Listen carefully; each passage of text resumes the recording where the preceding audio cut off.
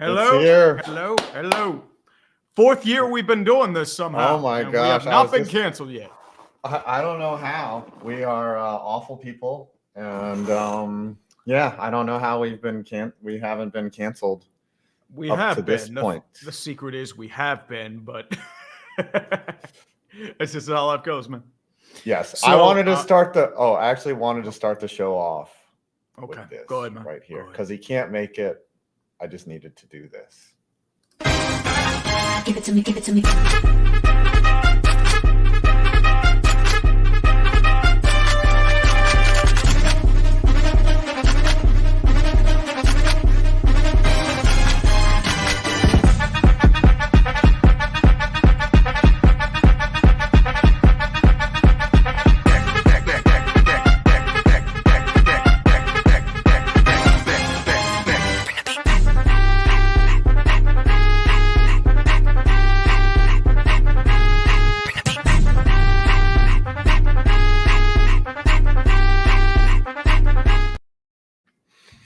My favorite part is the vanishing dog that just like pops in and out. So the only thing greater than Media Day is, as an annual event, is the Cowboys losing in the playoffs before they even get to the NFC Championship game. It's so good. Thank you, Scooter, for all the material. Tremendous. I love you. It's the gift that keeps on giving every year. It's like Groundhog Day. Happens once a year. And if Scooter doesn't see its shadow, it's 6 more weeks of Cowboys misery and pain. And Kendall, man, I hope everything's okay there. I hope it's just routine and not anything crazy. I did want to say one thing as well, dude. I know we're thinking about you with your dad. We're so sorry about everything. How you holding up, man? I'm doing well. The whole thing was surreal. It was odd.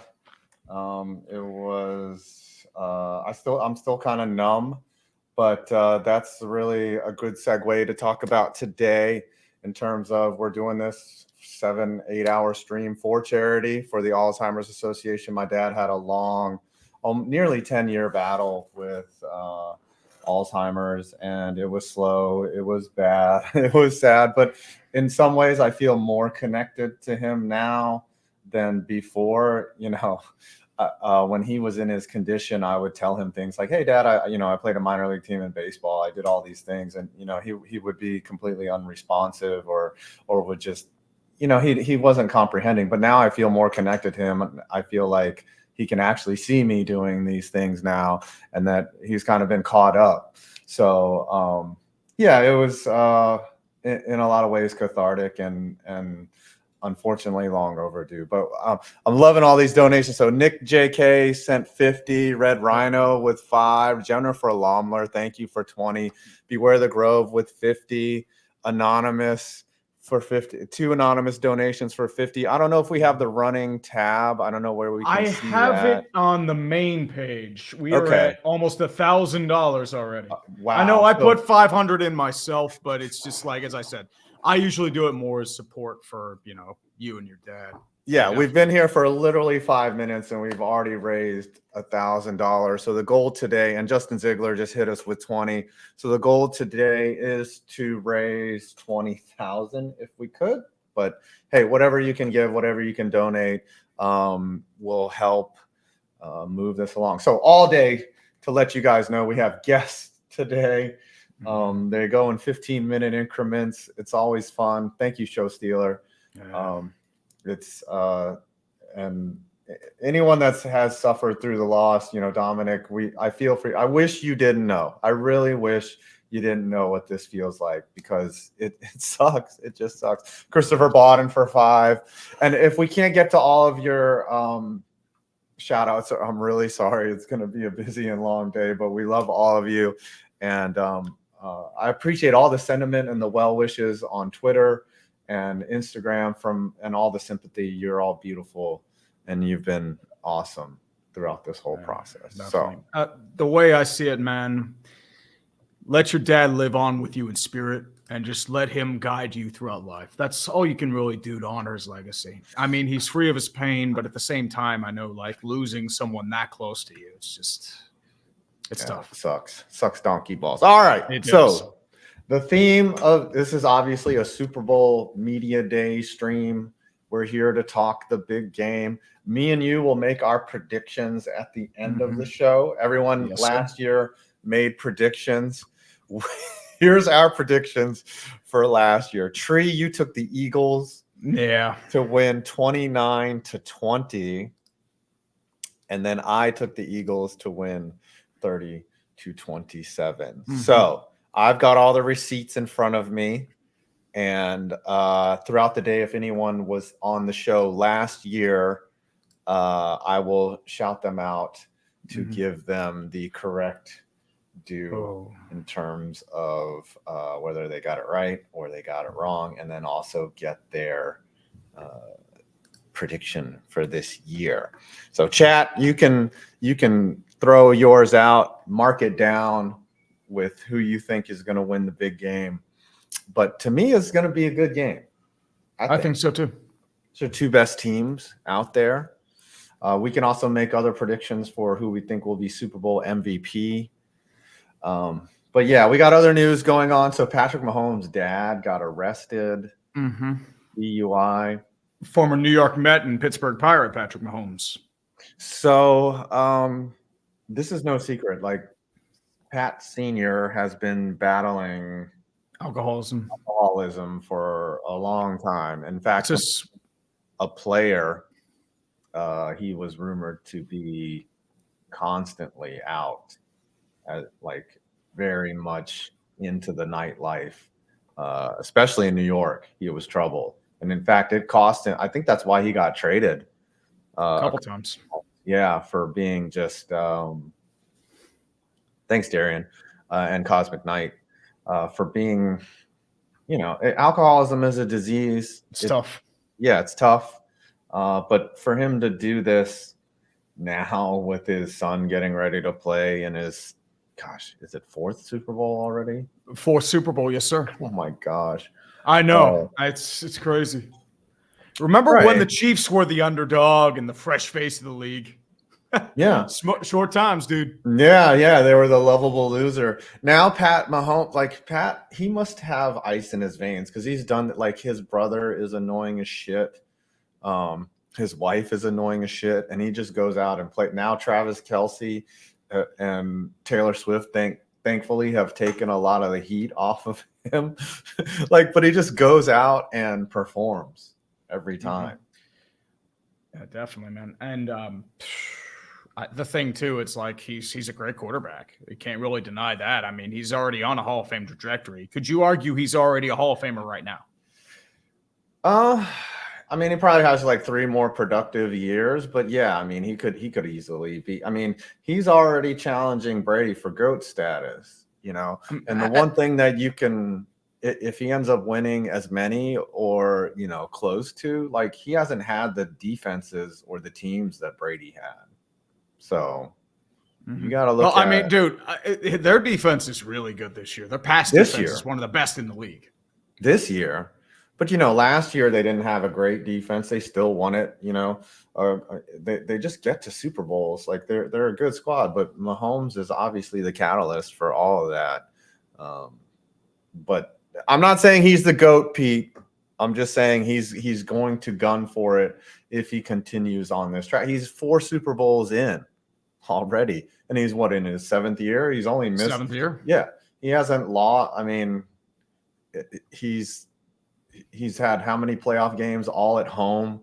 He sets his team up to be in a winning position, and then he went and won an AFC Championship game on the road. He's doing very GOAT-like things, and a divisional on the road too, against teams that were media darlings, fan favorites, stuff like that.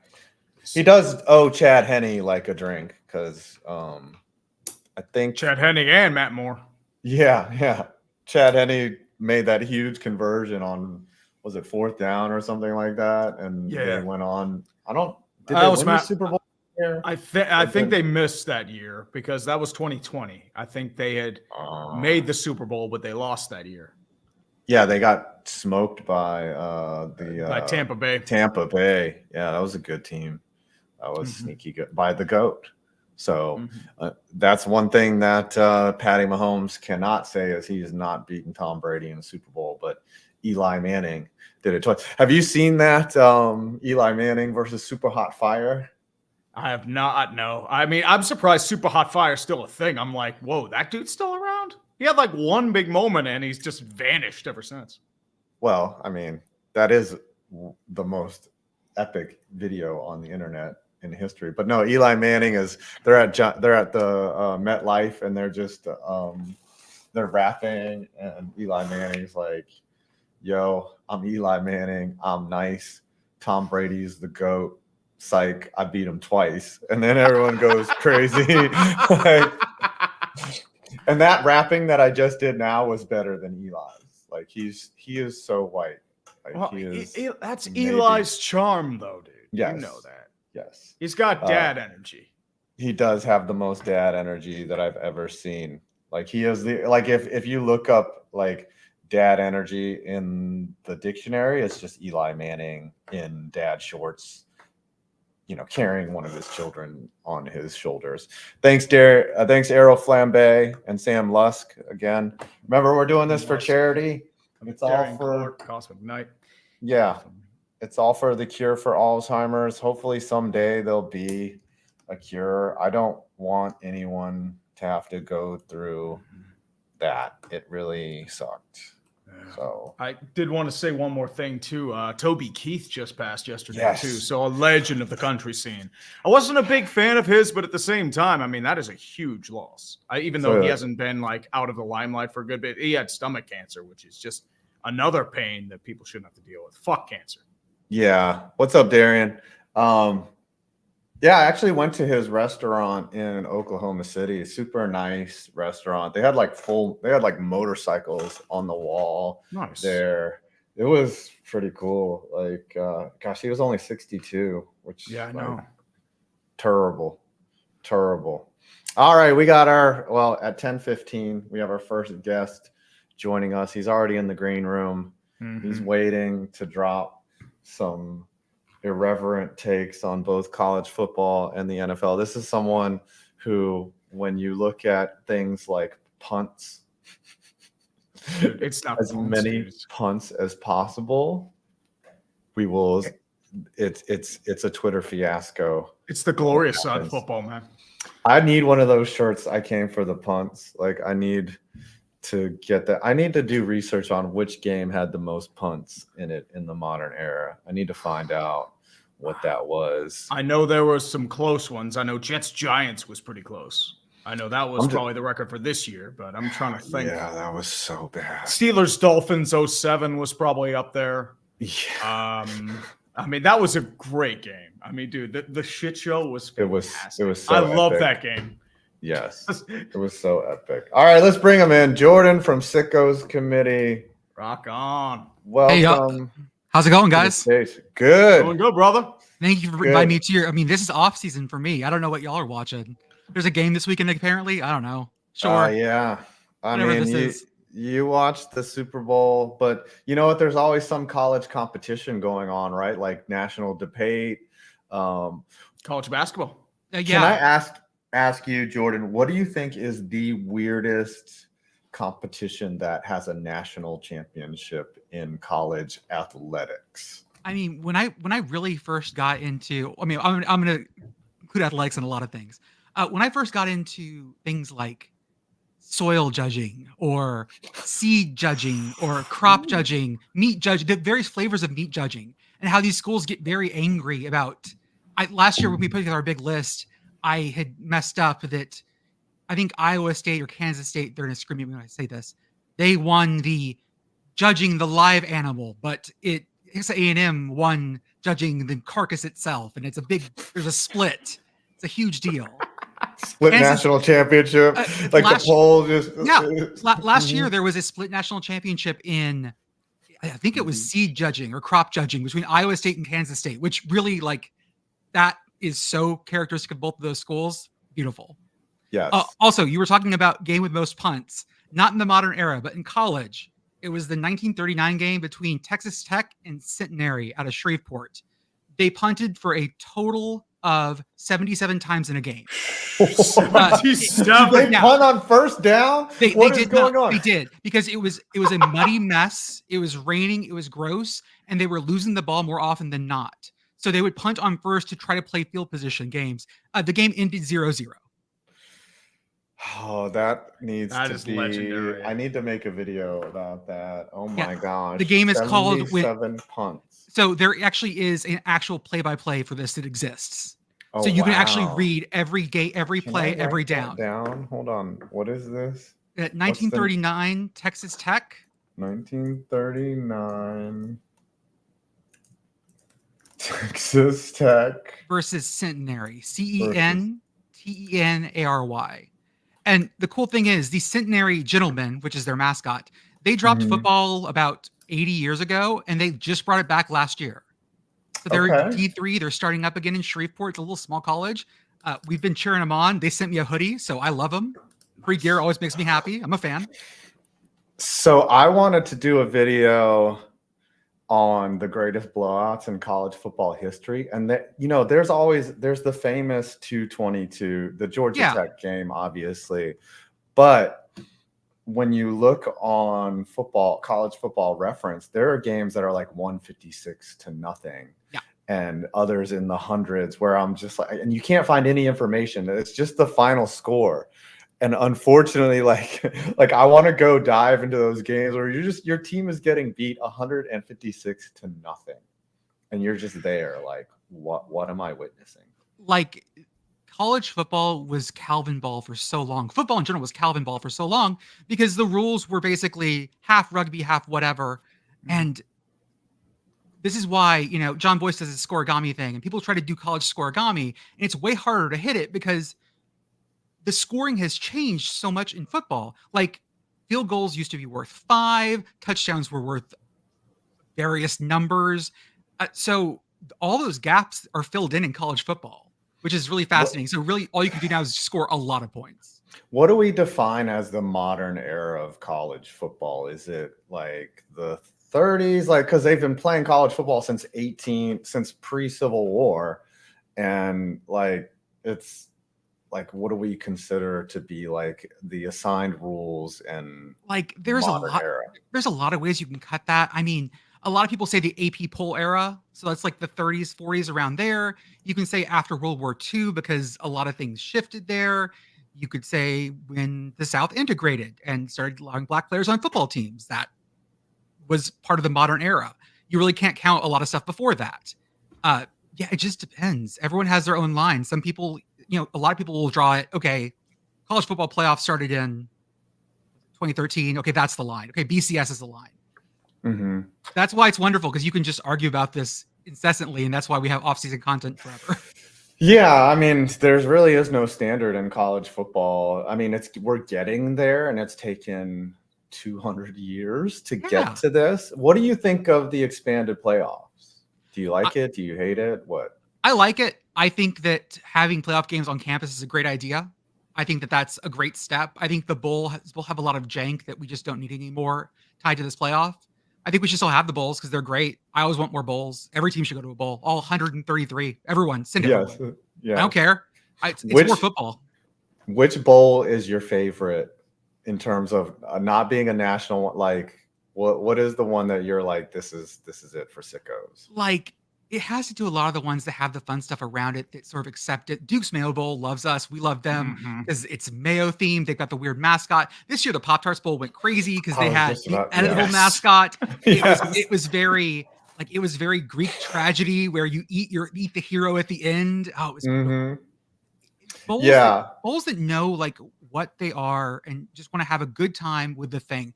I dislike bowls that are sponsored by random mortgage companies, whatever. You're not doing anything. How does that help? Yeah. But man, Pop-Tarts, it's a thing I can buy at the grocery store.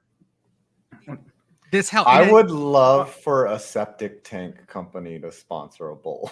Yes. Perfect. Like Roto Rooter, and then the mascot gets flushed at the end of the game. Perfect. And What we need is a waste management bowl, and we just throw the losing team in the garbage, like a huge dumpster. Just throw it all in there. Or the winning team dives into a dumpster. That's it. The winning team gets to Yes. jump into a dumpster of, I don't know, something fun. I don't know, whatever. Yeah. Yeah, like cake. It's literally cake, but it looks like trash, and then you just dump it. You just jump into the. And this is, there was that whole to do about the Cowboys celebrations with their pot of their Salvation Army pot. No, it's special.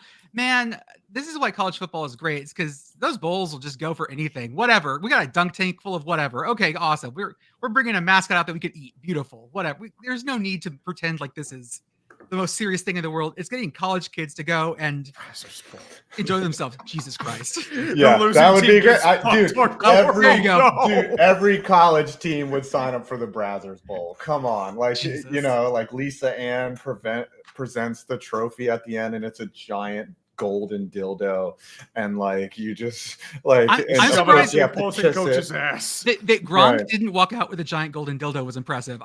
That was restraint for his bowl game. Yes, and we're already demonetized. We're only 22 minutes in, and we've now been demonetized because we brought up the Brazzers Bowl. So, seriously, like, why aren't porn companies allowed to sponsor shit? Like, the industry is like, everyone knows who Johnny Sins is, right? Like, everyone, like, only people like you bring that up to a bunch of other males, and they all look at each other like, I know who that is. But then a couple girls look up and they're like, I know who that is too. But like, everybody knows. Okay. I did eat Pop-Tarts covered in Duke's mayo, and it did not work. That's what I want to ask. So they sent you to the Duke's Mayo Bowl, right? Like, you got to go. One of our folks did, yeah. And funnily enough, my friend who went, Beth, she is allergic to eggs, and so she had her EpiPen with her. She was making sure she was going to survive. But we sent her to the most dangerous thing possible, which is really impressive. Wow. I mean, like, I guess, like, what's the environment like there? Like, is it just people just slinging mayo at each other and shit? Like, every bowl game has a different vibe to it. Some of them, I went to a couple this year. We had folks all over. Some try to be very like, this is an important football game full of important football things. And some of them just lean into the wildness. And, in the press box, there's big boxes of Pop-Tarts people can rip through. Wonderful. Like, that sounds like a dream come true. There's just to have right? Pop-Tarts. Like, what's not amazing about that? Oh, yeah. If it were any type of Pop-Tart, which one would you have at your funeral? I mean, it's Wildberry. Wildberry? Wildberry. I'm more s'mores guy myself. I'm gonna do the chocolate, the one that's chocolate that has the chocolate cooked sort of outer crust, and then you bite in and there's more chocolate inside, like the double chocolate. Yeah. Like, that's my jam right there for a Pop-Tart. That's so good. Like that, there's so many calories in one single Pop-Tart. It's like a meal for 10 days. And then what would happen to me as a child, I had ADHD and I was super hyperactive. I would eat one Pop-Tart and I would be tweaking on the bus so hard that I could not concentrate for the rest of the day in school. They actually thought that I was dumb, and they had to administer me an IQ test because, like, I just did not pay attention in class. Well, and now, like a Pop-Tart is considered to be a part of like an actual school breakfast at some places. So they're giving those out to like everyone for breakfast. Money talks. And you can imagine just a room full of elementary school kids jacked up on strawberry frosted Pop-Tarts.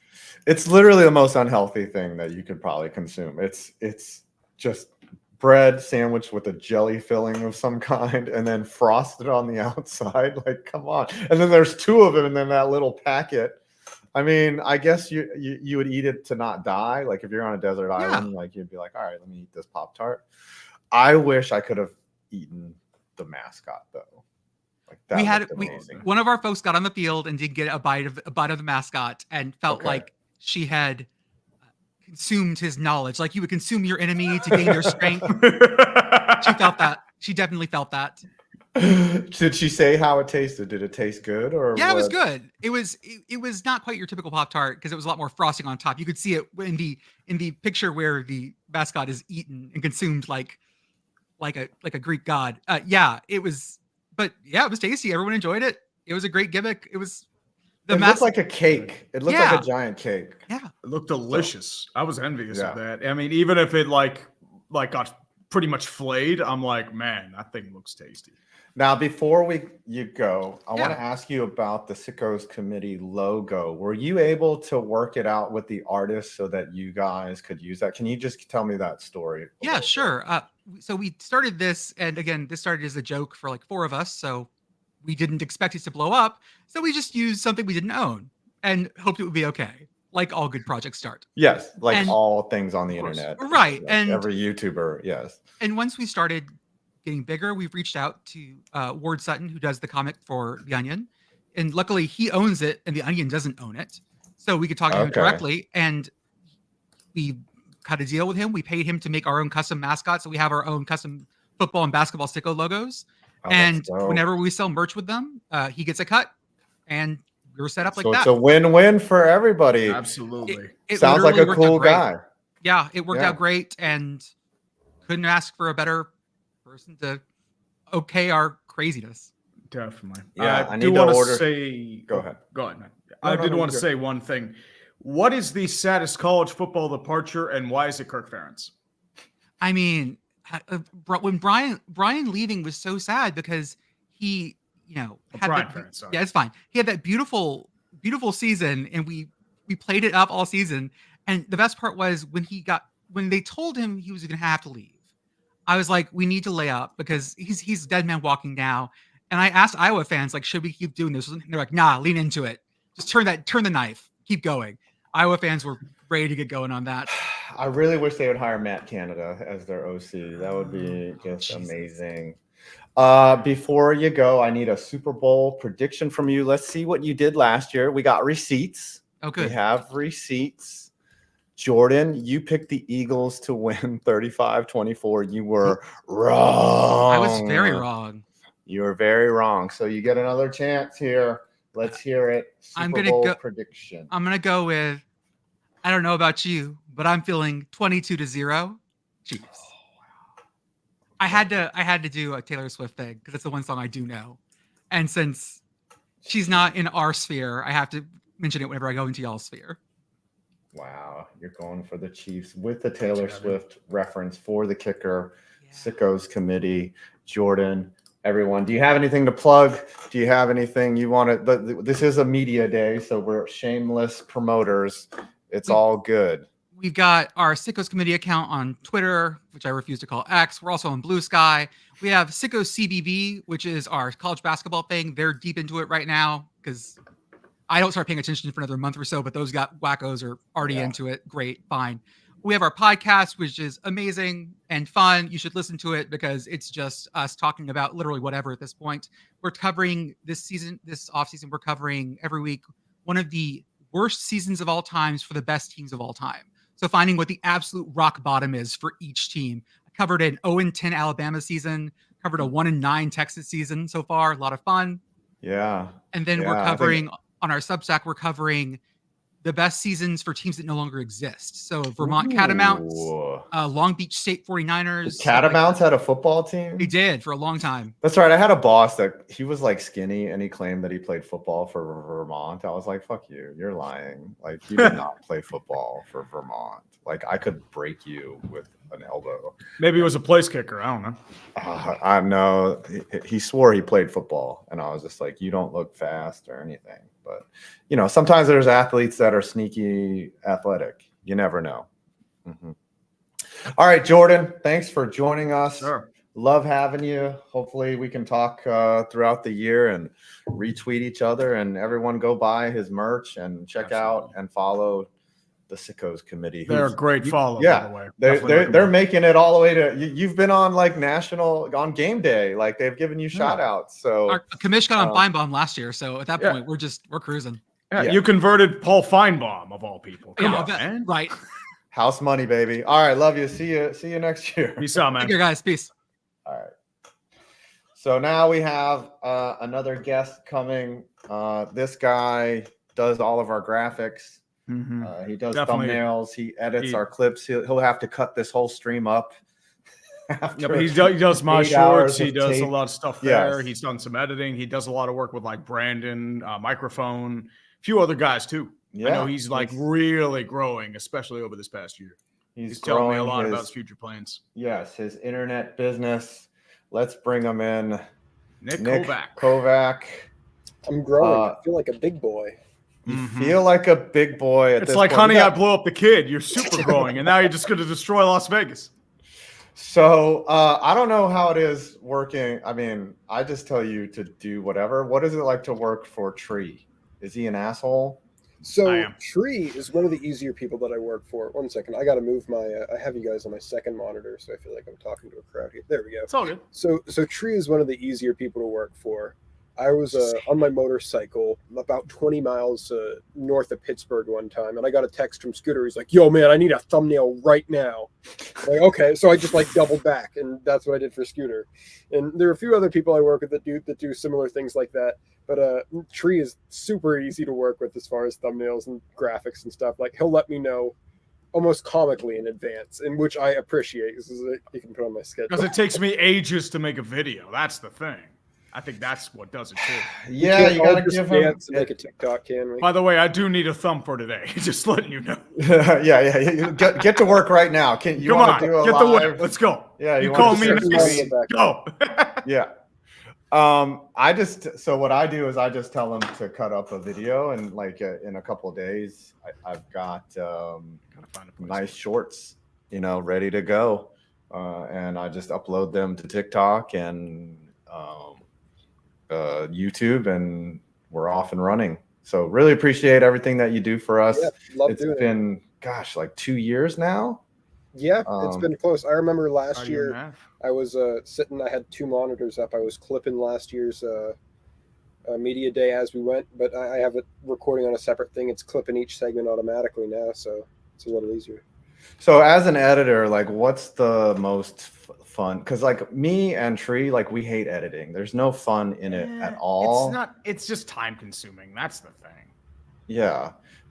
Are there things that you actually like about it? Like what's your favorite thing to do with editing? So I love the individual niches of.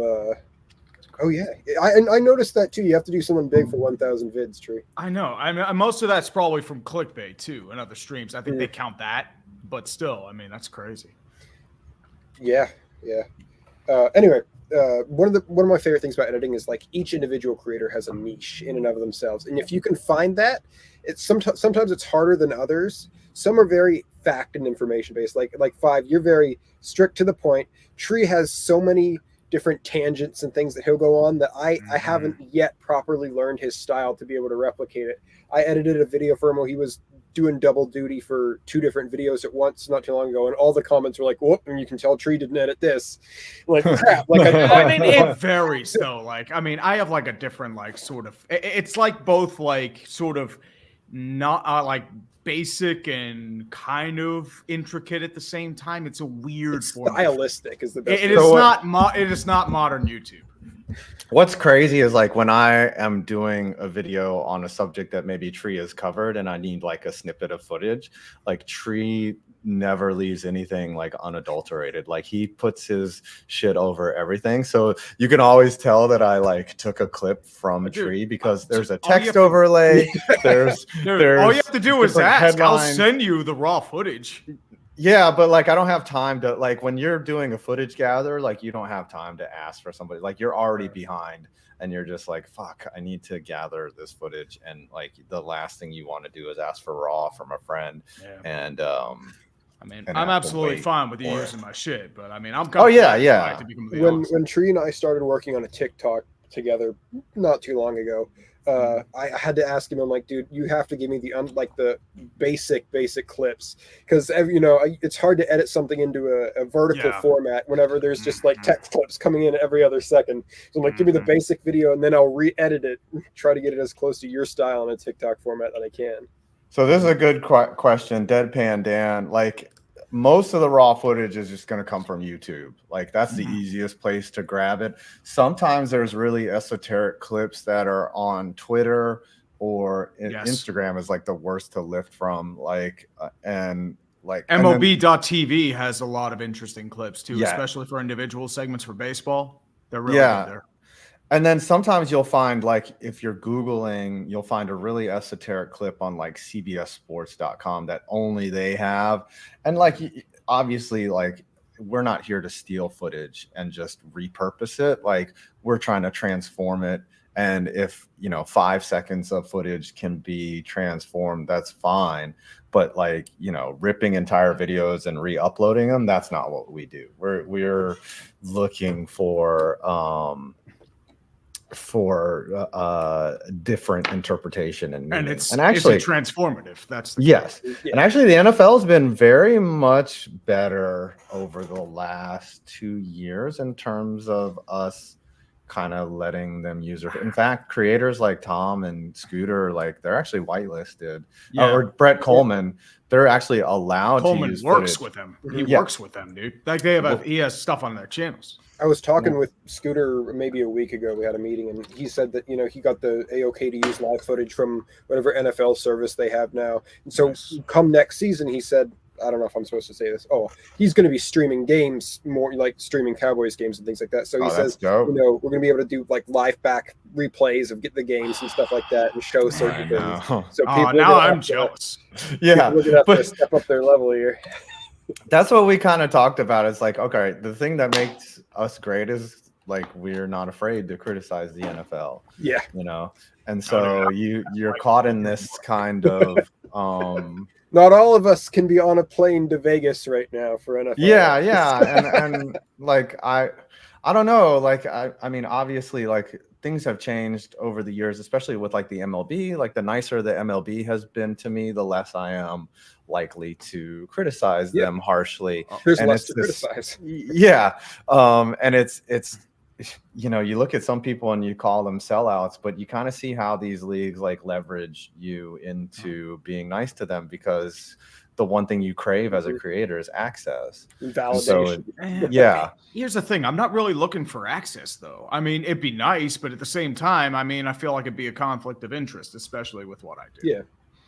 Yeah, you have to remember, we sold out the moment we started doing this shit. That's the way. Yeah, well, I mean, I will sell out for, dude, $20 is $20. Like, I have no scruples. But you look at the way that Scooter's done it. You look at the way that Tom has done it. Like, they don't cuss. They're clean. They never used any NFL footage before. So like, they're in a kind of a different category. We've kind of hung around the fringe. Brandon's somewhere in the middle, right? Like, Brandon, he's like, he uses their footage, but he's also on camera. Like, I don't know how they look at us, but they've even shouted you out, urinating tree on their I feel like they NFL do channel. that for a lot of people, though. They shout out Chiseled Adonis if they keep flagging his videos. I've got a few of those things too, where they like randomly like block a video because of a highlight. I just edit up like Bills Chiefs that video just because it's like, are you kidding me? And like, it got blocked by the NFL because of like, I used like, specific like clips to like highlight things. I've always said that the guy who does the NFL highlights, he walks among us on Twitter. Like, we interact with him every day and we don't know who it is. And he sees us, he sees you guys react to those sort of things, and he absolutely gets off to it. And we'll never know who he is. Yeah, I think the NFL throwback guy is in tune with us too, because I've seen him comment or like, they have like a kind of inner conflict. I think it serves the leagues well to buddy up to the creators, even if we are I wouldn't say we're adversarial at all. We are helping them. Like, we want to promote the NFL. We want the NFL to grow. It's better for us the bigger the league gets, and we love it. So we're seeing so many changes, though. In fact, like, lately the NFL has been just releasing claims without even having to go through any type of legalese. So they're getting better. Like, that's the thing. Like, I don't really claim anything there. I try to. Yeah, you don't fight at all, Tree. Well, the thing is, like, I lay used a down. lot of their footage, so it's like I don't see a real fight there. Even though you could say it's fair use, and like I could argue that it is, but at the same time, it's like I do all right as it is. So, pretty much like, I don't really see it as like a fighting ground, even though like. I mean, I am losing like money, quote unquote, but it's like I've never really seen this like most money being the core priority.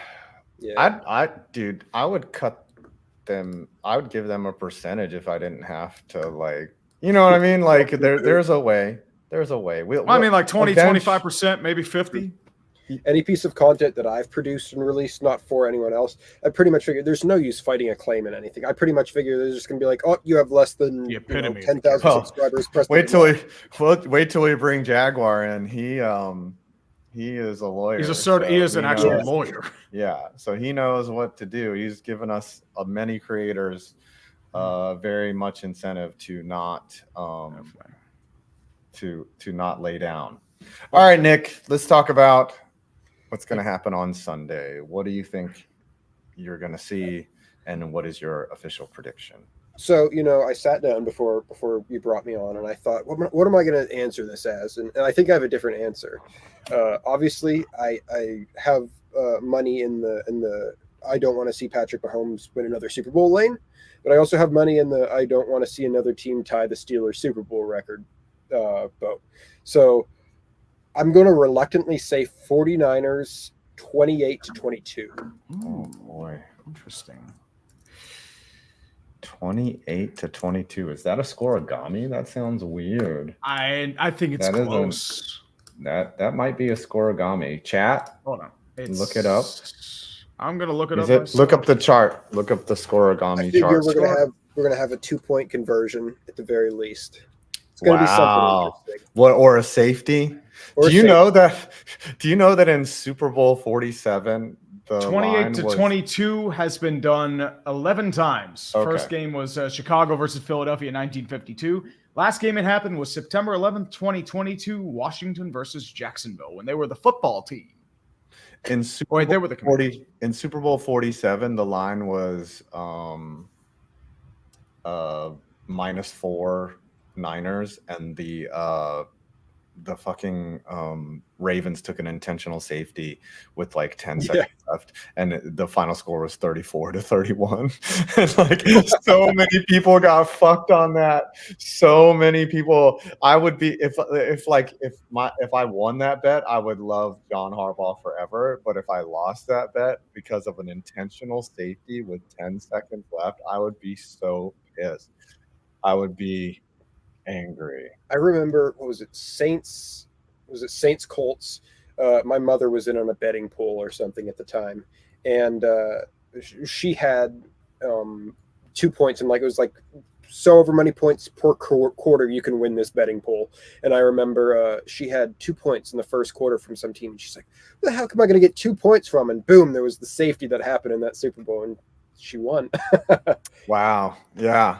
I mean, if you have, I think some good bets this weekend, and we'll talk when Smalls is here and all the other gambling addicts like us, is like Christian McCaffrey anytime TD. That's fucking cash, right? Pretty there. near guarantee. Yeah. Travis Kelce, whatever his, actually, they're probably going to project pretty high on his passing yards. Like he's got to show off. For The script cameras, writer has right? something for him. Yeah, the script writer has him doing well. Honestly, But the anyways- over would probably be MVS. That's probably the shocking one, because he's had some yeah. good catches the last few Yeah, years. he's been playing his ass off. But you never know. You give a team 2 weeks to rest, like that hotness kind of wears off, you know? Mhm. It's like dating a girl. Like the more you see her, the hotness kind of wears off. All Sounds right, good. Nick, go make our thumbs, will you?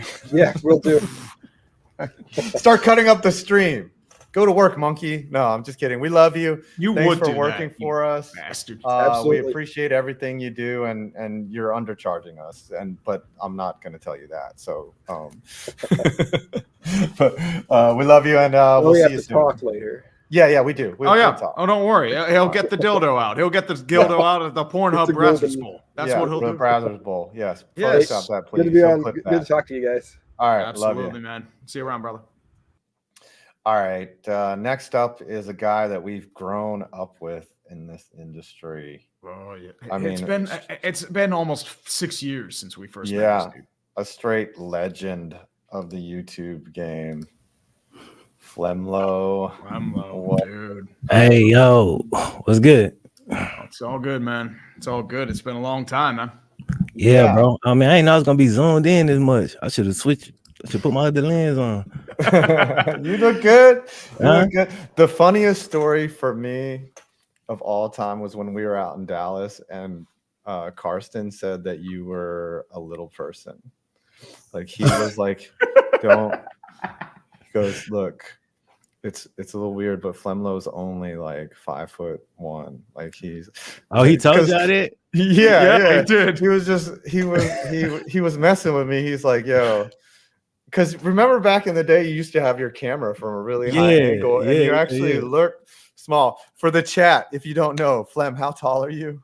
It's like 6'2.5". 6'2.5". So I'm thinking, I'm like, oh man, Flemlo's gonna be this little guy with a little suitcase. Like I'm gonna meet him, and and then when I meet you, you're like 6'2", like bigger than all of us. And I was like, fuck Yeah, you. bro. 6'2", 245. Yeah. Like I get that all the time, bro. Literally at the barbershop, like what's that? Saturday.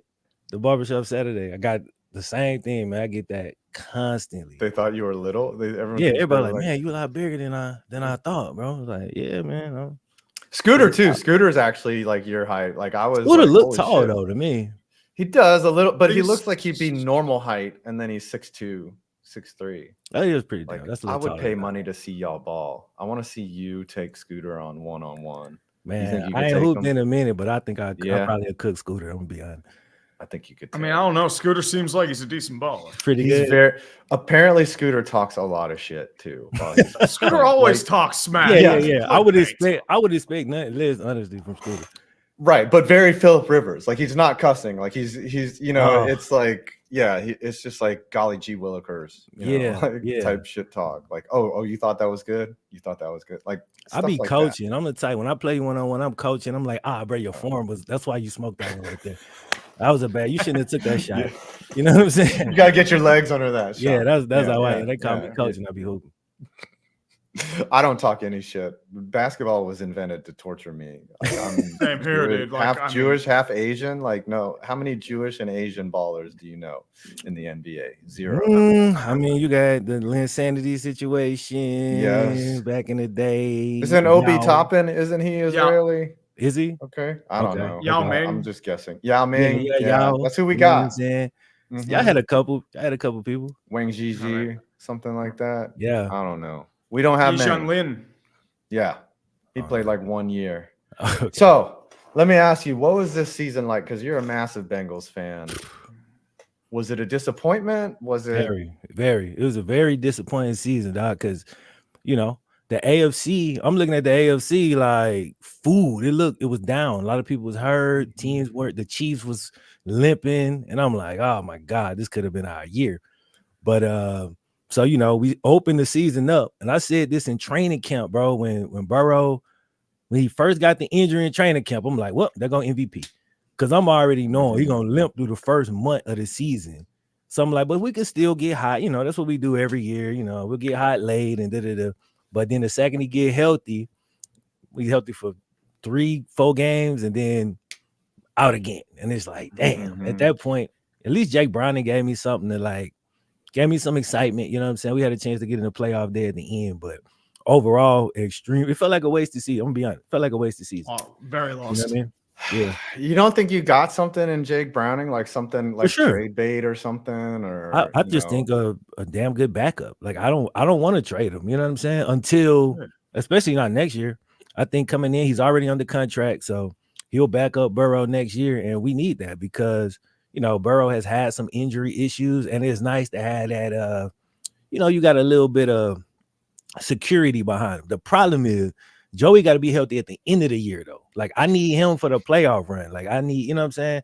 But we know now, if something crazy like that was to happen again, and Burrow was to go down in training camp, Jake will step in and he can handle that first month of the season. We can go 2-2. You know what I'm saying? So we know that in hindsight. I'm going to think, too, especially with this offseason, there are a lot of questions that the Bengals have to answer. Joe Mixon's going to be a free agent. T. Higgins, you have to make a decision on him. The offensive line still has a lot of questions, especially in that Kansas City game. They looked very porous. Yeah. So what would you do if you were the GM of the Bengals for this offseason? Well, first thing I'll do is it's a good question, bro. We got to get T. Higgins extended. You know what I'm saying? It's going to make more sense to get him extended than the franchise tag him. We'll take less of a cap hit, you feel me? And that way we could keep that core together. I would probably move on from my boy Tyler Boyd.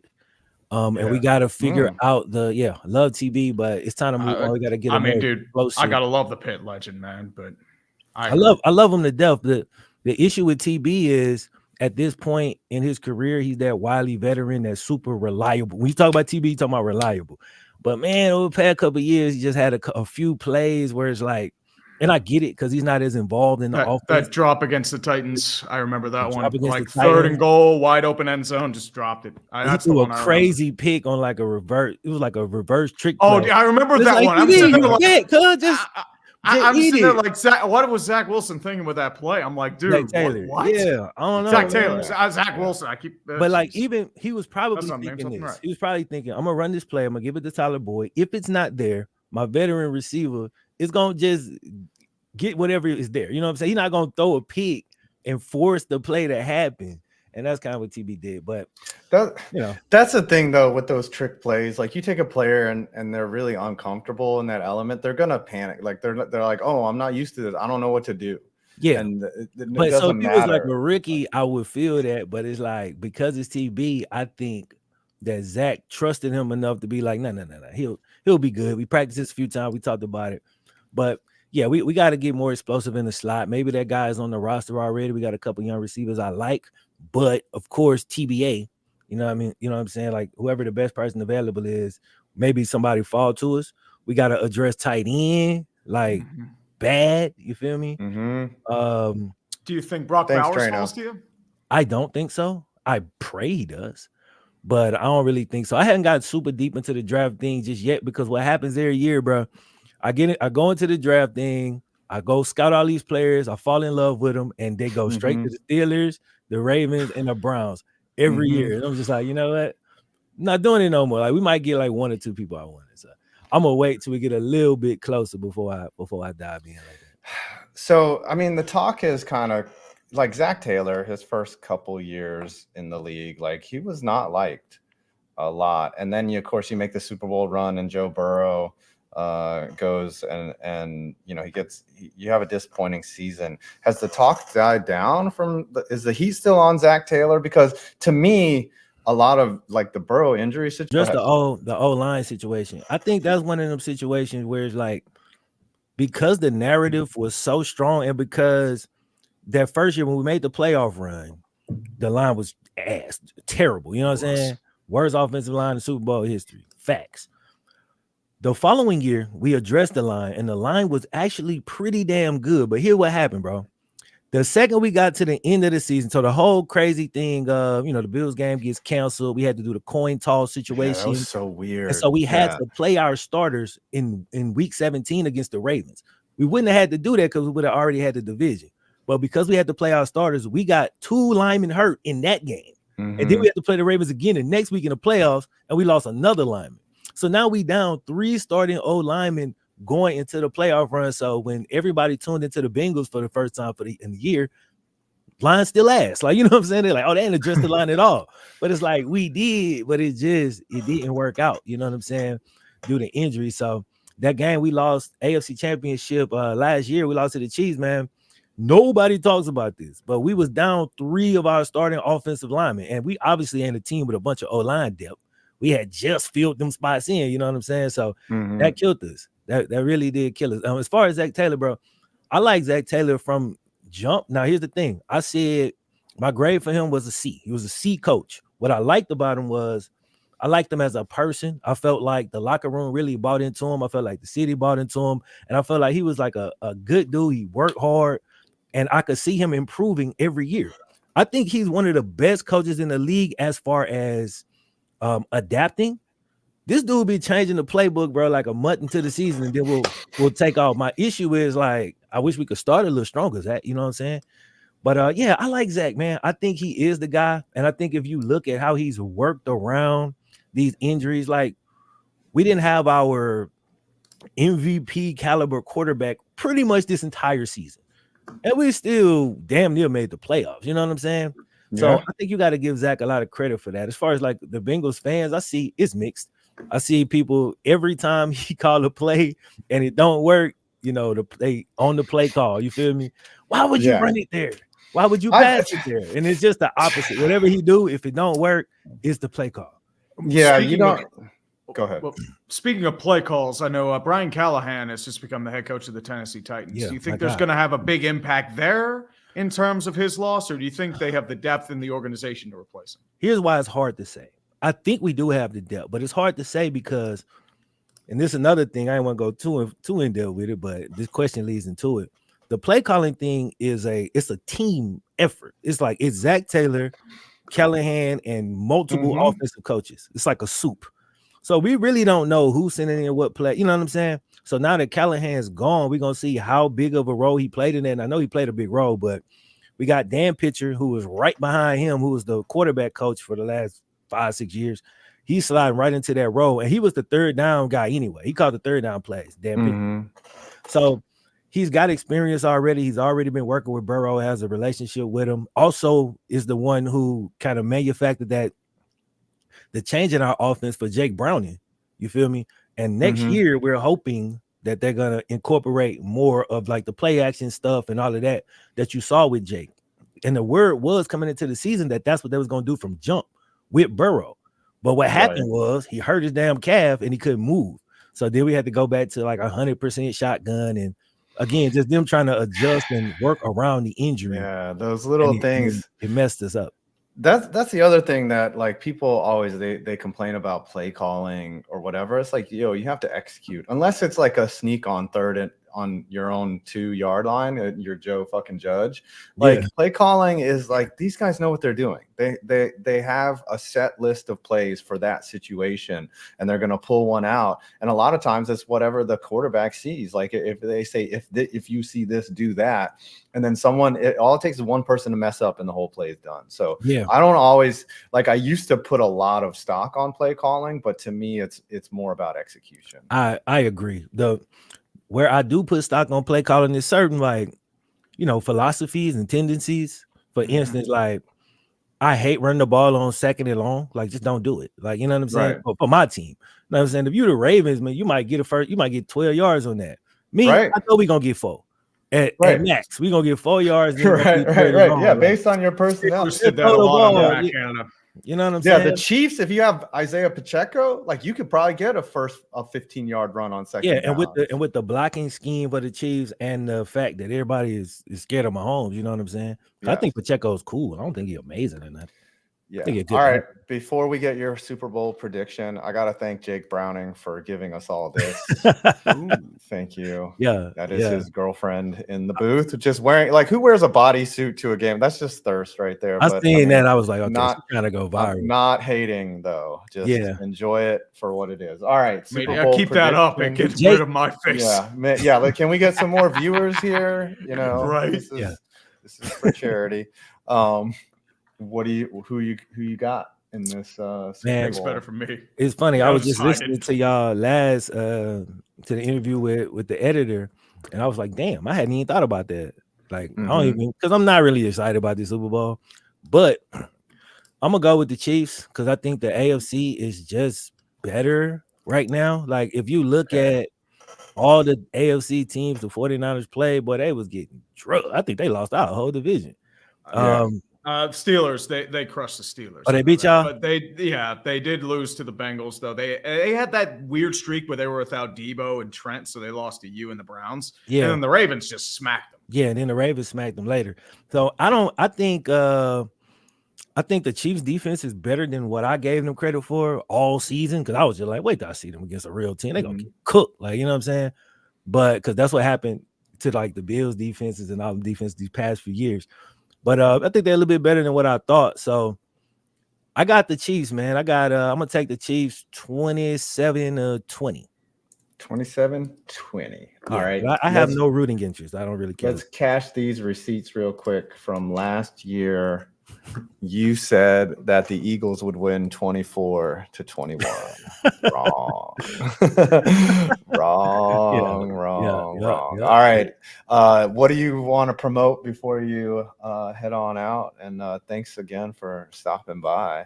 Nothing really, man. I mean, if you know what I'm saying, I'm happy to be here. Came through the support. Flemlo raps everywhere. If you want to watch some of my videos, they will be there. And they hard. I'm editing one right now.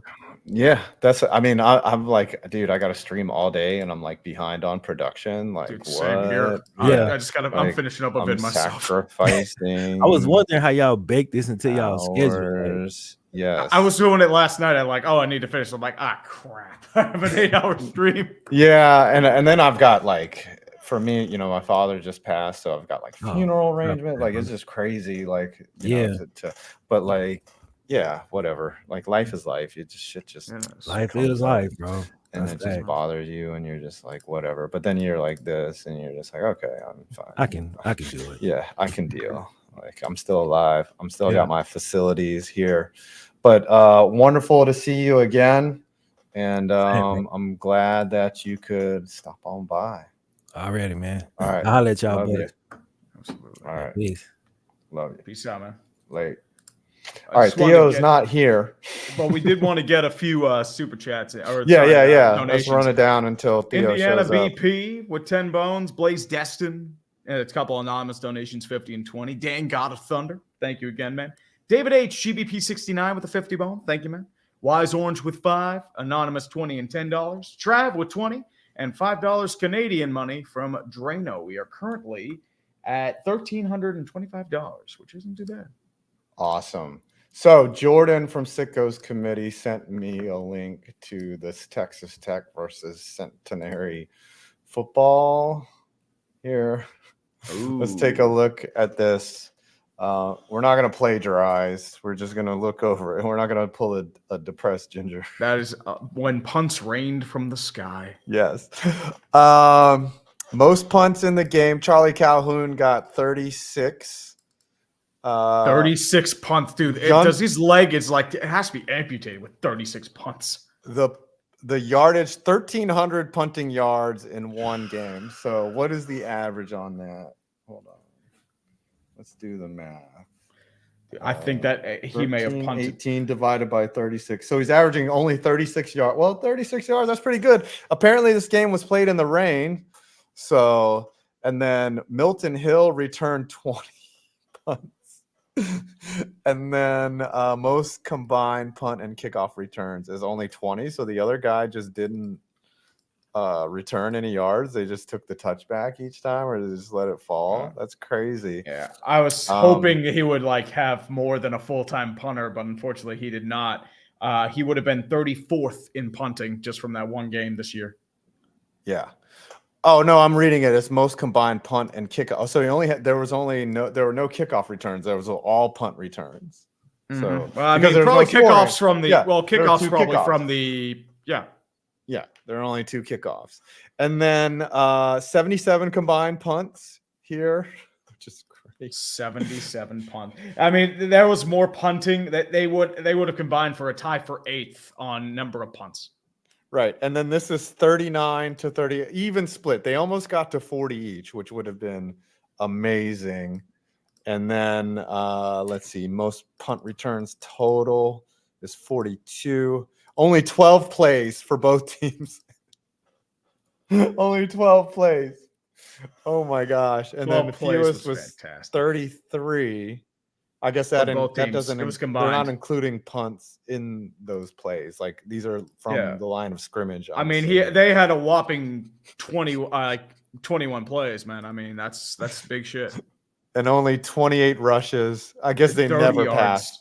Well, because it's all trench warfare. If you can't gain ground with the traction, all it is just like, okay, well, I can't move. It's like running in sand. Right. So the forward pass was legal in this game, and they still, like, I guess the passing plays would be 0, right? Oh, they'd probably be 0, but at the same time, once again, if the field's terrible, I mean, your receivers aren't going to get separation. So Texas Tech was 3-4, and Centenary was 0-8 at the time. The Gentlemen was the name of their team. Oh, let's look up the Centenary Gentlemen. Yes. I mean, that is a nickname. They had a 2-game winning streak to close out the year, so that actually sparked them. You know, they scored 6 points the next game, and then they actually beat Southwest Presbyterian. Man, y'all got to be ashamed. And then they got shut out 6 times before that. Like they had only 13 points in Yes. like before that moment in the They were 0-0 such game. Like that's garbage. impressive. And they Mhm. tied that total against Southwestern Louisiana. That was brilliant right there. So Theo Ash was supposed to come. I don't know where he is. He's probably, I think he's at the Super Bowl with Media Day, so it's probably something along those lines. He yeah. probably forgot. So it's understandable. I mean, he's got better things to deal with. Let's pretend that we're Theo Ash and we have some very in-depth. Well, I mean, all we have to do is bash Tua. There we go. I mean, there's Yep. a lot of that. There's probably, I mean, Is that his thing? He just bashes. well, I mean, Tua? that's one of his big thing. It's like a lot of his stuff is mainly like a lot of Tua fans hate his guts because he just shits on Tua Tagovailoa. Oh, I mean, so Tuanon, I hate Tuanon Right. does not like him, but I mean, Tuanon has kind of died because of, you know, the playoffs. Yeah. And it's like that playoff performance was like, yeah, it's pretty. I mean, don't get me wrong. I like Tua, but it's like you can't defend that. Yeah. So, yeah, Theo definitely like he's like just a savant of football. Mhm. Unfortunately, he Very just- analytically inclined, as a really solid podcast as well. Yeah. Like I said, What he's, does he he's moving do? up in the world. Yes. He's the Stay Hot podcast with a couple of the guys. Yes. Oh yeah. Which we've not been invited on. I'm just. Well, I saying. mean, I don't I'm just- expect to be invited on. Let's be real. I'm messing around. You are an asshole. I am an asshole. All right. We've got a couple minutes to kill here until the next guest comes on. So we can just look at this, put this back on screen. Barry's going to be here at noon, everyone. I know everyone wants to come for Barry. I don't think High he's noon. going to do a face reveal. I tried to convince him to. I think he's But I done don't- face reveals on like, you know, Twitter and stuff like that. But Right. I mean, I don't blame him. I mean, Yes. I wish I didn't reveal my face, but Yeah, John Clee, thanks for the 20. James Lindsley, thanks for the 20. Aaron Athos, thanks for the 20.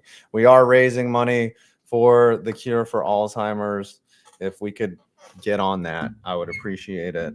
You know, we could hopefully no one ever has to experience that again, because it sucks. So someone was trying to say that Theo's very handsome. nope. Okay. No. Theo is I a know a much lot of more people are trying attractive to, man than me. buy.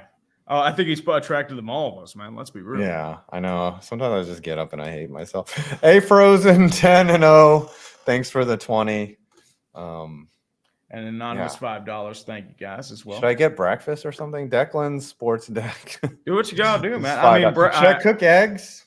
You guys cook want some eggs or yeah. I mean, I can Mhm. use some eggs. I have some hard-boiled eggs in my kitchen. Yeah. When a guest doesn't show up, we got to think of what we can do to fill I the mean, 15 at minutes. the end of the day, I mean, well, here's what we can do. I mean, honestly, Watch him come in like later. Let's instantly demonetize ourselves. I slam my penis in the car door. You slam your penis in the car door.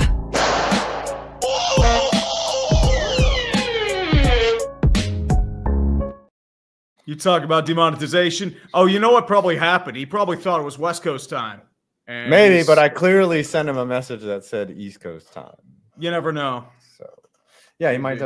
might be out in Vegas, just like Yeah, he's in Las Vegas. you know. Yes. Should I make? I only have 5 minutes. I don't have time to make eggs. Well, And go then take I a would- piss and don't wash your hands. How's that No, I don't need to piss. I don't need to pee for the D right now. Mm-hmm. We should just. Can we play the salt? Alan Nadeau with 20. Thank you, Alan. Thank you, brother. Appreciate it. Anonymous with 20. Wow, I didn't know Anonymous was a big fan of our show. I mean, anonymous, like Someone in a they are legion, you know. yeah, someone in a Guy Fawkes mask just sent us $20. Thank you. And I think we did. Did we give a shout out to Andrew Palmer? We did. Gosh, not I know. should've- And Declan Sports Desk too. Yes, thank you. Well, I should DoorDash some chicken and waffles. You For should lunch. do it, man. I mean, we'll do it right here, man. I mean, DoorDash it. Let's go. I mean, I can't microwave anything. I can't. So like, My I'll problem probably, is I'm on the 4th floor of my building, so I can't just like. Oh, you got to get it from the ground floor. Yeah, I gotta go meet them Oh. out there. Like they're not just gonna bring it to my freaking door. That's the only thing that mean- living in a loft kind of sucks. Is like, yeah. I it's mean, nice. you could do it, and I could cover for you in the time being, and be really awkward. Like, No, I'm gonna cook my own stuff, man. Trust me. okay.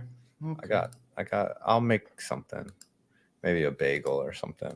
You know. Yeah, I'll probably have a protein bar. Oh, you know what I have for lunch? I made a burger last night, and then I argued with Ooh. the burger. Like I made 2 burgers. I made 2 big burgers, and I just Oh. understood that the second burger was too many calories. So I wrapped it up in foil and I put it in the microwave. But then later that night, I might have smoked a little devil's lettuce, and then ate. And then the burger kept like texting me from the microwave. It was like, "Yo, what are you doing?"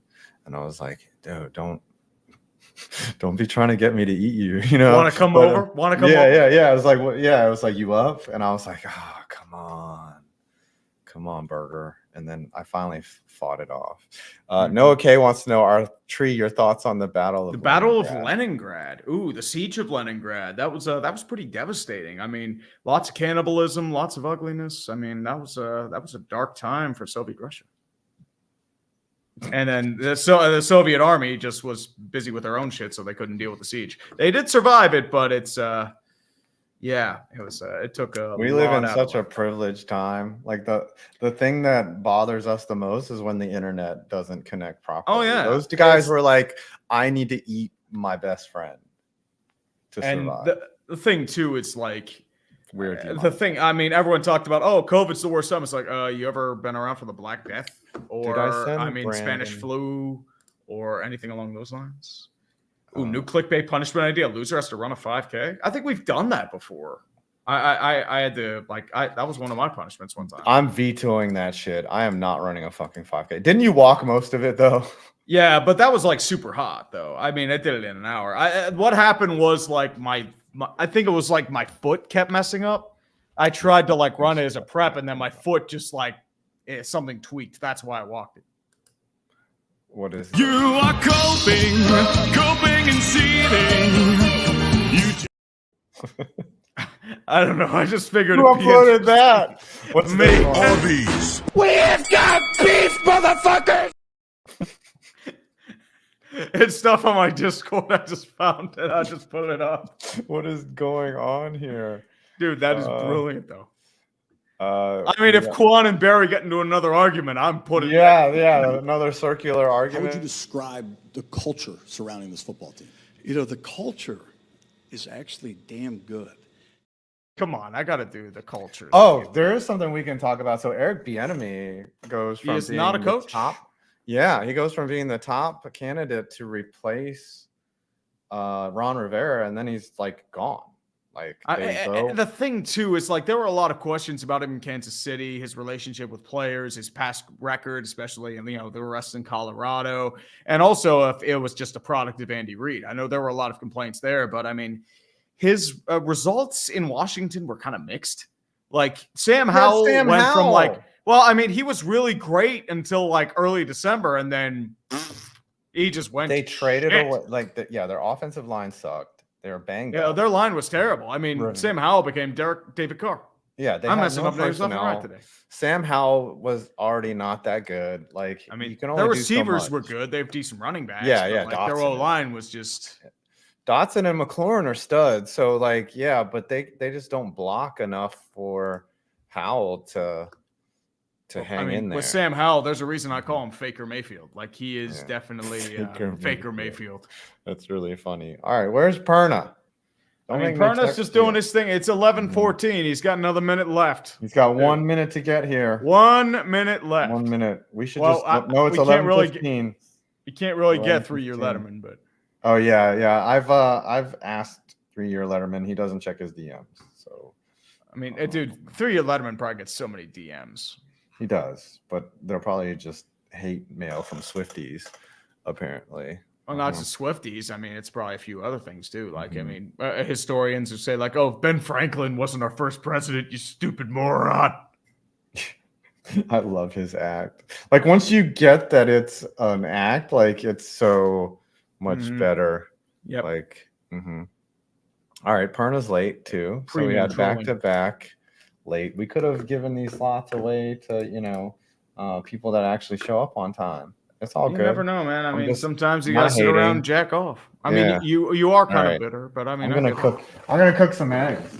Do what you gotta do, man. Do what you gotta do. Well, I will interview the chair. Oh, definitely, man. I'll interview your little pop. Oh, you hit the pop. Mhm. Get the pup out of. I want to see the pup. Oh, the pup is right here. Yeah, he's sleeping. I mean, he's Yeah. a sleepy little guy. So unfortunately, he's getting old and he Aww. can't see very well. So Aww. yeah, hey buddy. Aww. Hey buddy. Cute guy. Puppy cam, everyone. Aww. We have 500 See, viewers. this is the real content that people come for, man. Just put the dog right there, man. You is the best dog. The best. Very good, Pupper. Okay. You want me to help me cook some eggs? Come on, let's go. Let him cook those eggs, baby. Cook some eggs. Cook them eggs. And by the way, that's not what he wanted to cook. Mr. Perna is too busy shitting his brains out. I mean, I could just edit video while I'm doing this. All right, yeah. Let's just. You want to give an interview slot to Dead Air? I mean, obviously, definitely, we could always do Dead Air. Hey, Dead Air, I know you've been carrying this broadcast or whatever we do for about 6 or 7 years. Ooh. How jealous of you are you that you get no credit for our success? That's definitely understandable. I mean, I completely agree, dude. I feel like you are the main source of this content and this general success of whatever, I mean, quote unquote success of this channel.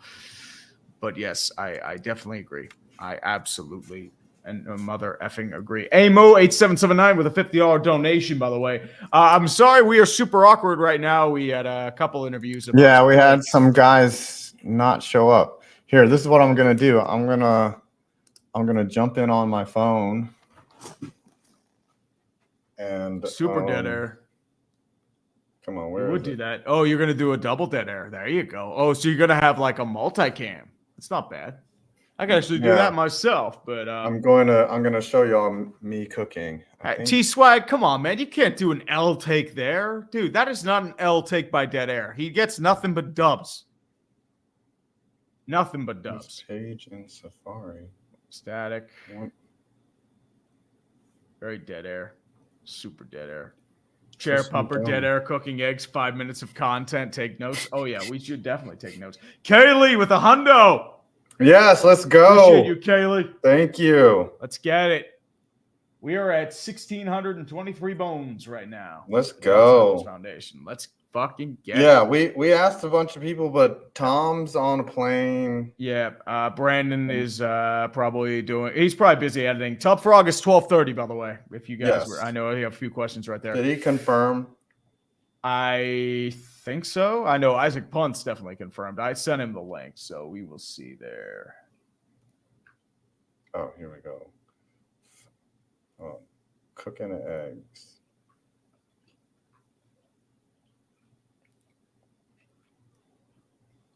I'm trying to think here. Enough to buy the Vision Pro. We'll bring you on, man. We're cooking them eggs. Hold on, I gotta. Did I mute?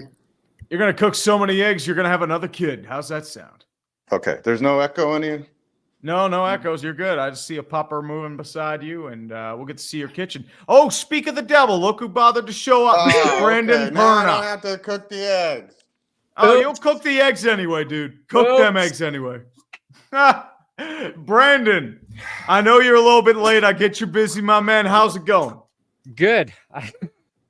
I got lost in writing. That's what. Yeah, I get it. I was. I'm working on a stupid power rankings video, and I just finished it. I was like, "What time is it?" It was like 9:19. I was like, "What time was I doing that?" I know Adam messaged me this morning to remind me. I was like, "Oh shit." Yeah, the only guy that shows up fashionably late is Brandon Perna. How are you, buddy? Good. How you doing? How are you guys doing? We're doing well. Are you jealous that all of our friends are at the Super Bowl and we are not? Jealous? No. I'm happy. I'm like, would it be cool to be there?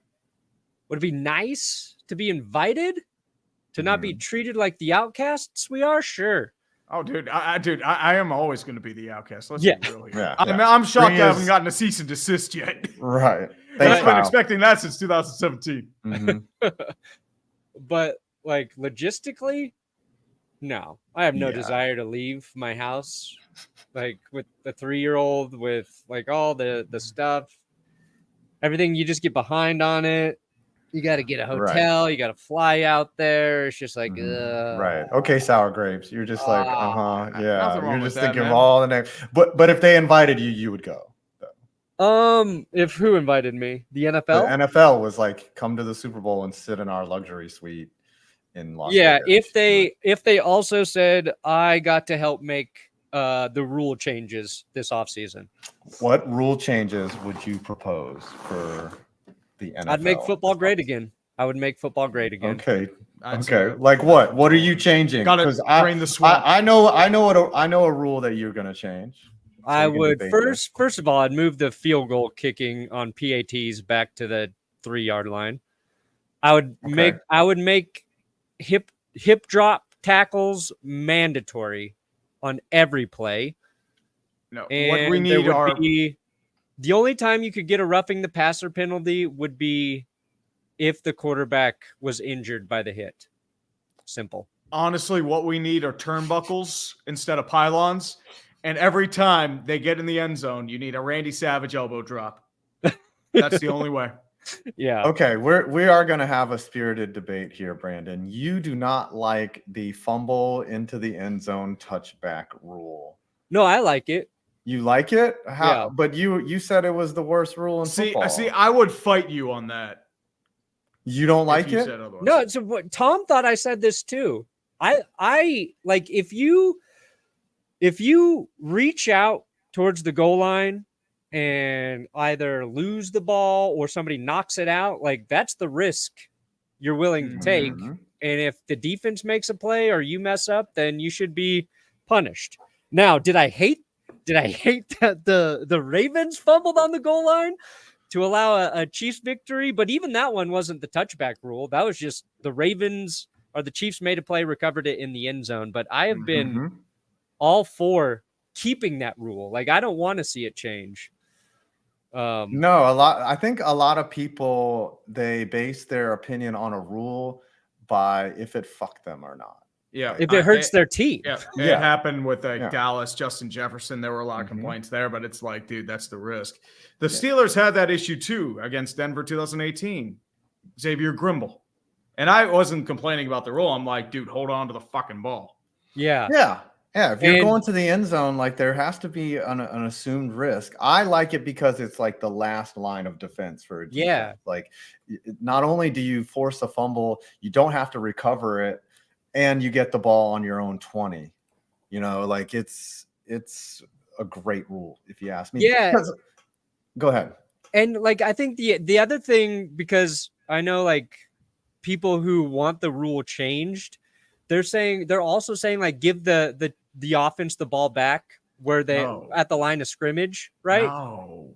Like then they really have nothing to lose. Like you're really screwing the defense on that one. Like if you did that where they got the ball back, it has to be some sort of like back to the 25-yard line. Okay, keep it's got to be some type of penalty. No, they shouldn't even retain. There's no. I think we're all in agreement that we're not changing the rule. It's stupid. Wherever they fumbled from, or no. I will say this: I love that the onside kick is basically dead. Like you like that it's dead.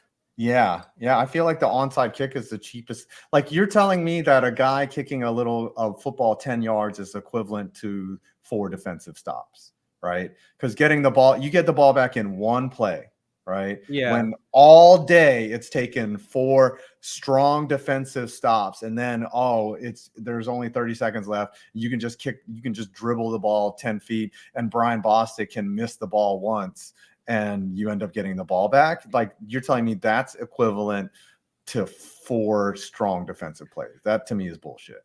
Honestly, what I really like, the AAF, remember they had that like 4th and 30 situation. And like, if you don't get it, you get the opponent gets the ball wherever you stop, or if you convert it somehow, you get the first down. I think that's actually would be an interesting way to take on it. Yeah, that could work. And then, but still, that's very convertible, right? 4th and 30. Yeah, in some regards. If you got like Josh Allen and Patty Mahomes as your quarterbacks, it's very convertible. Yeah, you would just got go started for it like every you're time. on 10. Yeah, right? I've never minded onside kicks because they're hard to recover, Actually, especially with the new rule changes. But They are. Go ahead. I saw some dude, I think he was like a British guy or somebody, go on a rant about kickoffs and how stupid and pointless they are because like they're just touchbacks every time. And I think I read that the NFL's looking to the XFL kickoff rules and the USFL kickoff rules, which I actually like. And then I heard that the UFL, so the merged league, is looking to get rid of their kickoff rules and make it revert back to the NFL way. I think that's a bigger part of the game that they've taken away, and it kind of sucks because if you just go back to that, like the Devin Hester return in the Super Bowl, that shit's awesome. Like, who else Percy ran one Harvin back? had one, right? Yeah. That killed my Broncos. I want those to be part of the games, especially Desmond Howard. Desmond Howard had Desmond one. Howard, the the Giants MVP. had one, and then the Ravens answered right back with one, and it just completely killed the Giants' momentum. that's it was insane, terrible. right? All right, we got 3 minutes with you. Last year, you predicted that the Chiefs would win because you said they would win 27-24 because you didn't want to be, I guess, slammed for being a Chiefs hater. Yeah. You're in an identical situation this year. 100%. Who is going to win this football game? Chiefs. Fucking Chiefs. I think like last year, I thought the Eagles had a chance to win that game. 49ers have a chance to win this game. And this is the season that the Chiefs should not be in the Super Bowl. We all know that. But like in the big game, like I trust Patrick Mahomes more than pretty much any quarterback in the NFL in this game. Kansas City's defense is very good. They have been all season long. It's why they were able to, fight through lack of big plays on offense, get through like the drops and all the shit we saw in like some of those primetime games where like the Chiefs aren't that good anymore. So like there's too many reasons for me to just be scared. Like I'm just scared I'm gonna have to deal with Chiefs fans for another off season. Everybody's gonna immediately they're gonna jump to the GOAT conversation, which is the dumbest conversation in sports, and I'm just gonna have to deal with it. I've decided like whatever I don't want to happen usually happens. I watched the Patriots win too many. Now I've got to watch the Chiefs win too many. And when their reign of terror is done, it's probably going to be like the Raiders or something really stupid. And I'm just going to deal with it. Chargers, now that they have Harbaugh, Chargers take over.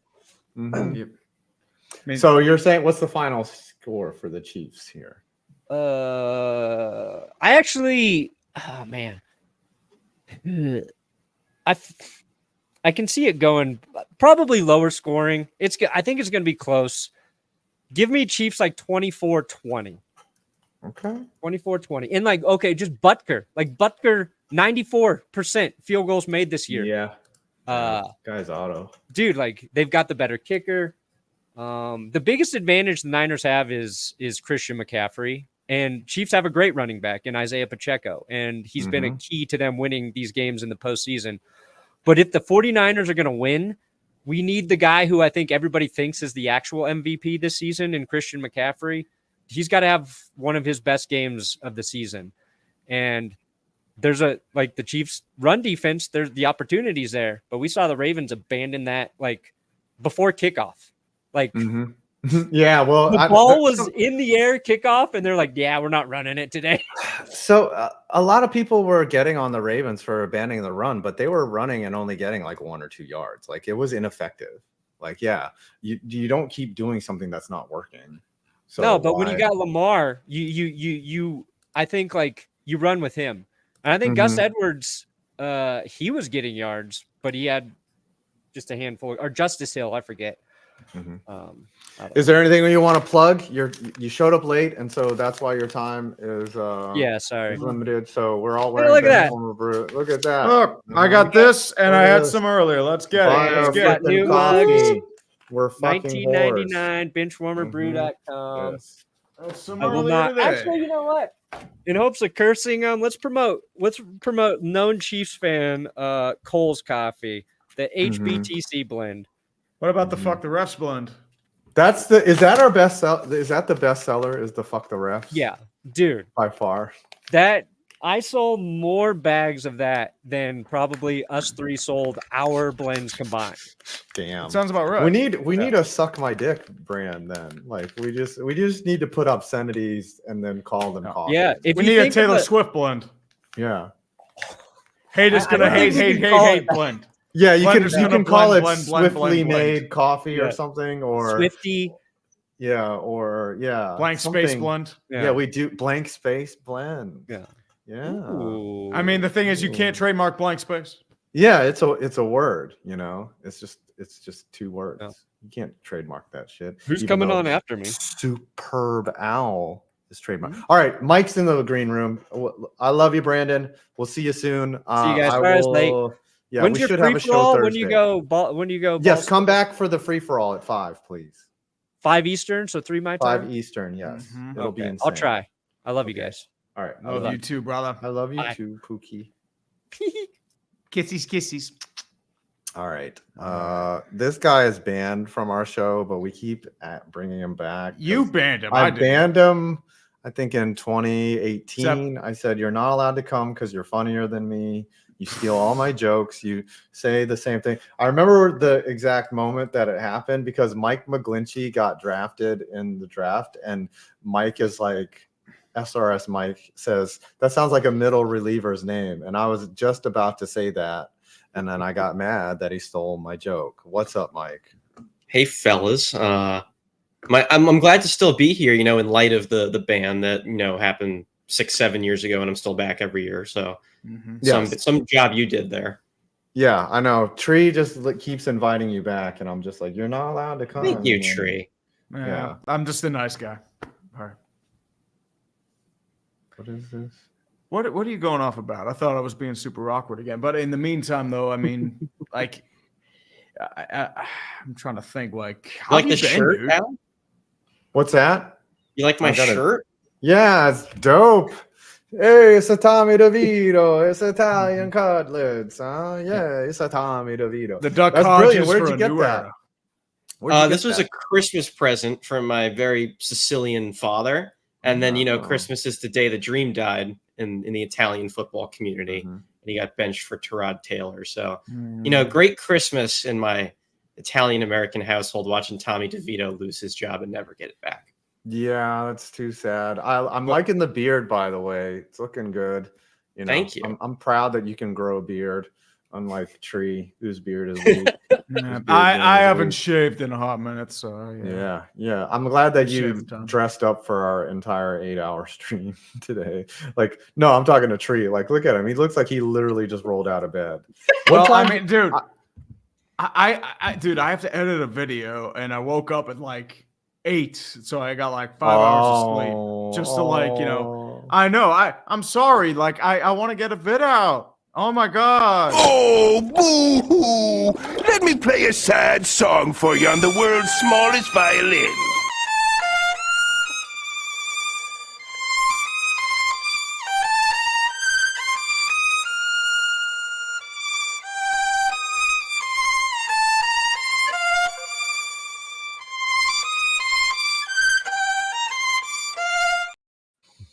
You can suck my dick. But that was well played. I gotta ask you this. Okay, we're all YouTubers. What time do you get out of bed? Like, what time do you wake up? 10:30. Oh my God, dude! What I go about to you, bed at Mike? like 2. Mike is like perpetually near his phone. Like, if I send him a message at 3 a.m, he like gets right back to me. When do you wake up? When do you get out of bed, Mike? Me? I would say I'm out of bed by 9:45, the latest most days. Gosh, you guys are slackers. Not slackers. We stay up late, dude. That is it. Like, it's very dependent on if I'm actually working on a video the night before, pretty much. Exactly. I get up at See what I mean? 7 generally. Oh, no, and it's you get because up the at dog 7. wakes me up. I would probably sleep into you guys' degree, but I'm also in bed by like 10:30. That's why. Like, I go to the gym at 11. Yeah, see, I work out at 11 in the morning, so like it's different for me. Oh no, Chat, what time do you get up in the morning? Obviously, everyone here has woken up. I did not mean to put that one up. Monkey go ha ha. I just got an enema. Yeah, public enema. Yeah, I mean, sometimes I go to bed at 10:30, but then last night I stayed up till like midnight 1. I just couldn't sleep. It's been rough the last couple days, so I intended to go to bed at like 9, but then I I laid down. Yeah, he gets up at 7. Oof, some people 4 a.m. Dude, that's rough. 6:40s. Yeah, 7 and 9, 8:30. I'm praying for you people. 30. Yeah, I used to do early morning shifts in radio. That was not fun. Yeah. All right. So, Mike, tell us about Stark Raving Sports. What's going on with the channel? What are you looking to accomplish? This year is a big year for us. Like, what's up with SRS? Most definitely is. I would say the biggest change from when I last talked to you guys is we hired a full-time or full season football guy who his name is Darian, BlackFlagMatter. We converted him to a seasonal football creator, and that was awesome. We're going to ride out through the month pretty much with just doing some football in, because normally, if you guys know us, we're like 90% plus for baseball. And to grow the brand and the business, we were looking to bring in a more regular, like stable stream of football. And we thought the way to do that was to have like one person do most of it.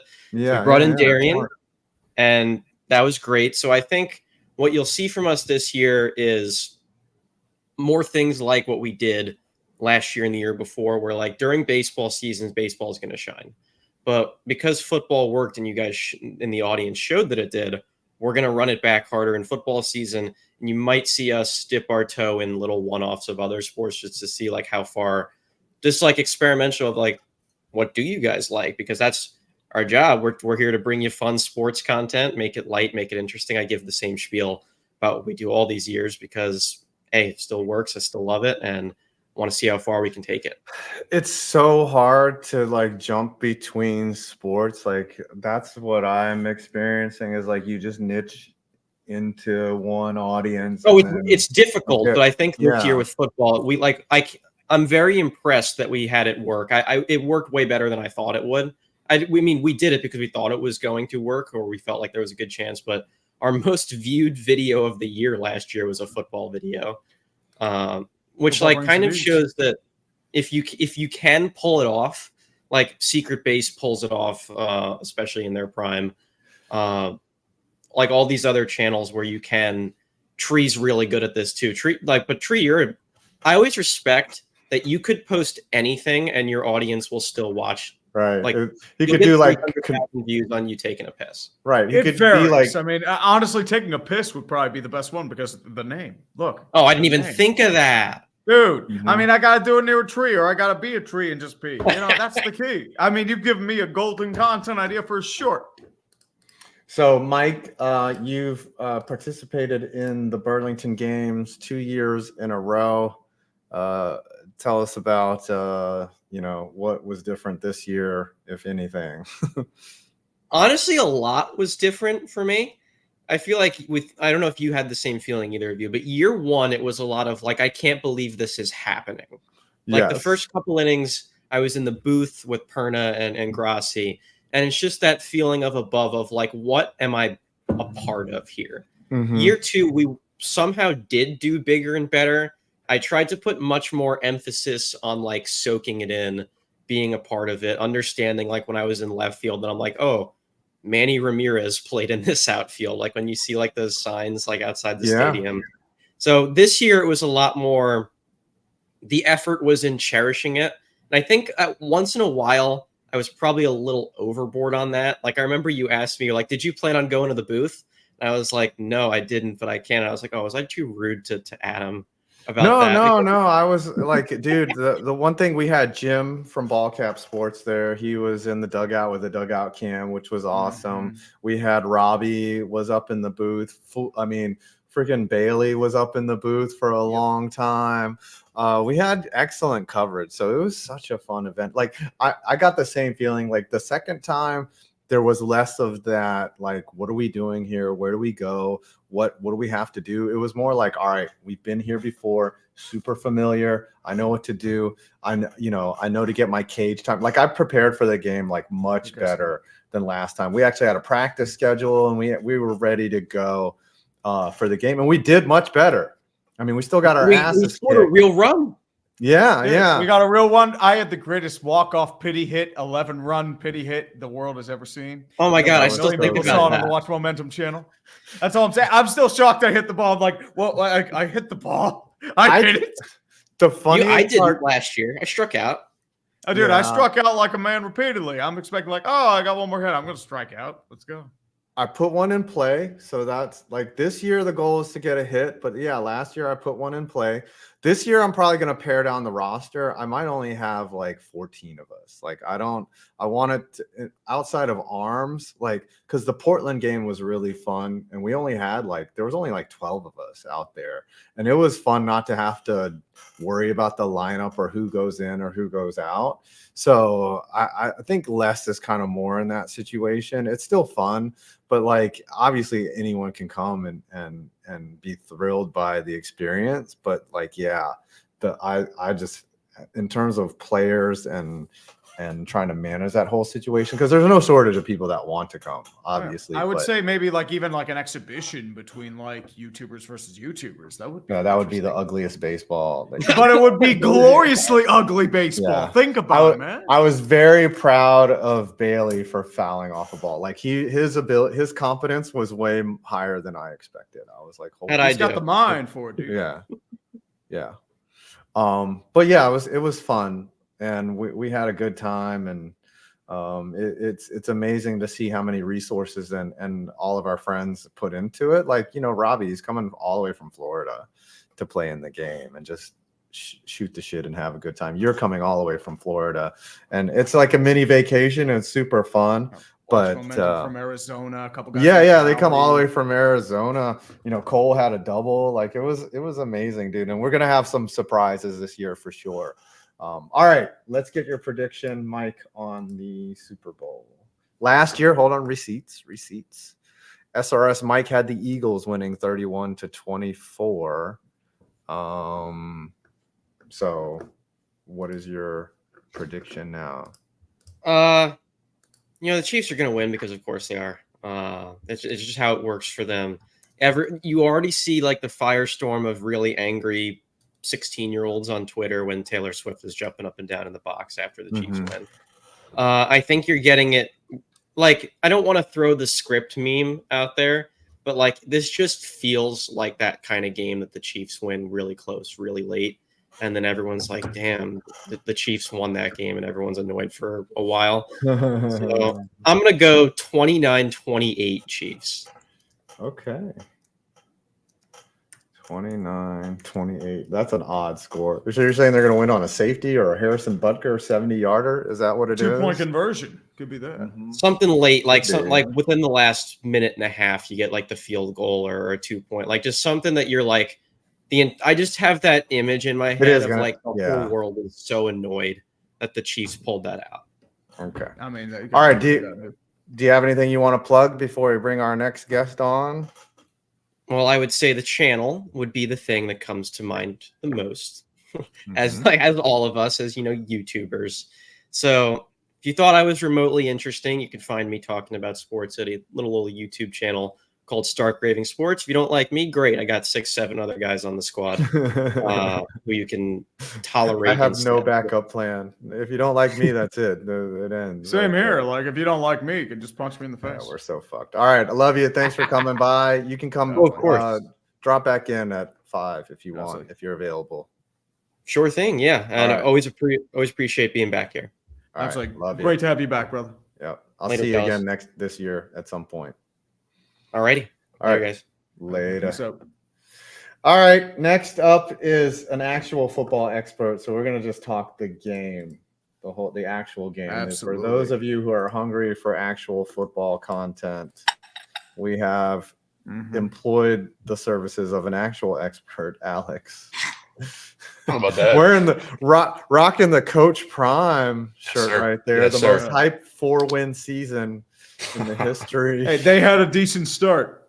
Hey, stop the count, bro. Stop the count. After week 4, let's just call it right Actually, there. after week 1, they should have just stopped the count. The hype train was rolling on Deion Sanders, and it was over quicker than Linsanity. It really was. Do you think they'll be better this year? Yeah, I mean, I'm not as big a college guy, but it's I know they're just constantly like cycling guys out, and I watched some of the Amazon documentary. I don't know if you guys did, and I only got to like week 3 or 4. Yeah, I didn't know. Yeah, you lost interest just like America did. Yeah, and so did their own team apparently. I mean, it just went to shit immediately. So just started checking out. I mean, they'll probably be better. I don't know. All I remember is Shadur Sanders pimping out his merch during halftime of the game where they blew that big lead against, I think it was Stanford, I think. Yeah. Did he have like that was crazy. That was crazy. Did he have the watch on or something? The whole thing was freaking weird, man. Yes. Yeah. He tweeted his watch. All right, Alex, what do you see in this game? It's the Niners. It's the Chiefs. What do you think they're going to do? What are their strengths? Just give us a big rundown of what you're seeing. Yeah, I think something that's really interesting just about Mahomes in general is I think I just did an episode about this, talking about this, and do a lot of film breakdown content. I think people are really confused with how his game actually operates. Mahomes, his average depth of target, like how far down the field he targets on an average pass per basis, is 6.9 this year, or might have been 6.7. That's 39th in the league. So I think there's always been this kind of idea that he's bombing the ball down the field. He has like one of the highest deep ball percentages in the league. That's just not the case. And I found kind of a contrast, or not a contrast, but a similarity between him and Brady, where Brady was always this check down guy, taking what the defense is going to give him, just having the running backs in the flats and stuff. And Brady's career ADOT is 8.6.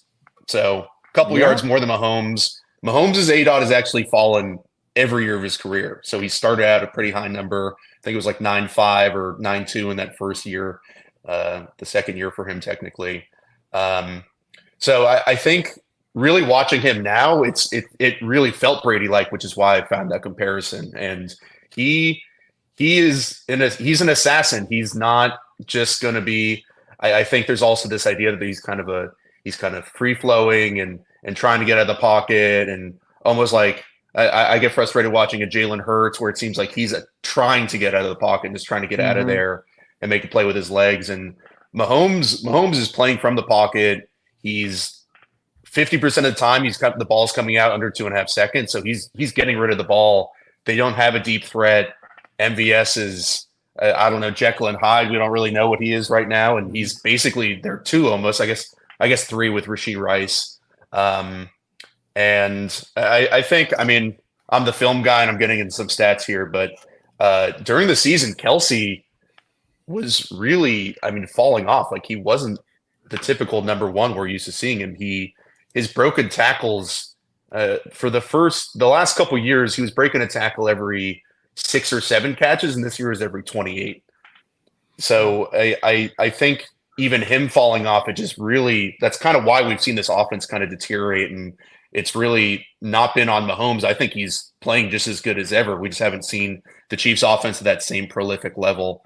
So I think that's really, I just wanted to come on here and kind of rejigger kind of people, how people are watching Mahomes, because I think it's such a stark contrast in what's the idea of him and what the idea of this Chiefs offense is versus what's really going on. So I think, we see a 49ers defense. If we look back to 2019, that defense was incredible, right? The front was incredible. There was guys all over the field. We don't really see that same style of defense. They're not that good right now. And so is the Chiefs offense, not that great. But I think in terms of what we're going to see, I think if in 2019 the Chiefs won, Mahomes didn't play that great, and the 49ers defense was awesome, and then the Chiefs won. I think Mahomes is playing at a level where he's going to be able to pick them apart, and they're not really getting pressure. Their secondary isn't great. I think Mahomes is. I'm curious what you guys think. What is the argument for the 49ers offense? I actually want to rewind. Yeah, I actually want to rewind to Lamar, right? So we're talking about Mahomes, but the one thing that kind of stood out to me, what you said was, Mahomes gets rid of the ball in like 2.5 seconds, right? Yeah. What I saw in the Chiefs versus Ravens was Mahomes or Jackson would complete his drop back and then just stand there. Now, have you looked at the film to tell me, like, was there really just nothing, or was he just hesitant? Because then that's like a huge indictment on Lamar as like not being a good quarterback. Like, I just want to know if you've looked at that film and then saw, like, because it's hard to see from that angle like what's really happening in the backfield. Like, I just want to know your thoughts on that before we get into. I didn't get through the Lamar film because I was just doing. I've just been on my Mahomes the last couple of weeks. But I mean, if we're just doing a quick Lamar thing, I think when you watch Lamar, he gets frustrated very easily, and I think we've seen them kind of in a couple situations just kind of melt down. And there's those times where he's a 7-yard run, and if he breaks a tackle, it would go for a touchdown, and he just starts like slamming the ground, like he just gets like really angry. And they had a couple early drop passes and couple things didn't go his way, and then the Zay Flowers fumble, and to me it strikes me as almost like an emotional thing where he's not composed enough to be like, holy shit, we're down 10 right now.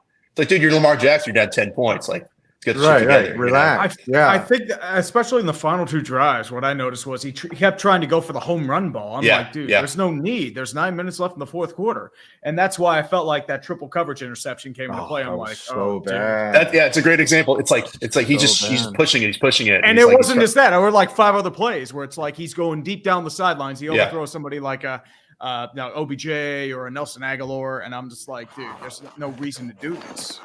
It just makes you wonder, like, how much, like, you just have to have that inherent discipline to be like, don't throw the ball. And Patrick, like, you never see Patrick Mahomes, I wouldn't say never, but you rarely see him go back into his drop and just not get rid of the ball, or you know what I mean. But Lamar was doing that like all afternoon, and it was really kind of just hard to watch at times. The term I really like with Mahomes and just kind of all quarterbacks in general is like the second play. And as you said, like, he gets to the top of his drop. That's kind of the first play. That's his design of the play. And then, when things break down or whatever, he doesn't see what he wants, the second play. And his like second play ability, like for me, like, I'm not trying to bag on Jalen Hurts, but maybe that's what it sounds like.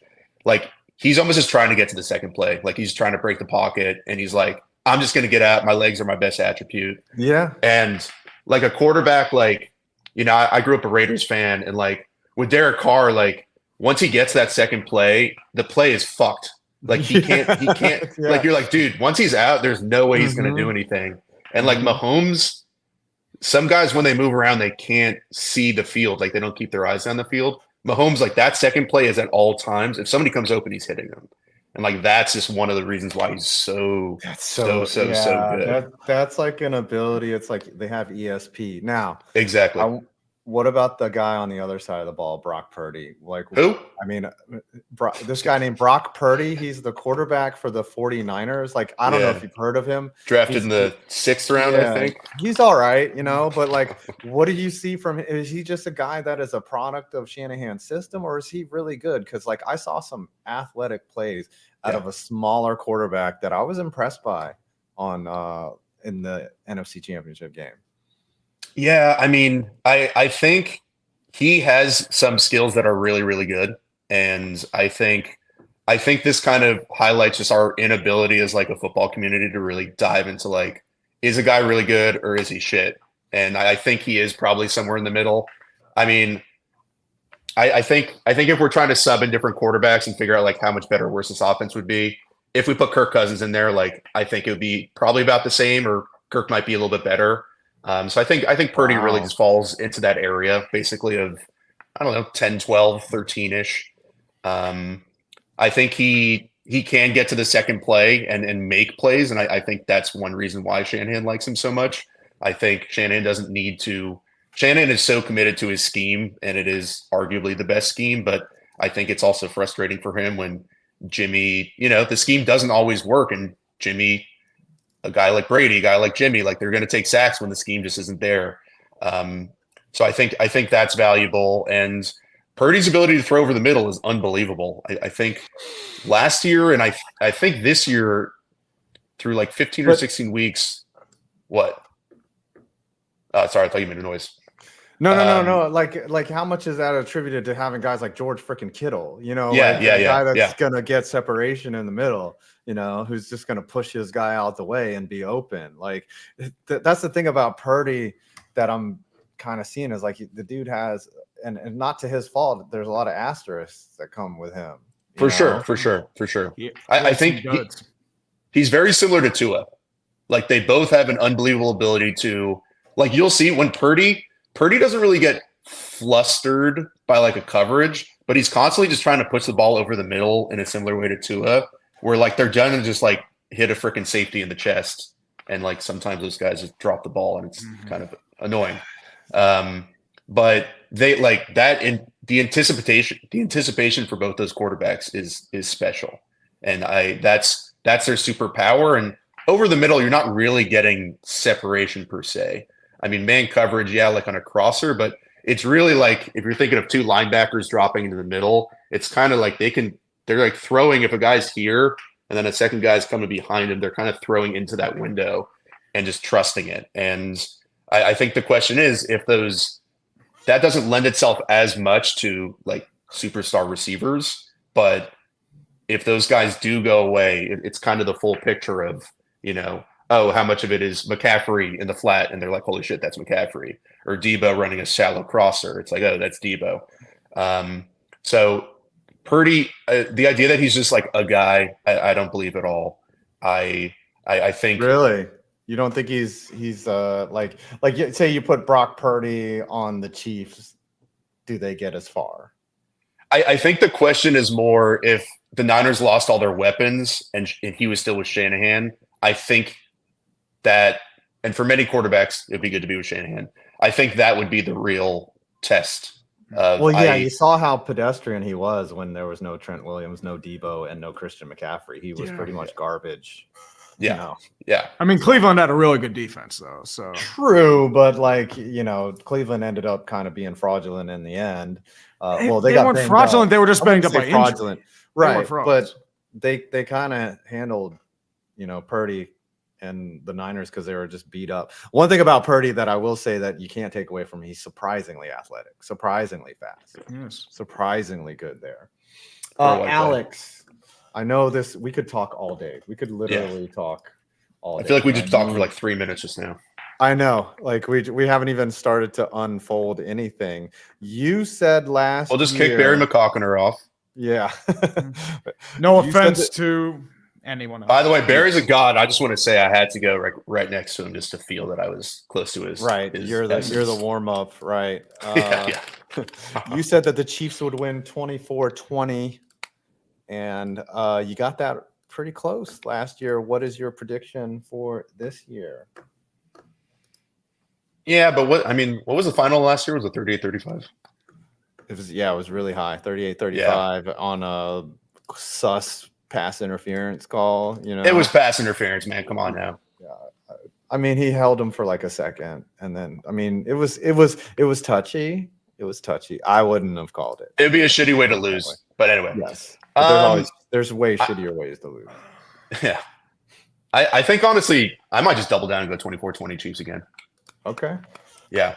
Doubling down. And I think it could be lower scoring. I think we'll probably go closer to the Ravens Niners game. Or sorry. Yeah, I think Chiefs game we just saw. I think both defenses are going to show up. I don't know who the officiating crew is though. It depends on how much they let them clutch and grab, right? Like that could really. I think it's Cheffers, and I think he's a big penalty. I think he's a big flag thrower. I have to ask you. Go ahead. It's Bill Vinovich. Oh, sorry, my bad. Okay, it's all good.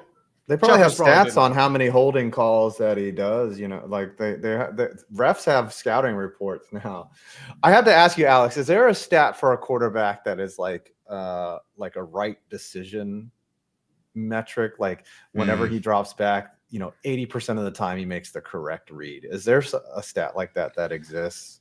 Like, or like an efficiency where it's like, 90% of the time he makes what we would call the correct read in that situation, or the right option. Is there anything that exists like that?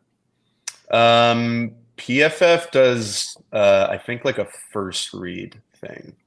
But they don't do secondary. Like they should. I wish they were like breakdowns of stats where it's like he's this effective when the play break, second read effectiveness, or broken play effectiveness, like all that shit. Like I would love to. I'm sure the teams have those. There is EPA for Sports Info Solutions, which I can share my password with you. We'll talk. Okay. Yeah. There's an EPA per play, and you can like filter for outside of the pocket. So, wow. And you know what? I am starting anti-Jalen Hurts thing. His was like the lowest last year. Just saying. Who do you which fan base? Because we're waiting for Barry. Barry texted me earlier. I don't know. Oh, so you don't want to keep talking to me? You just no, I do. But like he's just like I'm just fucking around. It's all good. Hey, are you gonna get that face reveal from him?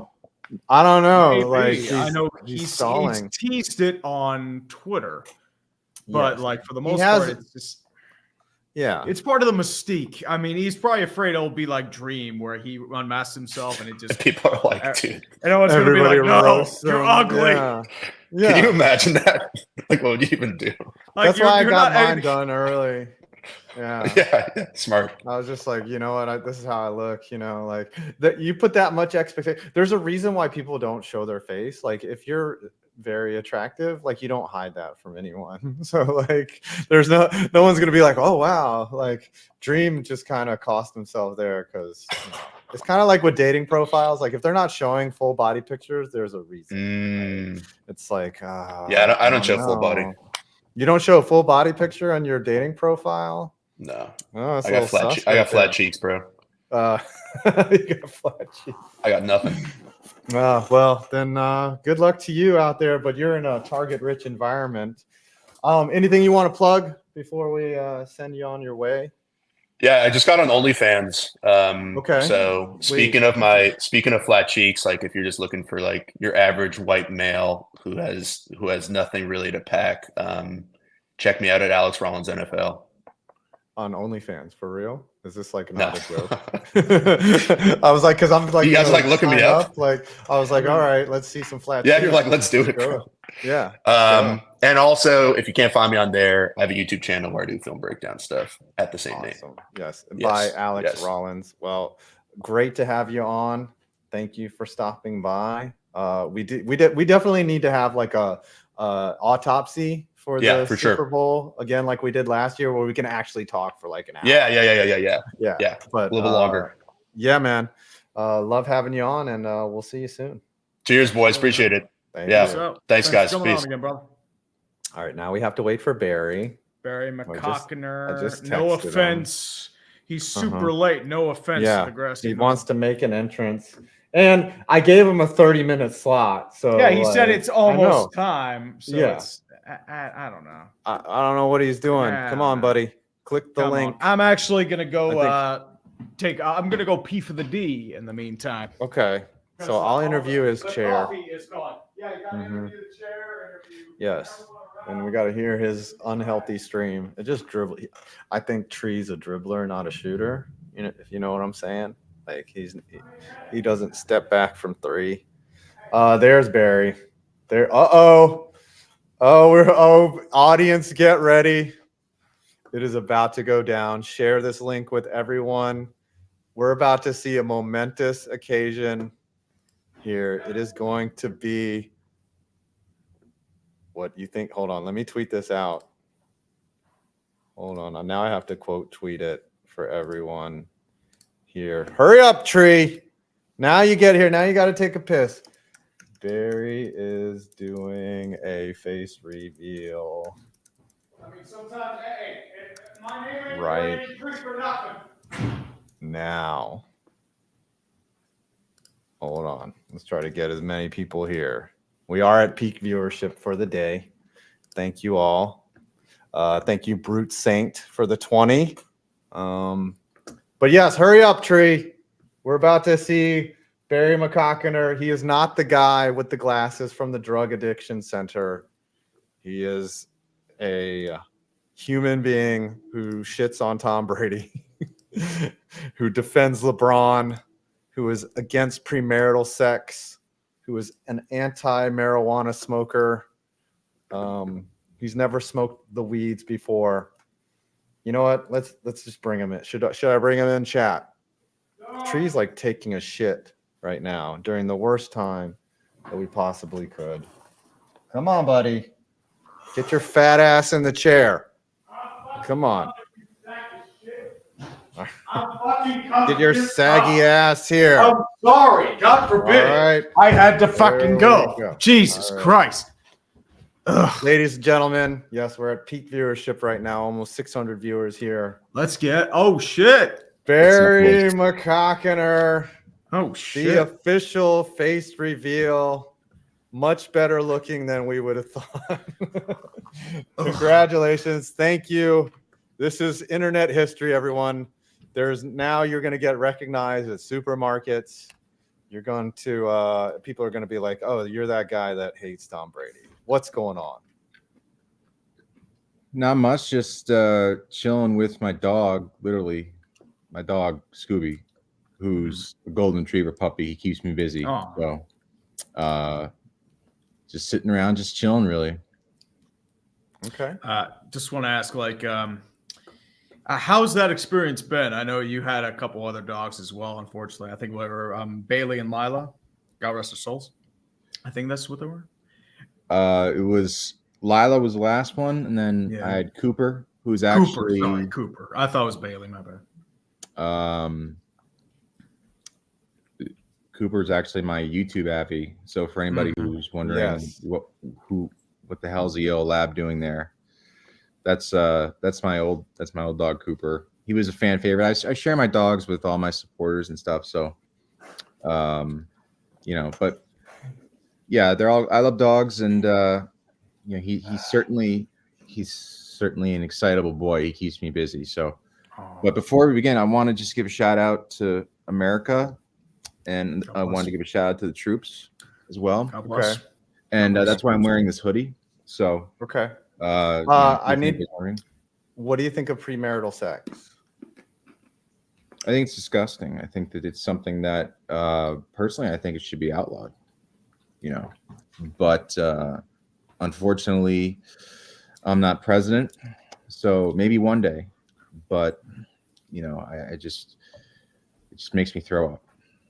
Okay, I get it. And what do you think about marijuana? I need your thoughts on that as well. It's legal in like 38 states now. Yeah, I mean, I think my stance on marijuana is pretty well known. I'm extremely anti-marijuana. That's unfortunate. And it's the deadliest substance on the planet, and it needs to be eradicated. And that's why I dedicate my life to anti-marijuana overdose awareness. I have merchandise and everything I've been selling for a bit. So I'm just trying to do things to help humanity because I'm just a good person like that. You're doing the Lord's work. I do. I mean, we're trying to end this nefarious plant's reign of terror on our country.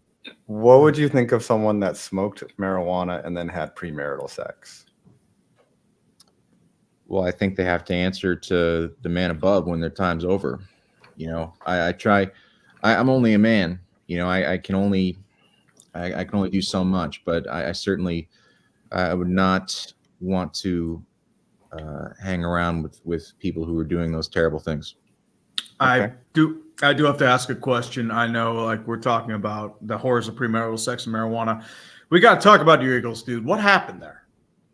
Oh, yeah. I mean, it was basically it's been downhill since the fourth quarter of the Super Bowl last year. Ever since that defensive pass interference call on Bradbury, it's been shit. We started out 10-1 after the Bills game. I was like, well, as long as we get a top 2 seed, we could be in good shape. And even after the Cowboys and 49ers losses, I was still pretty I was okay, even after the Seahawks lost, we beat the Giants. It was the loss at home to the Cardinals. Where I was like, yeah. This team isn't. I had my reservations about it, and then they got the shit kicked out of them in the last week. But it was like, well, they're just trying to stay healthy. AJ Brown gets hurt, and then he basically, I don't know. I'm not going to say he quit on the team, but he obviously wasn't a fan of some of the coaches. And they cleaned house. I mean, the defense is one of the worst defenses in the league this year statistically, which, considering all the individual talent that we had, including adding famous race car driver Jalen Carter, he, I don't know how our defense was so terrible. We had all this star power, like we added Kevin Byard and then Shaq Leonard, but that's all just names. It's like, it's name, not game. Like, we had a bunch of names, but we fucking sucked. And then, was that defense like, okay, during the 10-1, right, when you got out to that start, was the defense just bad the whole time and there was just masking of it? Like, was the offense carrying? Like, what was happening there? Well, they made Sam Howell look like Joe Montana twice. And that's why, like, I know Jalen Hurts he's easy subject for criticism because everybody hates the tush push and all that. Mm-hmm. And I'm like, I'd rather my quarterback be criticized for how they scored touchdowns than having a quarterback that doesn't score any touchdowns at all. I know Pittsburgh fans can relate to that with Kenny Pickett. But it's like, I do think with Jalen, he was having some big games, and so he had some big games early on in the year, and that kind of covered up some of the defensive shortcomings. And so I was like, man, this defense really isn't good. But as long as our offense was together, Brian Johnson was dog shit, which is why he's not there anymore. There was still some confusing decisions, like there'd be like 3rd and long, and they would just do there'd be 3rd and long situations, long distance situations, and it's almost like they would just give up on the drive. I don't know what it was. It was weird. It just never felt right after a certain point in the year. I still think Jalen Hurts is a lot better, and obviously I'm biased, but I still think Jalen Hurts is a lot better than the criticism he gets. I'm not saying he is Mahomes, but I mean, he scored almost 40 touchdowns this year total, and I know everyone's like, oh, well, he had the tush push there, and I'm like, well, did they just magically get the ball at the 1 yard line? It's like, no, they had to get down the field to get in that position. So it's like, you can hate on him for the tush push. And I'm not saying he's not Mahomes. Nobody is, I don't even know if he's like top 2 or 3, but he's an above average quarterback. And I'm just, as time goes on, more and more, I get more and more pissed that they wasted his Super Bowl performance, which he still gets crap for. I know, because people are like, oh, he fumbled the ball. And I'm like, well, he still scored 35 points. It's like, if you go to the Super Bowl and you score 35 points, you should win. And it's fucking hard to make it, and it's like, you never know if you're going to get back. And so, even the defense didn't get a single stop in the second half. I just, I could rant on it for days, but I think this is one of those situations where if they start off next year, I think Sirianni has like zero margin there now, because they basically cleaned house. Well, all missing Gannon and Steichen are big. Like, just the fact that they're gone, like, you saw how much they kind of carried. Like, you kind of see Sirianni's more of like a motivator and get everyone to buy in, but the strategy was really being done by those guys. And now that they're gone, I mean, getting out to 10-1 start, that's not easy. Also, not many teams do that. Matt Patricia, his existence. Yes, the play sheet is laminated. I don't even know how the fuck, like, his defensive adjustment is taking his pencil and switching it from one ear to another. Like, he has. I don't know what the hell happened. They brought in Kellen Moore, who is. It's kind of like, all right, whatever. It's weird because I just always associate him as just the Boise State quarterback. Mm-hmm. Like, it's all I think about. I don't even think about him. He's been a offensive coordinator for like 5 or 6 years now, but he'll always be like the Boise State quarterback to me. He's the offensive coordinator. I don't know, but it's one of those things where if Sirianni, he was able to survive, with the mass. Yeah. I mean, obviously Roseman getting fired, But if they start next season like 1-2 or 1-3, I think he's gone. I think his margin for error is basically zero. Because I feel like I don't really know. I don't really know what happened. I mean, we got blown out by the Buccaneers in the playoffs. It's just so much easier to accept when your team gets blown out, ironically enough, than when your team like loses. And I know you're so far away. Yeah, you're not. Yeah, no, we didn't two deserve adjustments it. So, away. Yeah, like, we didn't deserve it. So it's like last year, obviously in the Super Bowl, but even in general as an Eagles fan over the years, there's been a lot of close playoff losses. Like like when they're against the Saints in 2018, when people forget about that, everyone always remembers Nick Foles. Like they always remember 2017, obviously, because they won the Super Bowl. Nick Foles like almost did it again the next year. It was the same exact shit. Wentz goes down. Foles comes in again. They win in Chicago. And then like they go up 14-0 on the Saints. And I'm like, holy crap, like Carson Wentz is going to have to leave Philadelphia. And he did. And so, and then at the end of the game, like Foles is driving him down to take the lead, throws a pass to Alshon Jeffrey, goes right through his hands, season-ending pick. Like that is, and then losing the Super Bowl, that's 1,000 times more difficult to endure as a fan than getting blown out by a mediocre Buccaneers team.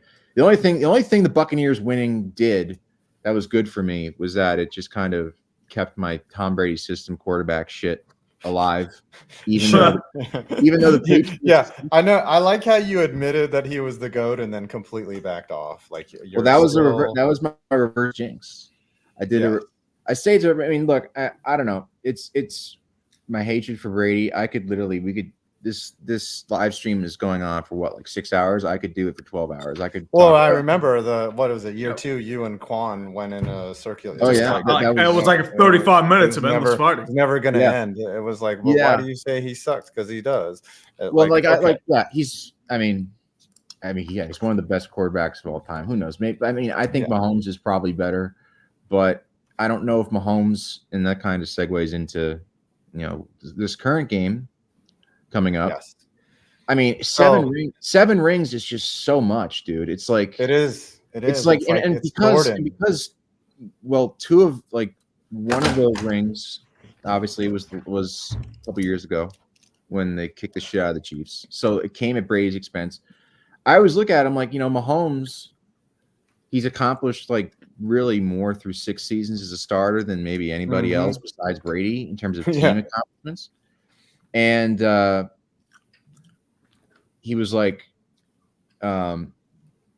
he should have, Mahomes really could be going for ring number 5 right now if a couple plays go differently. Yeah. I always remember D Ford. That's always that's the verbal equivalent of stepping in water with a sock on for me. Like if you say the name D Ford, I'm just like, oh fuck you. Like I just think about that.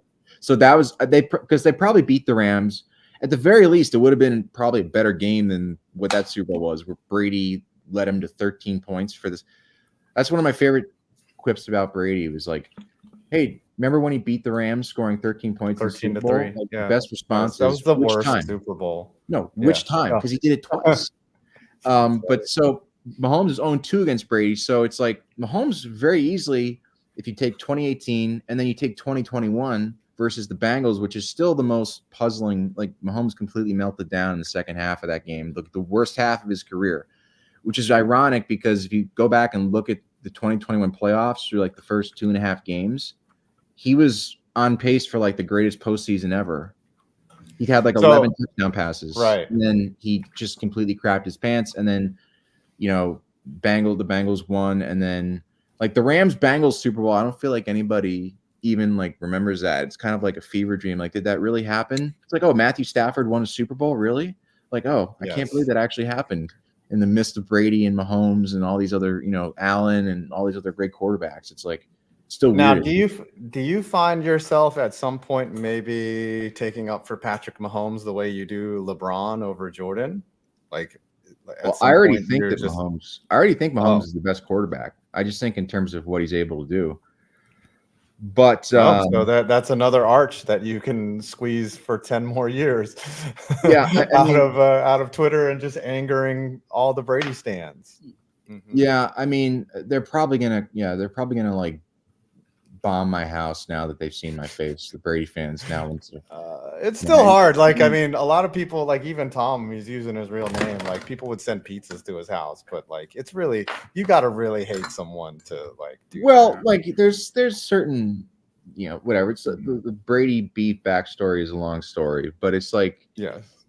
The hatred for me, I'm like, he's one of the best quarterbacks ever. If you think he's the GOAT, I'm not going to sit there and argue with you, because it's kind of like at a certain point, it's just like 7 rings is just so hard to argue against. But it's kind of like, for me, since I know so much about his career and all the like incidences and all the lucky breaks he's gotten and all the shit, I'm like, I still kind of hesitate, but it's not nearly as bad. Like, I hated him for a while, and I was like, a lot of people hated him, but then he shut a lot of people up with that Tampa Super Bowl. He did, but even with the Tampa Super Bowl, I'm like, there's a lot of luck involved there, and so like, but I was like, you know what? When he finally retired for good last year, I was like, all right, he's one of the best quarterbacks ever. He's probably the GOAT resume wise. But I think if, for Mahomes, I think in terms of just in a vacuum, like in terms of what he can do,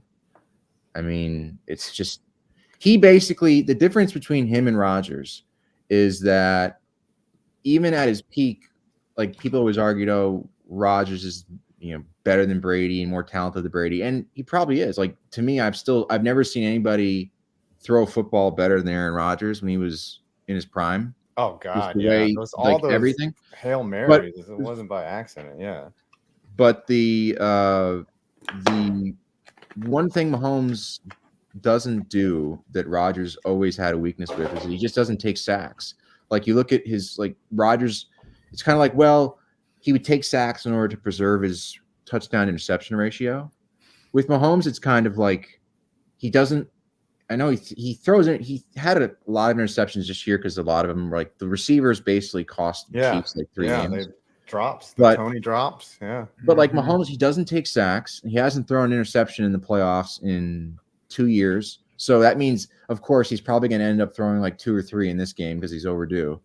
But he just doesn't he doesn't have really any major weakness like Rodgers did. And the biggest difference I would say is that unless you're a Bears, Cowboys, or Lions fan, like when you had a double-digit lead against Aaron Rodgers, you felt kind of comfortable.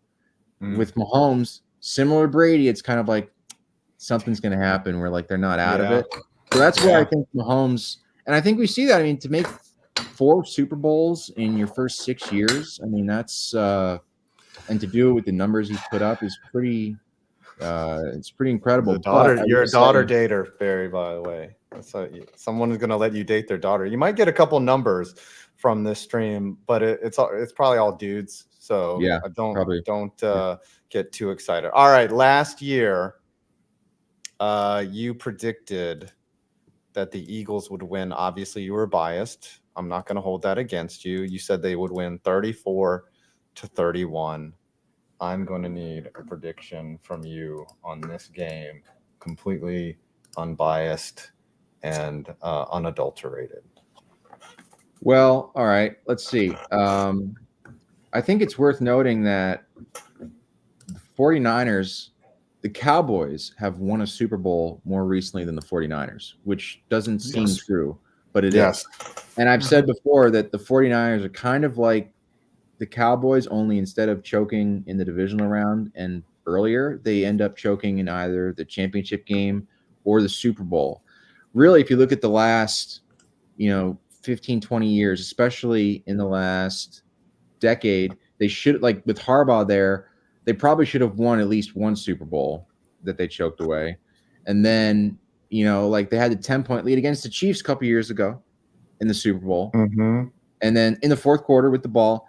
Now it seems like they always find a way to lose whenever they get into this moment. So I'm going to say the Chiefs are going to win, but really I think the X factor is Brock Purdy. It's like, is he another Jimmy G? I think with, in terms of looks wise, he's not, nobody is, But and that's a handsome dude. Like I He just is. wake up and I look at myself and I'm like, I'm not Jimmy G, so I should not get out of bed. I just go back to bed and I'm just like, my life sucks. Yeah, but I mean, that's kind of the thing. I've said this before on my videos. I'm like, if you're a quarterback with Kyle Shanahan, it's kind of like the Coors Field effect in baseball, where like you can put up monster numbers, like you can hit 350 for the Rockies, and everyone's like, yeah, he's good, but is he really that good, or is it just like inflated? So like Brock Purdy so far in his career has put up like historically dominant numbers, and everyone's like, well, I don't know if he's good. You know what I mean? Because it's all Shanahan. And I feel like with Jimmy G, that was kind of the knock. It was like, well, Jimmy G had good numbers too, but he crapped his pants in some big moments, especially in the Super Bowl in the fourth quarter. Golly, so I think that was bad. There's going to be it's all going to come down to whether Brock Purdy is legit or not. I think Brock Purdy is a combination. I think he's good. I think he has. I don't think you put up the numbers he does or he has thus far in his career unless you have some skill and ability to read a defense. So I think he's better than Jimmy G, but at the end of the day, it's like I'm still going to pick Patrick Mahomes with all the chips, unless I made the mistake a couple years ago saying that Mahomes was going to beat Brady in the Super Bowl, and that was the dumbest thing I could have done. But unless Tom Brady is on the other side and Brady's luck is involved, I'm going to say Mahomes is. You gotta hit your wagon. All right, final score. Give me your final score. You took the Chiefs. I need a score prediction. Chiefs. You were really close last year, by the way. I correctly predicted the Chiefs Bills game earlier this postseason. I said they were going to win 27-24, and they did. Not to brag. On the nose. Ladies. No, but you should put that on your dating profile. Correctly predicted. Yeah, I'm just drowning in it. Anyway, no, I think my final score prediction. My final score prediction would be Chiefs 31, 49ers 28. I think it's going to be a close game. I think it's going to go down to the wire. I mean, I would think, just as an aside, real quick, I think that if you're my age, people my age, we've been pretty spoiled when it comes to competitive Super Bowls. I'm in my late 20s, early 30s in there. So, like, back in the 80s, every Super Bowl was awful. Blowout. Yeah, early 2000s. When I was a kid, when I was a kid, it was like the Niners beat the Chargers 55-10 or some shit. Yeah, that was they got crushed. So it was over before it started. Like you knew. Yeah, the NFC won like 13 straight in a row in the 80s. Yes, it was insane, and so. But yeah, it's like so. Every Super Bowl outside of like, you have exceptions. Like the obvious ones is the Seahawks versus the Broncos. But it was the only one. That's the only one. We've had like every Super Bowl that I can remember outside of like one or two has always been like competitive in the fourth quarter. So I don't see any reason. The way I look at it is the 49ers probably might have the best team in terms of like you take all their positions, but the Chiefs have the best player who touches the ball every play. So I'm going to say that the Chiefs win. And I want Mahomes to win, obviously, for GOAT status. Right. I want Mahomes to win for selfish reasons, for agenda reasons. But reasons? Yes. Like pushing my GOAT agenda for Mahomes. Yes. So 31-28 Chiefs is what I think.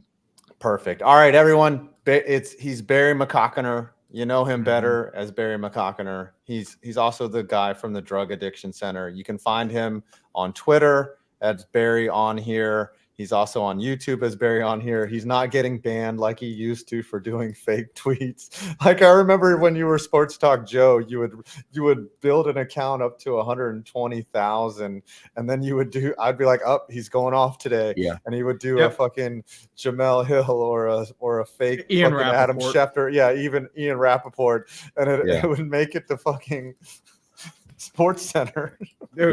Sometimes it was worth it, but now you're legit. Like now you're doing a face reveal. You see, like I always wondered. I was like, I wish Barry would stop sabotaging himself. Skip Bayless talking about the man moves. Right. You've made a living out of this now. And I'm really happy for you. Yes. The man boobs and the pink eye.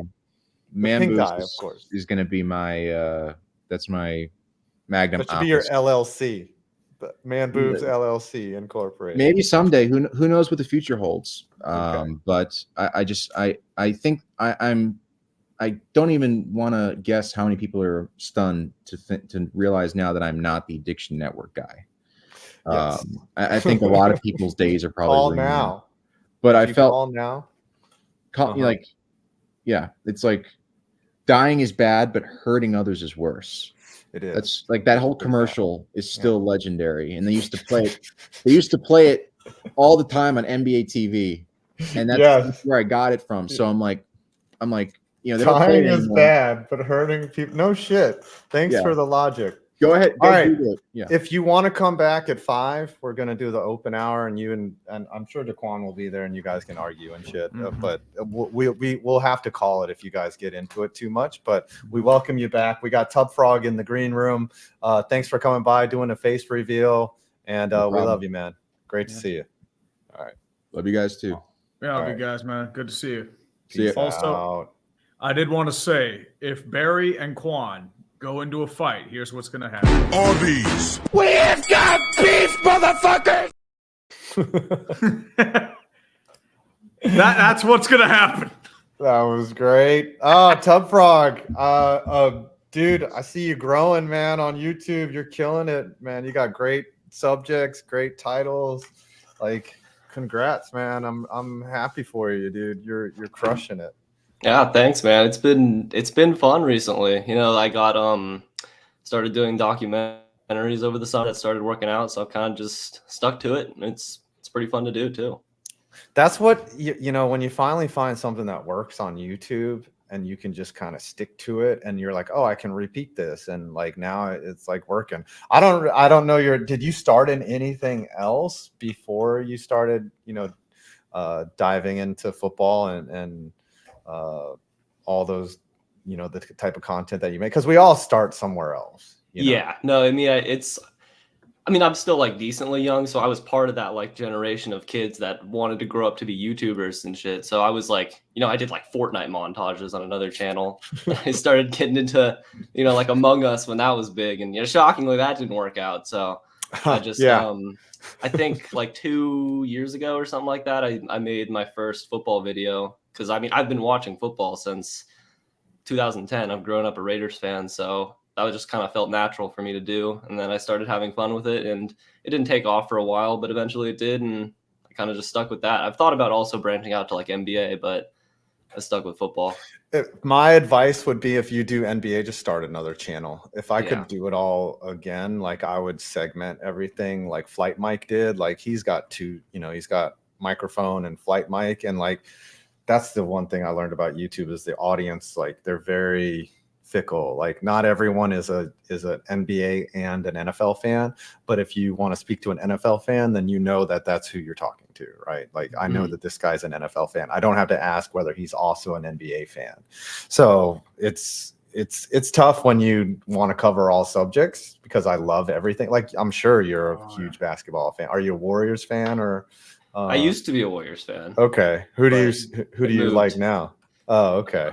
Honestly, I kind of haven't gotten super into the NBA in terms of picking one team. I mean, I'll still like when the Warriors won the finals. I'm still going to be a Steph, Clay, and Draymond fan until they're gone, because those are the guys that I grew up watching. But I don't know. I mean, my brother's like a big Mavericks fan because of Luka now, so I guess I've paid attention more for them. But I definitely don't have like one team I'll die for.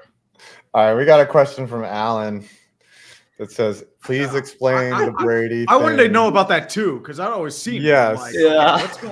That's a little. I mean, that's gone sexual right there. What do you having it above the bed is the only spot I could put it in. I mean, come on. It looks like the eyes like pretty much poked out. So too. Do you have that in your like Tinder profile? Like, is that? That's a good idea. Yeah, just be like, hey, baby, come check this. Yeah, well, out, I'd assume if a girl ever gets in this room, it's already just over with the Tom Brady poster. I don't need to do anything else. Right. Why does it like? I'm not trying to. Your room looks like you're in a hotel room. Like you got sort of an alarm type door right there. Like that's a very guy setup right there. I am in a college dorm. Single. Oh, You're still And then make in college- videos out of your college dorm? Yes. That's insane. Yeah. Whoa. I mean, if you get a girl in your bedroom, all you got to say is like, "Look, dude, I practice the tuck rule." So do you walk around campus and people like know who you are? Like they're just like, oh, hey, what's one up? time, like last year, and I wasn't even like very big last year. I think I had like 30,000 or something like that. There was some dude like in my college area who pointed. He was like, "Oh, I watched your videos," and I didn't believe him. And he pulled out his phone and he showed me he watched all of them. But that was like the only time where someone's actually recognized me. Because usually I'm like wearing a hoodie or I'll have my hair out and people don't recognize me without the beanie, I guess. But yeah, I'm also just not that big. Well, you'll get there. Like It comes, dude. It happens in the most inopportune times. Trust me. The first time I had it happen to me, I was out with family at a bar called Tequila Cowboy. And it's just like a guy named Cam came up to me. He went to Pitt. And it's like, "Are you urinating tree?" And it's like, yeah. Honestly, the problem is like the situation wasn't awkward. My cousin made it awkward because she introduced, like, she was super drunk and introduced like to every single member of my family. So I'm like, dude, I feel so bad for this. My dude. cousin, So the YouTuber. Yeah. That's What's funny happens, is man. That's hilarious. You'll get it in weird situations, dude. All the time. Trust me. So you're a Raiders fan, right? You said that. I am. What's on the horizon for them? Are you happy with the Antonio Pierce hiring, or?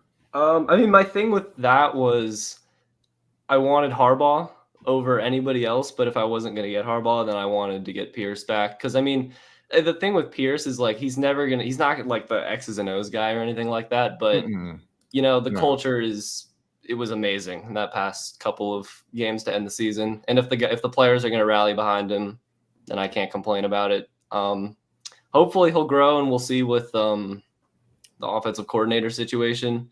But I think I'm happy with it. I think the last couple of games last season gave me hope, which is, you know, scary. We'll see how that ends out. But as long as nobody's getting arrested or killing people this offseason, maybe describe the culture surrounding this football team. You know, the culture is actually damn good. To be your minimum standard, as long as somebody doesn't have a complete meltdown on Twitter, we should be good. We should be good, and that's a big should.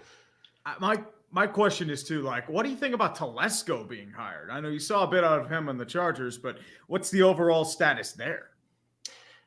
I mean, it should be negative, but it can't really get worse over the last two GMs we've had. You know, I mean, the whole Mayock thing. I mean, it's at some point you just kind of are like, okay, it's another guy. Hopefully he can do better than the last guy. He's proven he can do something. Maybe he can't really be worse than Mike Mayock. So, I mean, it's cautious optimism for sure, I would say, not because of his track record, but just because, I mean, hopefully he can just do better than Alex Leatherwood. Oof. I mean, Alex Leatherwood. I mean, he has that collection of memes to fall back on, though. We're supposed to ask you about Aiden O'Connell, the Derek Carr. AOC. So, what's your opinion on him? I mean, what was he? Is he your guy? Is he my? No, he's not our guy. No. I would be shocked if we don't have a quarterback either this year or next year in the draft. He's not good. I mean, let's be honest. He's just not a very good player, which is, you know, it's fine. He's gonna, in my dream situation, we draft a quarterback in the first round this year, maybe, and then O'Connell starts. Yeah, maybe. I haven't really looked into the profiles enough, but you guys are drafting late too, right? Because you're like kind of in the mid, so you're not going to get a Drake May. You're not going to get a Caleb Williams. Like, exactly. Like 12th overall pick, I think, right? Yeah, I think so. And then so like either I would like to get a quarterback this year or next year, but I mean, obviously we're not a Super Bowl contender this year, and with, you know, Mahomes, nobody really is in our division. But hopefully O'Connell can start like 6 games or something. If we get a rookie quarterback, he can take over for that. But or next year, or maybe he'll start the whole season this year or something, and then we'll just have to. Would you be okay? Would you be okay with the tank season, like where you just only win like 4 games and like then you go out and draft who's the next year's next? It's a weak class. It would be like Quinn Ewers. And the problem with that is our roster's like, I mean, we still have Devontae Adams, Max Crosby. Like, we're gonna do our casual Raiders 7-9 campaign, even if we try to lose. My thing was I wanted to tank, not like tank, but I didn't want to go all in when we signed like Chandler Jones. Was that 2 years ago or something like that? Because that was Mahomes at his That absolute did not peak. work out. Yeah. Chargers were looking good. The Patriots imitation. Yeah, Russ just went to Denver, and I thought they were going to be good at the time. So that was the year where I was like, okay, everyone's going all in. Let's not do the same. But we did not work out. Yeah, well, going all in very rarely works, right? Like it because then everyone kind of puts a target on your back and they're like, we're going to take you out. Like, you fucking suck. Like, you think you can shove in. But, you kind of saw that with the Eagles this year. They kind of tried that and didn't really work. So what do you think about this game? You being a fan of a division rival with the Chiefs and you've watched their success, what are you going to see here? I mean, like, are you rooting against them? Like, I'm rooting for the Chiefs. I'm all in on the Chiefs. Chiefs. Wow. Go Chiefs. Interesting. Did you put some money on them or something? Like, what's up with that? Well, as a Raiders fan, I try to separate my Tubfrog persona from my actual rooting, but I do not like the 49ers. Wow. As a Raider fan. There's a whole thing going on there. Actually makes sense. It's Bay Area rivalry. Yeah, that makes sense. There's a lot of lore behind that, but I would say I think the game is going to be more defensive oriented for sure. It's going to be interesting because the thing with like Brock Purdy is I feel like he's basically like better Jimmy G at most of everything, but he's gonna make 3 amazing plays every single game, but he's also gonna make 3 like just horrid throws. He's gonna make 3 just brain turns off plays. So I mean, it's just gonna be, can Chris Jones get enough pressure to make those throws, I guess, happen more often, make him make more mistakes and the rest of the D-line? But it's all just going to come down to Mahomes, honestly. I mean, can he do things with people other than Travis Kelce, with them bringing more defensive attention to him? Probably. It's going to be a close game for sure. My thing is like KC is going to score. They're going to get their points. The real question is can San Francisco get theirs? Which I think they will, as long as they effectively establish the run and put things down. Like, I mean, of course, Christian McCaffrey should be able to get his. Of course, George Kittle should be able to get his. But these are all shoulds. We're kind of certain on what KC can do, unless something just crazy just happens. But or the dropsies come back to the Chiefs. Like MVS starts dropping things. Is Tony going to play? Do we know this at all? Or maybe he says like he might, but like that's kind of like do they want him? Just watch Kadarius Toney have like a monster game. I mean, to be fair, he was amazing in the last Super Bowl. Like they probably don't win that game without him. Yeah. Yeah, he shows up in one game a year. Yeah, I know. I was pissed off about it. But ultimately, I was vindicated for panning that pick because he was not a good Giant. He might be a good NFL player, but he was never a good Giant. He just never wanted to be there. Like, he was just like, I don't think he wants to be a Chief, honestly. I don't know if Kadarius Toney actually likes football. Like it's frustrating to watch that, but like Uche would say, and a lot of players have said, like there's guys that are there that don't even like football. They just see it as a means to, and I get it. Like you're getting hit by another dude like all the time. Like you're getting hurt every game. Like I could see people not loving that for sure. All right, let's get a Super Bowl prediction. Everyone except for one person, only Nick took the 49ers. We've had, I'm not trying to influence your decision. But 6 out of 7 have taken the Chiefs. So that is shocking to me. I think the game is honestly just going to come down to like who can convert on like one more 4th down than the other one or something like that. I think this game is going to be super close. Okay, then call it. But I can't pick the 49ers. Dude. I can't do it. I would say like Chiefs. I'm going to go 24-20. Oh, so you're copying Alex Rollins' homework? Okay, 24-20. Perna had the same score too. Yeah, that's the third 24-20. And Flem had a set 27-20 too. Yeah, a lot of people think drives. Yeah, a lot of people only think that the Niners are going to put up 20. All right, is there anything you'd like to plug before we take our sort of midday break here? No, I think just the YouTube channel as per standard. I got a Lions video coming up on the channel in the next couple of days. So I guess if people know who I am, know about the Tom Brady poster, maybe check out that video in a few days. Yeah. Okay. Awesome. Tom is checking in from the airport. He's headed to Vegas to enjoy his. He had it as an anonymous donation, but he had 180 Yes. bones. We have to catch up on those too. But thank you, brother. We're at $2,000. The Alzheimer's Association. All right. Everyone can find Tubfrog on his YouTube channel. Do you have a Twitter? I'd like to follow you. I do have a Twitter, yeah. All right, I'll follow you, and then we can mute. Yeah, I'll talk to you about some stuff. Yeah, Tom's actually on the plane. Wow. I mean, dude, that's amazing. nothing wrong with that, man. We should just drop him in right now. Tom, do you want an invite? Can you do a live stream from the plane? I mean, if he has Wi-Fi, maybe. Maybe. It would just be annoying. He would be so mad with the bandwidth.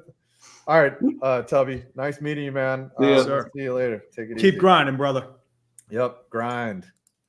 All right, I built this into the schedule so that, well, actually Smalls was supposed to be here, but she's gonna come at. In the meantime, we could actually update like some of the super chats too. Like you can get to 3K that. with 20 bones. I'm gonna heat up my burger. Do what you gotta do, man. Actually, you know what? Put up your chat too. Yeah, I haven't said, but J Rouse Sports 5 bones, anonymous with the 20, couple anonymous with $5 as well. Like we're way behind. You got to catch up on these. Root Saint with 20, Drew Toyo with 25, Pepper with 20, The Limb Report, longtime fan of the channel, 5 New Zealand bones, Raymond Long for 5. What's up, Pupper in the background? Sean Colbert for 5, James Carlisle for 5, and a couple anonymous $5 donations, and Tom Grassi with 180 bones under anonymous, but that is Tom, Mr. Grassi. Hendricks, Dead Air ain't back yet. Not yet, man. Not yet. We got to eat lunch. Hey, dude, that's what I did earlier, man. I know you're bitching at me to take a piss, but I had a protein bar, just grabbed it and went to go. Although I did have like a burger and a leftover burger in the fridge. Look at you do that gritty. Hit the gritty. You would hit the gritty. I'm trying to learn how to shuffle. Like shuffling is like, I can't get it yet. I'll get it, but like, I'm gonna learn how to shuffle next. I got awkward white boy energy. I can't do that. You are definitely the most awkward white boy I know. I mean, that's saying a lot. Can you dance? Can you actually dance? I've got white boy dancing. Oh yeah, you got white boy dancing. What? Why am I? Oh, that's the dog here. I got these like leggings on. Ooh, yeah, man leggings. There you go. Yeah, look at that. Man leggings. Save it for the OnlyFans, sir. I got some man leggings myself. I'm not wearing them right now, but yeah, it's cold out here. It's 30 degrees this morning. Dude, it was 30 degrees too. Like I wear my jacket inside because I have it like 68. I just get cold easy. Yeah, because you're a bitch. You know, I mean, I am kind of a bitch. I wear shoes inside because my feet are freezing cold, like all the time. Pretty much are a bitch. All right, I'm a super bitch. All right, you carry the show. I'm gonna mute my mic because I don't want people hearing me chew. Carry the show, yeah. I don't. The only thing I can carry is my fat. Oh, this other thing. Look, every single word. This is since we're sharing all types of personal information. This is what we do because we love our fans. I'm actually missing a tooth. I have a liner. I got. We gotta zoom in. Oh, yeah. I see. Ow. Yeah. You see what that? happened there, dude? So, I'm getting my bottom teeth fixed. So if you've seen the streams before, this tooth used to stick out. Oh, you have a retainer. So they pulled it, and now it's gone. And they're pulling these 3 teeth over. Yes. And shoving this one over. And so I had this gap in my teeth, but with the aligner in, can't really tell. But I mean, that's what happened with me. I know, it's gross. I had to expand my upper arch, and I had this big gap, if you notice, like for a bit in the beginning. I got veneers. Yeah, I had you could drive a Mack truck through that shit. Yeah, my mom's a dentist. Do that for you? Yeah, I mean, I've had like braces twice and retainers like 3 times. It's annoying as hell. But I mean, like I did get veneers, so looks up. Are they going to do veneers for you, or are they doing something else? You asked me a question. Why don't I put the food in my mouth? Oh, that's not the only thing. Yeah, that's not the only thing you put in your fucking mouth. I've been sucking way too many sausages lately. But no, you carry the show because I don't want to hear me chew. Do what you gotta do, motherfucker. Well, we're waiting on Steffi Smalls. Maybe she's currently not doing anything, but we'll see how it goes. No, Smalls said that she was dealing with something. She's out in Vegas. She went the Super Bowl. So, probably hangover. Yeah. I got it. So Cole is gonna be here in 10 minutes. So I gotta get this sandwich eaten. Like, do what you gotta do. Eat that sandwich. Eat that pussy. Not related to the other dude that's persona non grata. But I will say completely, boys, I hope everything's going well for you. Couple big news. Apparently, Clayton Kershaw is coming back into the scene as well, in case you're interested in the baseball scene. Yep, it looks like Clayton Kershaw said he returned. Indeed makes it official with a 1-year deal back with the Dodgers. So he's coming back for a 17th season, confirmed by John Heyman and Joel Sherman. So Clayton Kershaw is coming back to the LA Dodgers. What's up, Pupper? How you doing? But that's mainly the idea there. There's nothing wrong with that. Indeed, folks. Hey, what's up, Random X Dude? How you doing? We all good there? Oh, Cole's in here, huh? I mean, Cole's going to be here later, man. So how about them Chiefs? He'll definitely be there. And 5 is inspiring me to take better care of my teeth because shit looks like it hurt. Oh, it hurts like hell. Especially that first time when they just try to adjust it, especially for an appliance, braces, or retainer. That stuff hurts, especially on the outside. Oof, not fun. Not fun at all. No, the worst part is when I put in a new aligner and it's like it stretches it. They said that this gap would be closed right now, but it's not. Like, it's annoying. Mm-hmm.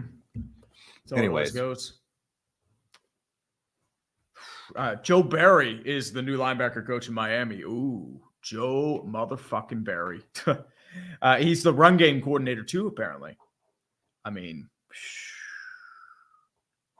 that's Packers fans are laughing hysterically. But let's make this a little chat too. Chiefs win 14-9. What do you guys think the Super Bowl is going to be? You think Chiefs are going to win 49ers? Put your stuff down in the chat. We'll talk about it. Because honestly, we'll do our predictions later on, and we'll probably be dead wrong. But I will say, I mean, it is what it is. Ooh, yeah, Royals signed Bobby Wood, 11-year deal. So he got the Wander Franco deal. So hopefully he doesn't turn into a piece of shit pedophile and gets himself kicked out of the league and piss away hundreds of millions of dollars. That'd be a good idea. And Negro Jesus, the New York MetLife Stadium hosting the World Cup final. They're apparently putting in grass for that instead of the turf. So if FIFA ends up getting rid of the turf at MetLife Stadium, even though it probably won't, that would be the most ironic shit necessary. So Ari Mirov was saying that's only temporary for that, for the World Cup. But, I mean, why would you go through the trouble of installing it if you're not going to keep it? But remember, turf, grass, I mean, Giant Stadium was grass for a while, and it was awful. So Heinz Field grass. It's probably the climate. Yeah. That's the problem. Yeah. Everyone, I mean, that's the thing. They actually redid the turf at MetLife, and it still was killing people left and right. But I think that's just part of the game itself. I think, let's remember, Kirk Cousins had a non-contact Achilles tear, and it happened at Lambeau, which is grass. So nothing there. YouTube, no World Cup. It happened because, I just didn't have the time to get to it. That was the unfortunate problem. I wish I could. But it's just that's the problem with one of the sacrifices you have to make because it was in the middle of football season. I wish I could, though. I could have laughed at Lukaku and the Nederlanden winning the World Cup. And England going home again. It's coming home. Yeah, the team's coming home in the second round again. Niners win 24-21. Matt Nagy gets fired. Eric Bieniemy gets hired back on with the stip that he's the next head coach when Andy Reid retires. Maybe. I mean, it depends how they're doing. Ooh, are we going to any World Cup matches? I don't know. I mean, it's a couple years away. I will for sure. I mean, you got to go, right? It's here in America. You got to go. I mean, I got to find the right place for it, though. That's the main thing. I know it's not going to be in Pittsburgh, so I would have to fly out somewhere. Might be a good excuse to travel. Definitely be a good excuse to travel. And just the camaraderie would probably be insane. With Travis Noel, I mean, Ari Marov, he actually has his own sources. He's actually gotten his shit together. He's probably the most reliable of the aggregates. Dove, I mean, he had that whole thing about, intimidating other accounts with, a burner. and it just turned into just this weird situation. Like certain aggregates, like I find okay, but like for the most part, at least if they source, but for the most part, if they're spreading narratives, I think that's a problem. And I think at the same time, I think there's a market for it, especially because a lot of like general Twitter followers do not follow like a bunch of journalist accounts, and they just don't want that flooded in there. And I think that's their use. But at the same time, I don't know if that's really sustainable. So I would say like, I don't have a problem with them per se, but at the same time, like, I don't think like it's like the be all end all, if that means anything. I know that is definitely. Oh, wait, honestly, WVU, I'd rather die than go to Philly. Fuck the Philly. Fucketh the Philadelphia Eth. Nobody likes that. But I will say, speaking of which, we have our next guest on. You may know of him as a certain Chiefs fan who does the legendary stuff. I think he's celebrating for joy because he's going to lord over us after years of horrible pain, as there's a pupper looking on in the background trying to cower in fear because the Chiefs are coming. Cole from How About Them Chiefs. Sir, how you doing today? What's up, man? Doing good, brother. Can you hear me? Yes, sir. I can absolutely hear you. Five's just having himself a burger right now, so we'll be on in a couple minutes. How you been, dude? Oh, man. Dude, been good. Just enjoying the whirlwind.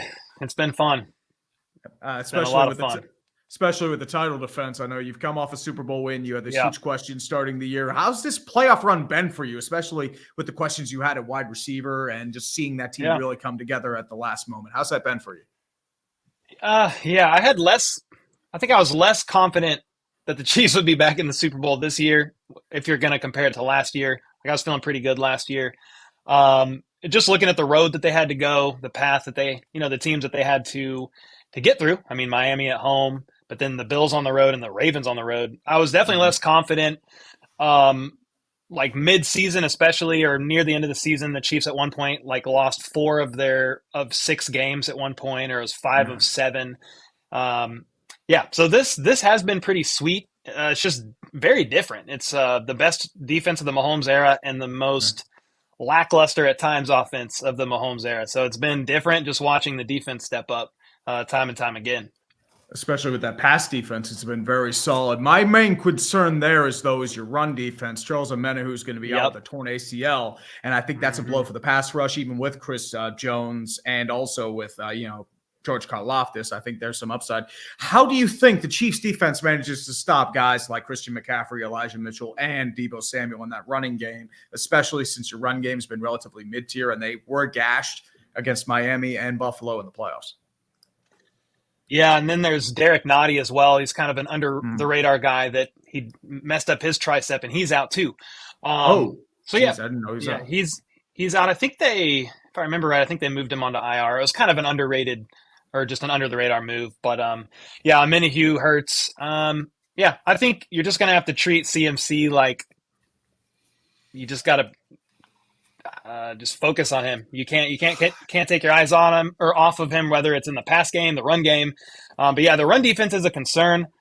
It's weird though. Like, there's been teams where I'm like, oh, they're going to run all over the Chiefs, and they don't. The Ravens were a weird example. I don't know if it's because they were playing from behind. Running plays. That's the weird thing. Yeah, even when they were like relatively even, I feel like they neglected their running game. For some reason, they were, a lot of people, and I said this earlier, that the Ravens abandoned the run game because the Chiefs were effectively beating them off the edge. Like, they just stopped some, or they put them in situations where running just didn't make any more sense. Like, if you shut something down on first down and it's already second and long, it doesn't make sense to run there anymore. I think that they should have done it either way, but like the Chiefs just played so well. Like, Spagnuolo's fucking great coordinator. He's coaching out of his mind. I hope he's not lured somewhere else in the offseason. But I think that's a good way, honestly, for the Chiefs in this game. They go up. If they can go up and force these teams like they did with the Ravens, they do that with the Niners, force them to play from behind. Like, I think that's where the defense does even a little bit better. It becomes a little bit more predictable, at least when they're going to step back to pass. Now, I don't think they're going to get away from pounding the rock with CMC unless they are down 14 plus. But if the Chiefs can somehow manage that makes it much more easy in comparison to if the game was 3 points, They could run anytime, could pass. Like, it's a little bit more convoluted, in my opinion. So if the Chiefs can get up early, that's where I think the defense can start to shine a little bit. It's kind of wild that the team is composed this way as opposed to, 3-4 years ago when it was all offense. It's like, well, you didn't, like if we fall behind, don't worry, like we're fine. We'll put up all the points. It's just amazing how it's an attribution to Andy Reid and how well he can coach. He can coach on both sides of the ball. He's a beast for sure. I think the thing too, I was mentioning as well. I lost my question. You mentioned that if the Chiefs would be better playing ahead, the main concern there is that the 49ers came back from the Packers and the Lions from behind. What lessons do you think they can learn from those teams falling apart that the Chiefs can try and avoid if they are? Yeah, I mean, what the Chiefs offense honestly can't do if they want to win this game is not do what they did offensively in the second half against the Ravens. I think it was 0 points. So they scored 0 points. So you can't do that. Now, that game was weird because I feel like the Chiefs were comfortably ahead enough that they knew, and Mahomes talked about it and Andy Reid. Mahomes kind of turned into intentionally a game manager at the end of that game, second half. Like he took a sack. He wasn't forcing throws. Basically, if they could just not turn the ball over and punt it and force the Ravens to drive the field, they felt confident with the defense holding up more times than not. Against the 49ers, just with how good they've been in the second half. I mean, what was it? Was it 24-7 at halftime in the NFC Championship game? They were down, and they're not really. I mean, they're not known as a come from behind team. Exactly. That's weird for Kyle Shanahan. He's like, it was we're 1 used to in blowing 31 or something like that. We're not used to this. Yeah. I will say this: unlike the Lions, the Chiefs are not ashamed or embarrassed to settle for 3 points. Harrison Butker has been the team's MVP this year, so they won't be afraid to kick field goals, but they obviously need touchdowns. But in the second half, man, that's the biggest thing. The offense has to continue putting it together. Against the Ravens, their script, the first 15, 20 plays that are scripted, that's when they drove down and scored, I think, back-to-back touchdowns. So they've got to be able to operate outside of the script, and just adjust accordingly on the offensive side of the ball. Jerick McKinnon, the third down back for the Chiefs, is slated to potentially return. That's slated to potentially return from IR. That'll help. Sneaky stat, Jerick McKinnon. He had the third most receiving touchdowns on the Chiefs this year. Rashee Rice had 7, Kelsey had 5, McKinnon had 4. For what it's worth, the offense has struggled this season, but if they could get him back, I think that adds to the Chiefs' ability to score or just present another problem in the red zone with Jerick McKinnon. Definitely. I would say I know the hot spot has been Kadarius Toney. I know, especially with somebody, the Instagram comments, the drop passes. There's a rumor he might play in the Super Bowl. Do you think he has an impact in special teams or in the receiving game if he does play? Yeah, if he plays, I would be pretty surprised if he was used much. I think Richie James has been solid as a returner this year. I don't know why, after Tony has missed 6 games, you want to mess with that, even though he had the longest punt return in Super Bowl history last year. We kind of know that story. It was awesome.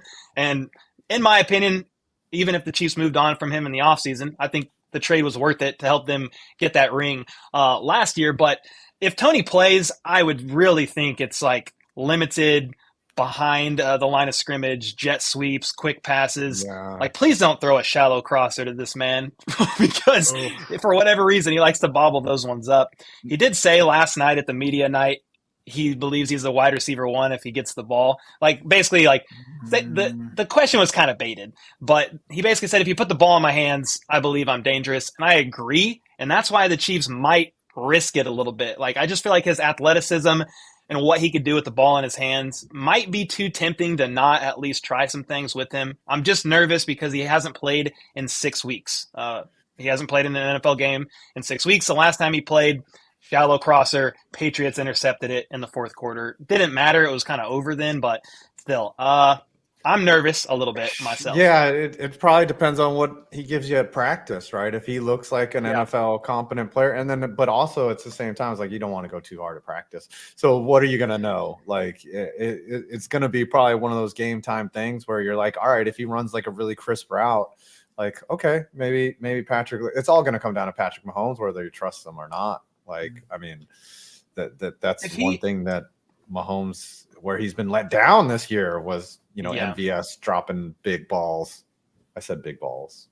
Yeah, I have the big balls, dude.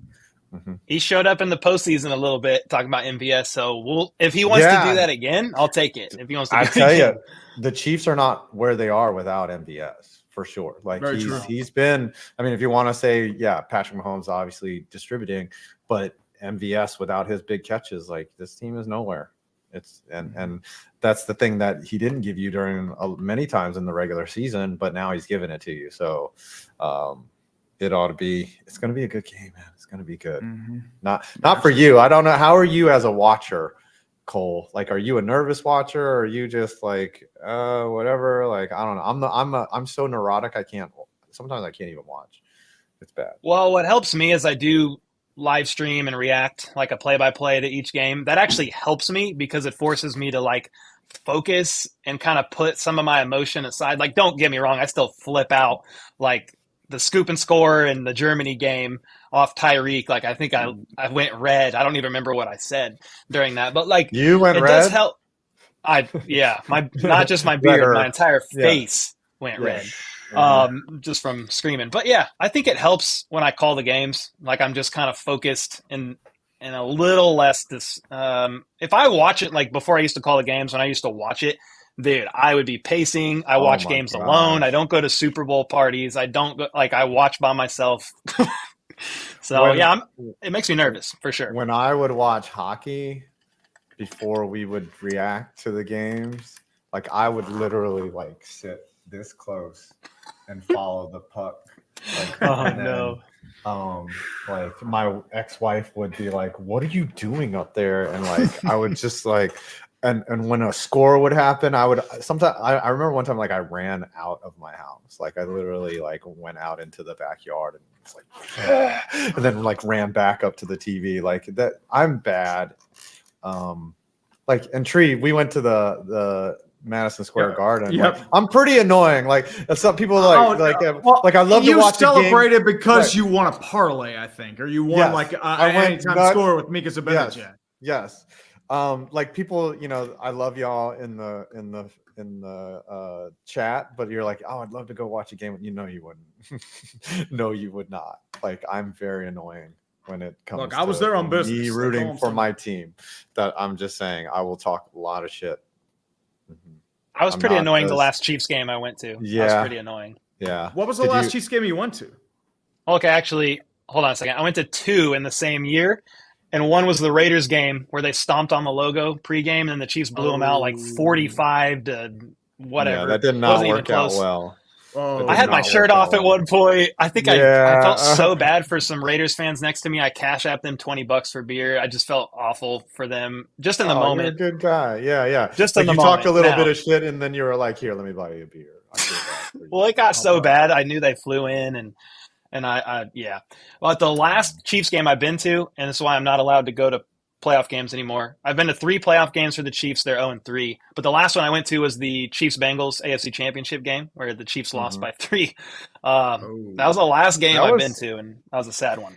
That was surreal because like no one thought that the Bengals were going to win in that game. The Chiefs had them too. Yeah, that was really uncharacteristic for the Chiefs. But the scriptwriters probably called that one in. They were like, "Hey, it's time to lay down," and then the Chiefs just had to agree because the scriptwriter he's God when it comes to the outcome of games. Unfortunately, he just determines. I didn't like that script.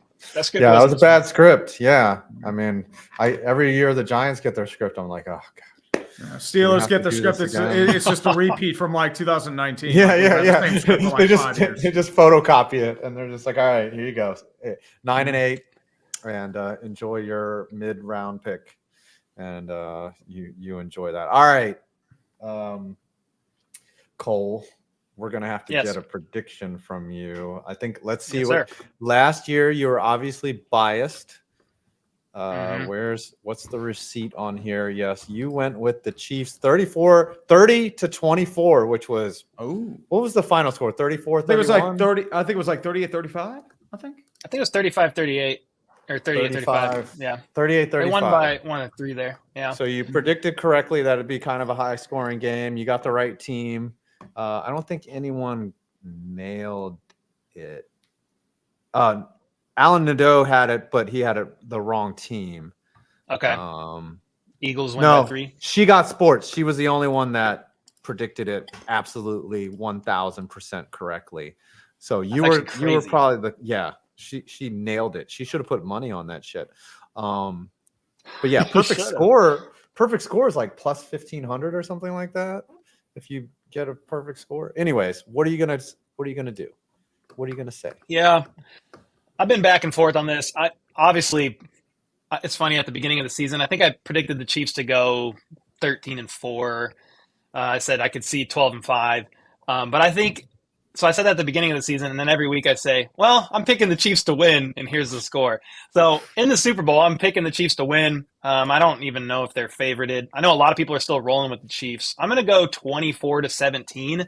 Wow. With a couple of caveats being, basically the Chiefs defense has to play out of their mind. In the postseason so far, through 3 games, they've averaged like 13.5 points allowed per game right now. So that's absolutely incredible. The 49ers defense in 2 games has allowed about 26 points a game, I think, somewhere around there. So I am hinging my bets on the Chiefs offense getting over 20 points.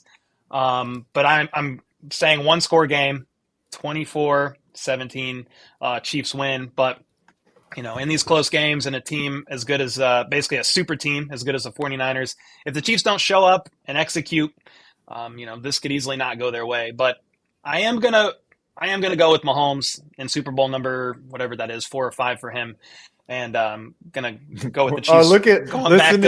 Listen to you, you damn Chiefs fans. You were you were crying on your bathroom floor 5 years ago, like just completely upset.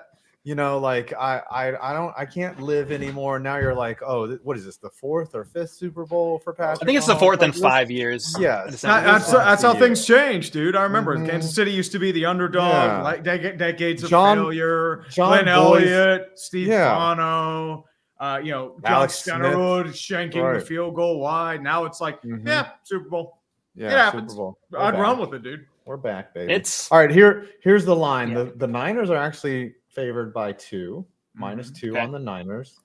Money line, the Niners are -30, 130. Chiefs are +110. These are all good bets if you like the Chiefs. And then over under is 47.5. I am scouting the under there. The under is very that is tempting. A juicy under right there. They are doing that just to get numbers. Yeah, and I remember I said the last time I pounded the under was Patriots Steelers, and I lost that under and a half. And I'm like, oh god. Those odds makers, like I fucking hate them. Like there have been so many times where I'm on Prize Picks where I've either gotten the projection or below the projection by like a yard or 2. And I'm like, you guys, what type of number crunching are you doing that you're this close? Now, sometimes they're not even close, but other times where I'm like, wow, how did you get it so freaking close? You guys are assholes. Like, I don't know.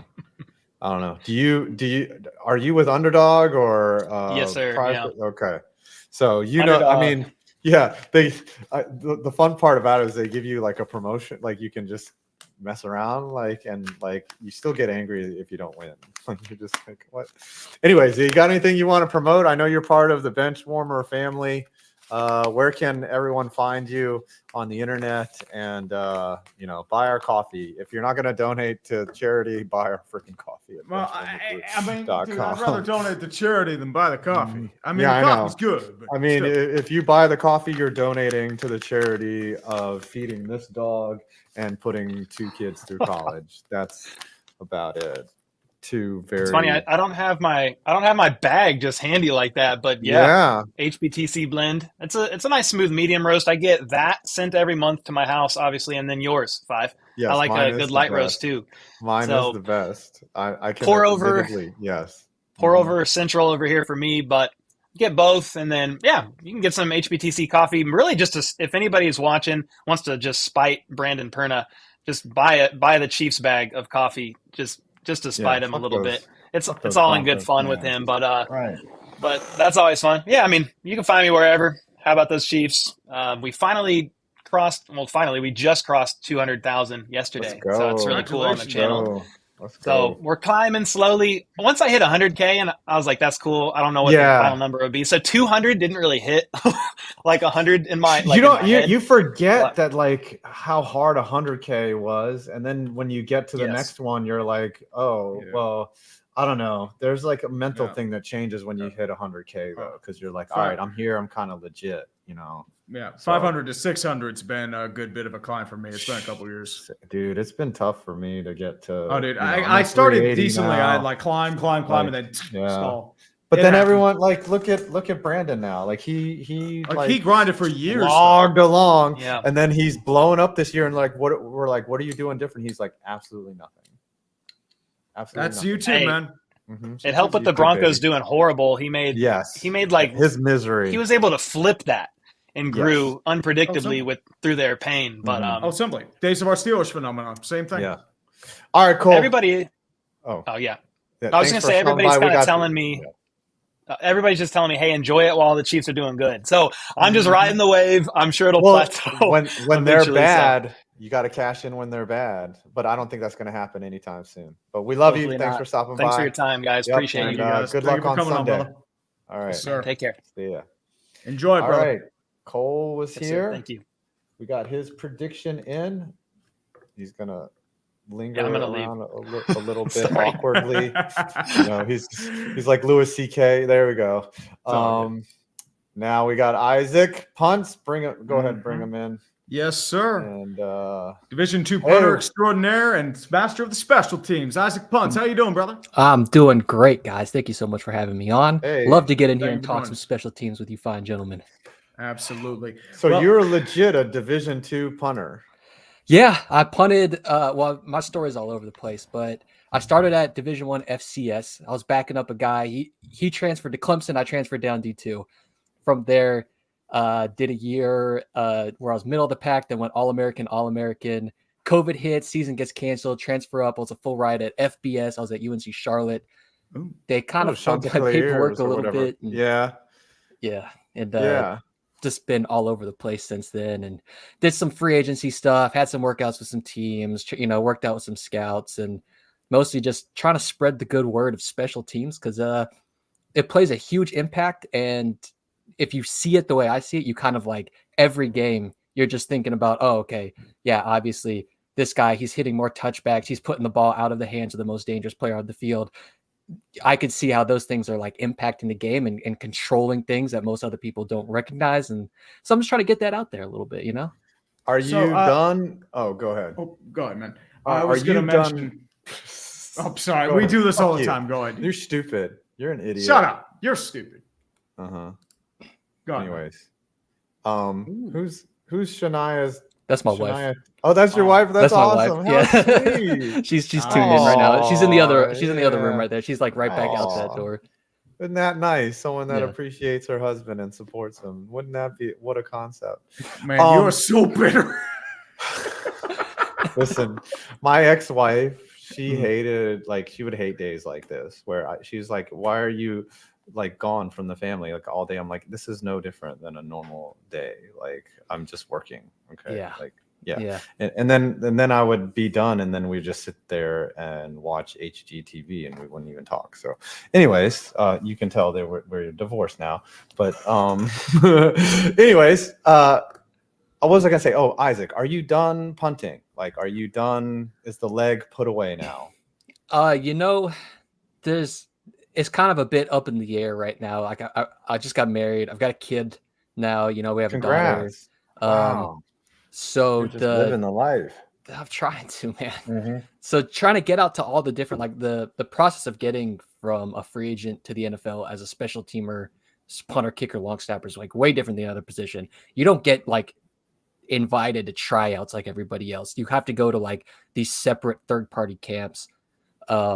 And then from there, the scouts kind of come to you. And then if you're good enough to get in the circle, there's only like 3 or 4 guys that are constantly being passed around by teams.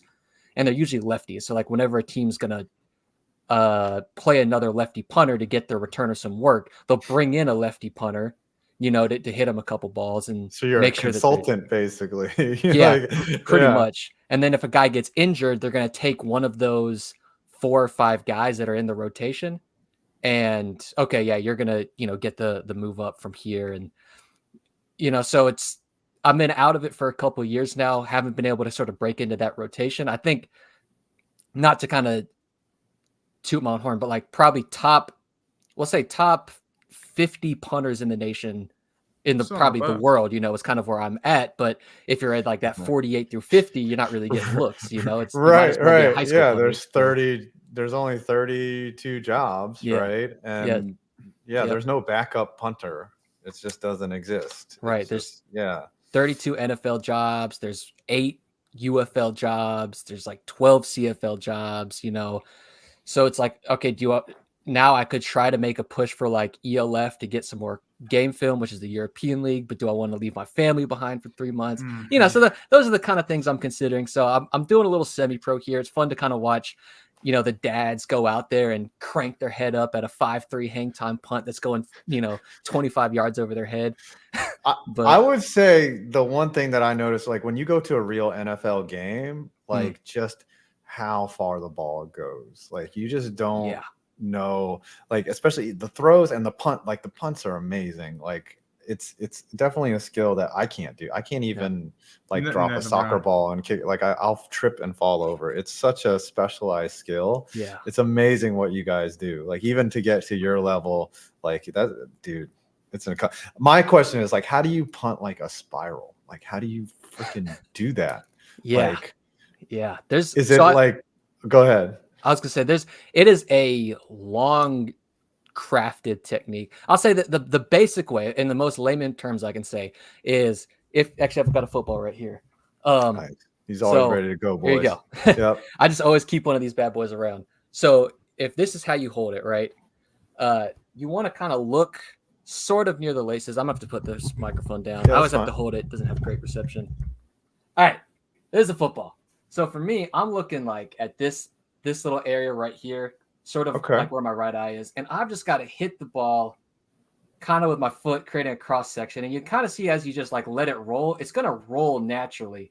So if you hit it dead in the center, it just kind of creates this spinning motion that forces it to sort of turn over. And, you know, the spirals, it's obviously the most efficient way to punt. And you can think about it, if you're hitting it here, you're applying pressure to the fattest part of the ball.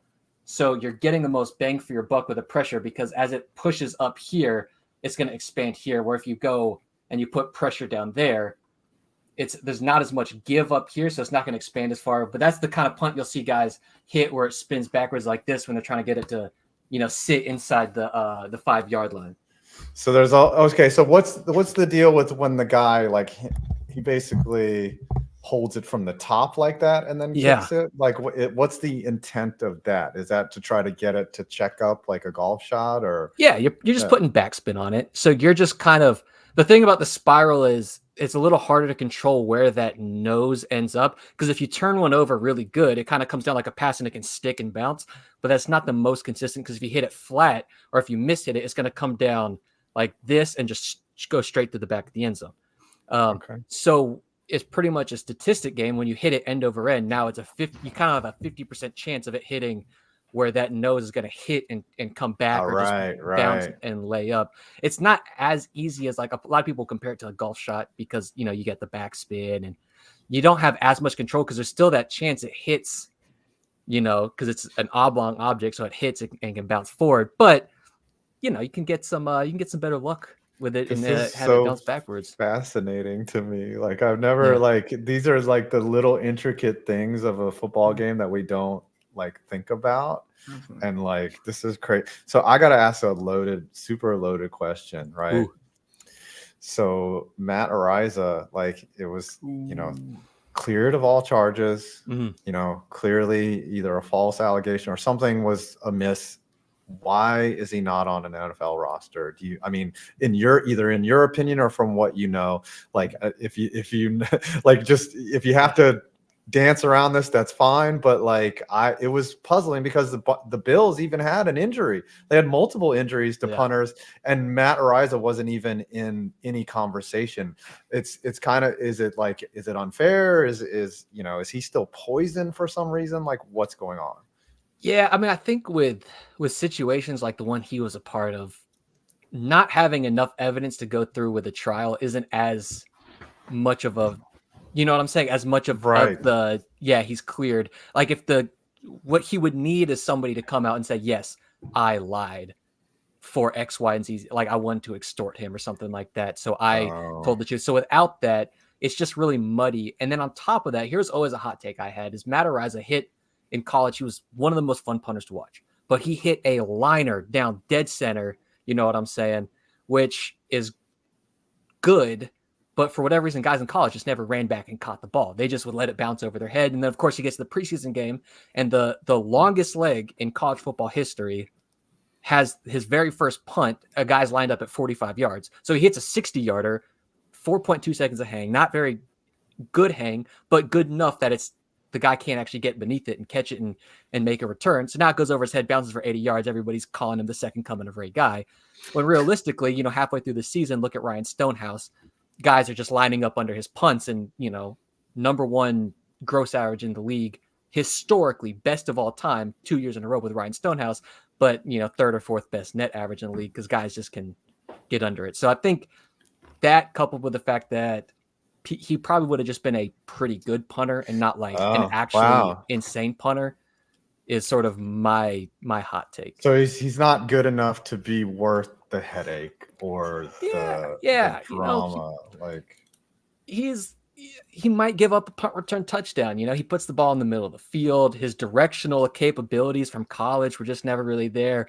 Honestly, his pooch punt, which I think is one of the easiest ones where, you hold it by the top and hit the end over end.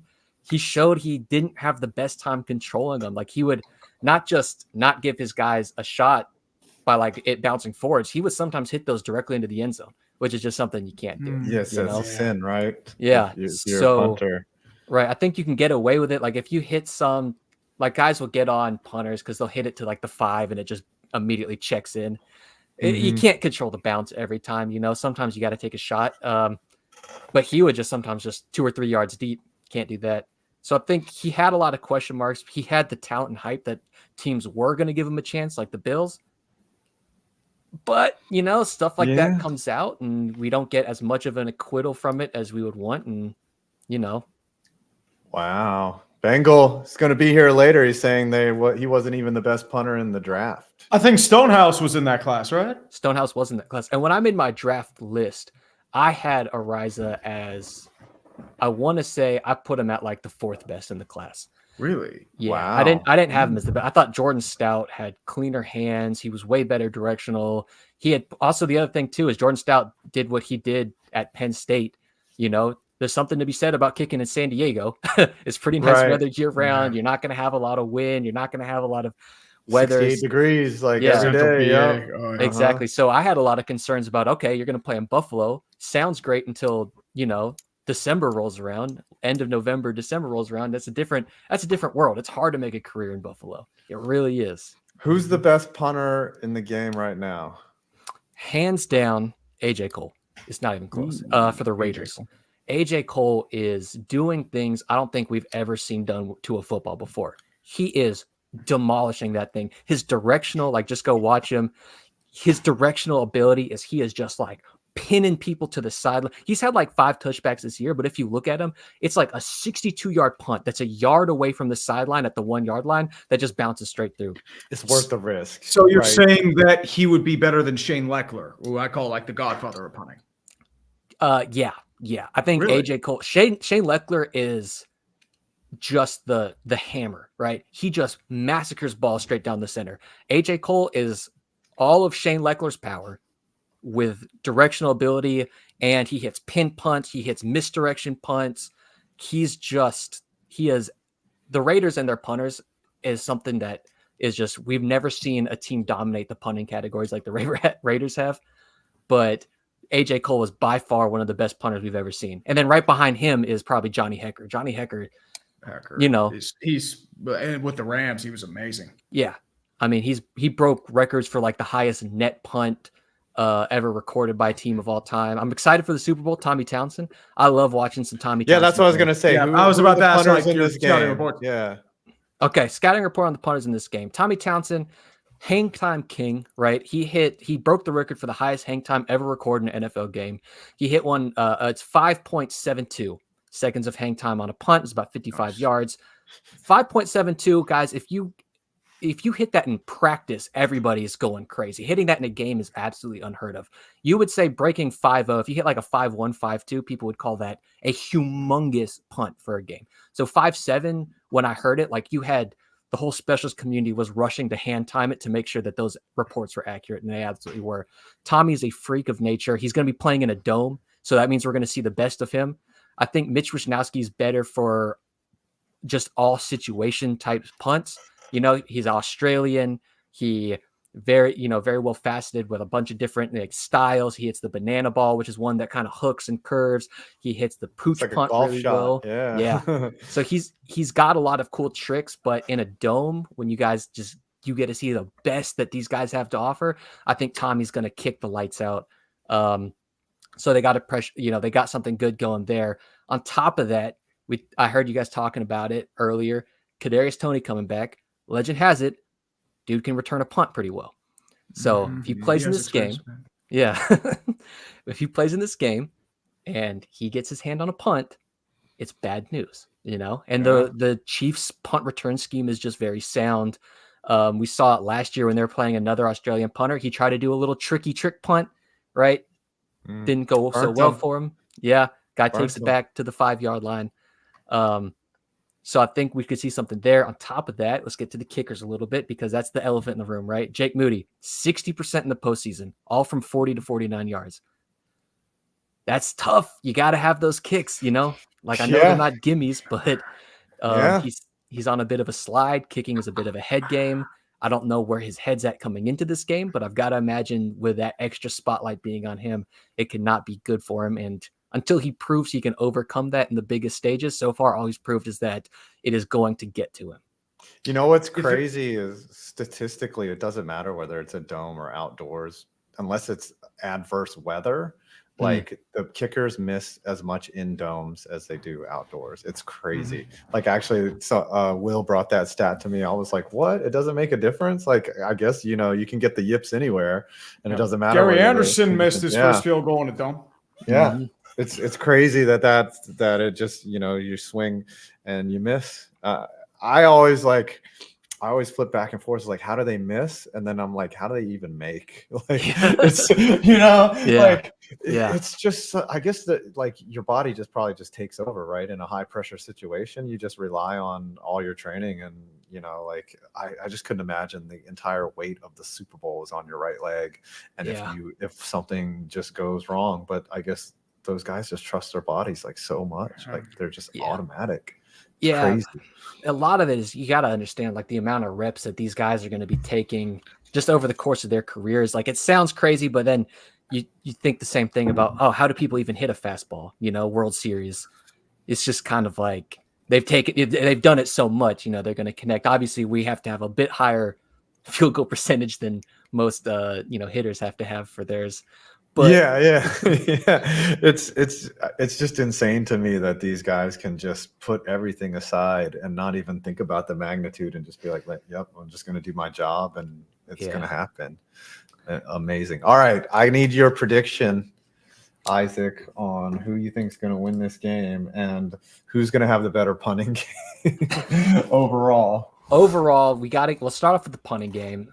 Okay. I think Tommy Townsend, like I said, he's in a dome.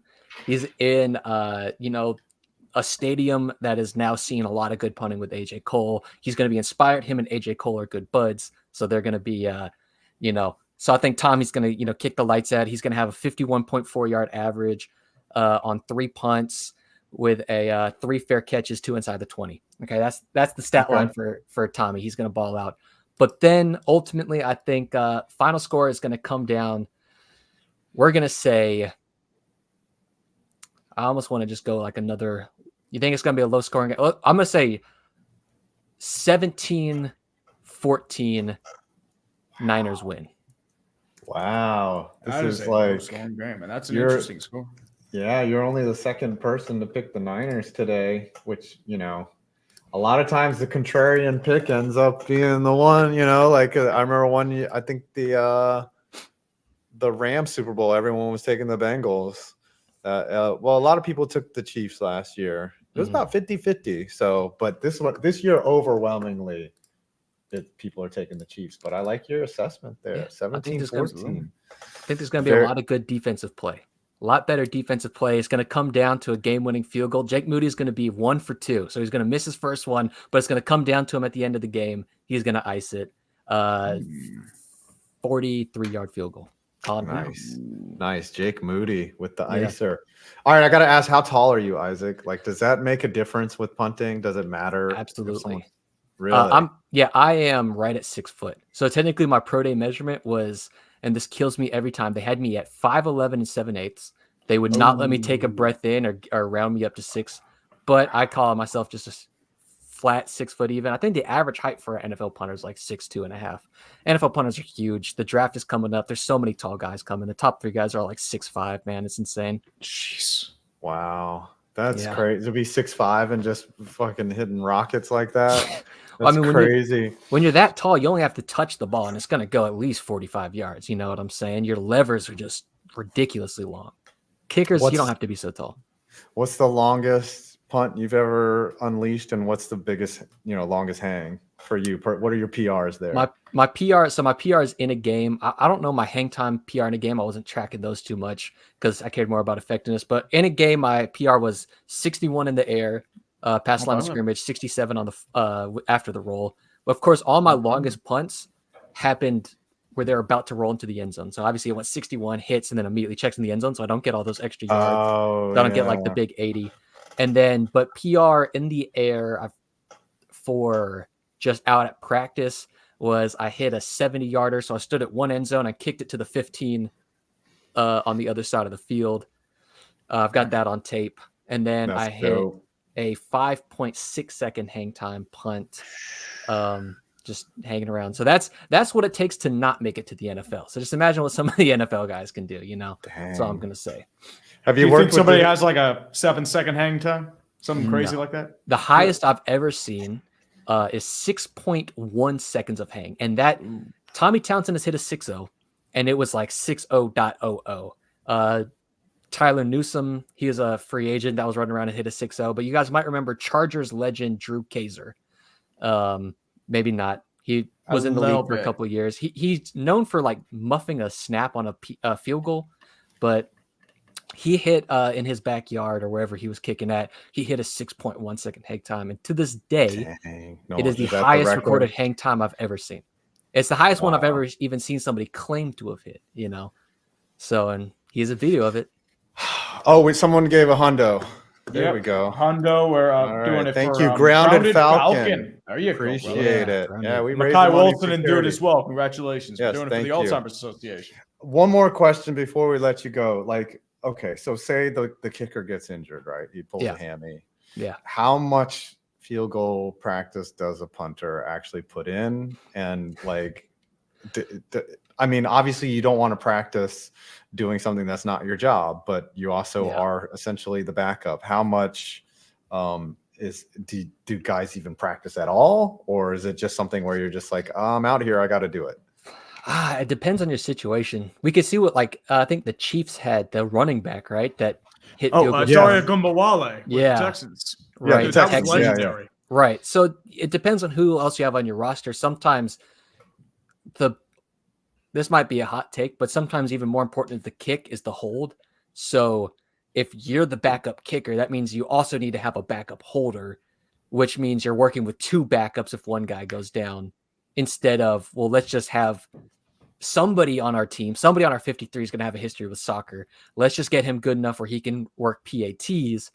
And then our hold is going to be on the money every single time. So we don't have to worry about that. Instead of now, well, we've got this guy that has taken, 10 reps all year at kicker. And this other guy who's taken 4 reps all year at holder. Now let's put them together in one situation and see how bad that's going to turn out. So a lot of times I think they don't really do it that much. You've seen it sometimes. Like I think Jamie Gillen for the Giants actually had a couple beatables this year.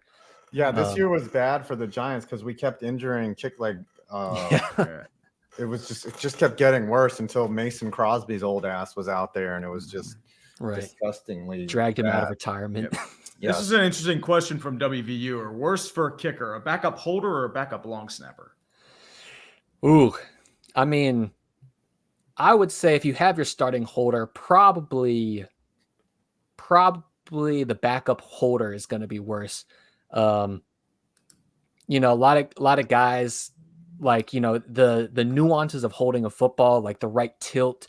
So like most kickers, they want the ball slightly towards them and slightly angled forward. And that's just going to do a lot of things with how their foot makes contact with it. A lot of guys like I might be familiar with Tyler Bass. He's got like a pretty mean his ball hooks a good bit naturally. So that's something he's going to try to aim towards. Like he's going to aim for the left third of the upright and have it kind of, spin in a little bit, for lack of better words, towards the middle. So if he has a different holder that kind of moves that ball, so where now it's going straight or even hooking the opposite direction, that could hurt him a lot more than if the ball freaking rolls back to him. As long as it gets down at the end of the day, that's the important part.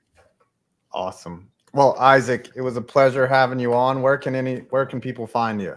You guys can find me right here, Isaac Punts on YouTube, Isaac Punts on Twitter, where I'm just hanging out, talking all things special teams, covering a couple, we got the draft cycle coming up. So if your team's looking for a punter, I got a lot of those videos coming out, in the next couple days. Awesome. Nice. Well, thanks for joining us, Isaac. Thanks for guys having me. Appreciate it. All righty. Thanks for stopping by. And I was going to say congrats to you for having a kid, to your wife. Now, Maqwell was supposed to be here. I don't know what happened. Did you not get him? I sent him the link. He just said, like, he texted me at 12:30. Said, "Lord, I hope so." But here he is. Bring on which? Put him on. No, let's bring on. Yo. Hey. What's up, man? Yo. What happened? Yeah, I didn't realize I had to enter the studio. I thought that was gonna make me join in and interrupt everything. So that's kind of why I was just chilling here for the last 10 minutes. My bad there. Oh, so you've been here, you just didn't. Yeah. Fine. Yeah. No worries. What's up? How you doing, man? It's good, man. It's good. I mean, Super Bowl next week. Super excited. Still figuring out plans on what to do there in terms of parties and stuff. But yeah. So tell us about your content, what you do right now. I mean, I checked out your channel a little bit yesterday. What do you do? And what's your thing? Yeah. So I just make videos on soccer. I do video essays. That's what I'm most known for. I did a video on PSG, Paris Saint-Germain, because, they're well known for, pretty much falling, or coming up short. Winning the big European trophy over there. So I made a video about them called Legacy of Failure, inspiration from Yeah, he didn't invent that. You can take that. I didn't invent anything, man. Yeah. I saw yours on Legacy of Failure. There's no patent, dude. No, but yeah, I just I make those types of video essays. Always have fun with them, just because it feels like with those types of videos, I can just kind of pour my personality into them, with the way I edit them, and it seems like people enjoy them. So I'm just excited to make more of them. Sure. Dude, people are loving you. The chat's going crazy. They're just yo, Max. So when people were talking about the Vietnam thing from the stream a couple weeks ago, and people went fucking hog wild for it. No, man, soccer has been cruel to me this year. We just had the the World Cup, and then you also have the continental tournaments. I'm half Vietnamese, so I also follow alongside the US team. I follow the Vietnam team, And I did see that. I saw that in your content. Yeah. It was really, really difficult to get through that tournament, especially since our regional rivals, Indonesia, like I hate that team with my heart, and they beat us. And I want to forget that day because I got so many comments and replies on my Twitter and YouTube. But yeah, man. So it's only up from here, you know. So I'm half Thai, and like we just Thai sports. We don't any team sport we're not good at. Like I remember there was a hockey tournament and we got beat like 45-0 in hockey, which is really difficult to get your ass beat playing hockey. So I feel your pain. We like if one Thai person like makes it, like if there's a Thai power lifter that makes it to like the Olympics, like all of Thailand is like rooting for them. I'm sure it's like that way in Vietnam for sure. Oh yeah, for sure. No, but Thailand in soccer is like they're considered like the kings of Southeast Asia over there. Like they always beat up on us. Yeah, we're actually good at soccer. Yeah, because we play the Sepak Takraw. Like that's our game, right? Have you ever seen that? Do you know what that is? Yeah. Like it's the one where they like kick it over the net, right? It's basically badminton, but with a tiny little bamboo soccer ball. I don't know if anyone's ever seen it. It's really athletic. It's basically all bicycle kicks. Yeah, you know, it's like hacky sack with a net. It's really fun. It's cool. But I don't know if is there a sport like that in Vietnam where they just, you know, or is it just straight up sport? I can't really think of any sport, to be honest. Nah. No. Maybe like esports. I know esports is like growing over there for sure. That's crazy. So you did come late. So we got our next guest. Unfortunately, we're going to have to cut you short. I'm going to need a rapid... Or what you could do is come back at the 5 o'clock hour if you want to hang out, because what we usually do is an open like call where we just kind of shoot the shit for a whole hour. That would be good. But I need your prediction for this Super Bowl. Yeah. So I think it's gonna be honestly pretty low scoring. I think I'm gonna go with like 2017 to the Chiefs. Unfortunately, Chiefs. 20-17. Why do you say what's your why are you guessing so low? I think it's just like you have the 49ers defense, and also like the Chiefs defense, surprisingly enough, has been like really good this year as well. I'm not too sure about Brock Purdy in the Super Bowl. You know, it's just like it's his first time, you know, experience and everything like that. And right now I think Patrick Mahomes is like, you know, he's caught fire at the right time. Yes, they're saying you need to come back at 5. Yeah, because I do have a question. If you have the time, yeah. Are you a Broncos fan? Mac? I'm a Broncos fan. I feel like I've reminisced upon like the mid 2010s. Like I've watched more mid 2010s clips than I've actually watched Broncos games in the last like 5 years. It's been tough. Listen, as a Giants, as a Giants fan, if you follow all the Giants like official accounts, like they're always posting like on this day, you know, the Giants won Super Bowl 42. I'm like, yo, you guys got to get out of the past. Like, could you like do something? Like, I get it, it's wonderful. We did win a Super Bowl in my adult lifetime, but please, can we create some new memories here? No, exactly, like, man. This is depressing. Our last playoff win was the Super Bowl, but that was like what 2016. Like we're nearing a decade here, man. Yeah, same here. Same with the Steelers. Like last one was 16, I think. That was actually the Super Bowl 46 was Eli Manning's last playoff win. Period. Like he only made like one more. I think there's only one more playoff appearance after that. 2016. Yeah, against the Packers. And we got smoked by the Packers. Smoked. And then, that era was over.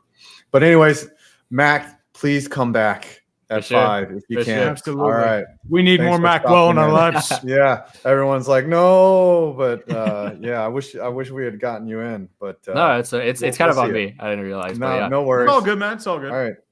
Yeah. All right. Take care, guys. Thanks for stopping by. Peace out, man. All right, coming into the stream now, the Philly special. Oh, today's What's awful.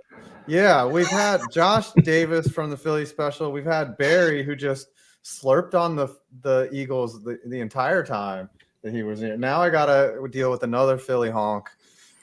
Josh, how you How I doing? feel, man. Appreciate you guys having me. I'm doing, I'm doing okay. Was hopeful at the beginning of the season, as everybody knows, because the hype train was crazy in Philly, but would have liked a different outcome so far. But here we are. But yeah, you got screwed a little bit. You came in hard. You got out to 10-1. So I mean, Tree would understand that. You had an 11-0 start in 2020.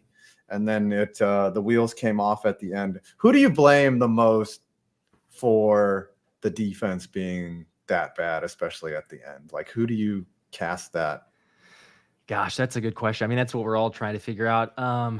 It's really, to me, a combination of coaching. Like, you lacked some with the players and personnel, so the blame can go everywhere, and that's maybe with every single issue. But like Howie Roseman didn't make a couple great moves. We know that as great as much as we all and myself will praise Howie, there's times where whenever he makes mistakes, you got to hold him to the fire. And that was the case for free agency. I mean, the reports were that TJ Edwards wanted to be in Chicago and he leaves, great linebacker for us last season, and comes out now that Howie Roseman never even offered him. He wanted to stay in Philly. You kind of could have had him for $6.5 million. It's like, again, hindsight's 2020, but you take a look at our linebackers this year and what teams could do on the field. It's basically like, hey, you got a tight end, you got a good slot guy, go over the middle because our linebackers aren't going to be there. So, well, when you have washed up Zach Cunningham and Shaq Leonard, it's Shaq Leonard's a great player, but he wasn't the same. Yeah, you were getting the corpse of Shaq Leonard. Why was the tackling so? Are they just bad tacklers? The tackling was awful. Like, it was hilarious for me. I was loving every second of it. But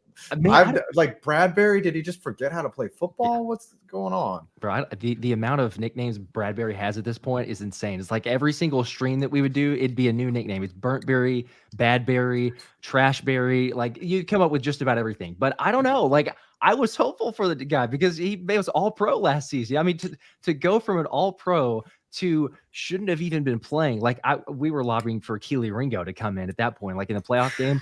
I don't know why Bradbury needs to be out there, but it's like, hey, I think for all of us that have played sports to a certain level, there's a psychological aspect, and you could just tell, like, Bradbury, there was no confidence. Like, he's like, man, that's it. There's no way that I can be out there, I guess, in the interviews. You see it just lacking it. So I don't know. It was infuriating, to say the least. The tackling, there's questions of, like, did the players quit on the coaching? Like, I can't really buy that, because you got a guy like Kelsey, who's probably his last year. Fletcher Cox doesn't sound like he's coming back. Sounds like he's retiring. BG, he wants to come back for a farewell tour. But again, it's like, you got vets there. I can't imagine the guys would quit. But at the same time, I mean, the eye test says something changed, because we were not great at tackling. But you're right. The last 6 to 7 weeks was what happened. It was terrible. Do you think the tush push is dead now that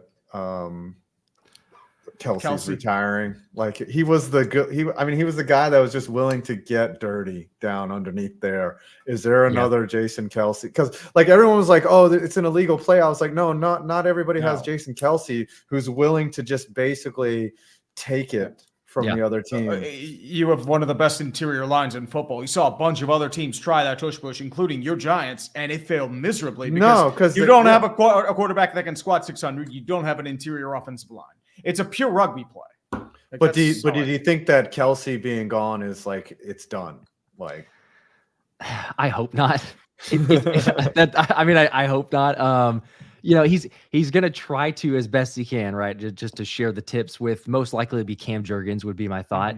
And Kelsey basically handpicked Cam Jurgens in the previous draft, or and so saying, like, hey, that's gonna be my replacement. But again, there's a difference between the original and a counterfeit. Like, I hope that Cam Jurgens can rise to the occasion there and be that guy. But that Jeff Stoutland, great, incredible O-line coach, everybody knows. So I think technique there's going to be on that side. But you're right. I mean, to have the wrecking ball himself, Jason Kelsey, I don't know. I'm curious to see, because it's like 92, 93% effective. Like, if it's still at 89, 90%, great. But if we drop off to, a 70, then all of a sudden we're going, okay, well, that's obviously given. Yeah, then you become league average. I actually said this a lot during the year. I was like, someone is going to figure out the tush push. Like, you get enough film. It's the NFL. You will figure out a weakness. Human beings always have a weakness. It's not there's nothing that's unstoppable in the NFL, like legit. And that's what happened in that playoff game. Like Tampa studied their film. They were like, all right, we're going to put Vita Vea in the middle and we're just going to go mano a mano. And they ended up stopping it. But that was not the difference in the game. It was very much ugly in other areas. So as sad as you look, I'm not upset for you. I'm going to say, right. My question is AJ Brown. The rumors of that he might be on the outs. There are a lot of discontenting issues, questions about that. Your offseason for the Eagles, what's your dream? And do you see AJ Brown coming back in any circumstance? Yes, I will be shocked if AJ Brown goes anywhere. I completely see him returning. His Jalen Hurts is the godfather of his baby. I mean, again, it's like, well, does that mean anything? But still, they're best friends. Like they get along and everything there. Right. I can't see for one season, as frustrating as it was, the Philly media does this to a lot of players. And, hey, AJ Brown is emotional. He had frustrations on the sideline. It comes with the territory. He deletes his social media, gets off all of that, removes Eagles content from Instagram. So everyone freaks out. It's like, hey, you know what? It can be archived. He could bring it back. I don't know what the story is there. Hey, maybe it was an overreaction. But to me, it's like as close as him and Jalen Hurts are, I think it's like, hey, bro, look at last season, right? Like, look at how fun that was, exciting it was. You take some time to reflect. I think he's coming back. The Eagles reports were, and I guess if you're an organization, you're not going to say we're trading him, but still, like the report is that they are unequivocally keeping AJ Brown. He's not on the table. They're not looking to trade him. So I think that he will. The question to me becomes really not as much of that. You ask, what am I hoping for over the offseason? It's really that Philly would draft or prioritize a linebacker and or safety, but mainly linebacker, because Howie Roseman just does not prefer to do that. And so I mentioned TJ Edwards a second ago. Maybe in the draft, it would be awesome if we could do that, or even in free agency, because there's a lot of good free agents out there for linebacker. And, you got to shore it up because it was terrible this past season. I've got to ask you. So me as a Giants fan, obviously the team that we hate the most is like Eagles #1, then Cowboys, and then Commanders. We just kind of all laugh at. Who do you hate the most as an Eagle fan? Whether it's a division rival or is it just another team?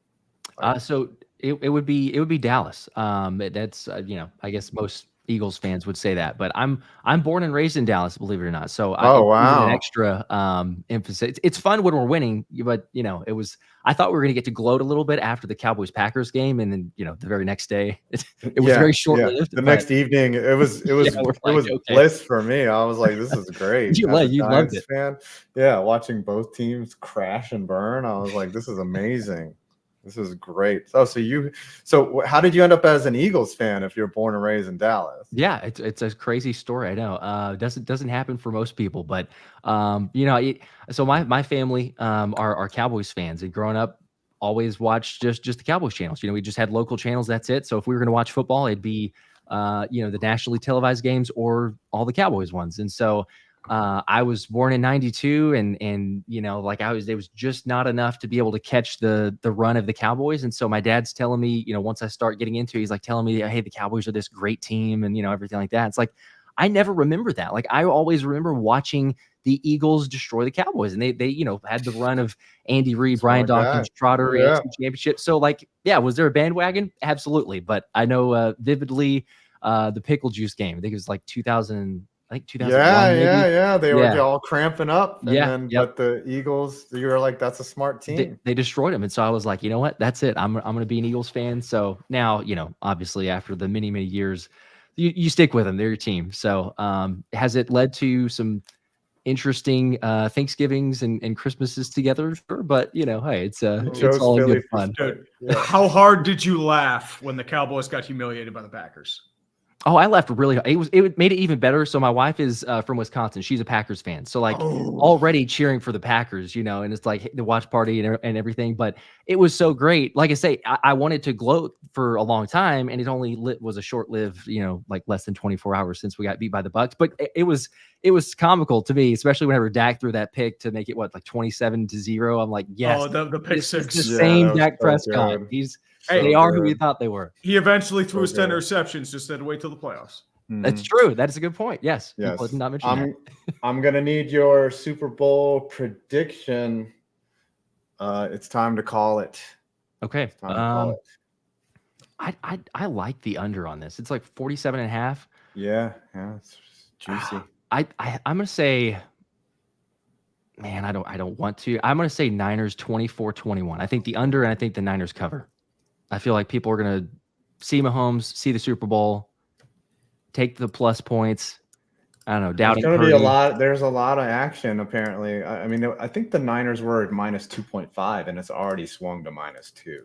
Okay. Like there's money going, but I don't know. They say follow the money, but like bettors are stupid too. Like remember, like some idiot like Floyd Mayweather puts like 8 million, and that will actually shape the entire line. Yeah. Right? Like you're just like, what the fuck, dude? Like I tend to be more contrarian. Sometimes that comes back to bite you, but if we could do opposite, so yeah, I'm gonna go 24-21 Niners. One before we let you leave, I gotta take a look at your setup. Let's bring him solo here. Like this is a pimp setup right here. Yeah. Is this like in your spare bedroom or something? Like I'm loving what you've done back there. I like the light backsplash. The Eagles logo, is that like actual? Is that built in, or is that like a neon? That is just a neon light that I put up there. So I appreciate you guys. Yeah. I found it randomly online. Like I knew the setup that I wanted. I just didn't see it anywhere. So I kind of makeshift, got a couple LED lights, and I think it's wainscoting, I believe is what you call the wall, the picture of that. So did the DIY on that, and then found the neon light. And I was like, hey, this would be great. So appreciate it. But it's in a I guess I previously worked from home a little bit, like during COVID. So it was a study initially, and then once didn't have the need for it as much, I was like, all right, hey, we could use it for a studio of sorts. So that's what we turned it into. I miss my old studio. Like I had the same setup. Like it was in one of those rooms that had an angled ceiling, and the acoustics were just perfect. Like it was amazing. Like, and then stay married. That's all I gotta say. Don't end up selling all your shit because it sucks.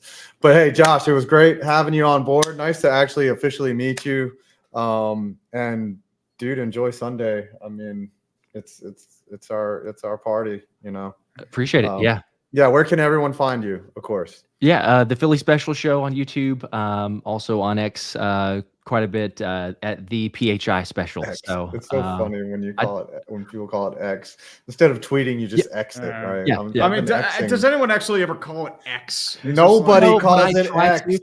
I still call it Twitter. I do too, but I always get the one random comment on a video or whatever when I say, on Twitter, and someone's like, it's called X now, you idiot. It's like, but you can't win on the internet. It's impossible to win on the internet. Like it's the same principle as like say Heinz Field. Like it's nobody's calling it Acrisure Stadium. It's Heinz Field. Yes, it is Heinz Field. All right. Well, thanks for stopping by, and we'll be in touch, man. Appreciate you guys. Go Birds. Thanks, man. Good meeting you. See ya. All right. Come. Oh, so geez. I knew that was Theo. I knew. All right. We're gonna just have to bring you both in at the same time. Theo, did you not understand Eastern Standard Time versus what time zone are you in, brother? That's exactly what I didn't understand. That is literally exactly what I didn't understand. So now Dave Russ gets preempted because you don't understand the concept of time. Like, come on now. I'm sorry. Who is in the background? That is I'm at a press conference. And you're just here with, is that just like a security? It looks like a security guard and a broom or like a vacuum in the back. Yeah. I'm sorry, fellas. That's totally on me. It's all good. So in the bottom left, we have Dave Hrusovsky Sports. Did I say that right? No, but you're all good. It's Dave Hrusovsky. Hrusovsky, yes. Yeah. I tried. You're all good. So we're just gonna cross-mogenate here and try our best because Theo is in a press conference. Are you at the actual Super Bowl right now? Like okay. What's going on? What's the whole vibe here on a Tuesday at, I guess it's 10 o'clock there? 11? It is 11 o'clock. 11 o'clock, yes. The vibe is basically Andy Reid is about to speak, and everybody's piled in there, and then they're piled around Mahomes and Kelsey waiting for their appearance, and then there's nobody at any other table. it's So yeah, I thought Kadarius Toney would be a huge gather for a media day. I don't know. So nobody wants to know talk. if he's here. I don't even know if he's here. Really? He's probably hiding or getting his feet frozen. Like he went to the same cryo place that Antonio Brown went to, and they're just hanging out together, possibly. Mm-hmm. Yes. Long live career in Oakland. What I'm gonna ask you, like, what is a media day? Like, this is our virtual media day, of course. Like, what is the real thing like? Is it anything? It's chaos, crazy? really. Yeah, really? It's pretty crazy, honestly. I mean, opening night especially is at Allegiant Stadium, and then they pile everybody onto the field, and then there's reporters from all over the place. Like the Blue Man Group was out there. Like I think Tech 9 was there on the floor, and then people are just asking wild questions. Like Will Compton was yelling in my ear while I was trying to ask Fred Warner a question, and all the guys you see on Twitter and TV are just kind of around and hanging out, and it's a cool scene. Have you seen anyone where you're like, what are you doing here besides like Tech 9? Like, is there like some are there the Blue like Man Group? The Blue Man Group was a little group's weird. getting bagged though. But are there Instagram models and stuff that are there, and you're just like, what are you doing here? Like, I don't really know Instagram models, so I guess maybe that there are some here. I mean, are there some hot chicks? Are you trying to spit game? Like, I'm in a relationship with my beautiful girlfriend Cammie, so I'm not even looking at any beautiful women if there are any. She's here. watching. She's watching the stream, right? You sent her a link, and you're just like, yes, I am unavailable to anyone. I am not in Vegas to have any fun whatsoever. Chastity belts on, boys. Yep. Yeah, Sorry, bro. so- yeah. So I couldn't say if there are Instagram models here. I haven't even noticed. Yes, very, very. I have a girlfriend answer right there, though we all notice. We all very much notice if it's happening. What do you think of this game, Theo? Like, who's going to win? I think the Chiefs are going to win. My assessment is that both of these teams are evenly matched, and I just think the Chiefs know how to win games. I think that if they can beat the Eagles, if they can beat the Ravens, if they can beat the 49ers last time, like Mahomes and Kelsey Devil Magic will pull through again. Damn it. But is Taylor Swift there yet? Has she showed up? Yeah, she's been hanging around. I talked to her for a couple minutes, but you legit talked to Taylor? No. Oh, damn it. I think she's on tour in Japan, isn't she? Yeah, I think so. But yeah, I'm just hanging out. I'm sorry for missing my time slot. It's I'm all sorry good for being in yours. Yeah, I'm no. I'm just vibing right now. Yeah, dude, I was the most excited to talk to you again. But did you get a haircut since the last time we saw you? I think the last time you had long hair.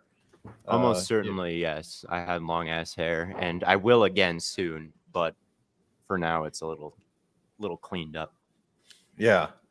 All right, give me a final score on the Chiefs game. Let me say, I think it's going to be high scoring. Let me say 33-28.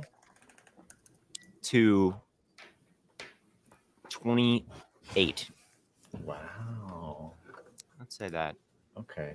Do you remember what you predicted last year in terms I of... thought the Eagles would win. So I don't remember what my score was, but I know that I was wrong. So you don't know shit. All right. No, I That's do fair. not. I do not. I don't ever know anything. I'm really just an idiot. I don't know how I got here, honestly. Wow. Okay. So why do you think it's going to be a high scoring game? Everyone else is saying it's going to be like lower. What, do you just is there something you've seen on film or? I think when I look at the battle in the trenches, I just think that the offenses are going to be able to continue to move the ball. As far as the 49ers front goes, like that's a really dangerous unit, but with all the screens that Kansas City calls and the ability for Mahomes to evade pressure, I'm not like totally sure that that's getting home. And then on the other side, I think the Chiefs pass rush is pretty damn good with Chris Jones, but I think the 49ers are going to be able to get the ball out quick and keep Kittle and guys like that into block and use check and protect with more than just 5 dudes. So even though I love the players on the Kansas City line, I think that it's going to be that the passers have time to throw, and if they have time to throw, they're gonna put up points. So I think it could look a lot like the Eagles game last year, kind of close, high scoring. Maybe the 49ers opening script does well, and then the Chiefs make the adjustments and win out in the end. I think all those things could happen, but I think last year's game provides a good script for this year's game with like the super team versus Mahomes and Kelsey and Chris Jones. Really, can we ask the guy behind you what his Super Bowl prediction is? Like, excuse me, no, come on, you don't know that guy. All right, so I'm gonna have to cut you short. You already you showed up late, and I showed up late. I was unprofessional. Yeah, it's all good. If you want to come back at 5 p.m. Eastern Standard Time, which would be 2 p.m., the same link works, and that's open. Like Chiseled will be here. Like it's basically just rapid fire. Bengal, everyone will be here. It's like it's more like a Zoom call. So if you want to come back and get a little more time at 5, cool. Yeah. Sorry about that, everybody. No worries. It's all good, man. No It's all worries. All right. Thanks, Theo. All right. Sorry about that, David. No worries. No, like you got preempted. So if y'all do not know, David is the guru of weird baseball fields. A long time ago. How long has it been? 3 years ago? Yeah, I started posting them in 2022, I want to say, but I started working on it in like mid to early 2020. Yeah, and I did a video with John Boy Media, and then you sent me like 3 of the fields, like, and then from there we just started bouncing fields off of each other, and like every time we found a gem, we always DM and Twitter. Kind of tell me how that's evolved for you, and like it's actually turned into a business, right? Yeah, I initially had I did Ohio, every single baseball field in Ohio. And I just kind of had the data and I just didn't know what to do with it. Initially I was like, should I make a YouTube video kind of like what you're doing with stadium stuff? Should I do like a blog post or something? And then I just one day in the spur of the moment, I kind of turned into like an infographic, and from there, that's kind of the format I've been doing. And yeah, it's every time I post, I get a lot of good feedback from people who had no idea that their state had like such weird fields.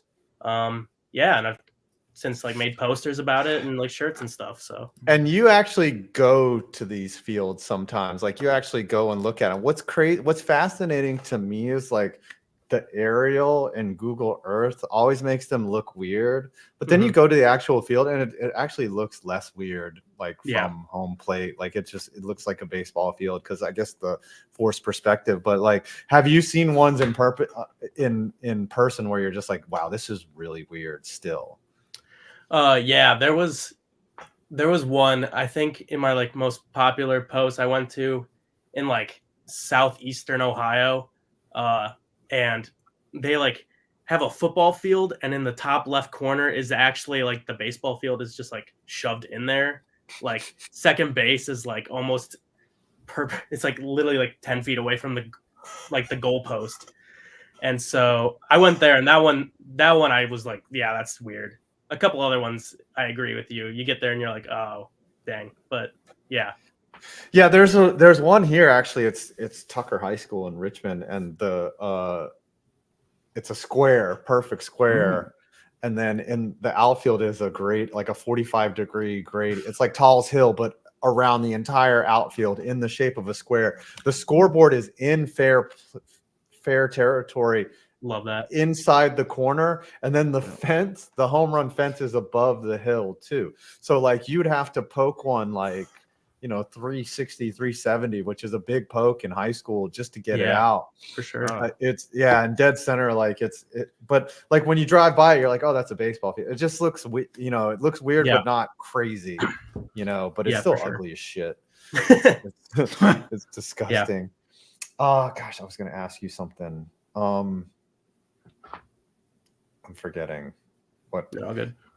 I did want to say though, like craziest field you've seen in person. Which one is it and why?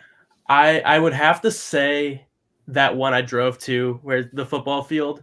I happened to play at a high school where our left field fence was our school, and it was like 25 feet tall or so. And I did the math, and it's like 10 feet farther than the Green Monster at Fenway, but only like a couple feet shorter.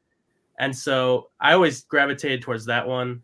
There was one in New Jersey that like is around the Lincoln Tunnel that I saw one time. Yeah, I never noticed. It's on top. Yeah, I think it's Weehawken High School. Yeah, it's on top. There's actually one in Manhattan that I saw. I was down at the Lower East Side skate park, and it's actually under a bridge, and it's a real baseball field. Like I did it in my second video. By the way, Barry already came in. He should be back at 5. But yeah, it's just there's no limit to the weirdness of a baseball field. There's not. Possibilities are really endless. Yes. Now, one thing I want to ask you before we go, because we were a little late, but now we got our next guest coming on. The SpongeBob outfit in the Cleveland Indians. How did that start? Like, I know other people have done it. I consider you to be the original. Like, do you claim to be the original? Did you start it first, or? I do have to say I believe I am the founder of the SpongeBob costume. You are correct. Yeah, I in like July or August, Oscar Gonzalez got brought up midway through the season, and he was just mashing in his first couple of months in the league, and I noticed his walk-up song was the SpongeBob theme song, and I remember I had a costume that I wore to like a college Halloween party. That was my it was gathering dust. Right. Yeah, it was my older brothers that he wore as like a child, but like just perfectly fit me, like just my torso up, whereas like a child would be like down to your like shins. And so I decided it would be really goofy if I just like wore to a game, and just like every time he came up, I just like screamed. And so yeah, that was born. Yeah, and you made it on TV multiple times. Like, you were the star of that playoff run. Unfortunately, it kind of sucked last year. And how sad were you when Oscar Gonzalez left for the Yankees? That was pretty heartbreaking. I'm not gonna lie.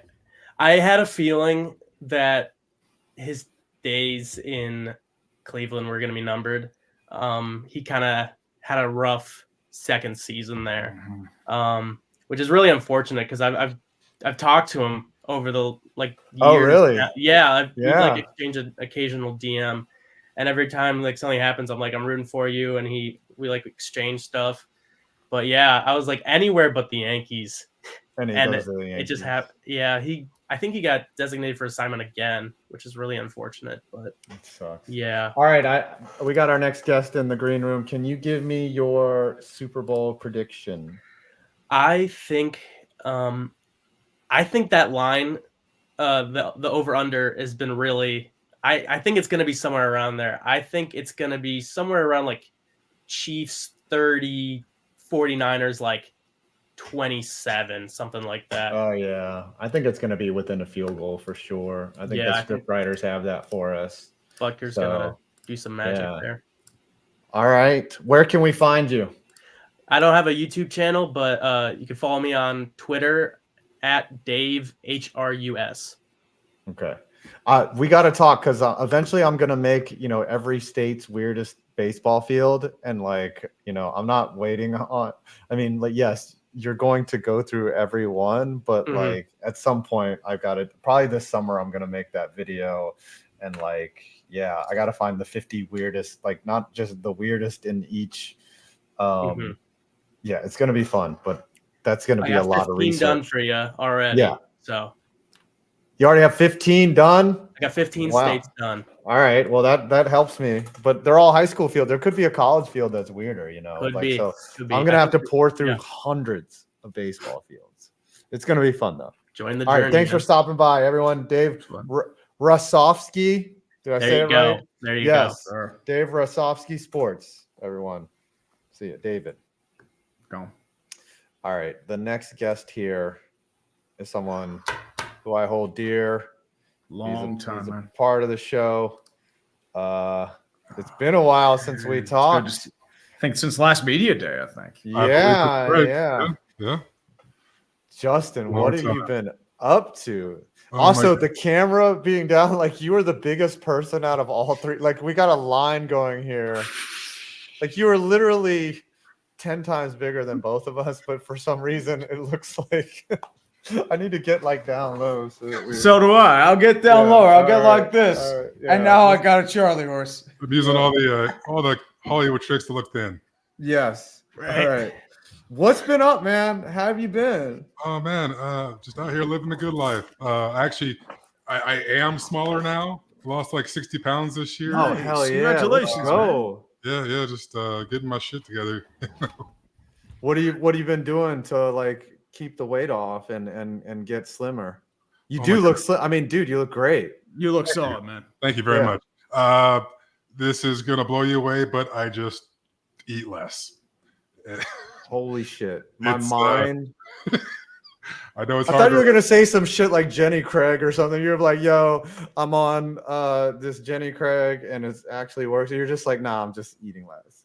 It's hard to wrap your head around. Um, But yes, fewer calories. That's No- it. So no and additional workouts, nothing like Yep. that. Same amount of workout. So That's awesome, dude. You're the getting the simplest results. way to do it. Just finally put my head to it. So That's beautiful. Love it. And are you still like eating the same stuff, just less, right? pretty much. I mean, maybe not as often, but yeah, just less of it. You know, I'm not gonna like not go out with friends or have that third beer. Smart call there, though, man. Yeah. That's good. But that's awesome. So retirement. Now did you follow the season? You know, what did you think of the Falcons like Oh my goodness. year? I mean, What what a way to was that? squander, great talent at so many different positions. I mean, coming into the season, I was kind of excited. Like, oh man, this offense. I mean, if I was playing Madden with this offense, I would score 40 points a game. But somehow we use other people when we have. Please give me some confidence about Arthur Smith. He is the offensive coordinator of the Steelers. Oh, that's and I saw right. the Falcons completely mangle that offense, and I'm like, oh god. I mean, you guys aren't that dissimilar. That's the problem. a- They're a very run-heavy offense, and like they rely on play action. You have questions at quarterback. Yeah. It's the same offense, except you have a good tight end. I wouldn't say the talent is definitely at the level of the Falcons, though. Like George Pickens is good, and Freiermuth's good. Would you take them over Drake London and Kyle Pitts? No. Yeah. So yeah, I'm not sure if Arthur's going to do more with less, especially So what when do the quarterback is in flux. What do you think the Falcons do? Do you think Ritter's like even back, or like how do you fix the Falcons? Because they have talent. It's just like you said, they have talent. Like it was so misdirected last year. What's the fix for this team? I think you use what you have. I mean, if you just, I don't know what the game plans were, obviously, but I know what I saw. If you use the guys that you have, these studs you have, you probably still have a job here. Now, granted, having a job is not a big deal to that guy, when daddy's got billions. But yeah, billions, literally. Hey, Jonnu Smith needs his reps. That's all I'm going to say. I think you guys are in trouble up there. We're going to sign Jonnu Smith, and we're screwed. Zero confidence. What do you think of Ritter? I actually liked him coming out of Cincy. What he's being asked to do might not necessarily be like in his wheelhouse, but even still, I mean, you need to be able to run, basic stuff and make it look like you've, played some football before. A lot of, I can accept, physical mistakes. Everyone's going to make those. Yeah. You play long enough, that shit's going to happen. But, you have to be able to keep this part in the game at all times, and be a professional. I mean, he handled the season as well as most people could. Between benching and whatnot and all these other things. I don't believe I ever saw him come out and say anything disparaging about Heineke or, whatever the situation was. So kudos on that part, but you got to play better. Who did the Falcons just hired? Raheem Morris. Raheem Morris. What do you feel about that? Ooh, never played for him, but no guys that have, and obviously we played against them in Tampa for many years. I think this time around will go better than his last head coaching stint. Sometimes when guys get the call like super early, I'm sure you're excited about it. You're working hard, putting in a lot of hours, but maybe you just pick up some things, hopefully, along the way, and put together a great staff around you. Obviously he's a defensive-minded coach, and it's never really been our forte here. You need that. I mean, the last time you had like a really good defense was in the 80s. I think Raheem is good. I mean, he kind of flamed out in Tampa. He wasn't all. I mean, but he was in a really wrong situation. I mean, that was like early 30s. He was too green. That was in 2012. That was like 10 years ago. Was that not Josh Norman? What the quarterback? That was Josh Freeman. Freeman. Yeah, that was bad. That was that era. It was just not giving he had yourself two really great years and then just fell. It was weird. Oh, this is a good one. I know you study the Falcons, but oh, man. We could have laughed at you if we still did the show. Oh, dude. But if Ooch were around, he'd be laughing. Oh like gosh, he would have done. He probably would have texted you the whole game. Yeah, he freaking hated. What like? Were you just like? Were you not surprised? Were you surprised? Was it like just? I'm never surprised anymore. Maybe a little bit at the manner in which we found a way to fuck it up this time around. But the act itself, no, never surprised. Yeah. We're always going to be good to pretty good in the regular season. And I'm sure we'll be right back next year. Just to do it all over again, right? Yeah. We'll find a way to, well, I guess we'll have to win the division now. Yeah. Or actually, no, we can't. The curse. Yeah. But still, we'll be the wild card and go to San Fran and do some last minute blunder with the clock or something, and then have Ezekiel line up at center, which was also really funny as well. But we went out better than that. Now, I let's end on a positive note. Now, your alma mater, Texas, had a good run. Were you satisfied with that season, even though it kind of ended poorly? Yes, very much so. I mean, from the previous year and a half, obviously we're heading in the right direction and making use of what's available to us, which is a shit ton of money. Right. Oh yeah. So we're gonna have the field the best team that the money can buy, which is where the sport's heading. So the Texas A&Ms of the world that can go stroke a check and not really give a shit.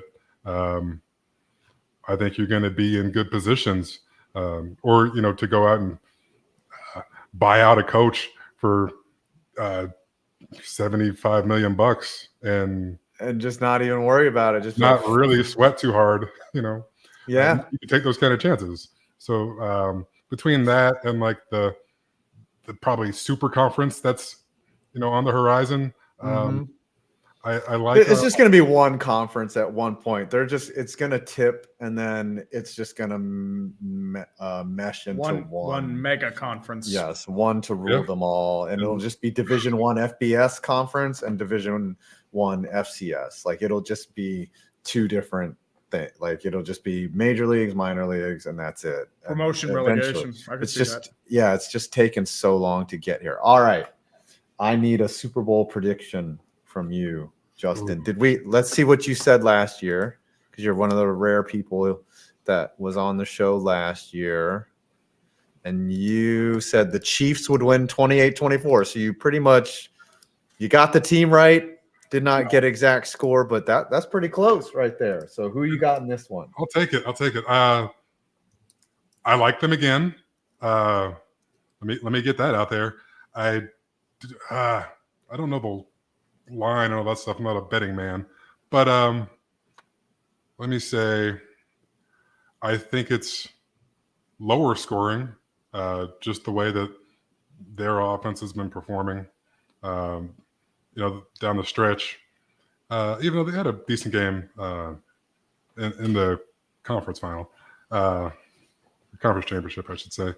Let me say 21-17.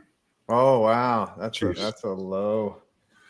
You're expecting a defensive battle here. Yeah. I think so. I mean, the defense has really improved. Spags got them playing their ass off. Yeah. And they're looking good. I'm hoping that the Purdy magic is over. The Purdy magic. I can't imagine like he's just going to be like doing 360s and getting away from Chris Jones time after time. I don't see that either. I mean, he was exceptional in the championship game, but if you let Brock Purdy rush for 40 yards in one chunk, that's shame on you. Good. Yeah. I mean, that's not even what he's known for. And if he goes and takes off and does that to you, that's pretty rough. But hey, is Brock Jackson? Thanks for coming by. Love always talking to you. Keep in touch. If I ever make it down to Atlanta, we got to hang out and have that third beer together. Absolutely. Sure. It's on me. And yeah, man. Love you. Thanks for popping in. Definitely. Of course, fellas. Good to see you again, man. Love you, guy. Thanks. All right, Justin Blalock, everyone. Former Atlanta Falcon, former Texas Longhorn, played in the greatest game in college football history as the starting right guard, and watched Vince Young make that incredible play. And now we have And That's Baseball, looking very tanned right now down in Florida. No, I'm in New Jersey right now. Oh, you're in Jersey? Yeah, I'm just Brazilian, so it's a little bit not that pale. So yeah. But I love I kind of love the dichotomy of bringing in a former NFL player and then going to a baseball YouTuber in the Super Bowl stream. That's how that goes, man. Sometimes that's how it goes. Last year we had a lot of baseball accounts on, but this year I wanted to keep it more football. We had the sock puppets. we had the Portland Pickles mascot. Yeah, we interviewed a mascot. That was theater right there. We had Mark, but this year I was like, you know what? Let's keep it a little more football. And it's been fun. How have you been doing? I've been good, man. It's been a good start to 2024. I got 2 videos out in the first month, which is kind of rare for me. I'm usually like a once a month poster, but I got 2 out and they're both doing pretty solid. So I'm happy with how 2024 started from a YouTube standpoint. That's awesome. You got to do a Bobby Witt Jr. video now. That's everyone's cashing in on that contract. Freaking ridiculous. What are the terms? It's like, oh, it's so complicated. It's like 285 million guaranteed, but then it could go up to like 380 if they exert all the options, and if he exerts all his options, or he can opt out after like the 8th year. I don't know. I like the deal for Witt a lot because it gives him flexibility, but this does have it's a high risk for the Royals, man. Like if something doesn't go right with him, that could be an albatross. If it doesn't end up like Wander Franco, I think he'll be okay. Yeah, the thing is like the Royals, that's how they're going to have to structure almost all their contracts. Like they can't just do LA Dodgers and Shohei Ohtani. They just can't, defer 500. How much? Like $1 billion, I think was that contract. But in the year like 2040. Something like that. Yeah, they don't have the capacity to do that. Yeah, I get it. From like a team standpoint, so they're a small market team. They kind of need the guy to build around, and they think Witt's that guy. So I respect it from their POV. For sure. Witt was doing well, especially in the second half of last year. Oh yeah, guy can play. Yeah. What do you think of the Yankees offseason so far? So I'm actually wearing my Juan Soto jersey right now, my number 22. I don't know if you guys can see, but No, you mean John Soto. That's who they yeah, said, my right? John Soto. Actually, this is a funny story. This is a Jacoby Ellsbury jersey from 2013. My dad got it for me for Christmas, and it's no name though, so I'm just gonna wear it this year. No one's gonna know. Yeah, they have no idea that it's not a Soto. It's a fake Ellsbury. Jacoby Ellsbury jersey, great investment. Yes, he was Yankees legend, Jacoby Yeah. Ellsbury, along with Johnny Damon, right? Another Yankees. Did Johnny Damon ever play for the Yankees? Yes, he was actually good for the Yankees too, unlike Ellsbury. Yeah. He was part of the World Series team in 09, right? Yes. Yeah. Yeah. Also, Ref Snyder, also great Yankees prospect and legend there. The Mets, we've had a horrific offseason. So I don't know, like, other than Juan Soto, like, what have you got? I mean, do you like anything else that they've done? Well, Stroman's all right. Like, as long as he stays off Twitter, I kind of like him. Other guy, we brought in some good relievers.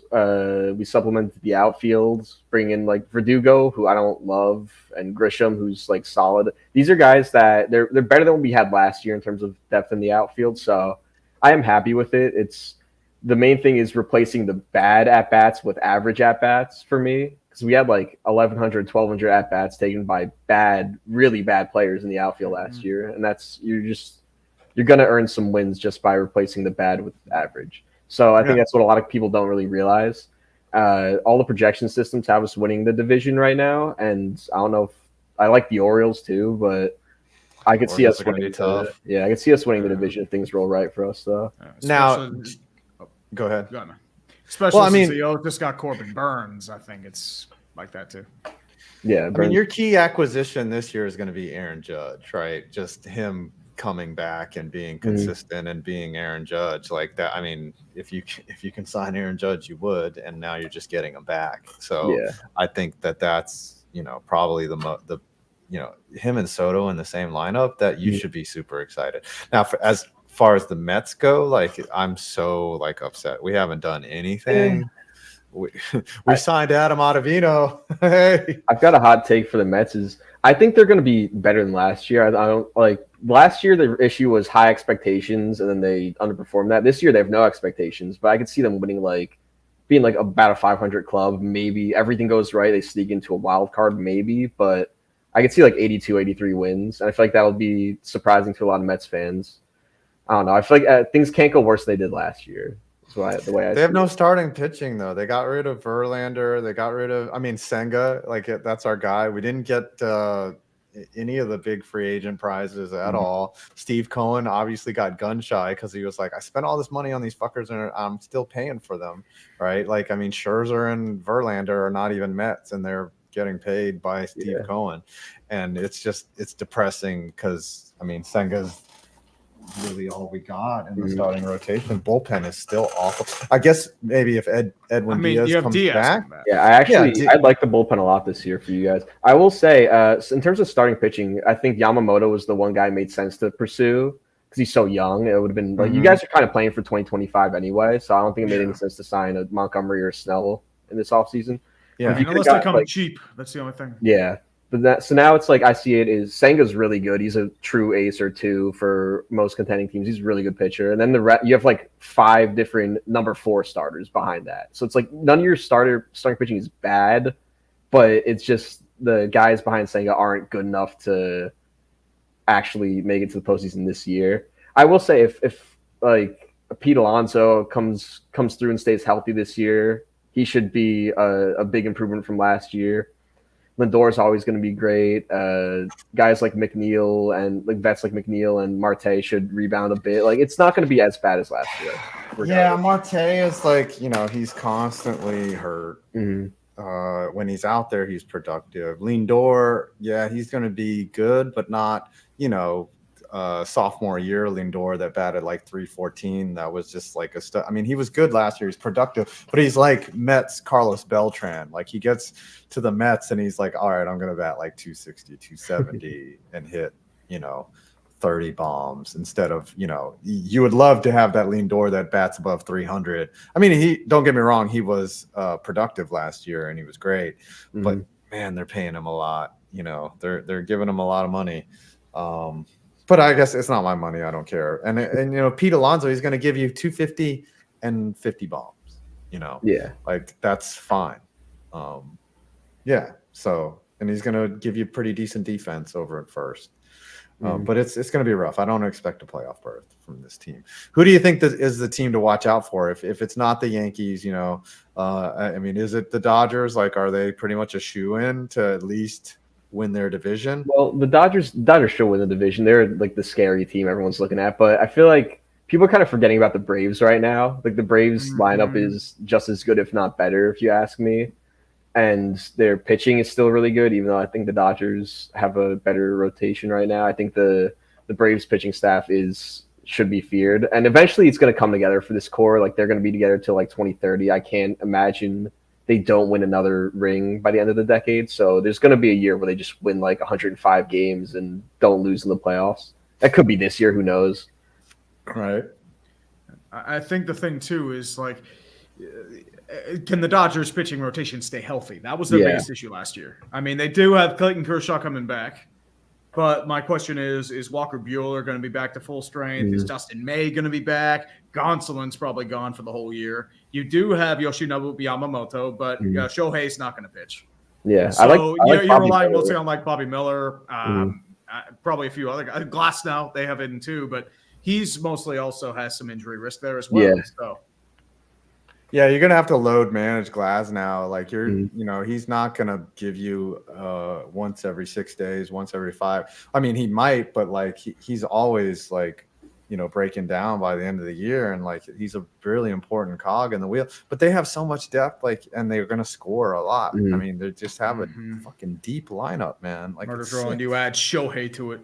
Yeah. Like think about it, like Shohei in front of Mookie Betts, like and behind Mookie Betts, so that Betts can get good fastballs. Like you have a murder's row of Mookie, Shohei, Freddie Freeman, Will Smith, Freddie Freeman. You got Gavin Lux coming back. Yeah, the top 3 of the order. That's just 3 inner circle Hall of Famers back to back to back. That's still though. Like just to go back to you, it's like the Braves can compete. Like the Braves still have a lineup. I mean, dude, you got Matt Olson, you got freaking Acuna. Like you're just gonna. They have like 5 dudes who hit 40 homers any given year. Yeah. It's crazy. The Braves are going to compete, and they always have pitching. They just as long as they don't crumble against the Phillies again, they'll be okay. Yeah, Austin Riley, super underrated, super underrated, and that guy's the new Chipper Jones. Like he's a Met killer to the core. Like I hate that guy. All right, we got 3 minutes. Give us, let's talk a little football. What do you think? I mean, I don't know how much football you know. Oh, I know some football. I worked at NFL Films briefly as an intern last year, No way. so I know a decent amount of football. Okay, then who's going to win this game? So, unfortunately, Justin kind of jacked my prediction. I was going to say 21-17 Chiefs.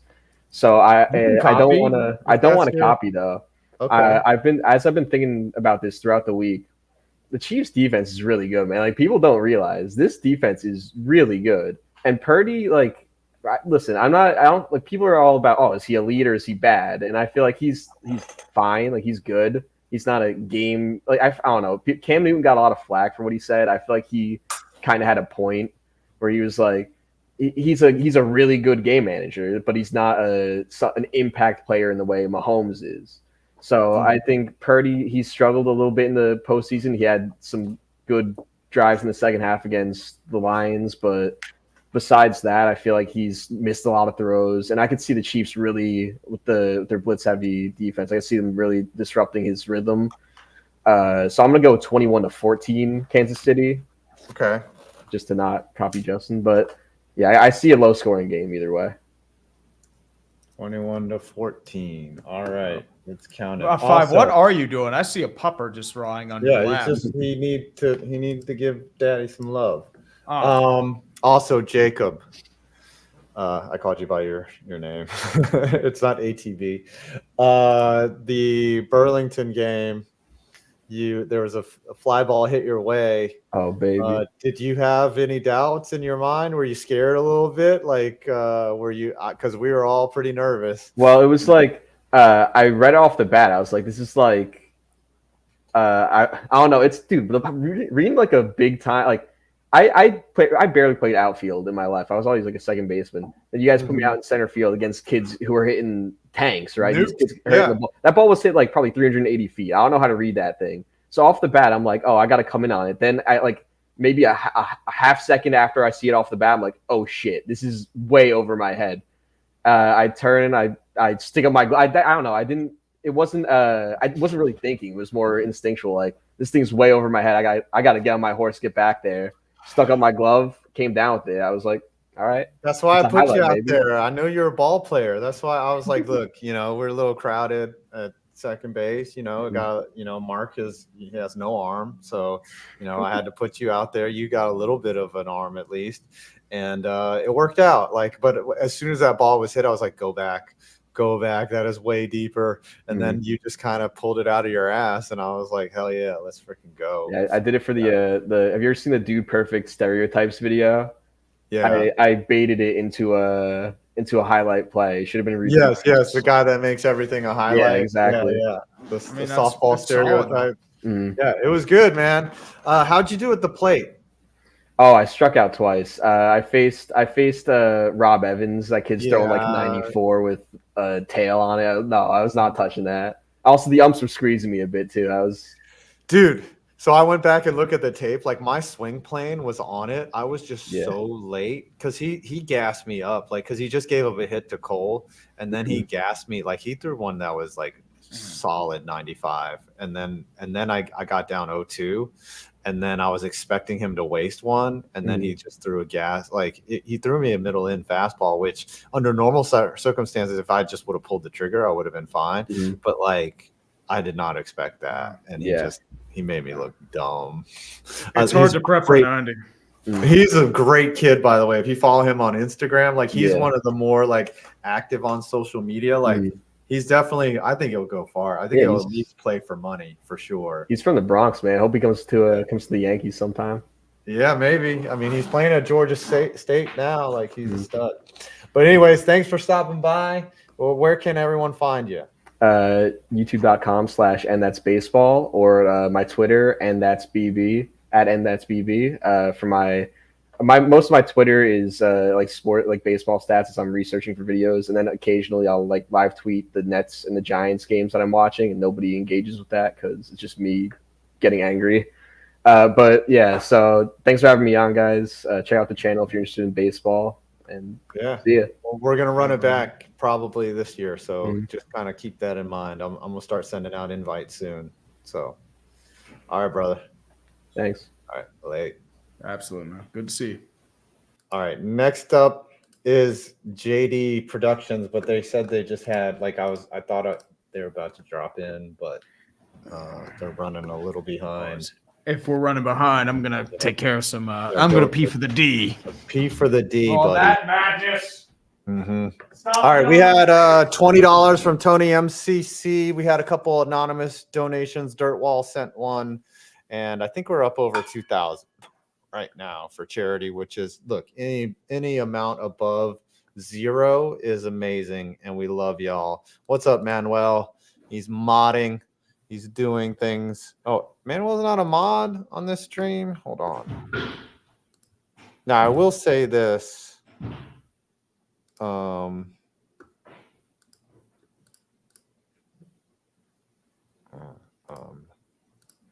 Making you a mod, Manuel.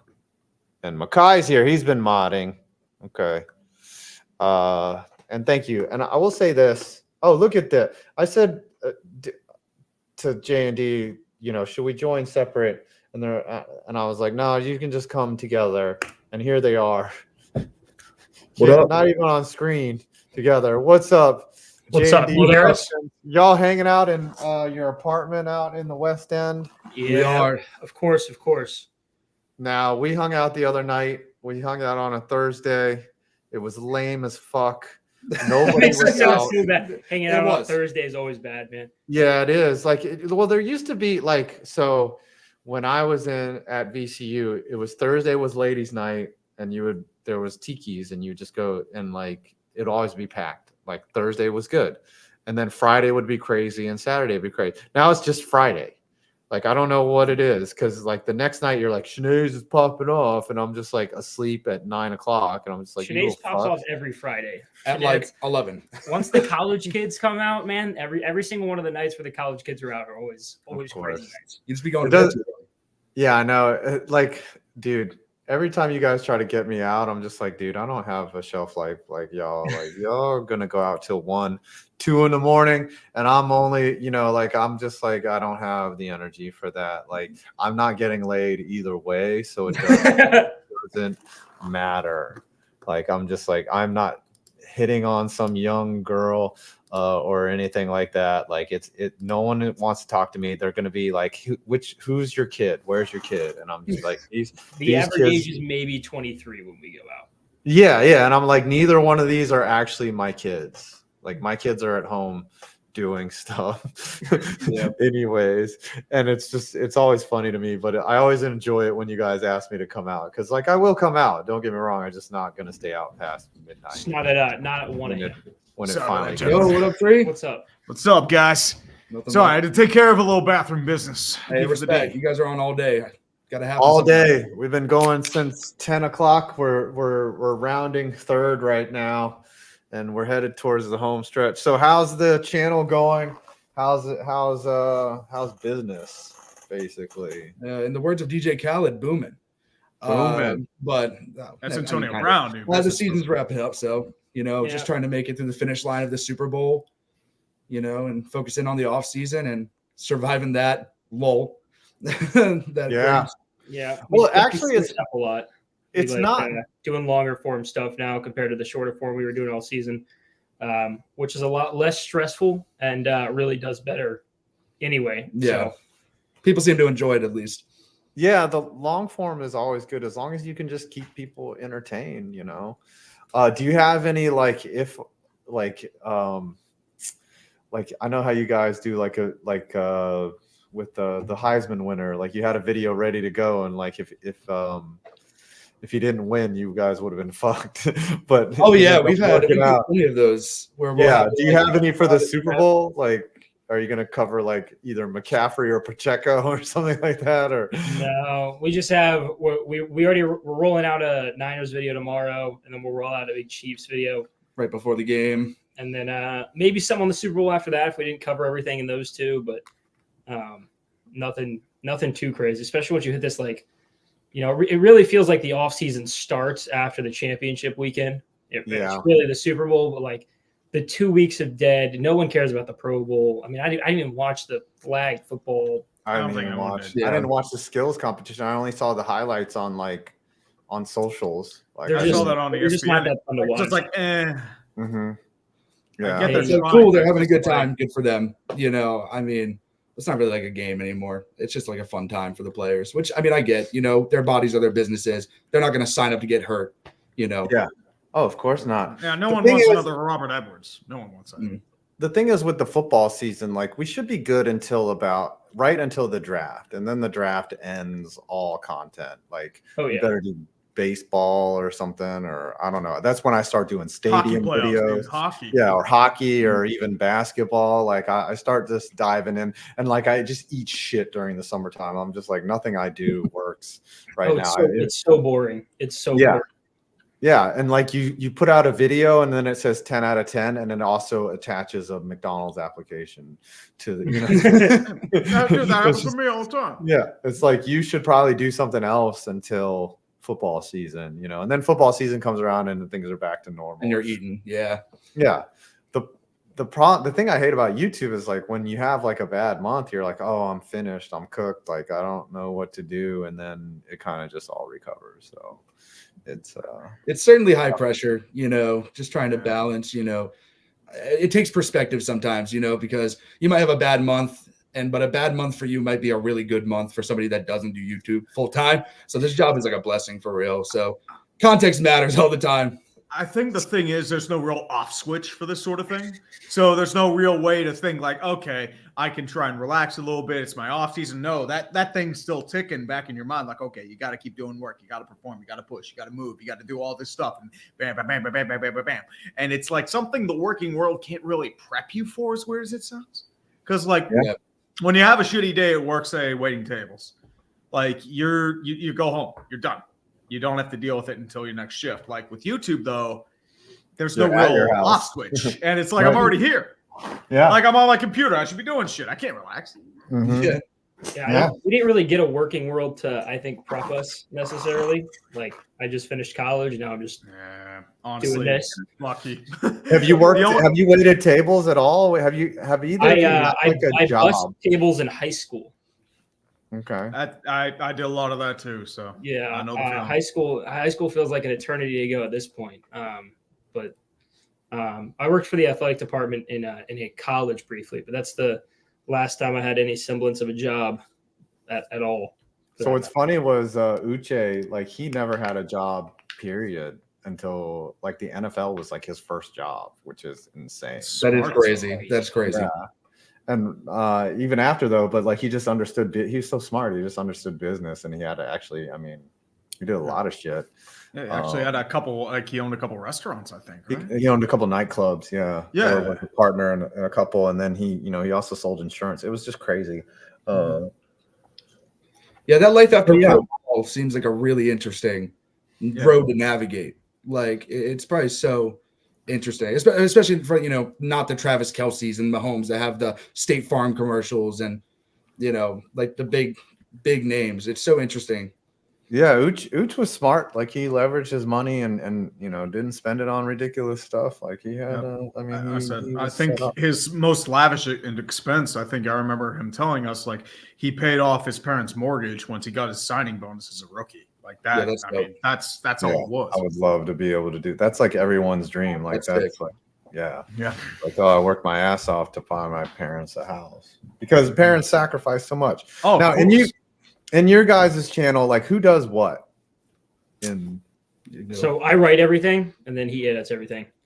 Oh, and then you guys both do the voiceovers, or yeah, we typically alternate. Yeah, try to alternate as even as we can for the most part. And then everything else, kind of ideas flow together, all that kind of stuff. Kind of title workshop, all that stuff. I guess I make the thumbnails as well. Yeah, so that's the only additional thing. Well, you guys are crushing it, man. I love it. Have y'all are at how many subs now? 162,000, I think. Yeah, let's go. Nice. Let's go, man. What's funny is when we go out, like the couple times that we've gone out, like we were at a bar and these young little girls were the bartenders. And they're like, "What do y'all do?" And it's like, "We're YouTubers." And they're like, "Ooh, YouTubers! How many subs do you have?" And I was like, "I don't know, like probably." Across all of my platforms, like 500,000. And then they asked you, they were like, you were like 160, and the girl was like, "Oh, I know." It's like, oh, get back to me when you have like 6 million. Yeah, we hit 100K, and it was like a crazy life milestone. And a girl at a bar is like, That's okay.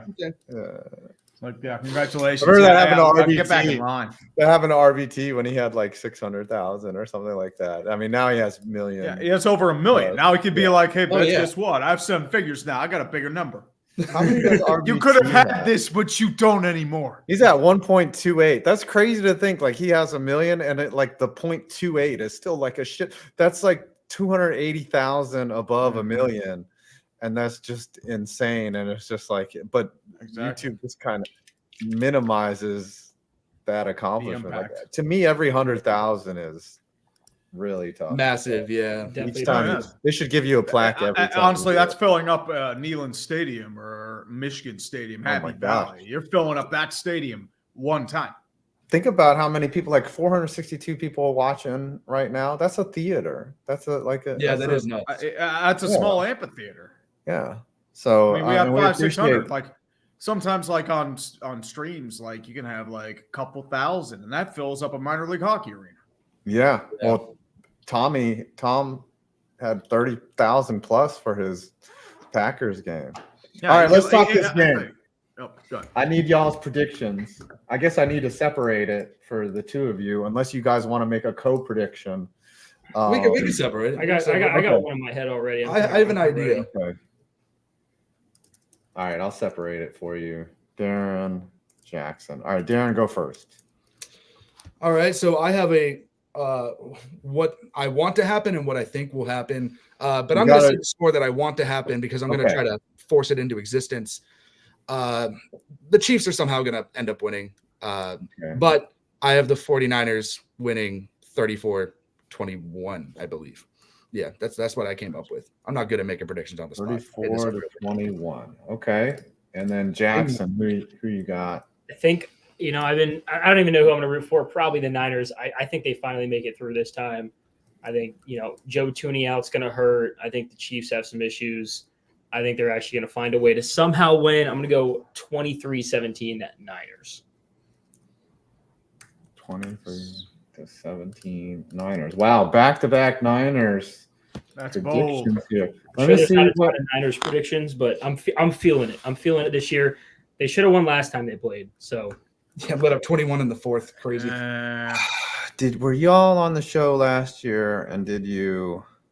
I think Jackson might have been. I for sure was. This is my first time this year. Yeah, that's what I thought. Yeah. I thought Jackson was there. I may have been the last 2 years or something like that. Someone say, yeah, Jackson, you have been on this on the media. Yeah, a few times. Where is it though? I do not have your info. No, I've got it. Okay. But speaking of which, while he finds that, can you tell us where we can find you boys? Yeah. You can look up J&D Productions on YouTube. We're typically the first one to come up, or at JD Prod NFL on everything. Pretty much every social media. Yep. Yeah. So you guys can go. You follow weren't us. on the show last year, huh? That's last year, crazy. really? Might have been the two before that then. Yeah, you definitely were on the two before. Maybe you were busy or something. But thanks for stopping by. Hit me up. Well, I won't be around this weekend. I got personal shit. So get that. Yeah. I understand. Love y'all. I'll see y'all soon. We'll go out and grab a beer. Absolutely. Sounds good good. talking to you guys. Thanks for having us. Take care, guys. Peace out, everyone. What's up? Man, I'm jealous. You get to go out and have beer with people. I don't even have that You don't opportunity. have friends? I know. You think I have friends? I know one guy who's a YouTuber. He's a college professor at Pitt. His name's William Spaniel. Does a lot of stuff with Ukraine and game theory. I hang out with him once or twice a year, but for the most part, it's just sit on my computer, go to the gym, do that shit. Yeah, I don't really, honestly, outside of them, I don't really hang out with anyone. I mean, dude, we're YouTubers. We sit inside and we hang on a computer all day. That's our We're life. pathetic people. Oh, dude, everyone, welcome to the stage. That's a way to introduce a guest. There we go. Yeah. I mean, I'm the same way. I've no one in my circle. I have absolutely no one that's a YouTuber. Yeah. Well, that's YouTube, man. It's it's a lonely existence. It's the way to do terrible. We don't do anything. We don't go anywhere. We don't know anyone. We just know each other. Once in a while, you can go All my anywhere, but, friends are online. I'm pathetic. We get paid to be hermits. Basically, that's what we're down to. And that makes us awful. So, Jaguar, what's up? How's First it of going? all, anyways, hold on. Challenge accepted, dude. What have you been up to? First of all, before I say anything, thank you so much for guiding the YouTube community through all the copyright and incursions that we face every day. In fact, I got a couple claims during this stream that I have to go address. But yes, we cannot thank you as a community enough for helping us fight the good fight, because before I met you, I would have never even dreamed of sending a second appeal. I would have been scared shitless of that. It's a scary process. It makes it seem a lot scarier than it actually is for some of these companies. It makes it seem a lot scarier. But I figured, look, we're all in this together and might as well help out other people that had problems, because I was in the same boat and I eventually figured it out. And I was like, let's pass this knowledge on to other people, because when one of us does well, we all do well. So Yes. Just figured, let's do that. But yeah, I've just been busy working, cranking out content like every single day. Super Bowl week is I crazy. mean, you grind like a madman. you do. I see your schedule out there. I'm like, how do you do it? Yeah, I don't segmented know, sleep. man. It's very bad for you, but I do segmented sleep during the season. Really? Yeah. Or you could just, copy all your text from Wikipedia word for word. You could. also Don't worry do about that. I mean, it's very possible. I mean, you have to have a really monotone voice, that sort of stuff. Yeah. Do you have any help with your videos though? No, one man show. Really? One man show. Damn. And it's funny because I one of my things is that if I can find it on Wikipedia, I don't do the video on it. It's too well known for me. Like there are videos where I do or videos I do players on or players I do videos on. There we go. Players I do videos on, and there's some stuff where there's nothing on the Wikipedia page on it, and then I'll do the video, and then 24 hours later, someone will link my video to their Wikipedia page. Wow. Because you properly source your images and you actually get that backup info there.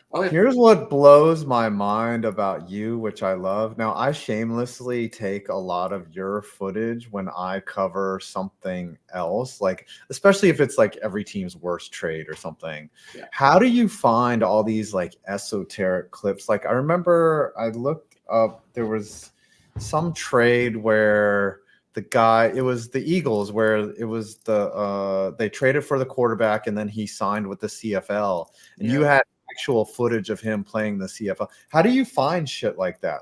Are you just that crazy that you'll just continue to Google until you finally find an archive, or what? Pretty much. I want to make sure there's footage for just about everything that there's seemingly possible for. I knew that he played in the CFL, so I just watched, I knew what, team he played for, so I just watched every single game that he played in the CFL for that team. Someone put, I think it's Newton Minoski, or that was probably the name of the channel. He uploaded a lot of 60s CFL footage, and I was like, let's just roll with that. Let's roll with that. That's the great part about YouTube. They'll have these really obscure games where you can just find some amazing B-roll. Yeah. There's one game that I need. There's one game that they don't have that I need. That if they get it, I'm doing a video first thing, but I need the video for it. The one thing I want, and I've never found this anywhere, the 1992 NHL expansion draft, where a guy named Mel Bridgman, he was the GM of the Ottawa Senators. He messed up 3 picks. He had to say Ottawa apologizes 3 times. I want to find that footage, and I cannot find it anywhere. I found a little bit of it in light footage, but I have never been able to find that footage. It's so frustrating because sometimes in your mind you believe something happened. I remember Mike Piazza. There's a tape of him denying that he was gay. And I'm like, first of all, that's hilarious. But there was a press conference where Mike Piazza is in front of a camera and he's like, I love women. I don't know what this is, and it's so foreign to our times now, and no, I could never find it. I can't find it to this day, but I know it exists. My holy grail is Saints Bengals 1978. That's my holy grail. The synopsis of that, long story short, with that one, Saints played the Bengals. Bengals were winning by 2 points with 2 minutes left. Saints offensive lineman has to take a dump, and he asked the coach, "Can I go to the bathroom?" And he was like, "No, we have a game to win. Go in your pants." So he goes in his pants, okay? And then the Saints realize, wait a second. Wait just a second. And there's no footage of this available. I wish there was. Wait a second. Our offensive lineman is poopy pants. So what we're going to do, we're just going to run plays to his side so that the Bengals have to touch the poopy pants lineman. It works. They get into field goal range. They kick the game-winning field goal and win the game. They use biological warfare to beat the Bengals. True story. The footage. Do they have a zoom in on the pooped pants? That sounds like something that the cameraman would try to zoom in on. Yeah. So crazy now because everything's on film now. It's oversaturated. You don't miss a damn thing now. But back in the day, if there was just some exterior B-roll shots of the game, and it's so hard to cover these stories sometimes without any actual, I guess we could hire an animator, infographics, but it's just not going to be as amazing than to actually have the footage of some guys a load in his fucking shit pants. The Mike Goldberg video, that one's an all-timer. And the fact that Mike Goldberg even was allowed to announce at all is insane because he got fired by the UFC for being bad. Like he wasn't even good at what he was supposed to be good at. And my favorite part was the one where he thought it was like a gain of 7 when it was like 1st and 10. He got like 13 yards. Like, how do you? I love bad announcing videos. I love like bad broadcasting, bad announcing. I love those. Kevin Fry asks, how many helmets do you have? Ooh, I got, let's see, I think 300 autograph and about 200 else that's not autographed. Dude, that fucking looked like what? Just seeing those are all Super Bowl helmets behind us right there. I got Zoom you out there, man. Yeah. 28 on, and then I got 25, 20, 18, and I got 13 as well. Dude, I see all the giant. You got a whole bunch of Giants ones Right. over there. Why And is those it- are That's oh, why. nice. We got Santonio Holmes for you and Dermonti Dawson. Ooh, We got that. Santonio. Yep. And we got Which the one? prototype. Yep. Which of your memorabilia are you? What's your crown jewel? Like, what's your favorite? Like, Well, I just got this. This is the prototype Niners helmet from 1991. Oh, yeah. The logo that they never used. My favorite one by far, though, has to be. I mean, I do have an autographed Lawrence Taylor helmet, but my favorite one by far, I got the full-size prototype Jaguar helmet from 1993. They got sued by Jaguar for looking too similar. Oh. And then I went to the Hall of Fame and got it autographed by Tony Baselli. So that's got to be my favorite one. Nice. Bring us back. Yeah. Oh, there you go. Yep, there it is. There you go. Did you get that from Auction of Champions, or was that somewhere Yeah, else? AOC sent it to us. So it's actually not a real helmet. It's actually just a shell, I mean, but it's beautiful. Like I have a Najee in my living room, so I need to put dust that. I this got it off. cased. I got it protected. Need to Excuse me. get a little bit. Totally professional. Sorry about that. But yeah, this is my thing right here. I love it. I know you've been taking a couple of channels as well at JG9. I know, take us through like that evolution of you as a creator over the past year, especially with some of the newer stuff you've been doing. Yeah, so I have a college football channel, Jaguar 8. I'm going to relaunch that once the NFL season's done. That took so much time to do. Jaguar 7 for baseball, but the real one I'm doing now is JG9 News, and that's basically anything that happens in the NFL. I was like, I want to talk about stuff that happens in the NFL, but it just wouldn't make sense to put it on the main channel, like do like 3-minute videos of like, okay, this is what happened. So I decided to launch another channel, JG9 News, where I just talk on camera about the latest happenings, anything and everything. So team signs a player, coach happens, Schefter tweets out something really stupid. I put out a video, and it takes like 10 minutes to do, and it's been good. I'm enjoying doing that a lot.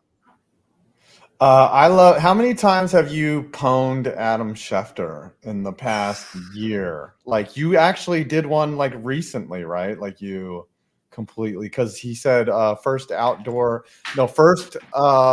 Friday night game. Friday night, and you were like, no. Nope, Wrong. So I think I've done like 3 videos on Schefter in the past month, but that was the first time I community noted him. I was on stream. I was doing a stream last night, and I then checked my Twitter after the stream. I had a whole bunch of notifications and a whole bunch of new followers. I'm like, where do these come from? And I checked the tweet. I'm like, oh my God, I community noted Schefter.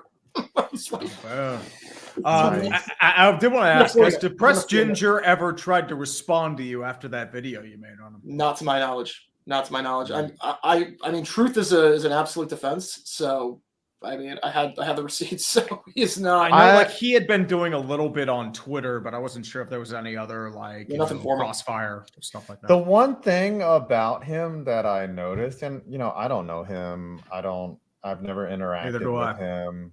I don't know what type of person he is, but like he has really good catchy titles for his videos. Like and they're really good subjects, but then I would watch a video of his. I'm like, well, this is not that interesting. Like, or it was very boring or stale. And I was just like, it sounded like he was just sort of winging it. And then something seemed off. Right. But then when you did that video, I was like, oh, this makes a lot of sense. Like he's just reading Wikipedia pages word for word. That's why these videos are so dull. And I was like, the other thing is like, he's getting really low views on videos. Like, I mean, yeah, 5,000, 10,000 is okay. But I'm like, he should be doing better. Like, I honestly think that he has potential. Oh, yeah, and if he were to, and if he would do it the right way and actually take the time to just, instead of just pumping out content about different subjects, like I could take him and coach him up into being a monster. Like he could be a great YouTuber. It's I think just so, yeah. he's taking shortcuts and like you can't survive with shortcuts. And I've said this a million times. Like there's only one wrong way to YouTube, which is to steal other people's stuff and then re-upload it. But plagiarism is kind of like right behind that. You know, like that's pretty bad. You know, they're just like Illuminati and all the other people. Like I think the real thing is like honestly, from like the footage you were showing, he kind of sounds like a lethargic Jim Rome. Like I cannot get that out of my image. I could hear that. Yeah, it's funny because like when I found out about like him, people were just asking me on stream like, "Did you watch his video on this subject?" And I'm like, "No, but I'll check it out." And then I was like, "Oh wait, this wording seems very off." And I checked Wikipedia. I'm like, "Oh, that's why." And then it happened again and again. I'm like, "Okay, how deep does this rabbit hole go?" And then the James Somerton video came out, the H Bomber guy expose on him, and I'm like, "Okay, we're gonna do this." Because it makes all of us look bad, so we're gonna do this. Yeah, I mean, the fact that you just had endless example, like it was so, like I was just like, oh my gosh, he's just continuing to keep going there, and like that's his MO, which is fine. I mean, unless each individual Wikipedia author wants to sue him, he's kind of gotten away with it. Which I mean, whatever. But like, you did everyone a service by confirming what we thought was true, which was something was off. So we appreciate that. All right, it's 3:15. It's time to give your prediction for the Super Bowl. I know we talked a little bit too much about shit that doesn't matter, but who do you think is going to win this game? So the Niners have started off very slowly in their playoff games, very slowly. And against the Packers, they get away with it because it was a young team. Lions, they get away with it because Dan Campbell's an idiot. I don't think against the Chiefs they can get away with it. I think they're going to start off slow and they don't turn the ball over. So I'll do a Lee Corso here. Give me that helmet. 27-17. This is a replica, so it doesn't fit all the way, but 27-17. Chiefs? Is that a Chiefs helmet? I can't tell. Okay. MVS. Yep. Ooh. MVS. Chiefs. 20. What was it? 27-17. 27-17. A 10. Thankfully, you didn't throw it to him. He would have dropped it in the regular season. It's not Tony. It's not Tony. Oh, well, I mean, MVS had those drops too in the regular season. Yeah. Yeah, playoff time, I could see it. Yeah. Again, I can't thank you enough for what you do for the community, for other creators. Like, honestly, like without you, like you're helping the community thrive. And the NFL is very aware of how detailed our disputes are, and I think it's getting better. Like honestly, like the last couple weeks, like the NFL is actually warming up to us, and they're kind of seeing that we're not going away, and they might as well join us. Come on, guys! I mean, like let's the all chance do to this take us together. down was 2017, 2018. That was the way to take us down. Yeah, well, they could have, but yeah, they had a chance. Yeah, they had the chance. All right, brother. Thanks for stopping in. RBT said he's running about 5 minutes late, but I will be talking to you soon, especially after, if say the PGA or somebody claims we'll have to design a strategy after I that. just have to fight off the Family Feud for one of my videos. So oh really? That was You tough. beat that was who was that? Warner Brothers? Who was that the was claimant there? oh it was some company in England. I forget the name. Really? Do they have the original rights to the English Family Feud? I'm not sure. It was a Steve Harvey version. Basically, I did like a just a parody for like 10 seconds because I did a video on Terry Metcalf, basically making a bomb joke in an airport, and I did okay, we're gonna play the feud, worst things you can say in an airport, and I did that, and they claimed it, and wow, they sent me the appeal. They sent me a takedown notice too. And wow, and you were like, the fuck if I'm doing that. Yep, I'm like, you're not messing with me. Yeah, family fortunes. Name something you wish your girl. Name something your girl wish would do to your face. I want to say sit on it. All right. It's with the gas book is that's the number one answer. It's how dare you. All right, JG9. Thanks for stopping by. The expert on the weirdest shit on the internet, right there, and especially when it comes to football. Love you, bro. Thanks so much, guys. All Thank you, Brandon. Absolutely. Thank you for coming on, brother. All right. B- is waiting, or the fat Asian. We're gonna make him wait until RBT comes on, and now my headphones are dying. So let's take like a little break. Do what you gotta do, man. I'll keep it on while you take a little action there, man. Yeah. I'll be back in a second. My teeth Do are what you gotta starting. do, brother.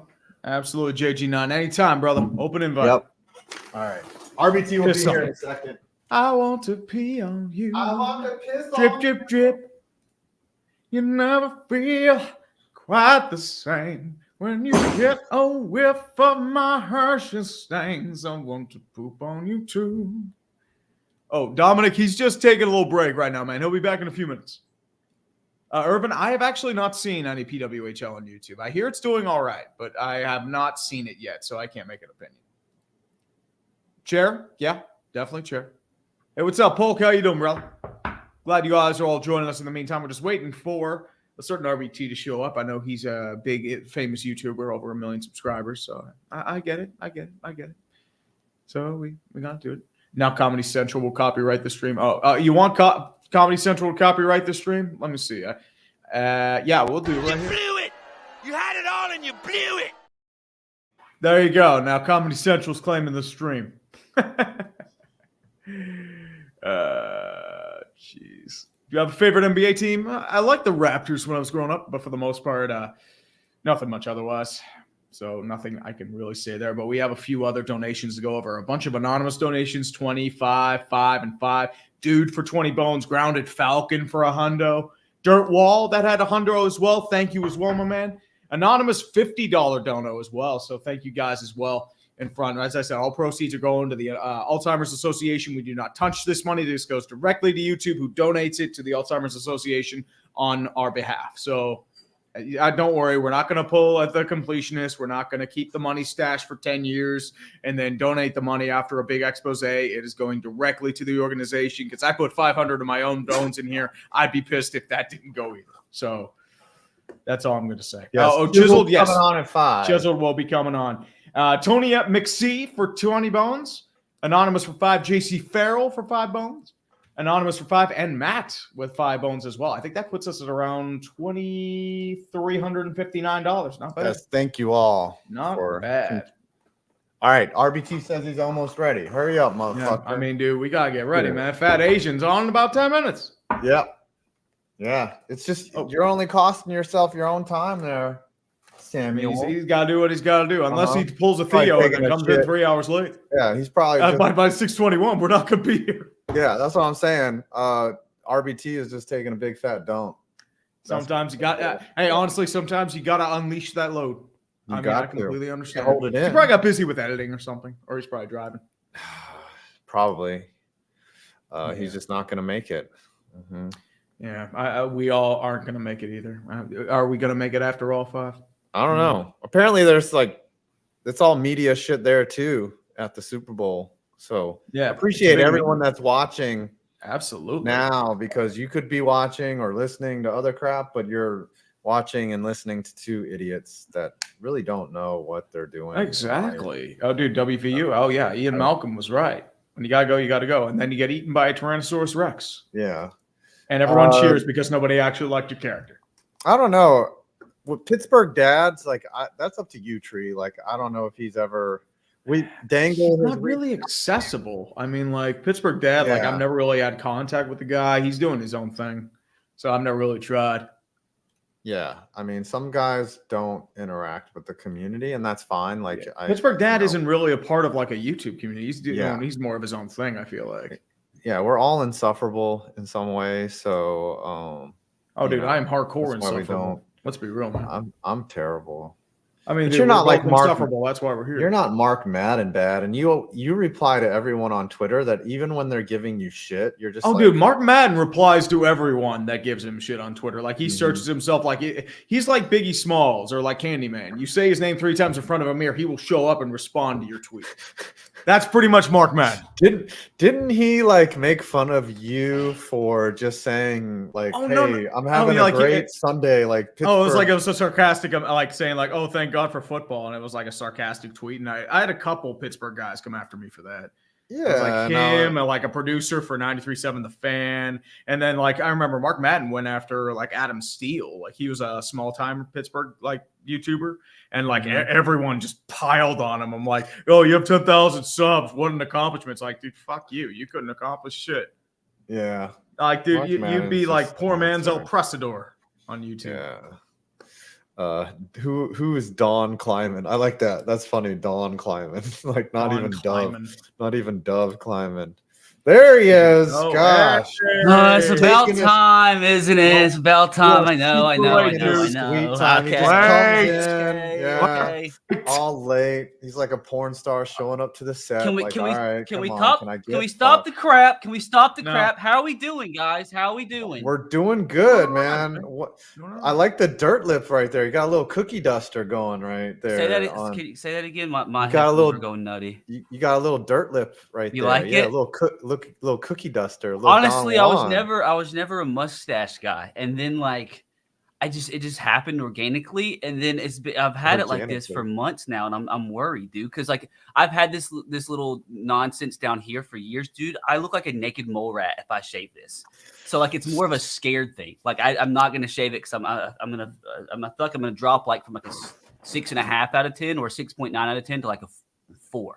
You're giving yourself a 6.9. Dude, you're engaged though, man. This so, is like, true. you proposed you're in rating a Burlington yourself? Sock Puppets jersey. Dude, I mean, did dude, you like should that? have done it in the Melonheads jersey, man. That would have been keener. Dude, did you like that though? That's a long story. I loved it. The proposal, dude. It. That's a long story. I had a super. So our entire family went over there. And then it was supposed to happen on the first day. Like I was supposed to just get it over with, so I didn't have to stress about it our entire trip. And then my sister, they like lost a ton of their luggage at the airport, and then it just whole day just went to shit. And I was sitting there like in our Airbnb, just like staring at the ceiling, just like, how did this happen? Because I wanted to get this over with. But day 2, it went down, and we had problems on day 2, but it went well. It went well. I got the desired outcome. So that's all that matters, I guess. Yeah. Go ahead. Now, this was in France, right? Correct. Like, it's not about like the build up. It's about how it happened, and that's all you're gonna remember, dude. True. Although even my fiance, she agrees. We're just not. I don't think I'll ever go back to Paris. It's just like, not as cool as dude. Yeah. I mean, like it depends on what it is you're looking for. Like if you're on the fancier side, you'll love it. But I can't, like I don't like dealing with people, and they just have so many people just in your face everywhere you walk. It is insane.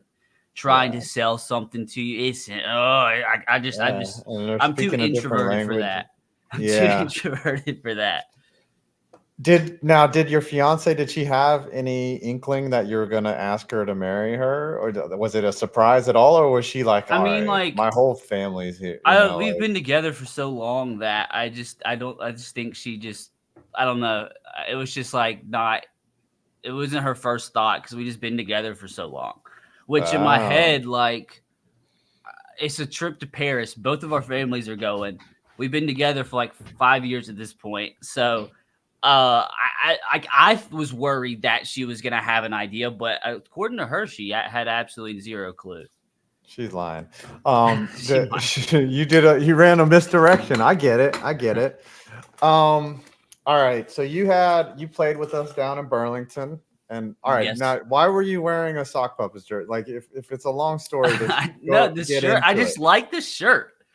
Okay. It's a nice shirt, though. It is a nice shirt. I like the comfort colors, you know, and it's a dope shirt. It's a dope shirt, so why not? Yeah. What's funny was Anderson. He let me go through all the old jerseys and pick out all the ones that I wanted. Like, so I have like 3 or 4 Sock Puppet jerseys, and I have like extra melon heads. Oh, I'll get one for you. I mean, dude, you gotta rock out with the Sock Puppets jersey. So, dude, I love that shirt. It's a solid shirt. I wear the blue shirt as a workout tee / same thing. I do that all the time. I love that. I wear it everywhere. The only problem is, like, I got them in double X. I lost 60 pounds over the last year, and it's like now it's just too big. It's like, yeah. You know what's funny about my proposal tree is, so like it happened, and then I like went to go post like the picture of the proposal, and then like I kind of had spotty cell service. So like a few hours later, like I checked, see what everybody was saying. And everybody was talking about Logan Paul. And I was like, what on earth? And then it just so happened like an hour or two before I like proposed and like posted my picture, Logan Paul had proposed. So that was just nice. He stole my freaking thunder. He stole your thunder, man. That's what Logan Paul does. Dude, I love it. So when is that? So like, what is the year on that? Oh, it's old. Like this might have been one of the Class A like professional jerseys. Like I forget because they went from like they were a single A team, right? And then they they were a Royals. Burlington Royals. That's right. That's right. Indians and Royals. And then like MLB did their downsizing and they changed the stock rights. So we're I love it. We're for sure we're doing this for year 3, right? Yeah. This might be the last year, or I might pass it on to someone else to organize it. Like it's so much work and just resources. Like I don't get me wrong, I love it. Like it's the greatest thing ever. But like, how many years are we gonna do this? Like forever, dude. You're doing this till you're 69. When you're 69, I'll let you off the hook. Yeah, I mean, dude, I get it. You gotta go till Tito. Like if Tony La Russa can manage at 80. You can do exactly. Gosh, like all I'm hearing is excuses, man. That's all I'm hearing. I mean, I get it. Like, just think about it. Like, dude, the Portland game, Sam, was like so much fun too. Like, it was just awesome. Yeah, like okay, Burlington's fun. Don't get me wrong. Like, I think what I'm gonna do is rotate it. Like every other year, do Portland and then go back to Burlington. Like move it around but 2 in 1 year, that was too much. Like it honestly, was fun. The more the better for me. And they, I get it. And they were only like a month apart, weren't they? Like 6 weeks. Yeah. One was in June, the other's in July. But like, dude, Portland, like when you go out there, there's 4,000 people there. It's really ridiculous. It's like that a sellout. Yeah. And like I've never played baseball in front of that many people. And also like I was dialed in that game. Like I had been like, because I played men's league and all that stuff. So like I was really in baseball shape for that game. But like, oh my gosh, to get there, it's so hard. Like that's so much work. About Portland? Yeah. Like my body. I get what you're saying. My body was just so toast at the end of that. Like, and then you're flying all the way across the country, like that way. Like I'm just saying, I'm not young. I guess when we were taking BP on the field before the sock puppets game, like I strained something in my glute, and I could tell like something like my ass was hurting, like something was wrong, and then like. So I had to wake up the next morning, like 4 to catch my flight back, and I woke up and like I could not walk. Like it was so bad. It was so bad. So like maybe this time I need to prepare. Like you're young enough to get away. Like you didn't prepare at all, and you hit a 95 mile. Well, no, I did. I took like 5 months to get like in like the best shape I've been in a long time. I was like the strongest I've been in my life. Dude, you were looking svelte. You were looking you like that? Really good. Yeah. I just don't like where I'm from. I don't have that many resources to just go like hitting the cage all the time. But what I was gonna say, I went to the cage like 3 times. Like before the dude, I hired a coach for a whole year. Really? Honestly, I might need to hire a coach for the next few months. That's what I'm cages doing. can only do so much because like it messes up your swing. It's hard to get the timing down. Well, one of my best buds who I've been close friends with since I was a little kid, he went through. He got drafted. He was a pitcher. He got drafted. That's right. He threw Dynasty. Yeah. He so obviously he's not in baseball anymore. But he just like his group just purchased the facility that like I was practicing in, like so like I'm gonna work a deal with them, and I'm gonna try to get more access to the cage because it's like one of those deals that's like it's really $300 for like 6 weeks or something. Well, but the problem is the way their hours were like they wouldn't open till 2 because it's more for like the high schools and stuff. So like kids. I would get there, and like it'd be like there'd be just 57 baseball teams in there hitting in the cages, and there'd be no spots, and I like wasted my time. So like basically, I'm gonna have just more access to actually practice. So the gym that I was working out at and the time that I would go, like major leaguers were in there, like big leaguers were in there. And I was just like, I don't belong here with these guys. I'm chasing a dream that doesn't even matter. And these guys are like getting ready for the season. It was bad. All right. I got to get your Super Bowl prediction. We got the fat Asian is waiting in the green room. He's been here for a while, so I need your no. It's okay. It's like we'll learn time at some point, but we'll figure it out. What do you got? What do you got for this game? Oh, last year you had the Eagles 34-31, very close, but you wrote my predictions down from last year. Who is anybody? I got receipts.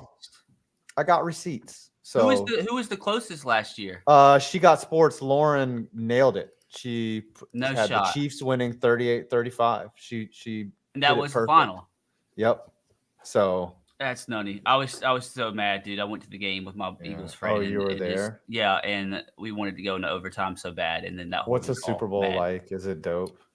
Yeah, it is. It's definitely different. Like the entire town is just like. Yeah, kind of shut down. I would say it was a lot different though when I went to Miami for the Super Bowl. I was about to mention Tom. I still that story. Oh yes.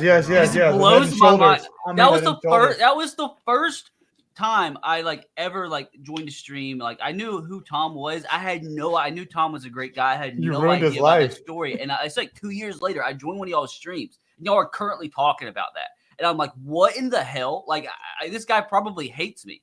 And he ends up being like the nicest all good. guy. He is the greatest guy he's a saint, dude. Yeah, but no, Miami I'm talking about, that was it was like the entire town was super. There's like thousands of people walking in the streets, like it's mental. But let's see. I predicted against the Chiefs last year.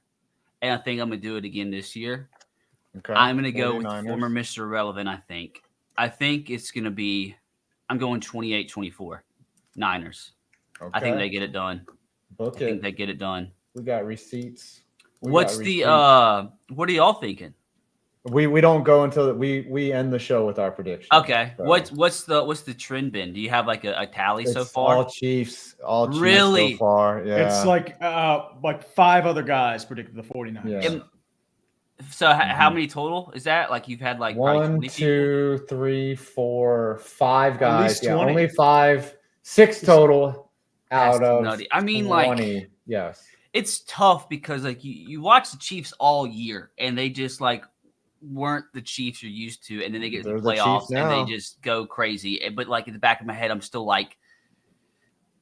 Are they just overperforming in the playoffs, like compared to how they did the regular season? Like, but it's still Patrick Mahomes, it's still Travis Kelce, it's still Andy Reid. But the Niners, it's tough. But I don't know. I just like the Niners from top to bottom. I know it's hard to pick against Mahomes, and I probably am going to go 0 for 2 the last 2 years. But I think I'm going Niners 28, Chiefs 24. I think that's it. All right, brother. Mark on your calendar for early June. We're gonna be back in North Carolina. Okay, we'll do it, man. I'll invite you when we disappear to the parking lot. Okay. Okay. All right, brother. Okay. All right. Nice. I'm glad you remember that. I'm glad I hold that much weight that you remember that. So I appreciate it. I love you, brother. How do I leave this? No, we just do this. All right, man. RBT is like one of the nicest guys in the biz. He's literally the best dude. Solid dude. Like he just shows up and he's great. All y'all are great. Thank you for having me on. None of you would be last here time if you you weren't here. If you weren't awesome. Nah. Yes. Last time I saw you guys, it was in New York, like in person. Yeah, New York in early March. Yeah, we were hanging out. We were drinking in a bar near Times Square. You were Five. You were. It was by MSG. Was I drunk? Oh yes, you were convincing me never to get married. I believe. Oh yeah, that's. Yeah. I remember they gave us like random Bud Lights that were just sitting there like. Okay. It was so fresh at that point. Like I was still very unhealed, very hurt about it all. I've since gotten over that, but that was a very weird time for me. It was very just, I don't know. I was like, oh, this is guy who I've had this internet relationship for all this time, and like Tree, who I've been like a fan of watching your videos, and then meeting you guys in person, like, oh, Tree's like very down to earth in real life, and then 5, you were just showing me like a Rolodex of all these like baddies that you were banging at the time. Yeah, that's what he does. Like, that's his midlife crisis. 5 fucks. Don't get it twisted. Yeah. He makes these cute videos about stadiums. No, this man, when he's not editing, this man is fucking. I mean, I was like, his midlife crisis. Playing baseball and fucking chicks. I hope my midlife crisis looks like yours. I mean, yeah, like I it's been bad lately. I don't know what's been going on. Like, I haven't. Single life, dude. You're either on fire or you're on fire. You're not. It's like hitting. You know, it's like you're either in a batting slump or you're hitting like. Dude, I went through a rut where I was like, it was like all like seriously 8 or 9s. Like, and I'm like a 6 at the most. Like, me and Tree over here is like, what is it like to be with an 8? You know, yeah, I mean, honestly, like, I mean, dude, I just take what I can get. I don't care. I'm just saying, like, I punch above my weight. Cute. That's how it is. I will say this, like, I have a quiet confidence whenever I'm with a girl. Like, no one intimidates me. I will just never. Arrogant as shit. Well, that's how you have to be. That's what you need. Yeah, that's what you need. This is kind of how you need have to be. Tom Brady in the pocket, just like nothing phases you. Yeah, I just kind of know I got the goods, so I don't really sweat it at all. So it just works for me. It's all good. But sometimes I strike out. Don't get me wrong. I don't hook up with everybody I want to. Oh, no one bats 100. Yeah, but 5 below. It's just I would say that I thank my parents for, especially my father, who taught me, like, you know, you let her determine if you're out of her league or not. You don't ever discount yourself. Right. You didn't tell me this at the bar. Your shot. I wish I knew this knowledge. Yeah. Don't let her. Don't ever take yourself out of the running. Let her figure out if she's out of your league. And then the other thing is, like, yeah, if she thinks that you're out of her league, you're right. She don't play up here. Yeah, I mean, honestly, like, you can get any man you want. I feel like most women try to play up. I'm just saying, you just have to just believe in yourself, and then if not, make a lot of money. Well, money also helps. Make a lot of money. When in doubt, make a lot of money. You got a shot that way. Oh, yeah. But I'm ecstatic. My Niners are in the Super Bowl again. Yes. Unbelievable. They shouldn't be here. They don't deserve to be here. I disagree. They dance through a lot of raindrops in the playoffs. They dance through a lot of raindrops. I think that they were the best team in the NFC all year, other than that stretch where the Eagles were in charge for a little bit. But the Niners have, you know, once they got over Trent Williams being hurt, got all their weapons back. Yeah, I don't think this is shocking at all that they're here. They're the best team in the NFC, but they had to get through 2 mediocre quarterbacks. Well, ascending one, Jordan Love is ascending, right? And then you have an insane coach that lets you back into the game. Like, we should have lost both of those games, and we have just bullshitted our way to the Super Bowl. And I'm just happy to be here. I mean, honestly, I want to bullshit to the Super Bowl. That's all I'm saying. Yeah, I know. Dude, the Giants. Bullshit is real. The Giants fluked their way to 2 Super Bowls, and I will take it all day because you cannot take those back from me. Steelers fluked their way to 2 wildcard losses by 10+. So let's go. That's what I need from Brock Purdy. It's just like, you just got to be Eli, man. You could fuck around, maybe throw a pick, you know, almost throw picks here or there, but just aw shucks your way to beating the GOAT. That's what you need. Now, you as a Niners fan, what worries you the most out of this game? What worries me the most is that they have Patrick Mahomes and Spags up against Steve Wilkes and Kyle Shanahan, who's not been calling good games lately, but he's been figuring it out in the second half. But Steve Wilkes just isn't. He's not D'Amico Ryans. He's not Robert Saleh. He's a good coordinator, but he's a little bit precautious at times, and he doesn't really, like, until his ass is to the fire, he won't call, like, I guess, like, more exotic looks. Or I'm not a huge, like, X and O's guy, but it just feels like you would take a big game coordinator like Spags. You're going to take the guy who's been there before. Although we just haven't seen it from Purdy, which for some was like, oh, how is he going to play in the big game? But you also, that could be a positive too. Like every single challenge that's been thrown at him, he's pretty much risen to. So can he be what I feel like? This is a hot take. I think he's like discount Mahomes. He's like Walmart Mahomes. He doesn't, like he'll scramble around, do some bullshit, and get the third. He'll convert the third down, right? It's not going to be for a touchdown. It's not going to be an amazing play, but he'll find someone. I think he's better than. Done. Yeah, I think he's better than a lot of people give him credit for. I think he's an athlete and he can ball, dude. Like I don't know what anybody like. I doubt him less. The thing is like you just said, it's Patrick Mahomes and the Chiefs.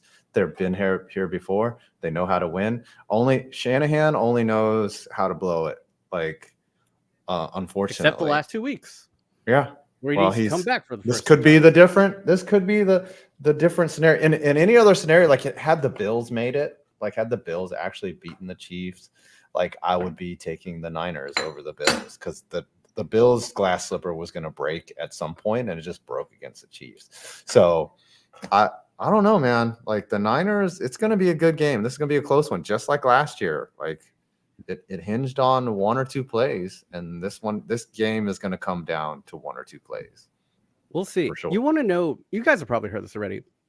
You don't want to know the most unbelievable stat about Brock Purdy is that apparently he has a faster 10-yard split than Christian McCaffrey. Really? He's got quicks. Now he's 40. Now his top speed is not good, but he can get to that top speed. Oh, yeah, dude. That run that he reeled off in the NFC Championship game was.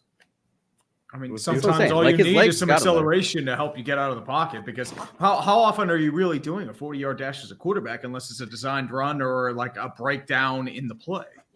It's not going well if you're consistently maximizing your 40 time, unless you're Lamar. But I'm like, honestly, I'm happy that I think we have a better shot against the Chiefs than we do the Ravens. But, they want that. They want that Taylor Swift, the confetti coming down for kissing, Travis Kelce. Man. So this is the time to spoil it. You never know with the script writer. Sometimes they be pulling a plot twist. That's true. You. Like it's too easy. You can't give them too much. You have They're to playing the long game. Yes, you have to have him have that arc where he loses a couple to the derpy quarterback, just like Brady, and then have him during the tail end of his career get the 8 rings.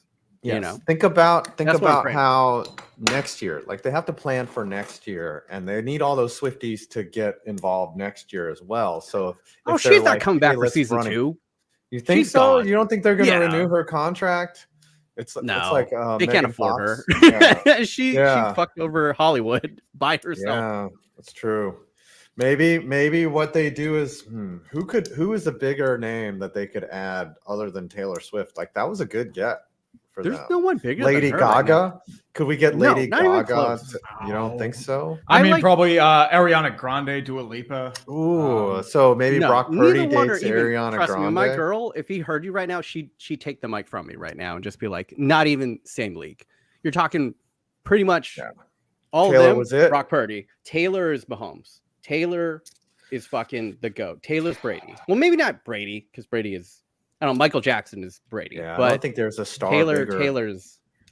Maybe Olivia Rodrigo. What if Olivia Rodrigo dates like she's up and coming? She's Josh Allen. Billie Eilish. Yeah.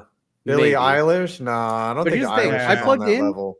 Like the tags for like, oh, this is like the tag. I plugged in tags for NFL on this latest video I'm doing, and then I plugged in tags for Taylor Swift. You know which one was bigger. You know which one. So you know what? The only thing you know what they're gonna get though. They're gonna get an international star next. Like they're gonna BTS big maybe. Yeah. They're in the military right now. BTS is in the Korean military currently. Yeah, I'm pretty sure they're doing their mandatory service. Yeah, they have to do the mandatory service. So they're the what only if ones. they get who's they get a football star Cristiano Ronaldo or Lionel Messi. But they're kind of on the downhill of their careers, It's but like Ronaldo is one of the most followed superstars in sports. I'm talking like Yes. who are the most followed? But they're playing in the D leagues of soccer right now. Like, I'm sorry about the MLS and the Saudi league, but they're just not. You're playing in China. He's getting paid in the Saudi league though. Selena Gomez though, she's got 429 million Instagram followers. She's number 3. Kylie Jenner, that was the NBA's ad right there. That was a good one, right? So Ariana Grande is at 380 million. And really Taylor's not even in the top here, but for as a global name really? For IG. Yeah. It's Ronaldo and Messi and then Selena. So maybe they signed Selena. They're probably working on good Jimmy friends with Taylor Garoppolo. Swift. Yeah, they're probably working on Jimmy G, but they need a good quarterback, right? Like someone that's going to get far, that's going to make a deep run, you know. We need to orchestrate this somehow where we'll talk Selena with script Gomez, writers. yeah, maybe Brock Purdy, he's about to enjoy his life. Could you imagine if this was like real, like if they planned it like this? You're going to date Ariana Grande next season. You never know. All right, You're so just like, what? So this the is just script my writers theory. for you? Yeah, I've been watching like the behind the scenes, the 49ers, like and they show like Brock Purdy with his like girlfriend, and after like every win, she like comes up and she has like a slightly forced smile. This is just me bullshitting, right? And I think she knows. She's just like, fuck, he's getting really popular. like yeah, I'm gonna have some competition coming soon. All right, I'm gonna need your prediction because we're running over time again. Oh, my bad. Very inefficiently. No, it's not your fault. RBT showed up late, and Theo Ash threw a whole lumpy thing in us. So, yeah, what's your prediction? Last year, hold on, let me give you your receipt. Last year, you took the Chiefs. No, you took the Chiefs to win 34-21. You were spot on. So maybe you're Nostradamus again. You're Asian. All right. You could see this game going like a bajillion ways. It's been a while since we had a blowout Super Bowl, so like I could see either team getting blown out here. It's just a weird game, but mine says Chiefs 20. I'm going to do the reverse of RBT. I'm going to go 28-23 for the Chiefs. I think they're going to bullshit their way. They're going to get a defensive stop. They're going to get Purdy somehow on a forced fumble, and that'll be the difference. Okay, you're just trying to predict. Your heart wants the Niners to. You're a diehard Niners fan. Yeah, like, I know you're going to be rooting hard as shit for the Niners, and if you guys, your mind are you guys doing the Chiefs. Yeah, and I don't know what we're doing for Super Bowl. Can I just lurk in the background? I'm just like sit there because I don't want to go to a sports bar. I hate going to a sports bar or a party. I would love it if we didn't even broadcast it, if we just hung out. My next weekend I got a bunch of shit to do, so I'm probably going to be exhausted sitting on my couch just watching the Super Bowl. I'll probably do something on my channel maybe, but yeah, that's probably it. Fucking tired, like I'm going to be exhausted. Yeah, so. I mean I get it, dude. Yeah. But thanks for having me on. All right, sorry, love you. The next guy, but maybe I'll see you guys at 5. Yeah, we'll see you up in New York. Actually, I'm coming up in New York soon. I'm coming up soon. Let's go. Let's do it. Yeah, I'll try to Tinder swipe some baddies while I'm there. You would do that. I got a funny story. Hold on, before you leave, I have a really funny story. I got 2 funny stories. I've been dying to tell these. So I was dating this girl, and when we were up in New York, like I got something like 58 likes on Bumble or something like that, like, which is 58 likes. But like I was only there for a couple hours, and I was like, oh, that's I thought that was sweet. Like it's the humble brag of the century here. But I'm just saying, no, I was talking to she's now my ex-girlfriend, I guess, and I was like, how many? She started laughing. She was like 58 likes, huh? I was like, how many did you get? She was like, I don't know, 500 in an hour. She was there in an hour, and she got 500 likes on her account. I was like, what the fuck? And she was like, I don't know what would have happened if I just would have stayed around longer. Like, well, that's a couple thousand. That's because dudes are volume shooters. You know, we're low percentage. There's like swipe. It's like, we're just in the backlog, call it a day. Yeah. All right, brother. There you go. See you, man. Love you. Teach me next time in New York. Yes, all right, thanks, guys. All right. Peace out, man. Have a good one. See you again, dude. All right, next up, a player himself. Oh, you're muted. Oh. What's going Oh on? no! Because Yep. I was trying to Oh. unmute me. Yeah, I was trying to. Oh, there you go. That's what it was. We kept I kept muting you, kept unmuting. I guess. You know what's funny, Darian? When What's we funny? did the lineup at the Portland game, you ran the wrong way down the lineup. I did. That was an we omen. did the intros. I was like, That was an omen. That was an omen. Yeah. I was like, you've never been to a baseball game. Not like that. See, the last baseball game I went to, it was back in 6th grade. I went to an Area 51s baseball game. I can't remember what league they were in, but I remember yeah, at that shitty Cashman Field. Oh my gosh, one of the worst places in East Las Vegas, just the slums. Oh my goodness. But I caught a ball though. Well, didn't catch a ball, but I got one of the foul balls. You got one hit towards you, and then it rolled. Yeah, around, and then like all the you, kids was trying to get him, and I was pushing him out the way and stuff, and you know how it is, you know. Uh-huh. Yeah. So what was it like for you, having never played baseball like once? Oh, dude. To playing baseball for the first time without ever playing. What was that like? Well, I mean, I played like in 4th grade, but I was like a cat. I don't really remember like, you know, like a whole lot about it. But I mean, dude, like, hey, you know, there's an old saying, you know, you get out what you put in. And I put in 0 work. You know, I was Johnny Manziel. I was on my Johnny Manziel shit. 0 work, bro. 0. So, you know, I was swinging, and I was like, yeah, this ain't it. But I was in the outfield, and I was like, oh, this is fun. I was actually catching pop flies and stuff. I'm like, okay, maybe I can do this. And then I get up there, and I'm just, oh gosh. And then no, the funniest part. The funniest part wasn't the swing. It was when I was at bat for the first time. And then after strike 2, the announcer goes, give him a round of applause. I'm like, oh, no. I will have to say, for the record, I think you tried to go back to the dugout after strike 2 as well. Like, you were just like, I don't have any more left.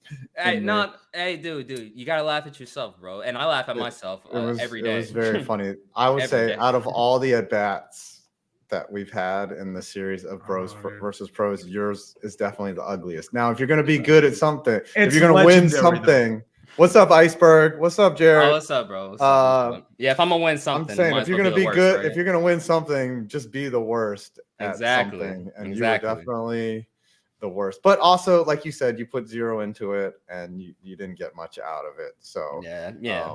But it was fun. Like, I had a great time. I'm glad that you were there. Yeah. Like, wasn't that dope? Like, to play in front of that many people and just have fun and like everything, the pregame, the hype, atmosphere, just everything from start to finish, hanging out with you guys. Yeah. The only thing is that I wish I booked my flight sooner, because I could have hung out a lot longer. But hey, next time. Yeah, the Airbnb was super fun. Then we watched the game. Poor Connor was there with his fucking face got split open. Smacked. Gosh, I completely forgot about that. Bro, like Lil, in person, y'all, that was crazy. Like, like I've met like his like, and the problem is like at that speed that it happened, like there was nothing he could do. Like he had to like he just got nailed in the face by an 80-mile-per-hour fastball. And yeah, just like what happened was like he smacked his glasses up. That was scary. And looking back now, now that I think about it, now that he's, okay and all, maybe me being in the dugout, was even better. Like, I'm a lot safer out there, So I don't know.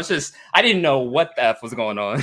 He came all the way from Sweden to get his face blown up. I was like, oh man, but he took it like a champ, and then he was there. I mean, he came back to the game, like he got back from the hospital. The first thing he said was like, I don't have health insurance. I was like, oh shit.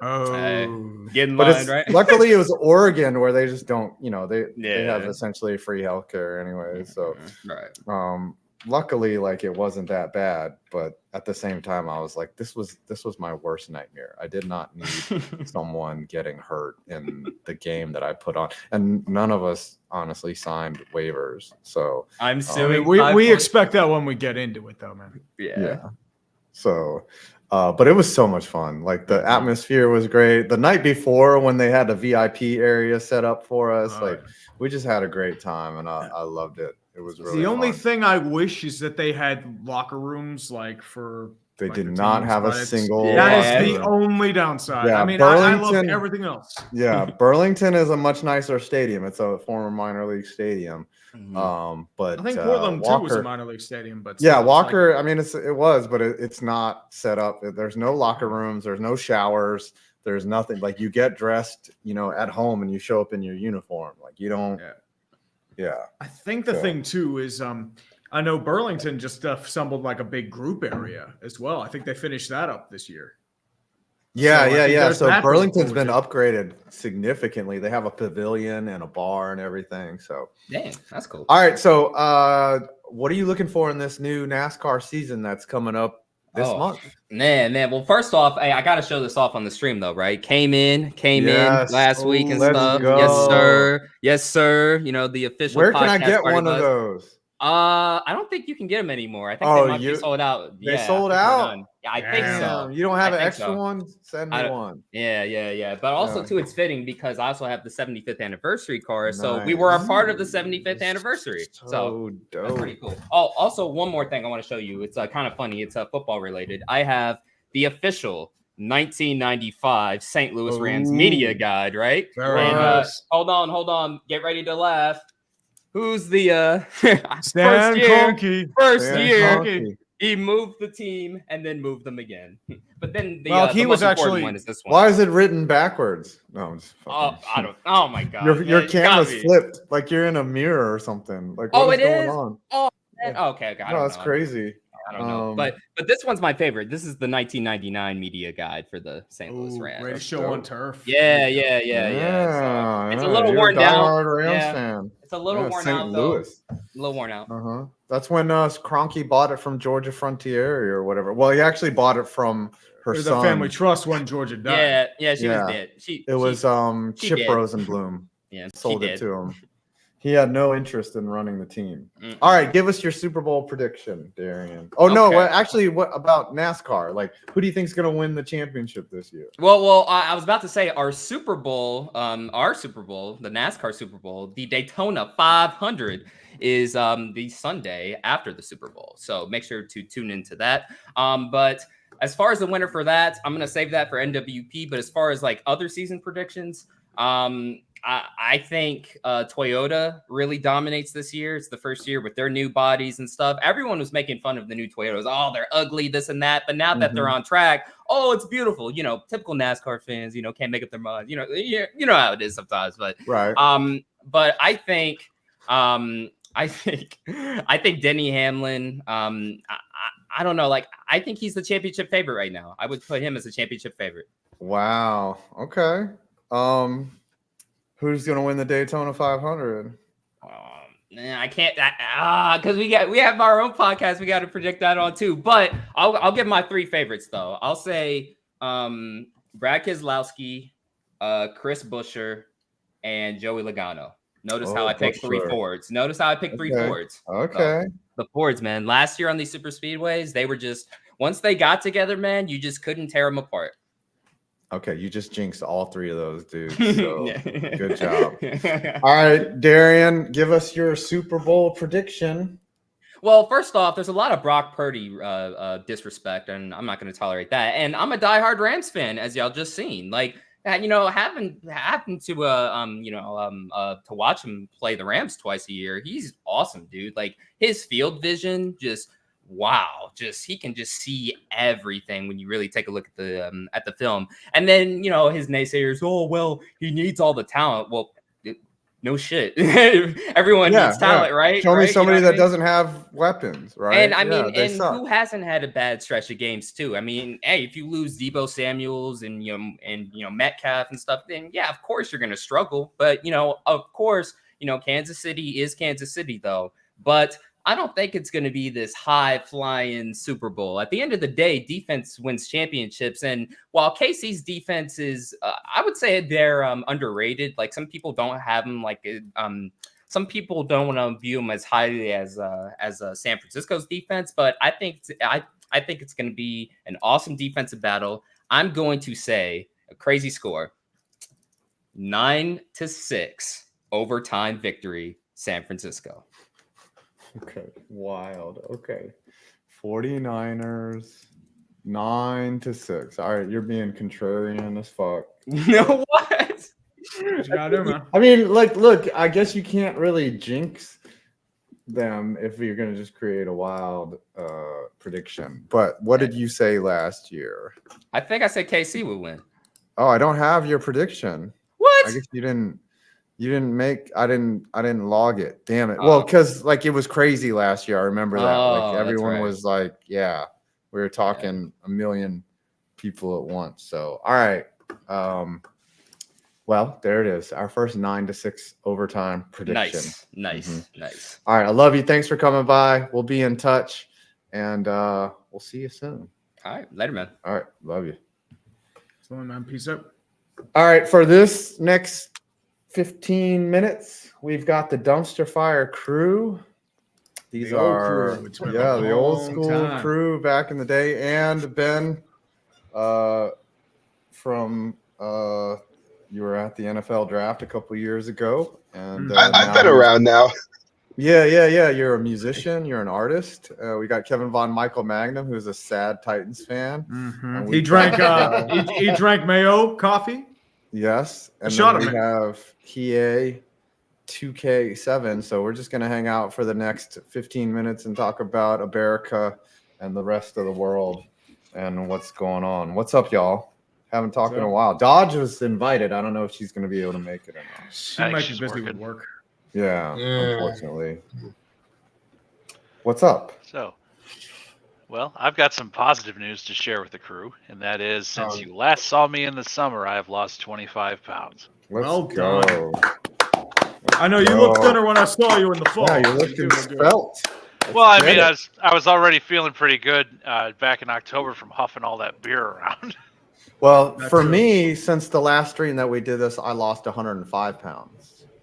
So You didn't have 105 pounds to lose. Let's be honest. Here. I mean, dude, you asshole. I lost. only 60 Ben since gets the summer, only but Ben it's gets the joke. Oh, like, yeah. mhm. I've Yeah, lost, well, is that I've 105 lost- pounds that you picked up at Hooters, or? No, that was I lost wife. 105 pounds. Yes. Yeah. Yeah, that you picked up at Hooters. Good job, man. Yes. Anyways, yeah. What's the word in America? Like, were you surprised that Eberflus made it through Black Monday, or is this really the year where he just is on? I'm not surprised that Eberflus made it through Black Monday. You have to take everything at stock level all the way back when everyone was hired, and that is Eberflus was hired when we still had Khalil Mack, when we still had a number of old contracts. Robert Quinn was getting paid.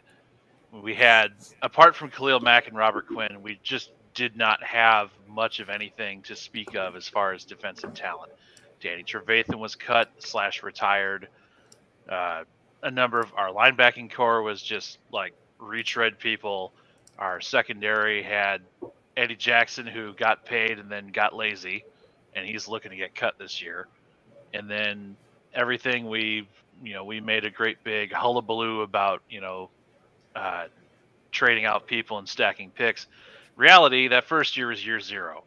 That 3-win year, you have to count it as year zero, because that was clearing the deck of everything, stacking bodies, and like Eberflus just showed up to coach it, but there just wasn't anything to coach. Mm-hmm. And then you can take this year as year one, and they landed right where I said they would. I had said 6 to 7 wins before that Packers Yeah, you game did. started. You did. And we landed at 7. Yes, you can argue we should have beat Detroit twice. We should have beat Denver. We should have beat Cleveland. Yes, you can argue all of that. But I think that if you go back and look at those games, you see where the offense strung the defense out in the second half by going 3 and out. 3 and out, interception. Fields gets tackled and the ball gets picked up for a scoop 6. I mean, really, what do you want the defense to do about that? And while the defense certainly showed their teeth the second half of the year against some weaker opponents, I will add that. But they still showed promise. It's better than they started. All right, here's It's a an big ongoing question. progression up. Big question, and then we'll get to the rest of the sad people in this group, because everyone had an awful season except for Tree, whose team somehow, but it was awful anyways. Do you draft a quarterback? Well, see, I've been hearing from my sources that Oh no. Oh God. if you weren't demonetized yet, you're getting it now. God damn it. Oh, we already did. We have, man. Yeah, we've been demonetized. We See, slammed Hardcore. my sources in the Freedom Patriot Underground, they're telling me all kinds of things. They're telling me that Ryan Poles ate a hot dog that had onions on it, but didn't have enough ketchup. And they also said that Ryan Pace was seen picking his nose outside the Sphincter Dome in Atlanta. And we can only mean that that is going to mean that Justin Fields is going to get traded to Atlanta for 3 first-round picks, the rights to R. Kelly's couch that he jumped off of, and we're also going to get Kyle Pitts out of the middle of all that as a throw-in. Where is he getting this? And I gotta admit, the satellite feed is being hacked by a bunch of Chinese supervillains, and that the Russians are also being colluding. hacked by communists. Yes. The Russians are colluding with the Packer fans. We've known that for years. We've got evidence of that now. The Bears are going to draft Caleb Williams, and then they're going to take the 9th pick, and they're probably going to trade to the Giants for the Giants' next 4 years of first-round picks. I think they should do that. Now, what's crazy is if you could find a buyer for Fields, like, yes, of course. You would. There's buyers. I think there will be. But it's about finding the one that's stupid enough. Yeah, I mean, like they're dude, going to get like a second round. Somebody traded a second round pick for Sam Darnold. Fields will get a second round pick. Yeah, at Fields least. get a second. And Ben's down there. Ben, you're a Patriots fan. You had a good run. No more Belichick. You got a new coach. Would you take Justin Fields as your quarterback in New England? Can you hear us? I mean, hello. Internet. The question is like with a number 3 overall pick, you think it'd be like Jaden Daniels in that regard. Am I back? Am I here? Yeah, you're back. Okay, yeah, we're good. All right, hi. Are we talking about my pathetic excuse of a franchise? Just kidding. Yes, we are. Would you take Justin Fields as your quarterback if you're the Patriots, or you just draft at number 3? I wouldn't trade number 3 for him. No, you're not trading. I don't think anyone's trading. I might not even trade a second for him. I wouldn't trade a second for him. I like the guy. I also think we're just going to ruin him if we touch him. So, but are you going to take a quarterback anyways? Like, you got to take one of the quarterbacks, right? At 3. I want Daniels. In a dream world, Drake May falls to 3, but I don't see that happening anymore. It's going to be Daniels, or we're going to get Joe Alt, and we're going to like it. Joe Alt wouldn't be a bad pick, though. Yeah, it wouldn't be a bad pick, but like this fan base is going to actually explode if it's Joe Alt and not Marvin Harrison Jr. Like, I understand he's a great tackle, but everyone is upset right now around here. But the problem is, like with Marvin Harrison Jr., who's going to throw to him? Like Mac Jones I has have been no idea. completely That's the thing, ruined. like- and Bailey Zappi, his only strength is throwing into triple coverage and being a clone of Mac Jones. Bailey Zappi is Mac Jones with slightly better pocket presence and slightly worse accuracy. It's impressive. They're the same player. Yeah, They they are. even look kind of similar, you know. They are the same. You can't tell me they're not the same. Like, what do you do now? Like, do you go for Bo Nix in the second? I would just stop watching. Bo Nix needs an Indeed account more than he needs to be drafted by us. Bo Nix has been in the college for like 10 years. Yeah. He needs to get out of there. I would say, you know, the Patriots, you're dead in the trenches. Like, you're so bad we're on in both trouble. sides of the ball. So you need to rebuild completely and maybe just tank for the next 2 or 3 years and start all over again. Like, you had a great run. You won 6 Super Bowls. Like, what else can you do? You got to start over, and that's what you're doing. I completely agree with you, and it's what's going to happen. It's what's going to happen.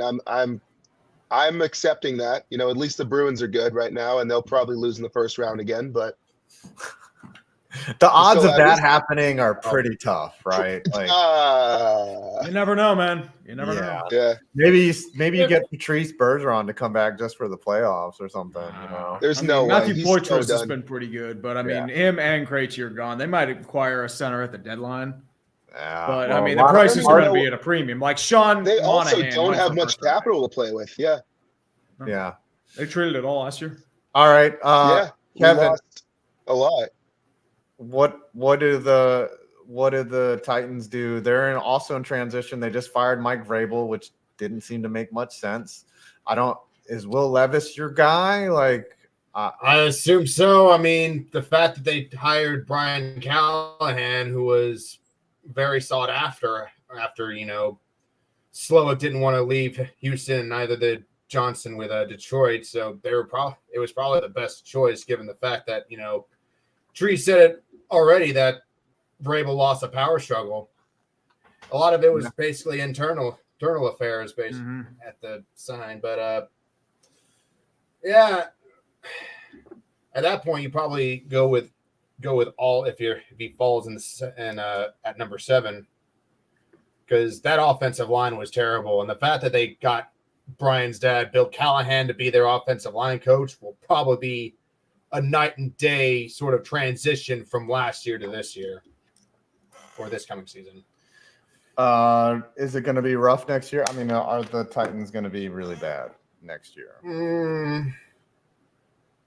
I have no idea. I'd probably think it'd be better. It'd be like a transition. It'd probably be like a rebuild. Do you think this is the end of King Henry in Tennessee? It felt like that, with him, him signing autographs after the game and telling the fans, hey, it's been a great 8 years. He is going to free agency. I don't see him. Like, how much more does he have left in the tank? Like, he's at the end of his career. Yes. Like, I would say he still has it. I would say he would still have it like at least 2-3 years max. But after that, you'll know it's going to fall off eventually. I mean, is he as freakish as, say, Adrian Peterson? Like having a late bloom like that in his career? Like, it's doubtful. He's got a lot of mileage on him. Well, the thing is that when he was drafted, he was a backup to DeMarco Murray, at the time. So I haven't heard that name in years. DeMarco Murray. Oh my, he was a beast for a minute.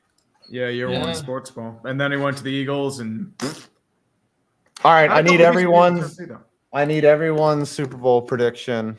So before you go, all right. And we got our next guest lined up. Unfortunately, we had to keep it rolling. But Kevin, you go first. Who's going to win? I'm going to be a contrarian and say it's going to end in overtime. The Chiefs scoring the winning pick 6 by Trent McDuffie. I would say 27-21. Okay, you got the Chiefs. Hiei. I'm going to go completely off script. Oh boy! And I'm going to pull one out because Matt Nagy is ass. You know, Matt give me Nagy. neutralized. I knew he was gonna pull that. Here comes some sideways bullshit. Matt Nagy is gonna call a second half that is garbage ass, and the 49ers will pull ahead 22-20 somehow. Don't ask me how. They'll be 22-20, and then they'll get one magical little drive to go down the field, and I will call it now. Butker is gonna doink. Oh wow! Triple doink! Triple doink! It's gonna be the It's full gonna be a triple ding doink. dong ding. And then everybody, Matt Nagy's gonna be standing on that sideline with that same stupid. I didn't know how that was gonna work. So Niners win 22-20 because I'm going off script. Script writers, you're all fired. America is coming for you. No. Okay. What does it get the nipple clamps for? What the hell? I don't know. Ben. All right, Tree, 5 points. Thanks for having me back. In case you guys Absolutely, are wondering, I'm cured of leukemia in April of this year, so we're almost there. Yeah, There you go, Yeah, man. buddy. Ring the bell, dude. So, love you, boys. Thank you so much for having me back. Niners win this game 24-20. Christian McCaffrey's the MVP. Let's go. Awesome. Love you, Love boys. y'all. Thanks Well for done. popping in. You got See it. y'all Glad to be back. soon. So, Yes. brother. Congratulations, Ben. Fucking punch cancer. in Tickets the fucking face. ass. Fuck you, cancer. You little Fuck the cancer. bitch. Love y'all. All right. Coming up next, we're winding down to the end of the show. Well, not just to the end of the interview section, but Qwan will be back. Yep, it is filmmaker extraordinaire. Tis I. Can you guys hear me? Yes, Yes, we sir. can. Okay. We have you. Am I loud? My bad. Now listen. You're good, man. If you come back for the chaos hour, please do not get into a circular argument with Barry. Oh no, it's done. I'm a much more matured individual than I was 2 years ago. I think yes, I would say I think so. the last few years have humbled me, I guess I would say. But no, I don't think there will be any crosstalk. I'm just here to promote peace and love and my film career that you guys are a part of. Yes. Yeah. How high are you right now? I'm on a scale of 1 to 10. I'm about 4.5. 4.5. Oh, it's a little I'm residual. easing my way out of that mind state. It's it's tough. I've been on this Ricky Williams-esque journey where I've probably been I wish. I've probably been high every day for about the last 10 years. And it's because I started doing content. And there was a lot of grief with me not playing football anymore. So when I started doing this I guess this is to supplement my football career, and the pain was kind of self-medicating. So, I recently come to terms with my addiction, not to mellow the mood or anything, but that's what I've really been working on. Dude, this year's show has been about real life shit. My father just recently passed away. Sorry to hear, man. Like, I don't, it is what it is. We can't hide what's going on in our life. So there's no reason to even, I just don't believe in that. Like, I'm not going to hide any part of my personal life at all. Like, you guys are my family. Like I said earlier, we were talking about friends and shit. Like, what are friends? Like, I do have friends, don't get me wrong, but no, I consider y'all my friends. Like, we get together once a year, and that's about as much as I see my actual friends. Online, So it's fun. By the way, we were out in Portland, and we did smoke together. That was some gas. That was funny, man. That was fun too, because we were just sitting on a mound of dirt. The game was over. We were all exhausted, just puffing some loud. And then the next day, remember my flight got rearranged. Yeah, it got canceled. You were on Spirit, right? Yes, fuck Spirit. Oh man. Dude. On a hope and a prayer. So they didn't cancel my flight, so I had to get a refund. And did someone just hit us with Kevin Michael Von Magnum? There you go. With $446. Let's go, buddy. Thank you so much. Got a few others to chat out as well. Robin Hobbin with 20 bones. Silver General V2 with 5. An anonymous $50 dono. And Ian Genji with 20 bones. I think that puts us at $2,900, boys. Let's go, boys. Let's go. Let's get for cure Alzheimer's. Anyways, so my flight gets canceled. And I can't go anywhere. And I'm just like, where are you staying? And you're like, yo, I got an Airbnb. And like, I very much illegally just stayed in the living room of this Airbnb. Listen, man, that entire trip was like a wing and a prayer. First, the reason I got there, I hit a 6-for-6 flex play on Prize Picks. So Prize Picks, if you're out there, listen, hit me up. We'll get the scoop. It's gonna be in the documentary. But I hit that. I bought the plane ticket. And then this is exactly why, like, I'm starting to wean myself off of this mind state. Don't take edibles before you go to the airport. So That's right. This is the second time this has happened. I was chilling at the gate. I was filming because, like I said, before we went, I wanted to do this documentary, and I was filming. I was getting some B-roll on my feet in the airport. I'm headed to Portland, and I hit this Prize Picks play, and I'm about to go play baseball.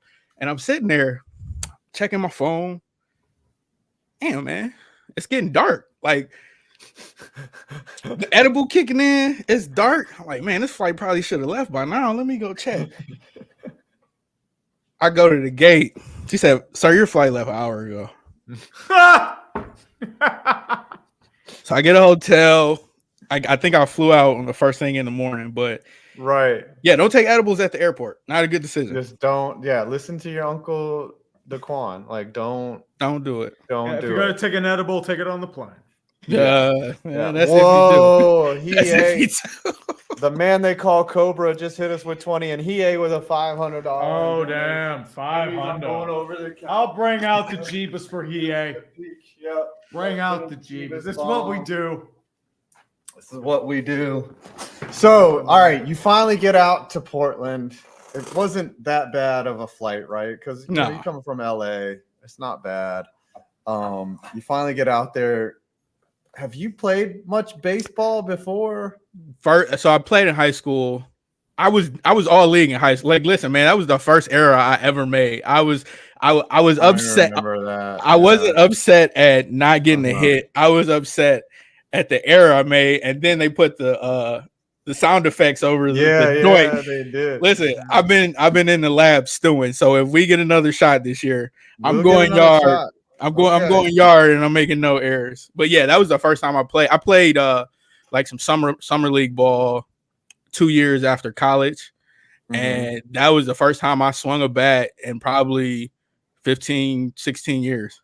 What's funny was like I was like, damn, this dude's an athlete. Like, you can just show up, not swing a bat. Like, you were still like hitting. You looked confident. Like, you didn't look trash. Like, Listen, some people man, look trash. My only goal was to not go out there and look completely foolish. So I accomplished half of it. Yes, you accomplished half of it. Like, dude, I mean, I booted a ball. Like, I've been playing my whole life, and I still booted a ball. Like, listen, that man, one was kind of tough. I took a bad angle. We got to get more reps. That's all it is. It's a process. Yeah. I mean, I came in as in baseball shape as I ever have. Like, and I plan on doing it again this year, but we're probably only playing one game this year. Like, I mean, that shit's expensive, dude. Like, I'd have to hit a Prize Pick six leg parlay to do it again, you know. So you played arena football, right? Yeah. I've always wanted to know, like, what's the business side of that? Like, is it just listen, man, I am a part of the millennial workforce that got screwed royally with everything. So, like, I had always watched arena football growing up. Like, the Arizona Rattlers were my favorite team. Shedrick Bonner, Hunky Cooper, those guys. Like, I was like, that could always be my fallback. I knew they made decent money. My coach in high school, he went to a couple of tryouts. He said they made like $60,000, and this was in like 1999, 2000. So when I graduated from college, they went under. Like, we went through that economic recession, and it was over. So at that point, they had regressed to only having the AF2, so made a couple $100 a game. And then it came back a few years later. You made a few thousand a game, and now it's back. I don't know if it's in full force, but we're gonna see. But the business side, it was a way to keep playing to try to get to the CFL or NFL, get a workout. Yeah. It's like it's now they got the A7F. They're bringing back padded the AFL, football. Yeah. And then I think I'm gonna make another run. Listen, man, Dion came back at 37. I just turned 37 this year. I think I can get one game in me. I don't think I can play a full season. Left. You got one left in you. Just one. I'm gonna train all this year. Yeah. To see what happens. Yeah. So you're gonna put some feelers out. You should be like Steve DeBerg and send handwritten letters to all the teams. Actually, you know what? Send a blank letter, and then somebody will call you and be like, "Hey, what'd you meant to send?" Like, it's like, "Hey, did I play?" I like that, Trey. Okay. I like that's that, what Trey. happened with Steve DeBerg. Just do that. Listen, I like that, Trey. I got a couple of coaches that I'm in college. I played. I'm like an hour and a half from San Diego. They got an indoor team, and I played with the head coach. But I learned that there's a really modern day. You guys heard of it? Modern day high school in California. A lot of NFL players come out of there. Your mic change, brother. Is there a loose cable? You might have. You might have hit the cable. It's as loud as my weed. It might have swapped his like mic, and it might have gone like the computer mic. Yeah, he hit something. probably Now what he's happened. muted. Yeah. Now what? How you sound? You now? guys hear me now? Yeah. Now you're good. You're back. You're back. Yeah. So modern day high school. There's like that's famous. That's like Yeah. nationally ranked. I live like a couple miles from there, so they were having a tryout, and I'll show up like 30 minutes beforehand. I'm about to go work out. See nobody there. There's another modern day high school an hour and a half from me in San Diego. That's where rule number 2: don't smoke before you're gonna go work out. listen, this is not turning into a stand-up bit on purpose, but these are all the reasons that I'm stopping. But yeah, you know, I'm gonna try to get it. There are a couple. Listen, I saw there's this one guy that, not to dominate the combo, but there's this one guy that we used to tease for being trash. I saw him playing last year and almost punched the wall. It's like if he can still get a run, if he can still get a run, I know I can. So this last month, January, like I was like, yo, I need to be a better person. I'm gonna cut back on the weed, right? So I said I'm gonna take a month off of weed, right? Just a full month. And then my strategy was that I had to smoke whatever I had left before. Yeah. It took 8 days to get rid of it. It took 8 days to get rid of it all. Listen, I'll be like, I moved to disposables. Longest 10-day month ever. Yeah. I'll be like, I'm done. As soon as I finish this one. And I'll be in here. Listen, it feels very embarrassing to admit, but I'll be in here like yeah, dude, I scraped, dude, at the end on the last day when I knew I was done, I scraped my grinder. That's when you know it's bad. When you try to like take the little filter off the grinder and get the weed that's caught underneath. Got to get everything. You know what I'm talking there. about? Yeah. And then bang it out and then pack it into one little and just be like Pookie from New Jack City and just hit that one and you're just like, all listen, right, man, be calling me. Hey, we're here to talk about the Super Bowl though. Yes, we are. Okay. Give me your prediction, Qwan. You gotta hit me with it. And what's gonna happen in this game? I think we're in for a great game at bare minimum. I hate the way the media is like presented all this. It's like it's the people. Yeah. Well, not even that. It's like the people above us they've run out of ideas. Yeah, they're like I see them mentioning Tree and everything for engagement. Rossi, you guys are on their radar. Chiseled Adonis. Yep. And they don't know what to do. So it's like the coverage that we get from mainstream media is, let's make this leap. Patrick Mahomes is greater than Brady, or Brock Purdy is not a great quarterback. We should be talking about how Mr. Irrelevant is in the Super Bowl. That's stupendous.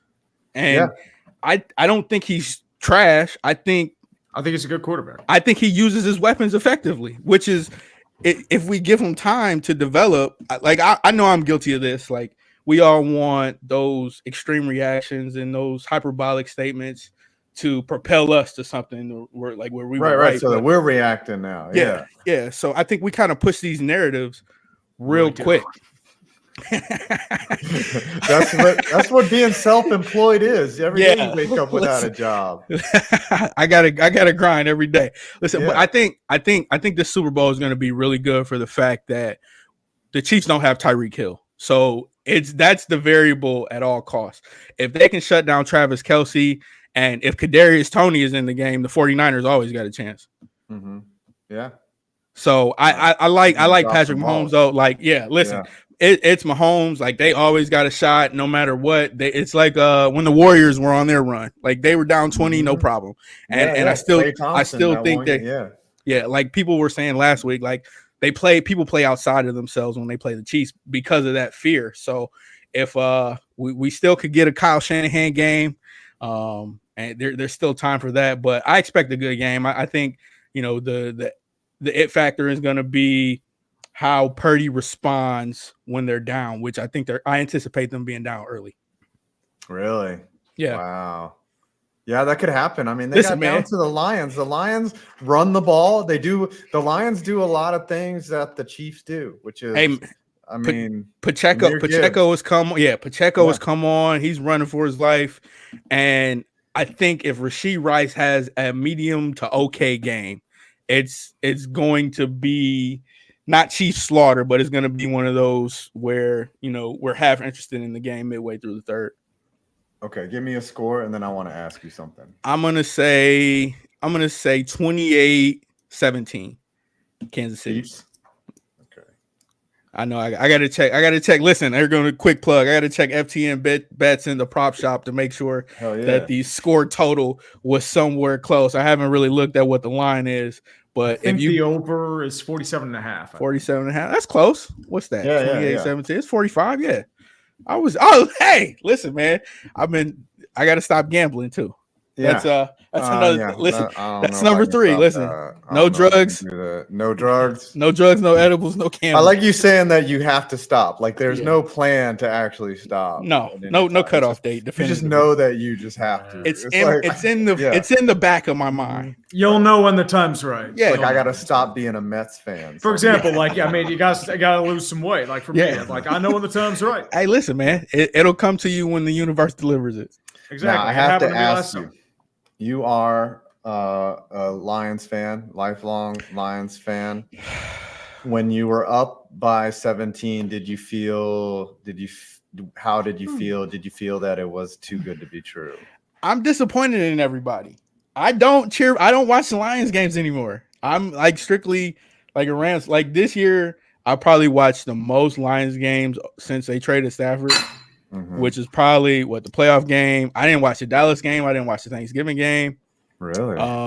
Yeah, it's a clean. I needed a break because Matt Patricia ruined Detroit Lions football for me. I didn't believe in the rebuild, and I was serious with it. Like I didn't want to cheer for the Fords anymore. I thought they should sell the team, and I know this is going to be few and far between, but I was completely wrong.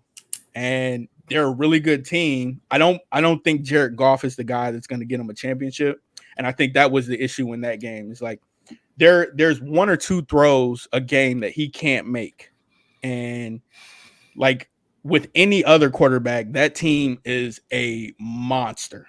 Like I'm saying, like Jameson Williams up top, like nobody can. The speed is unmatched, and they have the weapons. They have everything. I just don't think I don't want to say game manager is the word, but he's not going to make the throw that wins you a Super Bowl. And I think that was the problem with that 27-point unanswered streak. That they just didn't have any answer. Right. I mean, a lot of dominoes fell that ended up, with Stafford going. You got some parts, you got Goff back in that deal, and then you got other parts with that. So, but if you had Stafford on this year's team, you win a championship. It's not even, this is the most equal and even trade in history. Mm-hmm. They got all those pieces, and the Lions are a contender. The Rams won a Super Bowl, had a small 1-year rebuild, and they're a contender. It's like, I can't, when you think about trades, you think about the Tony Dorsett trade, you think about real big thing. This is the most even trade in history. Yeah, it was a win-win for sure. Yeah. I was thinking of another win-win. Manning for Rivers, that was win-win. I mean, probably you can even argue Bailey for Clinton Portis, but I feel like Denver got the edge on that. Denver won that one. Denver won that. It's good, but I mean, yeah. Which one? Clinton Portis for Champ Bailey. Yeah, I mean, ultimately, you never trade for a running back. Then there were trades that just blow up in everyone's face. The RG3 trade. Ricky Williams trade. You don't get these trades where they work out so perfectly for both teams in a 2 to 3 year window.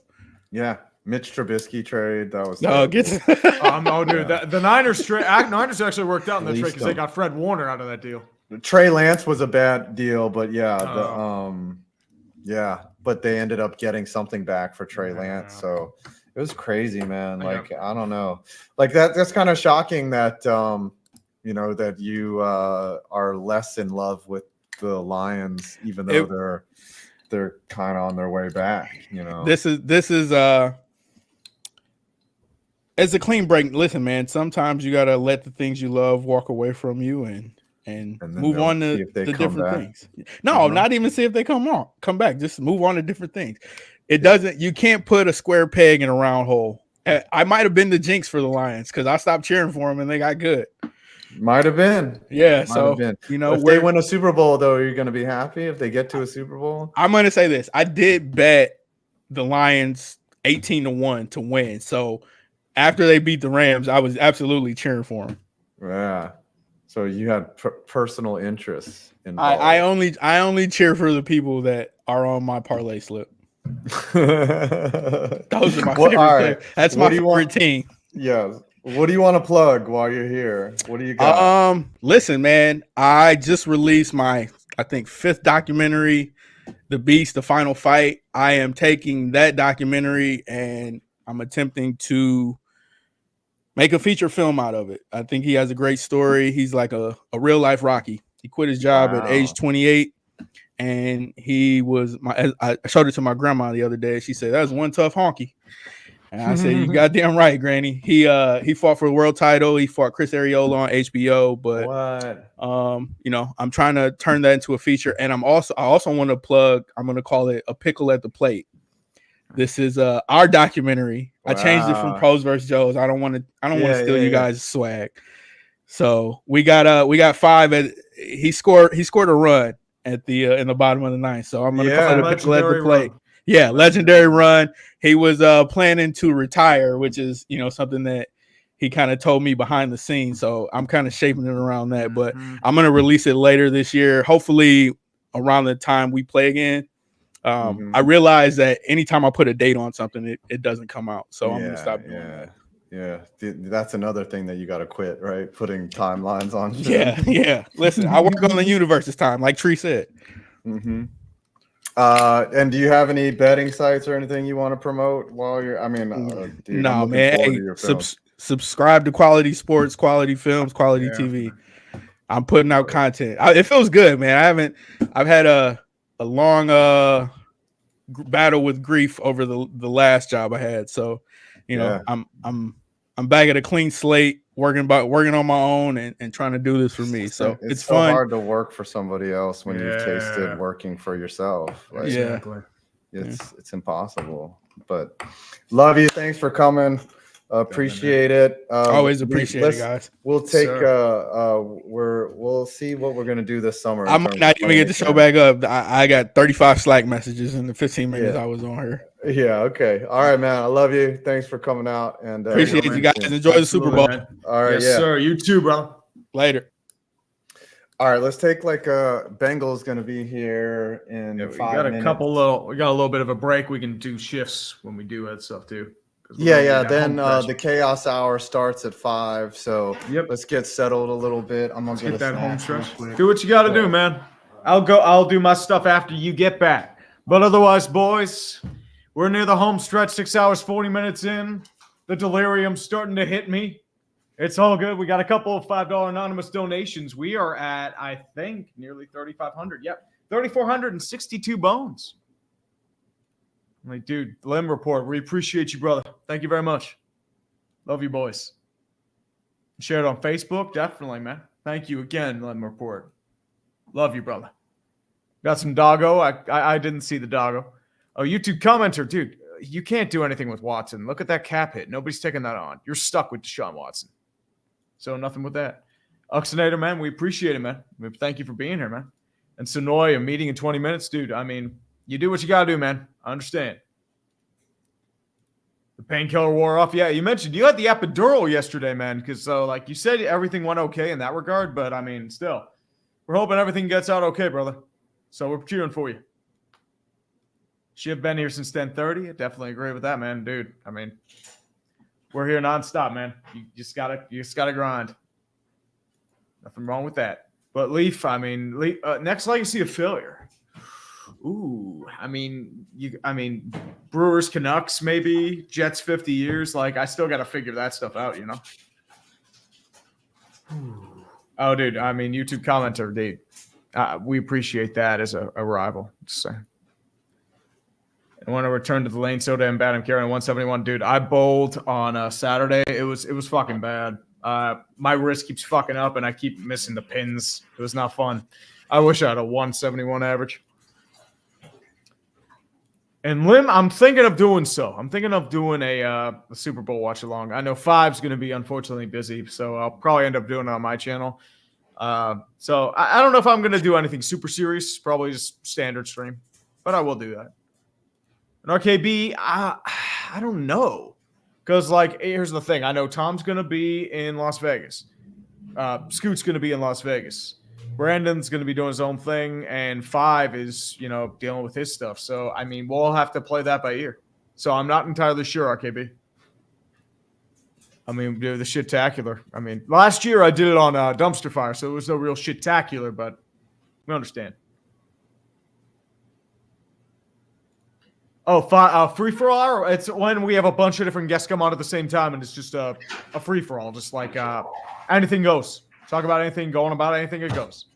King Barrel Maker, NFL Debriefing comes out tonight. I'm putting on the finishing touches. I would have had it out earlier, but, I have this. And NHL All-Star Hitters Guide will be worked on immediately after. So that stuff's coming. I just got caught in a backlog. So we're good there. Yeah, Dominic, his dad unfortunately passed on. So, that's the thing that's happened. He had long battle with Alzheimer's, so that's why all the proceeds today are going to the Alzheimer's Association. So that's it. It stinks. Definitely stinks. Charlie Easton, do you think the Kyler is the guy? I mean, you're stuck with him for the next year or two, so I mean, you pretty much have to. I think he does enough to steal games. I think he's pretty much the biggest cock tease in the NFL. That's the way I see it. Like, he's got talent, but it's just like it's in such small doses that can't really do much about that. So, problem is, I think a lot of it has to do with just Kingsbury and Kime. I think that what had something to do with it. And Kyler, like, not with that dead cap hit. He's not end up. Maybe in a year or two he might go to the Raiders, but for the most part, it's just might not be there. So, not much else you could say. But 450 people just sitting here watching us ramble. We got Bengal coming on in a few minutes. Five's doing his own shit. Do, sir, I will take my leave. Okay, guys, I have a really funny story to tell you. So my dad was born and raised Jewish, but my mom was from is from Thailand, and our whole family's Buddhist. And in the Thai tradition, it's very different how the funeral goes. You don't, hey buddy, you don't. It's not. There's the first day, there's the second day, there's the third day, the seventh day, then 50 days and 100 days. There's all happens at the temple. And so we're at the second day ceremony at the temple. And the way that it happens is, there's the monks in front of you and they're chanting, and it's a big ceremony. It's a big to-do. And I'm sitting in the front row. And normally what happens is, like, you sit down. Actually, I'll even show you how you sit. Like, in a temple, you kind of sit like this, but you're not supposed to cross your legs. You're supposed to kind of sit like this, and it's really uncomfortable. All right, buddy, I'm trying to tell a story here. But this time I'm in front. I'm in the front row, and I'm in a chair, but the chair is also really uncomfortable. I know, buddy. I'm trying to tell a story, okay? But the chair is really uncomfortable. And for a second, I crossed my legs. Stop, buddy. I'm trying to tell a story. I will take you out in a little bit. I know. I love you. Anyways, for a second, I crossed my legs. And then my aunt, this little 62-year-old Asian lady, she's sitting behind me. And she hits me on the shoulder. She's like, "Don't cross your leg." I was like, "What?" I was like, okay, so I just uncrossed my legs, and I was like, okay, I was sitting like this for a second, and then I uncrossed my legs, and then the ceremony kept going, and then a second later she comes up to me and she's like, "Adam, I tell you not to cross your leg because it's disrespectful to the monk. Also, you look really gay." And that was like the fun. I busted out laughing for so long. That was the best part of the day. Was that my 62-year-old auntie just roasted the shit out of me in front of God and my dad. What is up, Bengal? How are you? What's going on? Your hair is looking really good. You know what? At least I do something right. Right. What's with the glow up? You're looking the glow super up. handsome, right? Dude, yeah. This is my hair all the time. No, I don't know. Have you changed your lighting or something? Like I didn't know you had like a reddish tint to your hair. I don't. It is a little bit red looking right now. Maybe I fucked with the setting. I don't know, man. You got the fill light setting. What is up? We haven't talked in a while. Yeah, you're Hollywood now. You're Hollywood. I'm Hollywood. Yeah, you're Hollywood. How am I? You got like 500,000 subs, dude. Yeah, but who even watches that? They're all dead. I know. Like sub count used to be the gauge, right? But now it's just views straight up. Dude, there are people with millions of like subscribers that get like 5,000 views a vid now. It's like it's strange, it's brutal to see. I'll tell you what, though, I did pop a champagne for the event. Miller High Life, the champagne and beers. Yes, it is the champagne. How corny is that? I'll tell you what, they're not bad though. They're not. If you're drinking on a Tuesday at, I guess in your time zone is what, 3:48? Let's not put a time on it. All right. Okay. I got a little thirsty. Okay. Listen. What are we doing? I'm not here to Shaming? judge. I'm not here to judge or shame. You're drinking champagne.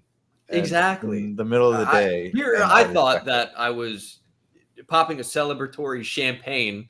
And now I'm being shamed. Unbelievable. I'm not a shamer. I don't yell at people, by the way.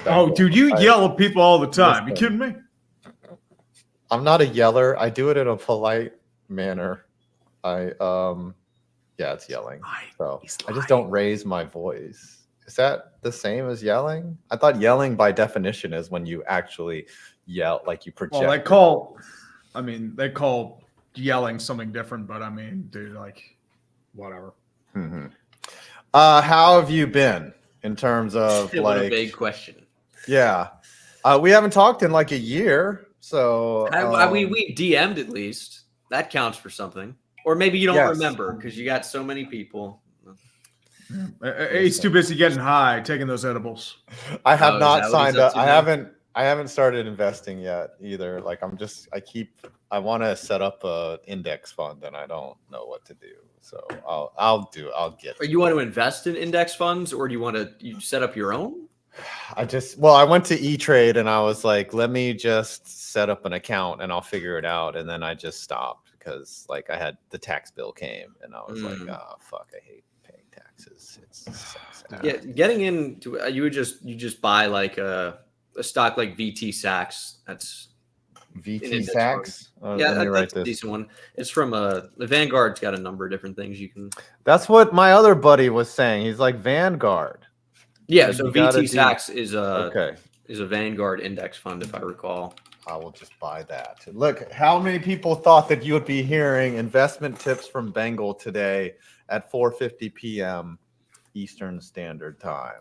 I don't really talk about any finances or financial. I don't want to lead anyone in the wrong direction. I think you're making your own choices, and I've been doing this since I was 18 years old. But I don't think I've ever tweeted about it really at all.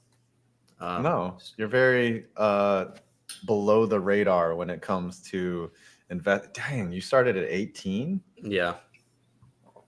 Have you ever I guess have you ever like taken a big L before? Like yeah. Palantir. If you guys know about Palantir, PLTR. On the market. Yeah, I've had some bad ones too. Proterra was mine. Like I didn't pay attention. It was like a alternative energy, like buses supported by Kamala Harris and her family. But like it went bankrupt, and now it's like I'm sitting on. Yeah, but I mean Proterra. Sorry about that, man. Mm-hmm. Go ahead, man. Yeah, I put this stock in this company called Sports Illustrated, and that went really well. No, all right. So what do you see, Bengal, in this game on Sunday? What in terms? Well, actually, you know what? Before we talk about that, let's talk about our Giants because I have an expert here. Do you think Daboll is our guy, or did we just have a rough year? Like, what happened? Dude, I'll tell you. It's been scary in the offseason. I mean, I don't know how much you've been following the coaching searches that the Giants been going through. Everyone that they tried to interview, it either got shut down or they took another job or people left. The Giants just hired their defensive coordinator today, right? Did you see that? I have not. I've been streaming all day. But who did we get? Shane Bowen. He was with the Tennessee Titans for the last few years. Yeah. And the Titans defense the last few years, not been that good. So I don't know. Yeah, that's a little sus. I mean, Wink losing, I liked Wink. Yeah, to be me too. honest. I liked his all-out blitzing. Like, I mean, should have never let Spags go, but he became a head coach, which sucks.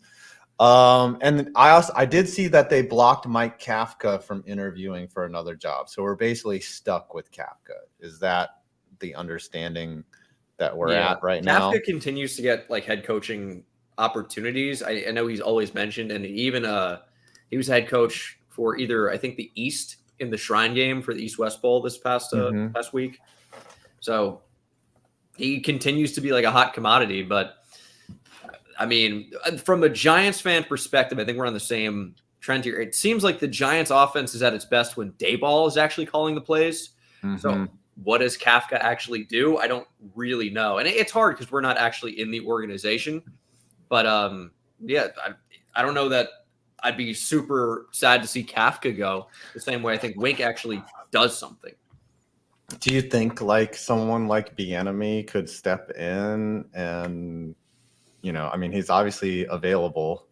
If we were to lose Kafka and then just slide Bieniemy in there, or were you just not impressed with what the Commanders did, even with Sam I mean, Howell? it's tough to say without like a quarterback, right? Which, I mean, you could say that of the Giants in a way, and their offensive line's brutal. But yeah, I don't know. I feel like Bieniemy, what did he do in Kansas City? Because a lot of that offense was Andy Reid. And then also you have Patrick Mahomes and Travis Kelce. Not to say that Bieniemy didn't do anything, because I think he did call plays, at least the final year in Kansas City, if I recall. But, I mean, it's tough to be impressed by anything with Washington. And not to mention, there were a lot of questions about how he clashed with players. There was a lot of rumors about that. A lot of just sparks flying there. Yeah, so dates back to even Colorado when he was at Colorado with like drunk and disorderly and things like that. So Yep. That's apparently he's also a hard. Yeah, he's also a hard ass. Like he teases people, he insults them. Like he's like me, but like as an offensive coordinator, he's just a dick. He's you with more money. Works at the college level. Like you see Urban Meyer have a similar type of strategy, and then they get to the NFL. And not that Bieniemy doesn't have a track record of success, right? But you get to the NFL, and it's grown men who are like, "You can't talk to me like that." Right. Like, I have $1 million. Yeah, I've got millions of dollars, and the one thing that shocks me is like to this day, like you still gotta get players to buy into your system because they're checked clear whether you win or not. And if your goal and your fans' collective goal and your job is reliant on you winning, but your staff doesn't care whether you win or not because their checks clear, like that's your main job, and it's just confusing that you like all of us inherently don't understand why they wouldn't want to win, but at the same time I see it from a business standpoint. Like I don't give a fuck, I'm getting paid either way. Yeah, I don't know. I feel like the leash is kind of short on Dayball, which is how that's pronounced, by the way, David. I just feel like there's been so much craziness in the last year where how do we go from this guy's the coach of the year to a year later, it feels like things were falling apart at the seam. And we know everything's magnified with the New York media, but it felt like, the seams were falling apart. The reports were coming out that Wink Martindale and Brian Daboll were clashing heavily, and then they denied it, and then Wink just leaves. So it's like, what happened was that like Daboll fired a bunch of Wink's assistants, so he rage quit. From like an outsider's perspective, it felt like 2022 was like a fluke where they danced through a lot of different things. They were the Vikings. Was helped. They had every single thing go right. And the problem is now it's like a lot of those flaws that were masked because of like some of the run they went on, like the offense that was clicking really started to bubble to the surface, especially after Daniel Jones suffered that injury. And even before that, it seems like there were issues. That offensive line is a mess. Yeah. What do you do with Evan Neal? Like, is he gone? Oh, dude, they have 80. They had 20 more sacks than anyone else given up. 85 sacks allowed. It's the second most in NFL history and 20 more than the second most sacks let up this year. Yeah, if it would have been one guy, it probably would have broken the record. If Daniel Jones had somehow stayed healthy, it would have broken David Carr's record for sure to take all those hits, but no one can take that many hits.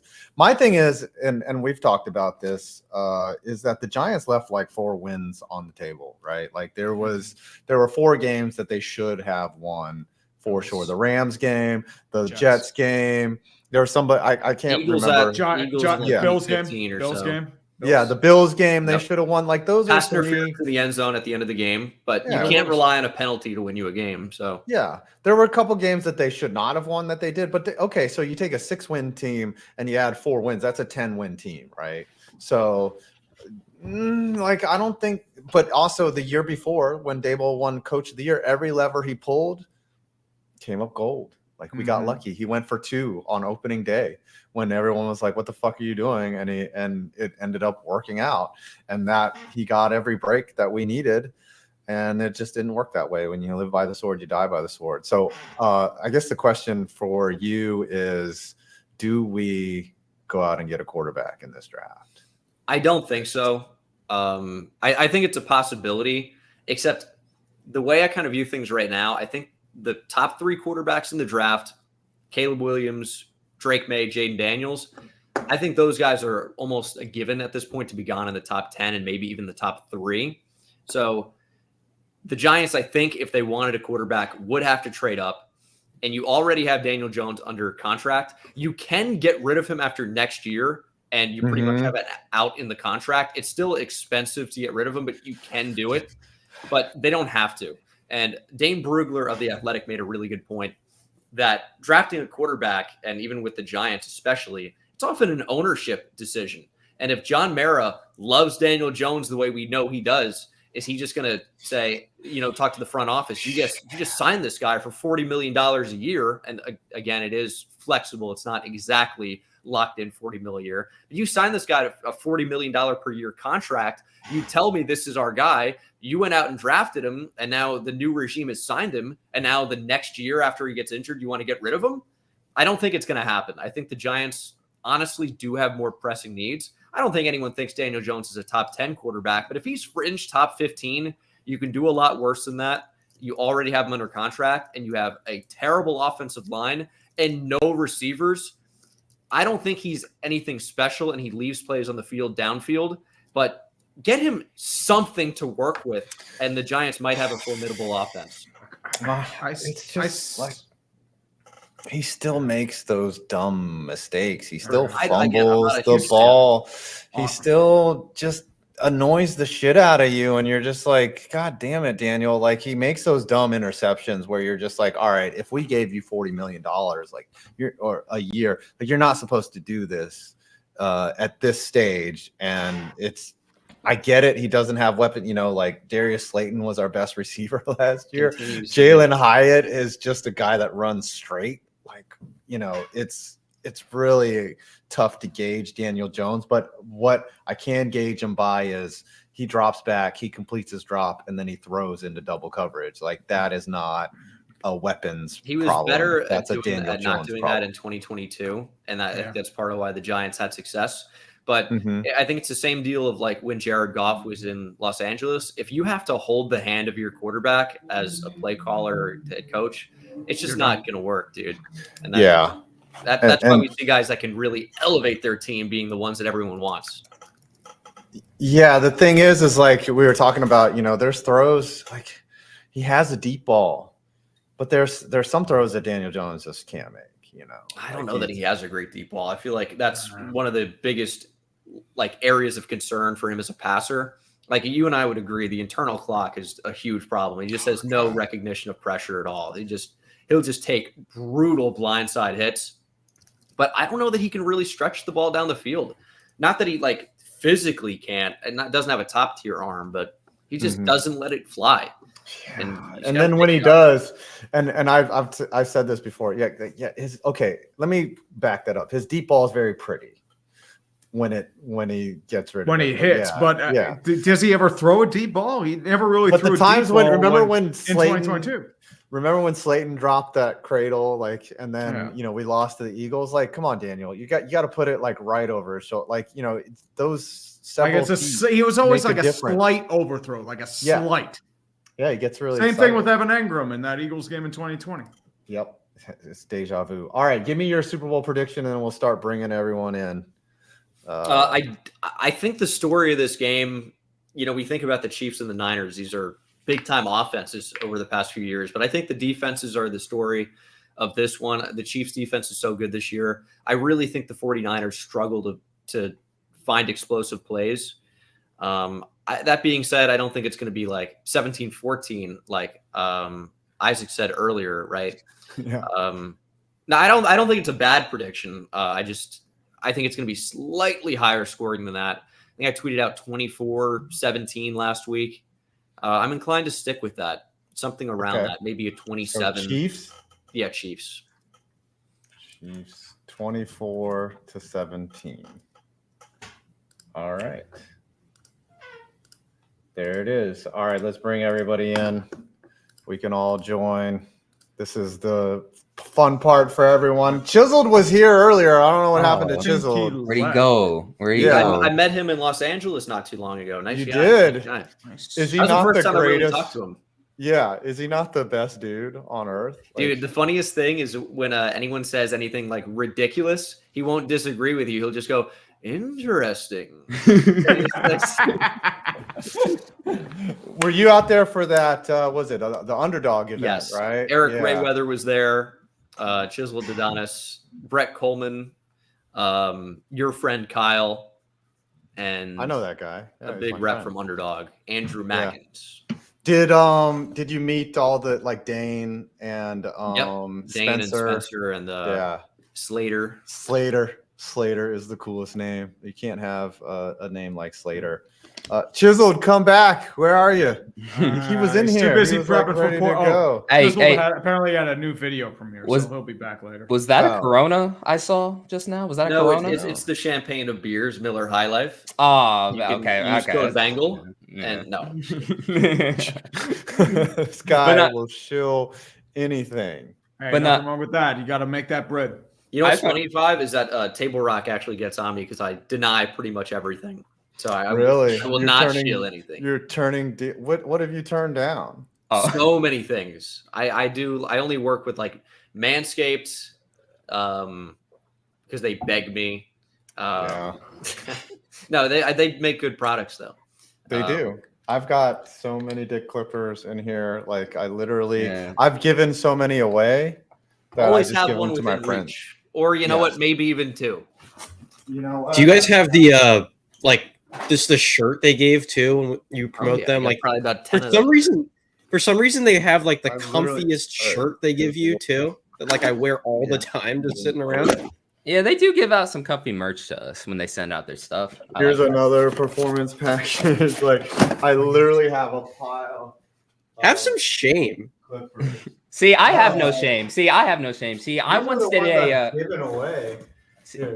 See, I once did a. Candy man. There he is. There he is. There he is. All right, can we get an That's intro? all. Yes.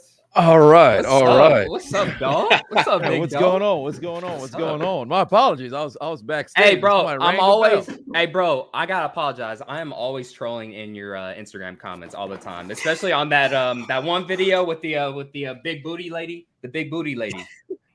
Yeah, Was that the big even booty lady. real? The girl Yeah. that buys the 2 seats. Oh, good I s- lord. Oh No, not her. It was another one, but yeah. Probably. One way or another. Some is real, some is fake. Who knows? It's See- content for me. See, I had said I was like, damn, she's perfect for me because I mean, she can cook for me and everything. Because the big ones, you know what I'm saying? They're the best cooks, you know. You could Just see based on dinner. experience. Yeah. Chiseled, can Get we your get own the, little tush push. can we get the That too. proper self-introduction from you? Oh, the proper self-introduction. Okay, I got Yes. you. It's the diligent, vigilant, meticulous, sagacious, conscientious, analytical, methodical individual, the Chiseled Adonis. Thank you. Damn, That was smooth. smooth. The fact that he never fucks that up either. Yeah. Is just Yeah, I know. I would That was trip smooth. literally Yeah, over myself. Now I try to describe your channel, Chiseled, to other people or your Instagram, and like someone was like, "Well, what is it about?" I'm like, all the fucked up shit on the internet, it's there. That's all I say. That's probably the best way to describe it. I struggle myself trying to introduce people. Like, what are you talking about? Well, there's some sports in there. There's some pop culture in there. There could be some adult content. Exactly. That's covering what they're doing over there. It's all over the place. It's a total shit show. Has anyone ever sent you something where you're like, that is over the top?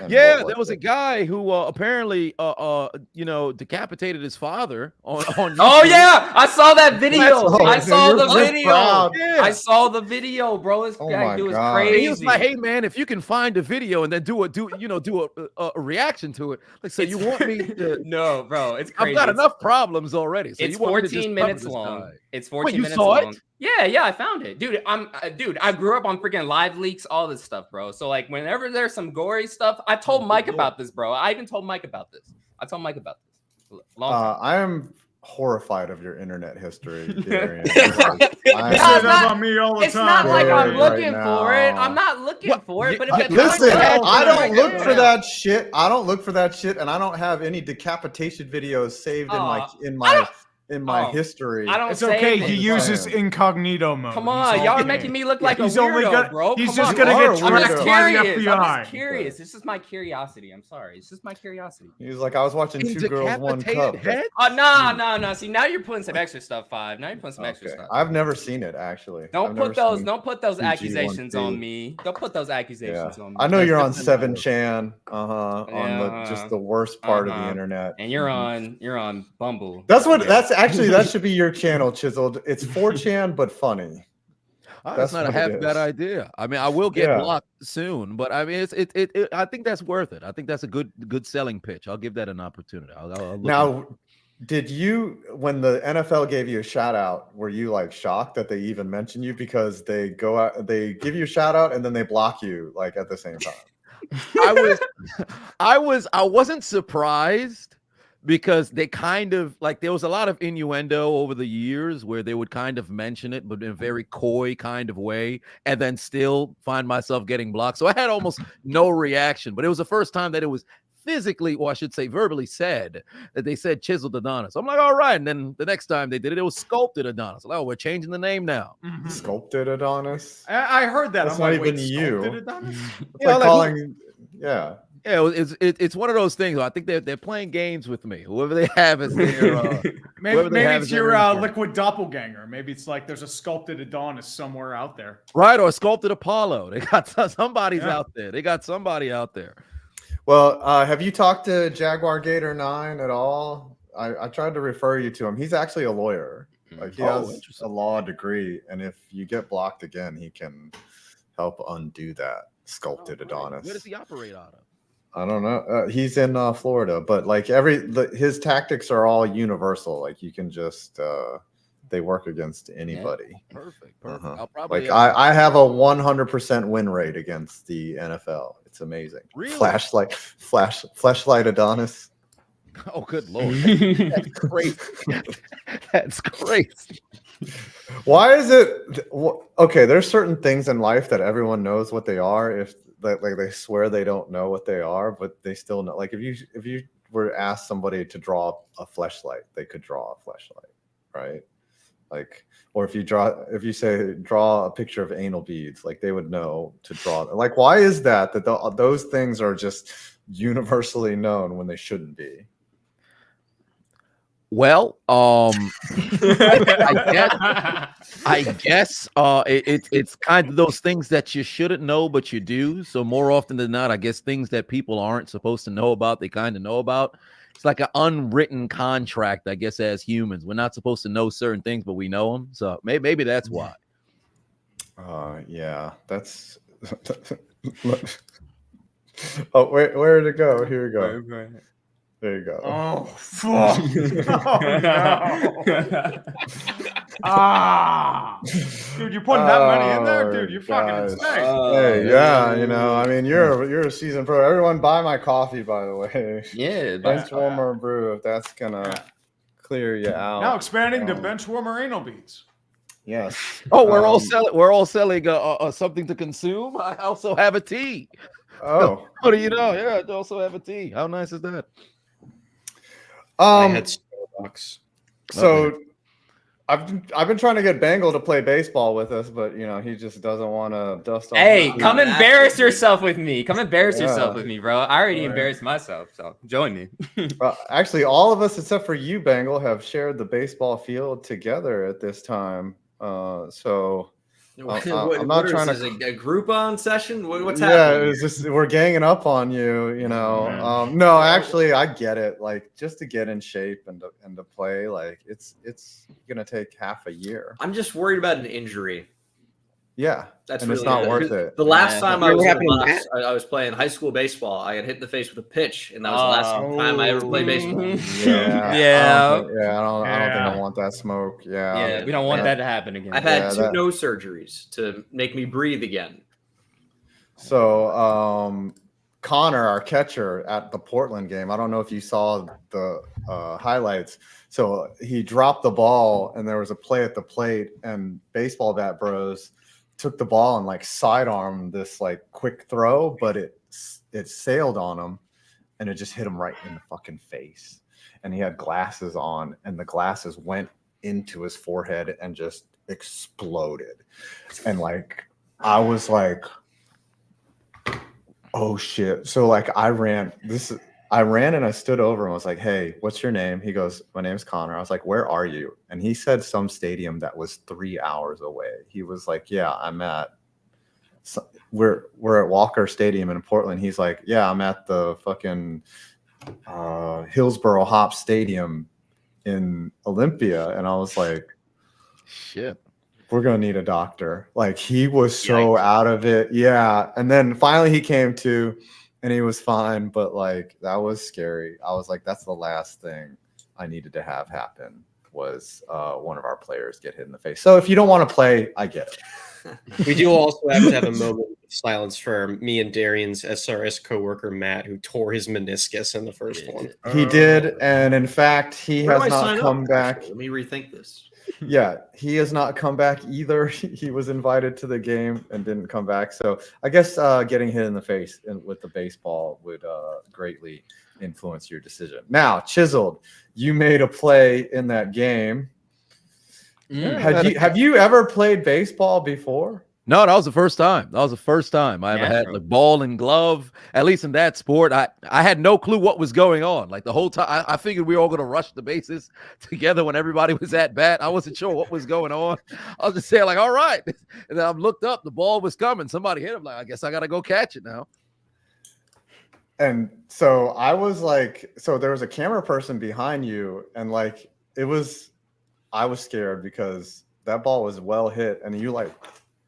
Yeah, behind you and somehow caught it. It was the highlight of the game for sure. Which was so wild because we didn't have much highlights. So I'm glad that I was able to partake in that. Yeah. Hey, offensively we did all right. The problem was like we just couldn't hit anything. Right, because it was like 2-0 up until about the 7th inning. Like we were in there. Yeah, we were. Yeah, it was like 3-0. Like they were winning, and then I put this little kid on. I put Stefan on the mound, and he got lit up, and I was like, oh crap! If I would have just kept Zach or Coach Rack out there, so we would have been fine. But like, yeah, we fucked up. Yeah, it was trash. Well, if we do it again this year, we'll be ready.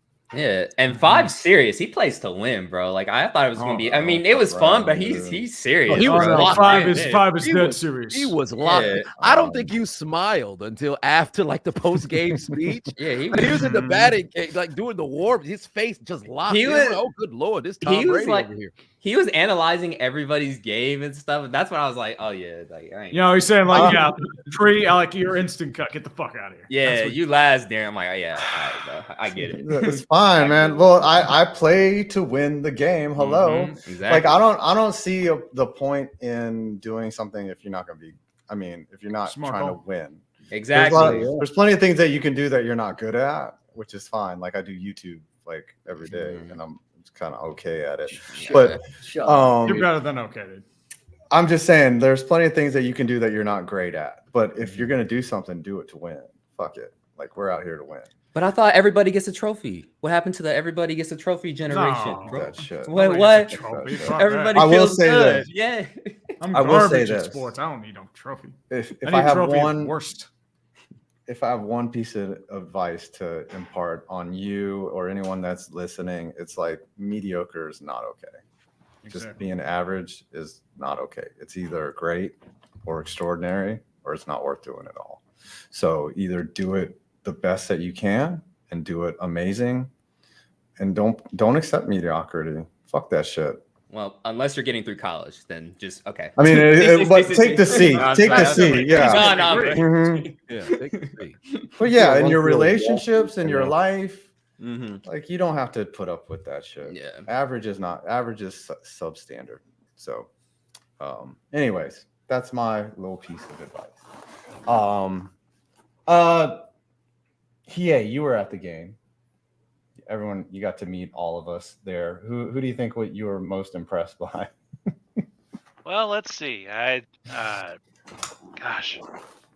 that was such a fun time. But you gotta remember that my brain had been out in the sun on that motorcycle for 5 days before I found you guys. You rode a motorcycle from yeah. Sacramento. You didn't see my motorcycle? I was sitting there revving it up next to you at the bar. I was locked in. Dude, he was rolling that West Coast trip, man. Mm-hmm. Yeah. Got to roll the Pacific Coast, baby, on my nice new Indian Roadmaster. Is that like one you're of those? Swaying, describing that. Like you're just vibing out to the description of your own. Because I'm imagining right now that 1900cc motor underneath of me going. Vroom. Gotta love that, huh? Mm-hmm. I had a great time. I met all you guys. I didn't nearly remember everybody.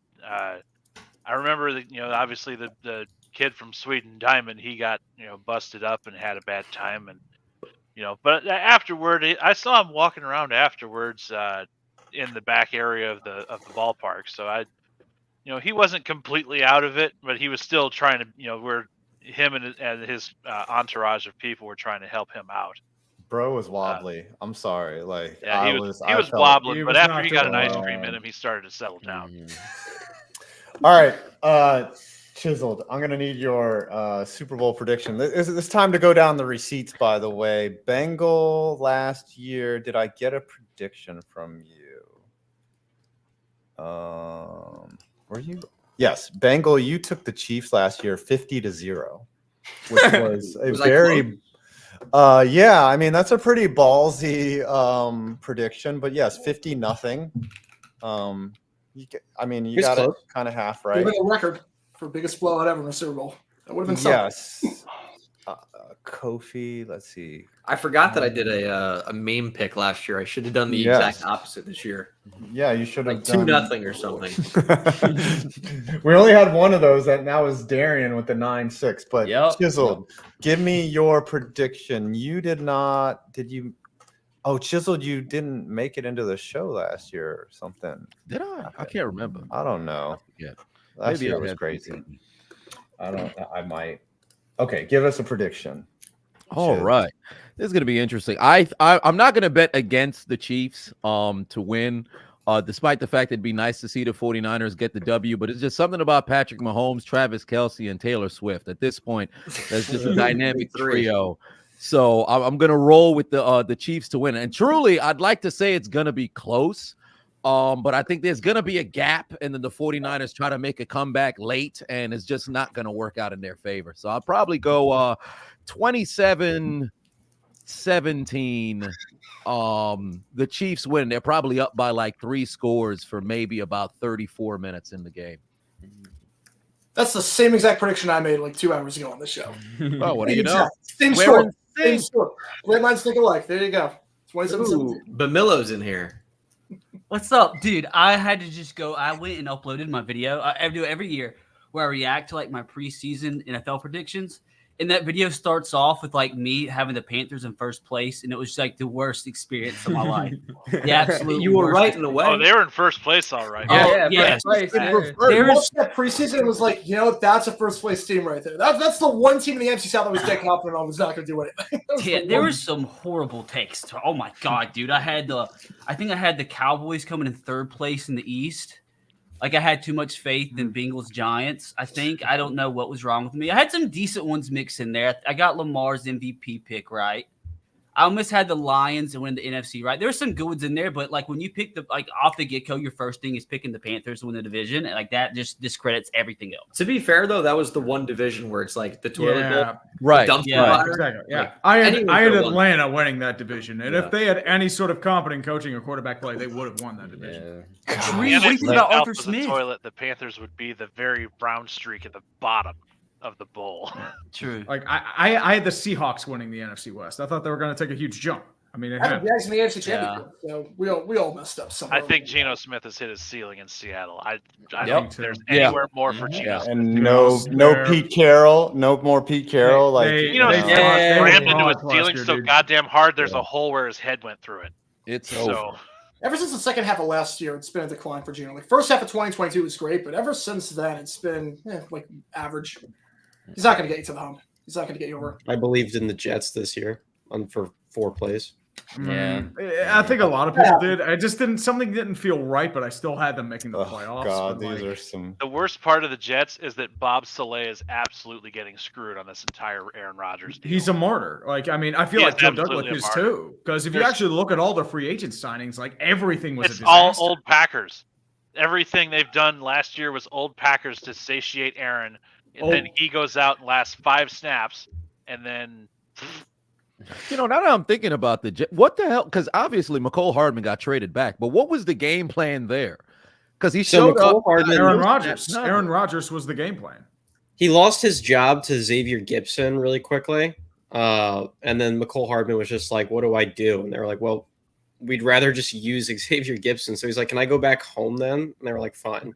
So that was the entire thing. Worked out well for Hardman. Alan Lazard was a healthy scratch. I mean, Adrian Amos got cut. Dalvin Cook got cut. Billy Turner. I don't know what happened to him. Carter got cut, didn't he? No, Michael Carter, he got waived. He actually did well in Arizona. Somewhere else. Yeah, he went. Yeah, it was Arizona. Cardinals. He did well there. He looked pretty good. And then Nathaniel Hackett is Nathaniel Hackett. Yeah. Like game 1, they used Dalvin Cook. They used Breece Hall like 4 touches that game. He had like 150 yards on 4 touches. They used Dalvin Cook, and then they just didn't use it for the rest of the season. Right. Probably the right move. I should have listened to Broncos fans more about Nathaniel Hackett. You know, being a Jet fan, I mean, I wouldn't say I was psyched about Nathaniel Hackett, but like having the Nathaniel Hackett experience this year, like I should have paid more attention to like the Pernas of the world. I could tell you he was our offensive coordinator for a few years. He was terrible. I mean that game you remember that 2018 I saw that last game when he got fired. He was just running back like halfback like power on 3rd and long. I'm like, dude, what are you doing? It was literally, I remember he said, like I didn't expect comeback. It was like just call one because I'm gonna be honest. I shit myself when I heard Nathaniel Hackett was getting coaching opportunities. I'm like, wait, what? That guy? Yeah. Okay. Literally, Hack is in his name. I mean, did you not see that coming? Yeah. It's Hackett. Was he? Daddy was a big coach at Pitt. That's a smaller Hack. Was he the offensive coordinator in Jacksonville in 2017? So that's even weirder now that season. Oh my god! And he was in Buffalo for a few years too under Doug Marrone. Wow, Doug Marrone, another Jags legend. Yes. Bologna sandwiches for days, brother. I actually asked Tree this the other day. Who were coaches in the NFL that were just ass? They're like with more than say 5 seasons under their belt, like that were just ass for head coaches, coordinators, head coaches. What's Joe Philbin Jeff up to? Fisher count for that long? He wasn't ass. He was just whatever. Yeah, more than 5 seasons, more than Brockwin. Hey, we're not getting to 5 seasons. No, Jag. I up you, Marion Campbell. Yeah, how we got 3 chances? I love how we got fired. He got 2 chances at the same team. Yeah, we got fired the first time in Atlanta, and then like we should bring you back. Yeah, Pat Shurmur. to me is a name Yeah, that just that's comes sure like is he's a a good one. hack at every stop that he was at. Like it Rex always just Ryan amazes kinda me. lasted a while too. Adam Gase is Yeah. still watching that. Hugh Taco Bell for Hugh free. Jackson had Adam what, maybe Gase is a 5? great one. He had 5 4. years? He had 4. Oh, he had Yeah. 4? One, Okay. one, Does- and then And Oakland? I think Yeah, he had- Oakland. I yeah, remember 1 year in yeah. Oakland. 1 year in Oakland. How old Yeah. is Zach? How old Chip are you, Kelly? Zach? Frank. Frank Yeah, Kush. Chip. I think Chip had Wasn't he an old Patriots coach? No, he Frank was the Colts. 80 Colts. He was there in 82. Yeah. and they Oh, went, Baltimore 0-1. Colts. You're right. You're right. McDaniels is always a hack. Like I Right. cannot believe he got another job, but he did win a Super Bowl as a coordinator. If though, you're gonna like, do so- those coaches, Yeah, with Tom You can't look Brady. at what Josh McDaniels Yes, did in with running Tom Cutler Brady. out of Denver. Gotta and go then with, going back to the hoodie, and then shirking Indianapolis, and then going off to. You can't look at Josh McDaniels as anything now. McDaniels, when in that game against the Steelers, when he kicked the field goal down by 8 with 2 minutes left, and then said afterwards because it was a 2-score game, I was like, "How are you employed? How are you employed?" it was a Gene goal. Dangis was sus. I mean, hey, Steelers. That's how they get the Steelers work their magic, man. Right. That's how they How work many their years did Staley last? Staley 3. was, Too many. yeah. Tree, how excited are you about Arthur Smith? I want to die. I'm right there with you. Do you I'm remember right the last there time with he was you. the offensive coordinator? I mean, everyone's trying to say, "Oh, You got look a at head his time coaching in job. Tennessee. Look at how good he is." It's like he had Derrick Henry, and that Well, you got expanded Najee the Harris play-action game. Yeah, Najee Harris is not Derrick A Henry. lot of those. Hey, I hear Le'Veon Bell's coming back from rumors. I hear Yeah, he wants I to mean, come back. I mean, But we're a gonna who? sign Jonnu Smith, and he's gonna hog all the tight end receptions. We know Yeah. this goes. No, I'm serious. He wants to come back. He says like, "Yeah, I want to come back and play for No, Pittsburgh." I'm like, I mean, there's no room. Like you have Jalen Warren and you have Najee. maybe you They could be on the aren't getting ready practice either. squad. Maybe there you You go. could play third on stringer, Madden. Maybe. I mean, Yeah, you can play Madden. I mean, if that's the case, Arthur Smith will get him 10 touches a game. We saw I- say all my- this, see- and then like next year, Kenny Pickett's gonna throw for like 40 touchdowns, like 4,500 yards, like top 5 Yeah, such MVP. That's deceiving because most of the time when they were in the end zone, they either ran the ball with Pickett or they ran the ball in the end zone. That's my what the theory touchdown is that the Roonies wanted to renovate Acrisure Field, and next they year are it's going to looking be for called renovation. FedEx Field 2 or something like that because Arthur Smith's daddy is Yeah. going to just donate. It's like, oh, you gave my poor little son a job, like. Here's the problem is like the Steelers are still kind of like stuck in their own ways. They're not trying to evolve. And that's the huge issue that I've had with the team over the past like 5 or so years. You just say like, okay, you get to like 9-7, 10-6 if you're lucky, and then you get blown out in the walk around. What's the point? I mean, you just get lucky with 3 or 4 of those games. You end up with more of the madness, and then you stick there and you're trying to run the same damn thing. It's like something's got to give. Do y'all okay? Let me ask everyone. Do y'all consider a playoff berth and a first-round exit a successful NFL season? Yes. No, it yes. depends. It depends on your situation. Right. Yeah. But Tampa last year when they went 8-9 and won the division just because everyone else was terrible. No. I'm just saying, no matter what the expectations were in the season, if you can just isolate it to you made the playoffs and you exited in the first round, is that a successful season? Here's the problem. I don't If you're think the it's 7th that seed. simple I don't not to see be it able as to- like a success. I mean, Right. the Steelers have Super Bowl aspirations, and to see it as like, okay, you haven't won a playoff game in 7 years, and you have Super Bowl aspirations. I don't see that as success. I don't think the Steelers have Super Bowl aspirations. I think No, they the don't. Pittsburgh fans have Super Bowl expectations. Look, I'll put it Oh, like that's this. a good point. I'll put it like this: when the St. Louis Rams were constantly, going 7-9 or like 1-15 and stuff, I was just dying for a playoff berth. So I'm always gonna say yes. Yeah, look, I graduated elementary school in 2007. Or 2008. Since I graduated elementary school, I've seen my team in the playoffs twice. Yeah. I had a winning record 3 times. He So gets it. I'll take He a gets playoff it. berth. Right. Ever since I was old enough to be Jaguar Gator 9's dad.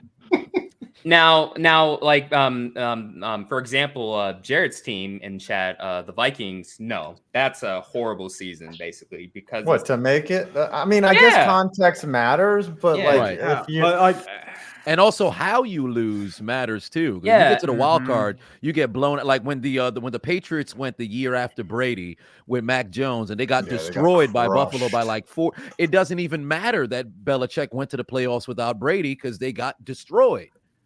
Nobody. I don't know. Playoff appearance without winning would have been fine in Yeah, this is the Carolina, what have but you like done in for me Dallas, lately? it's different. Right. Exactly. Now, Exactly. I will say this as a Bears fan.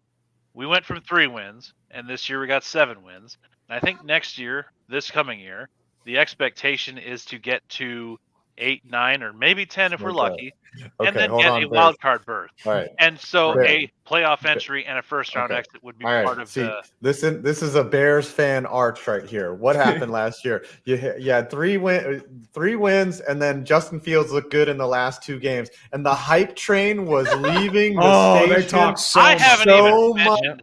I haven't mentioned shit anything being about talked. Fields. So much. Now And you also, got 7 don't wins. pin all the That's other not- Listen, I'm meatheads just It saying. wasn't even That might have Fields. been It the was like worst it was thing. everything, dude.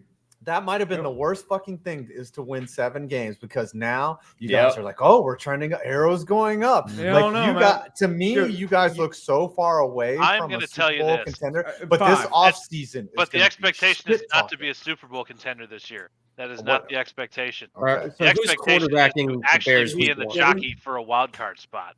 Yeah, I'm curious what happens to Fields. Y'all better keep him, bro. Just I'm keep gonna him, tell you- bro. I'm gonna tell you exactly what I Where think does he happens. go? I think he's gone. What does it take to What trade I for believe him? happens is that Fields will not fetch enough this year to get traded. Like if someone's just offering a second, that's not enough. He won't get traded. He's in the last year of his rookie deal. I believe the Bears pick a QB at 1. I don't know which one. Everyone seems to say Caleb Williams, but that doesn't mean that the Bears are going to do the right thing or the popular thing. Whatever they do will be wrong. Guaranteed. I will say that if you don't take a second for your quarterback, if you don't think your quarterback is worth getting a second round pick, does that not say, well, you need to know right there? Is it not Brand? that he's not worth a second or that he's not worth the time to let our next quarterback behind him to wait and to learn and to hold the clipboard? What I think As far as I'm concerned, whoever we draft at number 1 this year, if we hang on to Fields, Fields 1, Bagent 2, new guy 3, has to hold the clipboard, has to watch the NFL at speed. Okay, just listen has to what you watch said. these defenses and reads. Okay, is Fields and Bagent a 10-win combination under even the best scenario? Come on. When Fields is Again, bad, a lot of that also depends on being lucky. You know, if they don't blow those 3 games this year, we're a 10-win team. there is You know, those are 3 winnable games that we pissed away. They're there's so far behind the- those other 3 teams in their division, though. the problem with Fields is like, yeah, he has moments where he's good, and then there's He's- film of he's- him he's that is Mike, we're so far He's behind a the max Lions, but beat them for 7 out of 8 quarters. Sure. atrocious. That Well, the pocket truth is passing that they have so scheme much is draft happens. capital to build, though. I think the thing with the Bears is their defense has made strides. DJ Moore looks really good. I think they have a lot of cap space they can use. I think the question is, like, what do you do with number 1? Because the fact that you have the number 1 overall pick makes things a lot more complicated. For me, Yeah. number 1 is QB, number 9 is wide receiver. I'm going to throw it across. So if you end up with, like, say, Caleb Williams, or maybe you trade up for MHJ, or you get Roma Dunze, do you think that's successful? Williams and Odunze, I would call that a success, an operating success. There's a probable chance we're losing Mooney this year.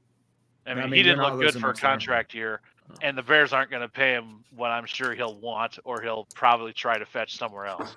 The other big thing that works against like all of our teams is the CJ Stroud effect, right? Like the guy just comes in, he's a number 2 overall pick. The Texans, the arrow's definitely trending up, and everyone, all the GMs are like, that guy can save my job. That guy can get me to, I forget who the creator was, and it really made a lot of sense why GMs make the moves that they do. It's not because it's necessarily the right move. They're trying to keep their jobs. And that's if I'm a GM, that's my number 1 priority, And is honestly, to continue that's- to get paid. That's why I Pace don't really drafted care. Fields. Yeah, Right. that's a good excuse. Of all to, teams, like- he had to go to the fucking Texans. Mhm. God. Yeah. What's up, could have, like, Maxwell? Yo, what's up?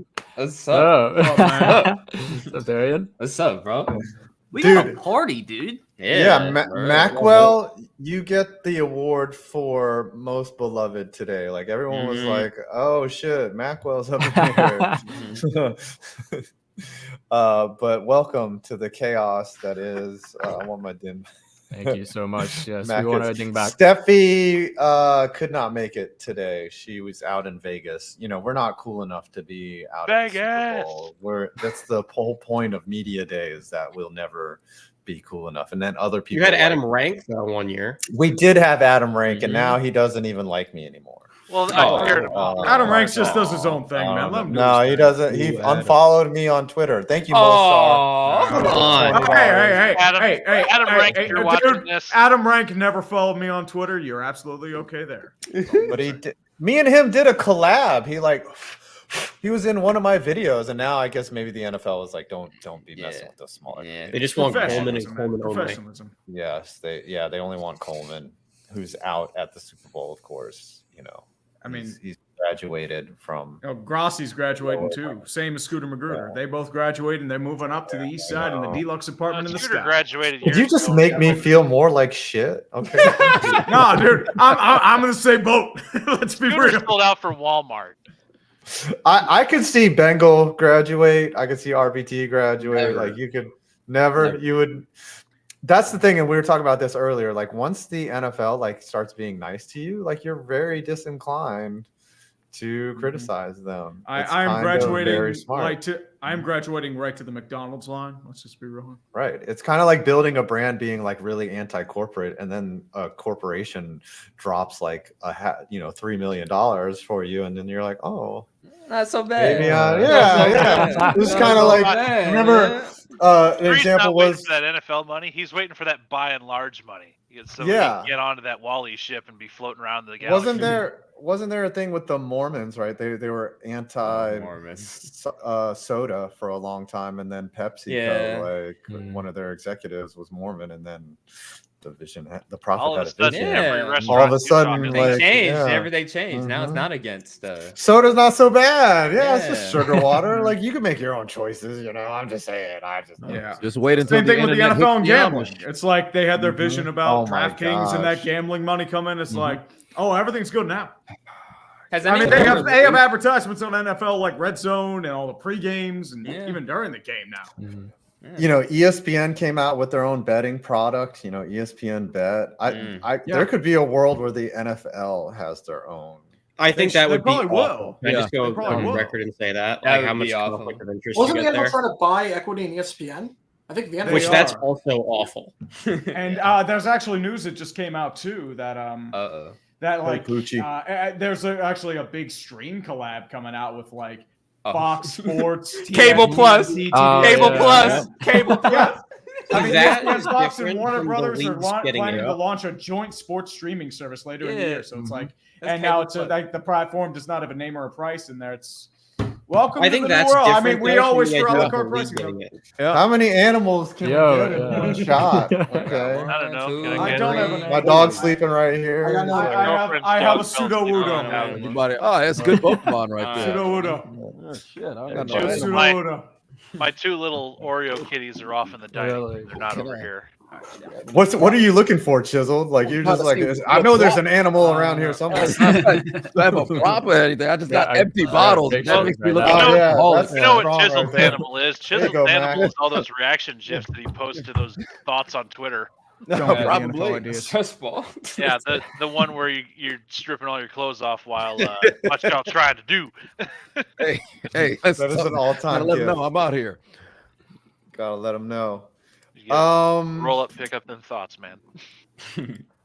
What was I lost my train of thought. Somebody else asked a question that sets us all up. No, a train of thought is what Chisel dreams about at night. Yeah, that's a good. What do you dream about at night, Chisel? I don't really He has to dream. have I some close my thought eyes. I open dream my eyes. faces. Yeah, same. Interesting.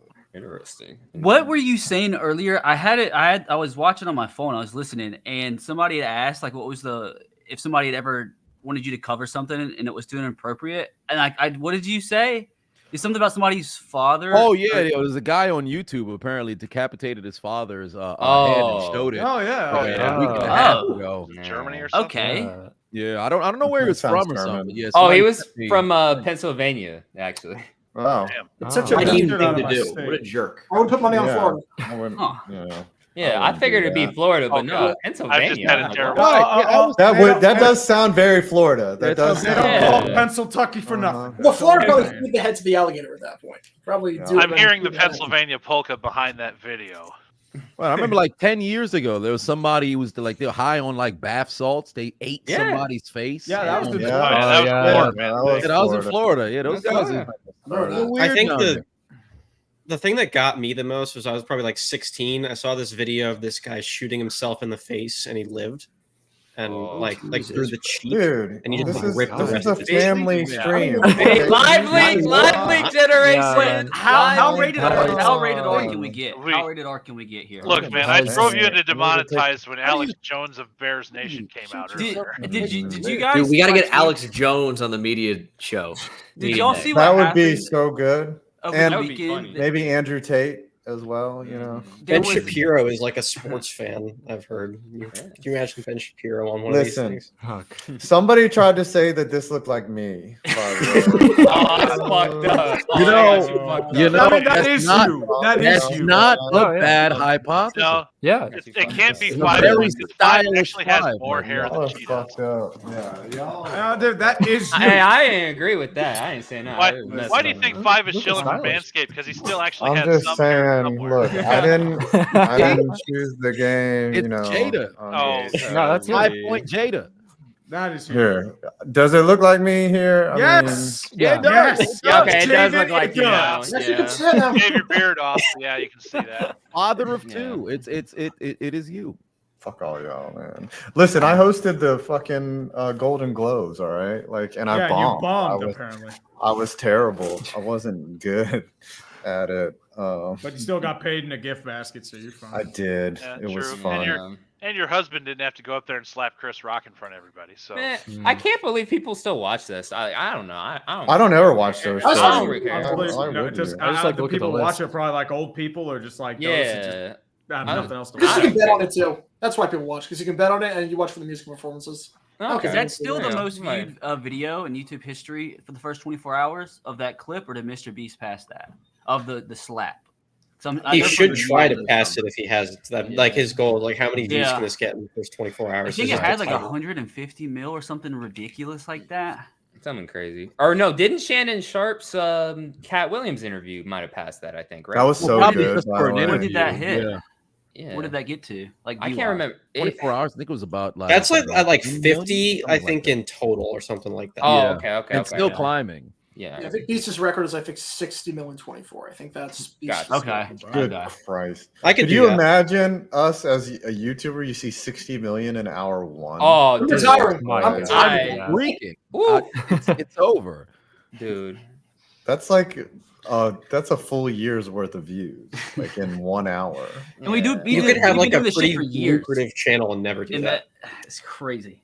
Yeah, I'd love to see how much he makes per month.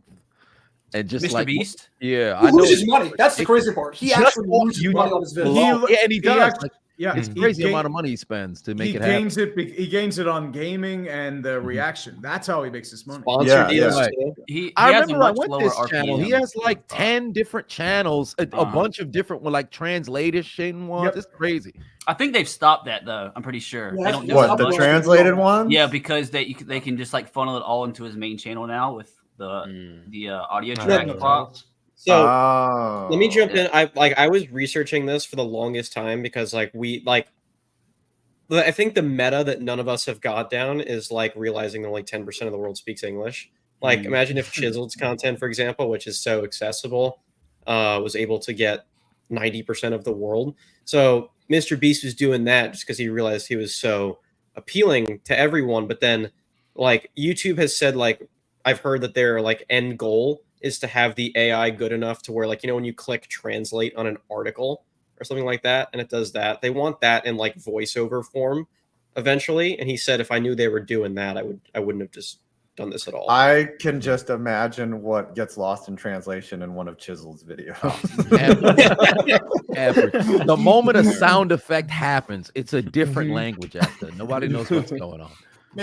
I've said for a while now, the next frontier is one of us, like a sports like history channel or a sports reaction channel, like something like that for cricket, because that's a giant frontier, like India and that, like that's 1 billion people right there. That's John Boy Media has been trying that.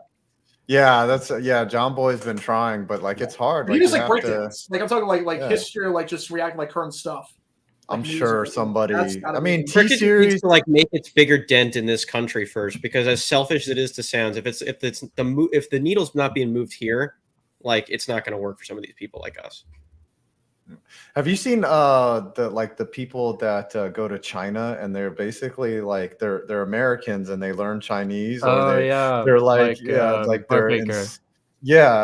like basically enslaved to make content in China. I mean, they're treated well, don't get me wrong, but like they're dispatched to China and their only job is to make content there, and then they call them white monkeys, and like it's like super like insulting, but like listen, you gonna give me $2 million? You can call me whatever kind of monkey you want.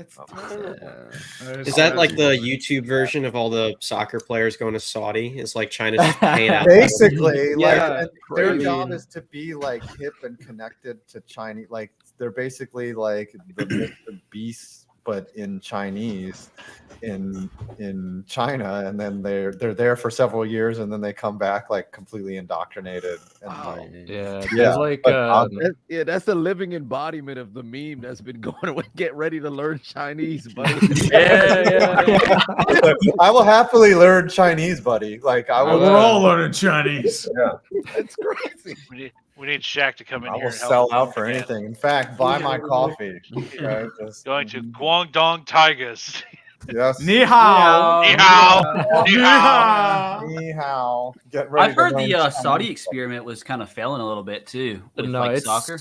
It's a complete disaster. Like they Yeah. actually have like record like worse attendance. Yeah, there's, even with like hundreds the of European people at a stars and game. everything.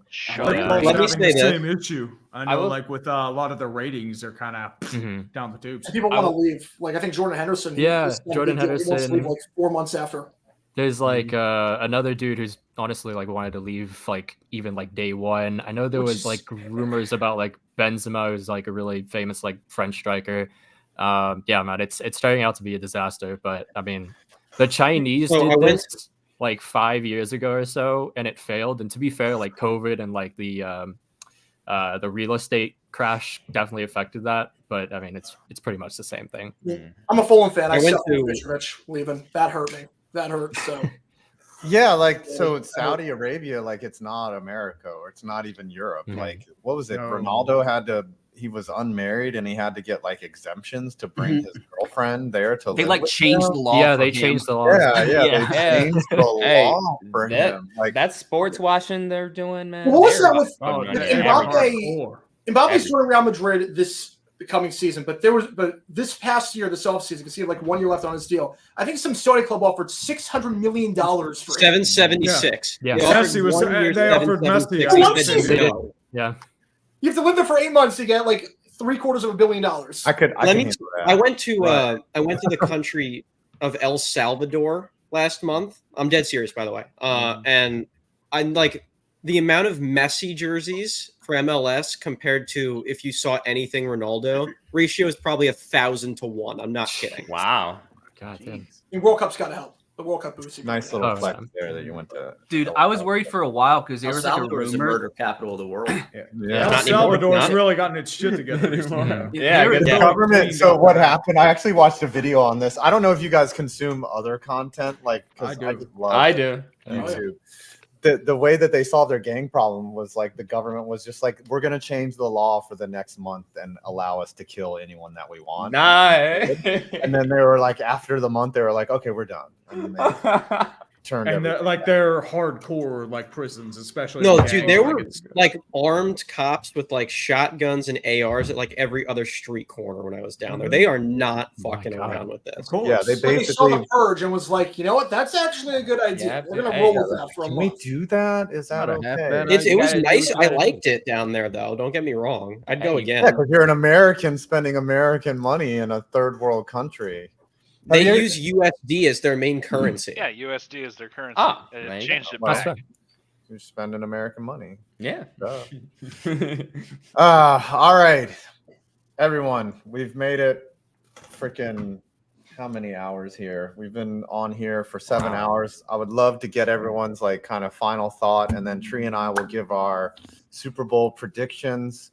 Let's go around and just say, who do you think the game's MVP will be? And then just give like one final shout out.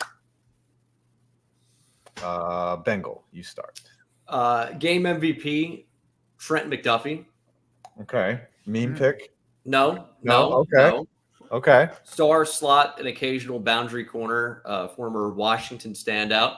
He plays bigger than his size, and he's got tremendous ball skills. I'm thinking an interception of Brick Purdy for the win. All right. Darian, who's got a Super Bowl MVP? Well, I said the 49ers were going to win 9-6 in overtime, so whoever the 49ers kicker is. Kicker of MVP. Strong. Yeah, Mike? there you go. What you got? Isaiah Pacheco. Ooh. He run. You see those tweets where he runs like he bites people? Yeah. Like I can't wait for all of those on the national audience. The best runner of all time was Marshawn Lynch when he said, "Run out a motherfucker face." Yes. He don't want. He stole that from me. I just want to. Yeah. I know that. And did Phillip Rivers steal the throwing motion from you too, Bengal? That was a Phillip Rivers impression. I feel like it's lost some translation. I still have watched that clip today, and I don't know where your right hand goes. Like it just disappears, like into the sleeve. Yes. Yeah. Mac, who do you got? Super Bowl MVP. I'm gonna go with Travis Kelce just for the script. Oh gosh, all offense. It's inevitable, man. Mm-hmm. Sam. I want to say Brock, but realistically, I think CMC scores twice. So I'm going CMC. Yeah, I feel like CMC. If he logs 2 tutties, that's yeah. it. Jag. Mahomes has won 2 MVPs already at the Super Bowl, so I think people are going to be sick of him. If Kelsey goes 100 and a touchdown, I think it's going to be him. Shout out, Fire Bulky. PA. I'm going to say the MVP of the Super Bowl. It's just too easy to say Mahomes, so I'm going to say Nick Bosa. Ooh, defense. Spicy. Because Jawan Taylor will be lining up on the other side of Kansas City waiting for Nick Bosa to show up. Jawan Taylor's going to get like 10 false starts. Can you bet on that in Vegas? Can you bet prop bet like false starts that Taylor's going to get? Oh, I bet you can bet on anything. Can you prop bet Kadarius Toney drops? Oh, I don't know. Actually, no, I think if MVP you're of at the Super Bowl is right here in my hands. Her name is Dakota. Say hello. Hello. Imagine Chiseled. Kadarius Toney goes off and he wins Super Bowl MVP. Like how ironic would that be? I would. We would never hear them. I mean, his last never was last year's Super Bowl, so Yeah, he put on a great performance last year. He actually earned the tie for them. Longest punt return in Super Bowl history. I know. Right. Then didn't he score in the red zone too? Or Yep. Yeah, he scored in the red zone too. I can't remember if it was after the punt or before the punt, but one away. But I thought he was a bust. He was a bust though. He was a bust for the Giants. Yeah, I know. But MVP, I'm also gonna go Travis Kelce. I think they're probably gonna have a little bit of a voter fatigue for Patrick Mahomes. I'd love to say Pacheco, but I just don't see that happening with Taylor Swift in attendance. I'm going Travis. All right. So I love you all. Thank you for coming out. Appreciate you guys. Truly. Thank you. Year 4 of Thank you, the guys. weekend next year. And some of you might be at the Super Bowl, which I'm praying for you that you actually make it. Me and Tree will never get there unless. Dude, I ain't going to get to the Super Bowl. I'm more likely to get a job at McDonald's. Let's be real. Yeah. Come on. But I love y'all. Thanks for coming out. And we'll see. Oh, 100 from Bengal, dude. Thank you. Yeah. Oh, thanks for all the and thanks for all the donations. I appreciate over it. $3,500. Yeah, $3,500 was raised for charity, and I appreciate all the sentiment too. My father passed this weekend. It was a long battle with Alzheimer's, and a lot of you expressed your sympathy and support for me and my family, and so I really appreciate it. I love all y'all. Thanks, everyone, and we'll see you next year. So, Later, man. Love y'all. Yeah. Let's have a Super Bowl. Super Bowl. Stiller's gone super tied. Well, they always Me out do. again. Not Me super out. tied. All right. Stiller's gone Fine super out. tied. Kick me. Come Are on. you just Kick me. gonna Do hang it again. around? All right. Kick me. Don't make. Oh, I gotta kick you. All right. Yeah, do the All right. eliminations. See ya. A few other donations to go over. Molestar 42 for 20 bones. 8 Pizzle 90 for 50. And the Limb Report for 10 New Zealand bones. Thank you, each and every one of you, for all of you. We supporting love the you. nation. Okay, Let's it's go. our turn now. We made it again. To do our predictions. Last year, I did not do well. I think I picked the Eagles. we both picked the Eagles. You picked the Eagles 29-20. I picked the Eagles 30-27. So it's up to us to wrongly predict this year's Super Bowl. So you go first. Well, I believe this is the year of fuck you. This is the year that we do not get our underdog narratives. We do not get anything fresh. This has been a year that just punches us in the balls, and that means the Chiefs win. It is going to be a rather bit of a just a beat down that just demoralizes us all, 20-14. Very defensive oriented. That's so predictable. It's like, and the thing is, it's predictable, but I feel like they'll go to the same scripts. For that reason, RBT with 252. Damn. Thanks, buddy. Love you. Thank you. Thank you. Wow. So that's going to put us at what? Almost $4,000. I think that's at like 3,900 or 3,888. Anonymous hit 20. And that's 3,900 right now. Okay. So yeah, we're at 3,900. Hold on. Not bad. Not bad. Almost $4,000 dues. Solid stuff. What about you, Five? What's your before that reason? Hold on. I need to put my donation in, by the way. So, do what you gotta do, man. Do what you gotta do. Anyways, stop. Oh, I might not be able to. Oh, you on the Dumpster Fire account? Switch to your main account. You'll be able to do it there. Okay. Okay. So hold off for the meantime. I'll distract everybody in the meantime. And yeah, oh, dude, Theo. Well, you have to remember, Tom did this for a whole month and change. We just did this for one day.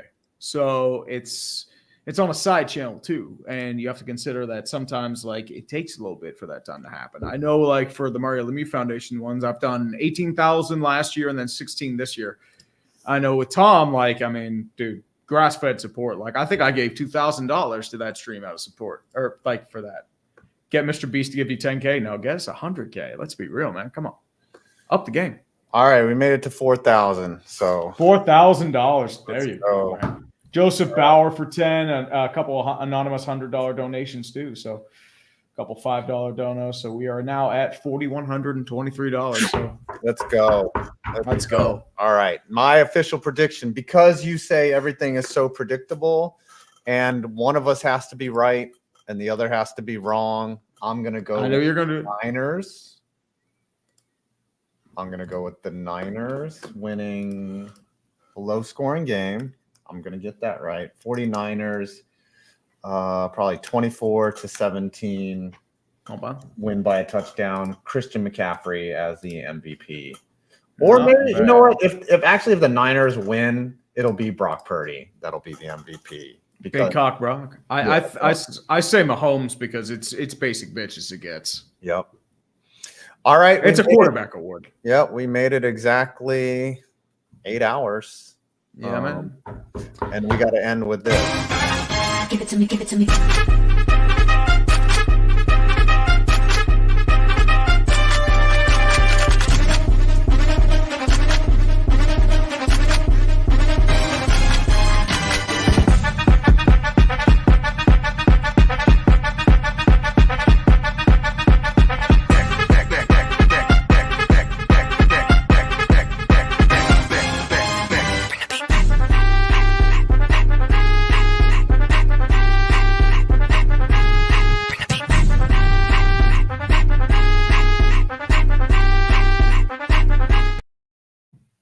All right, Maqwell with the 20, Jerry with the 20, Chaka B with the 20 at the end. We love y'all. 4,200 bones.